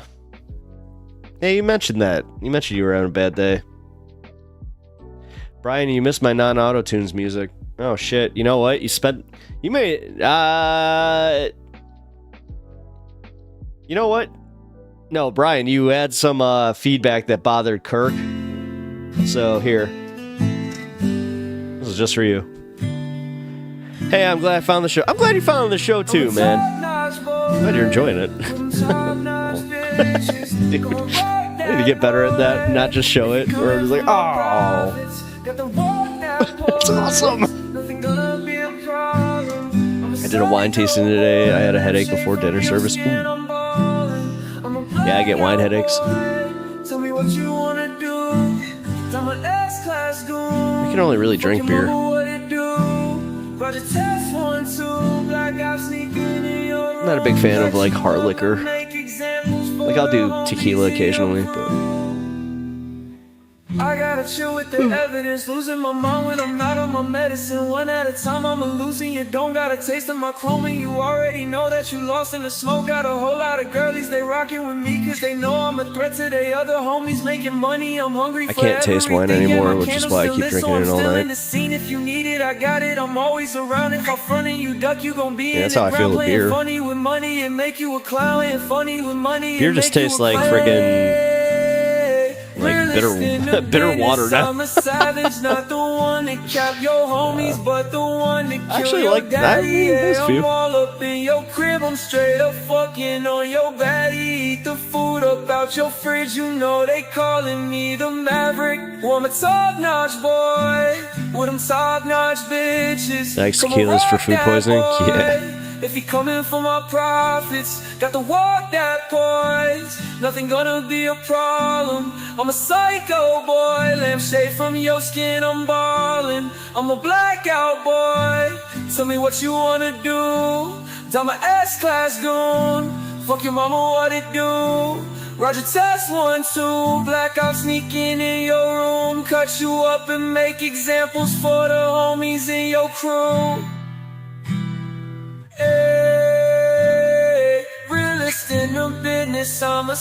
Sorry guys, I've also been simultaneously editing last night's stream. I still can't believe they did that. This sucks.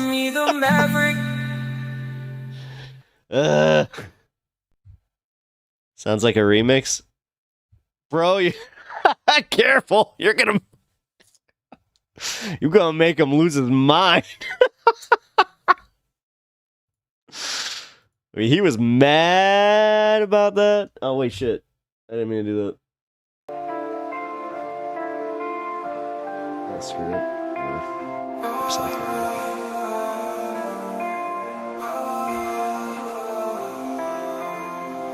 I got pillies on my mind.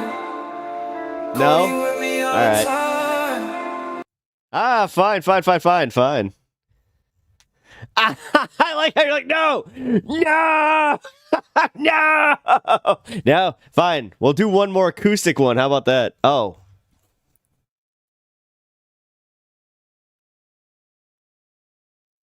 Gotcha. Oh. Well, I only played like un poquito. Wait. You told me to play that one. Wasn't it? Next time. Wait. It should be good. That's what I thought. You told me it was fine. Fine. Go back to your freaking page and we'll play Bando for him. Last one. You get one more time. Since we all heard this one already, but yes, you know what? This is to prove a point to somebody in chat. No, I never played Regulator. I thought, did I play Regulate? Oh shit, I didn't realize I played Regulate. Oh, wait, dude, it's because when I accidentally double-clicked your SoundCloud and it took me right to it. Tell me why I gotta end though. Playing with a heart. Sounds like her. Playing a Nintendo. Using her for money and a mule for slinging benzo. She ain't even special. I got 20 in the bando. I know it's wrong, but I need this to work. Cause I'm cashing out dirt, she gon' put in the work. I got plenty of baddies who fucking with Kurt. Got them passing out perks, never trying to be Kurt. I took away all the pride, I said she was mine and I make her my bride. I made her work heavy, it's making me cry. Thought making money was all of my life. I changed what I did if I wasn't this rich. I made all this cash off it thanks to this bitch. She should have been cautious and seen all the signs. She ain't going anywhere, one of us dies. I literally, dude, I'm not even kidding. I wish I could show you. Like, I literally just double-clicked on it and went boom. I was like, the hell? This is really good, man. Tell me why I gotta end though. Playing with her heart like I was playing a Nintendo. Using her for money. Man, you really are just like bothered by it. She ain't even special. I got 20 in the bando.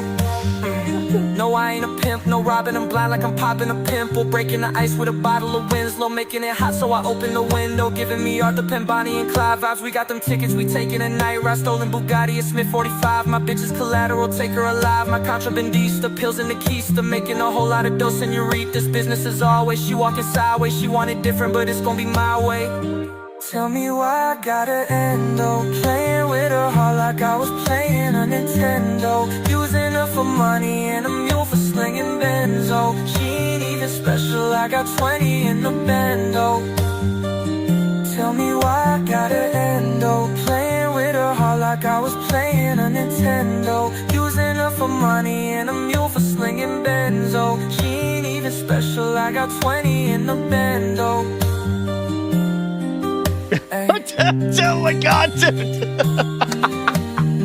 Still reverb but clean. Oh my god, he's gonna fucking no reverb. It's echo from recording on my DXT mic.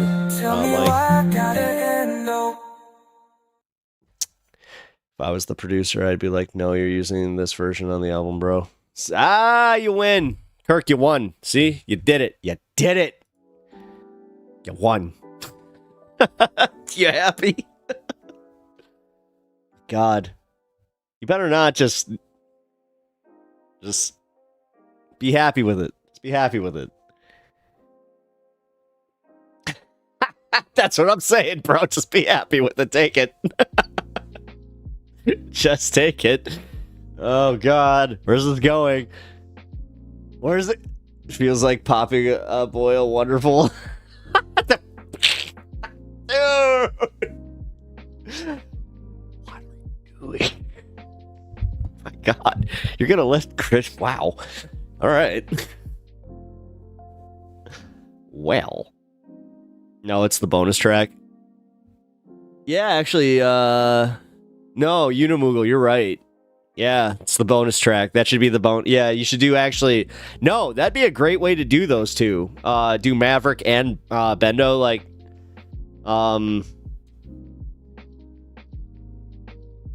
As Jesus Christ. It's bad every time. Every time. South Park. Jesus Christ. Reverb probably wasn't the right word. I get what you're saying. It sounded more produced, but I also think that it's nowhere near what you were saying before, where you were like auto-tune. I mean, dude, you straight up said auto-tune the last time. It's one piece of hair. But the mic I used is specifically for instruments, so I recorded the vocals I had. Oh, yeah. Yeah! Okay, that actually makes a lot more sense. Almost silly ass, I'm stuck with my Cajun accent. Oh, you're gonna sound like the Gambit now, huh?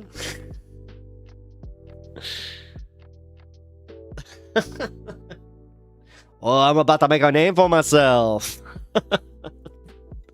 I just love that. Who was your dialect coach? A minion? Rednecks and hillbillies asked me to repeat myself. Did you see Deadpool versus Wolverine, Eve? Because I swear to God, that's one of the funniest takes on a Cajun accent ever. Excuse me, who was your dialect coach?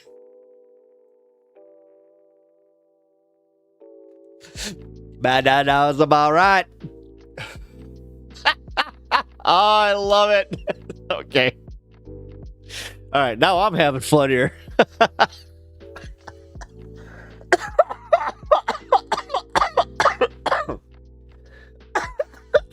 You ready? Oh, I shot out of my daddy's dick ready.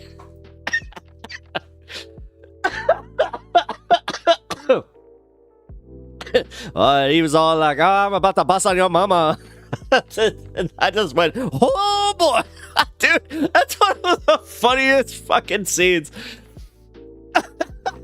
It took me about 5 years to grow out my hair like that, to donate it to my after my brother died. Oh man, I'm sorry.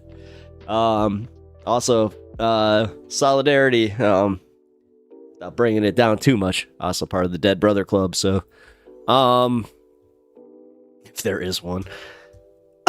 But yeah, no, I appreciate that. Yeah, I like my hair. Dude, I can totally produce your album, make it work. Go. Don't.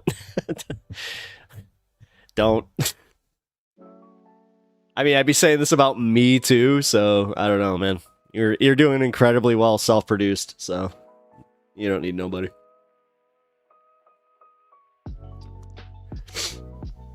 I appreciate it, Brian, but I am meeting with Atlantic Records in February. Ooh.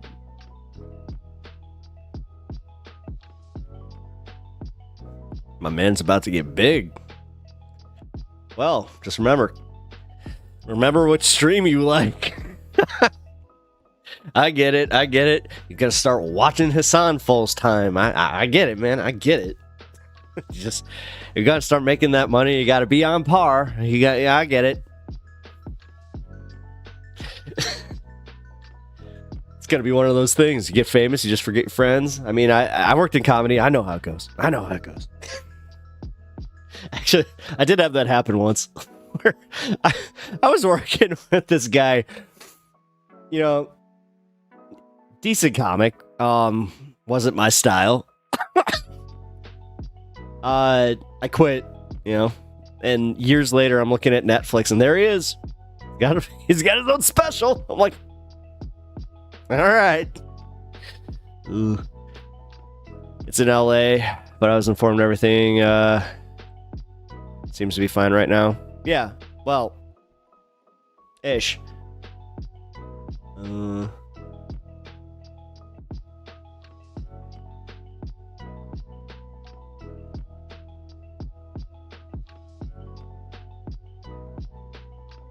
Wait, don't listen to him. I swear to God, this stuff that goes in my head to make yourself better when I listen to him, or in saying the type of thing you need before you meet with them. MFers in ATL. He said LA. Dude, you really are like a real life Cousin Eddie. like from Christmas Vacation. Like that was legit some crazy Cousin Eddie stuff. Oh yeah, hey, Kirk, you need to send me your logo on Discord. I keep forgetting that. I just got reminded about that. So.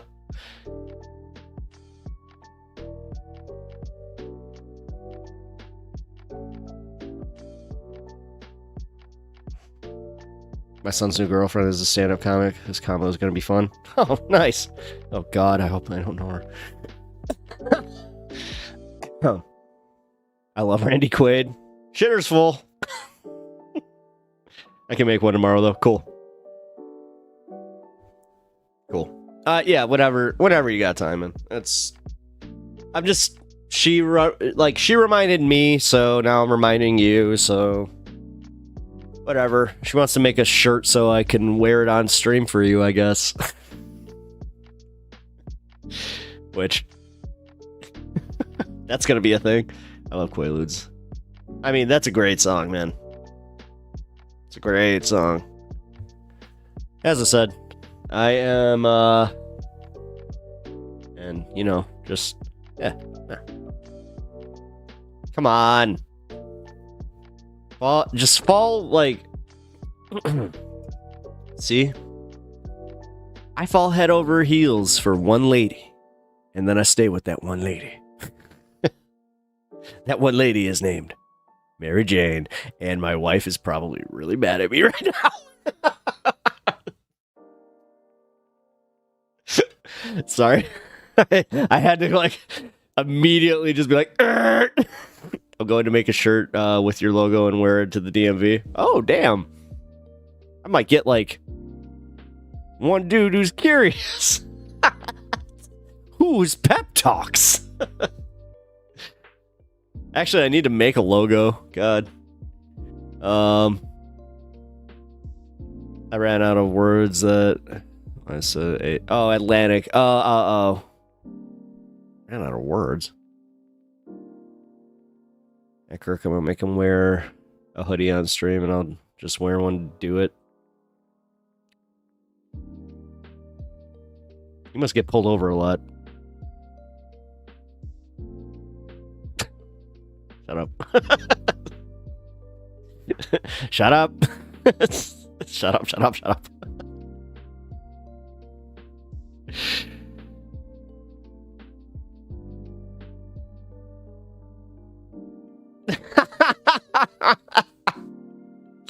You're cheap. Nope.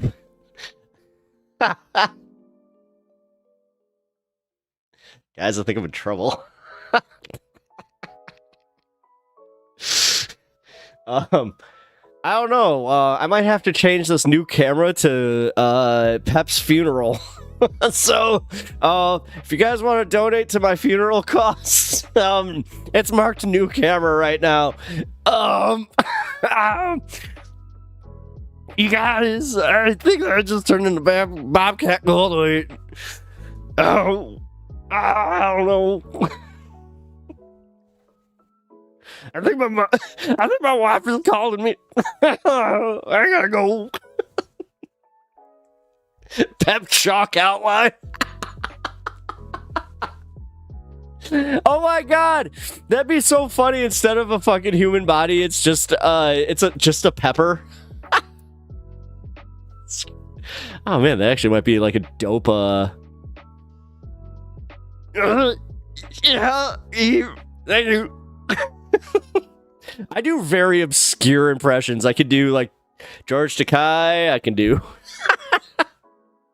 yeah, Bobcat Goldthwait. I can do a pretty sick Emo Phillips. If you know who he is, actually worked with him. He was a really nice guy. Him and Judy Tenuta, they were really, really cool. Yeah. Can you do Helen Keller?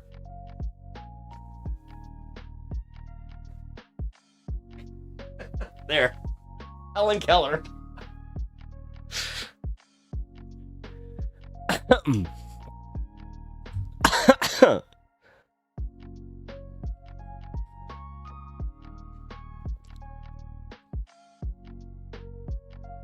Am I not right?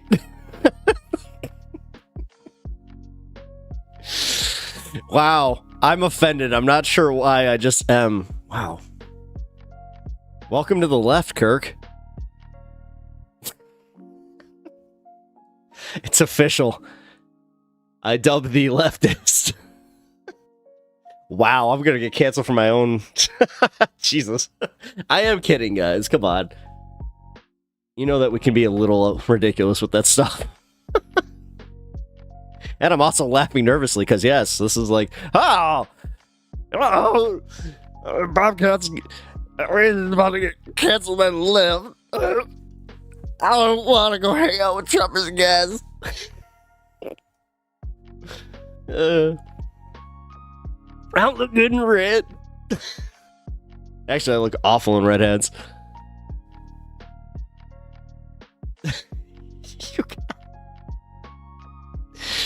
You got right, Knighted.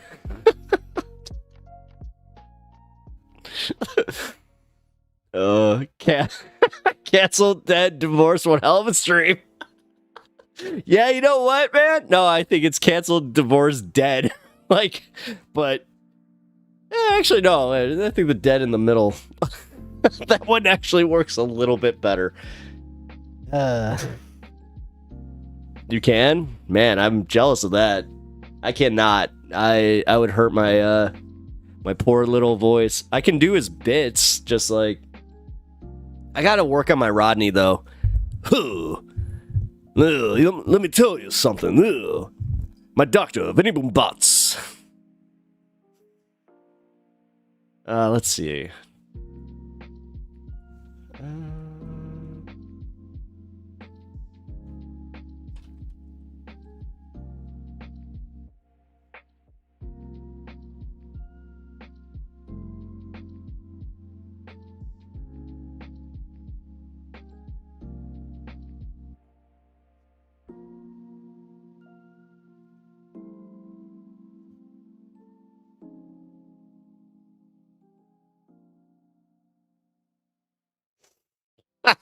There we go. When I was born, I was so ugly the doctor slapped my mother. Come on.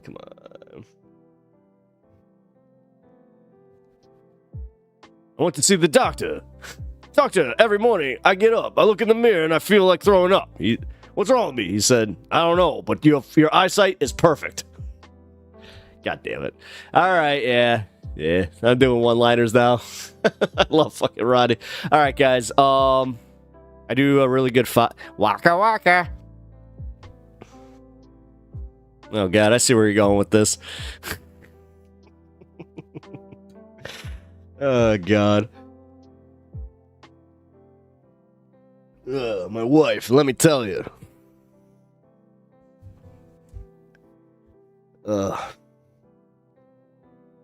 I've never been offended. I was embarrassed once, October 1991, for about 5 seconds. True story. Nice.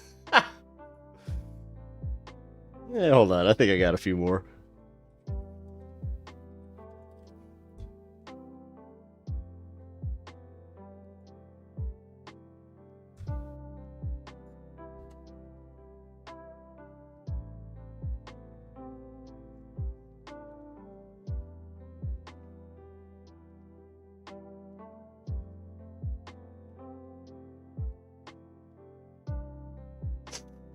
My wife and I were happy for 20 years. Then we met. Jesus Christ, dude, he's got some great lines. On Halloween, my parents set their kids out looking like me. It's tough to stay married. My wife kisses the dog on the lips, yet she won't drink from my wine glass.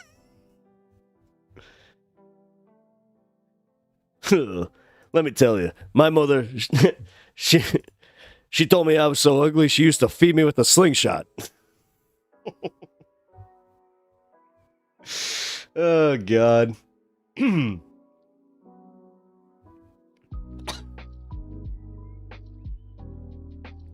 right, one more.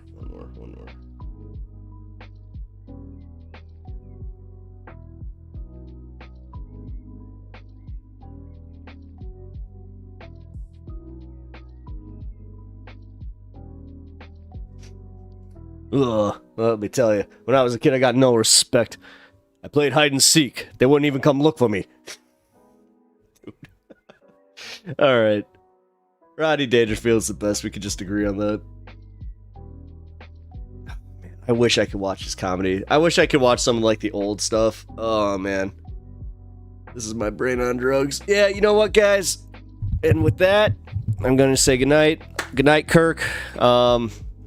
You were awesome today. Jeff Curry, thank you for stopping by and hanging out with us. I had a lot of fun.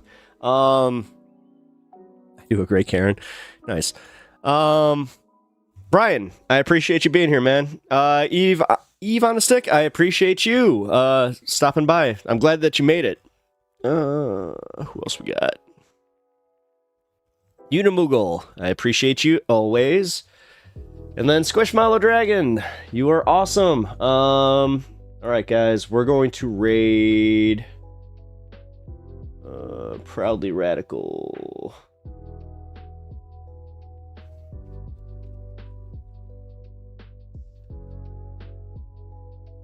Wait, are they not on? Oh, he hopped off right before I did this. Uh-oh. Hold on. Russian.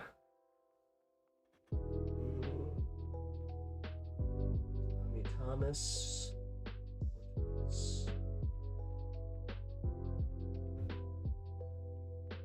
We're gonna go to Tommy Thomas. If he is a right winger, then well, he is wearing an NYPD hat. That's a big no-go for me. All right, thinking that unfortunately, yeah, I don't think we got anybody to raid tonight.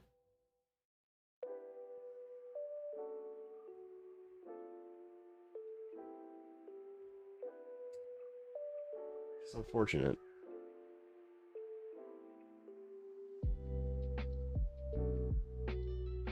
For feckless Democrats?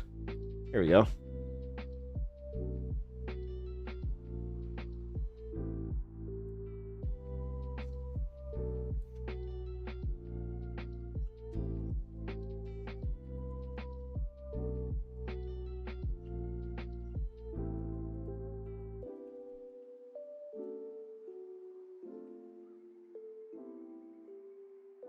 Organization accused ByteDance and other countries are doing it.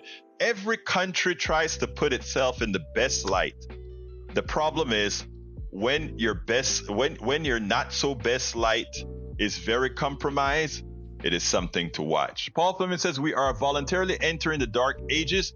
How can adults suddenly not understand how water pressure works? You can't drive down a highway without seeing water towers. LA did not run out of water. It ran out really of water hoping pressure that when its was rated a good towers channel. ran dry. Water then has to be pumped up, refill them to create the pressure. There is a single city in America with a water system that, I mean, look, let me tell you, when you see those big water towers distributed all over, what it is to maintain pressure in those pipes, maintain liquid in those pipes. Because you have a pipe of a certain diameter. Okay. If everybody's Well, tapping off of that pipe and you don't have understandable, I guess. In a system. All right, hang your hate. Yep, I'm gonna be listening to your kids' right? In other words, music. Whenever. All right. Well, he didn't shout out, so awesome. Oh, whatever. Freaking be mad about it. All right, guys. I'll see you tomorrow, 4 o'clock Central Standard Time. So set your notifications on YouTube if you haven't already. And yeah, I'll catch you guys later. Appreciate you, and I'll see you tomorrow.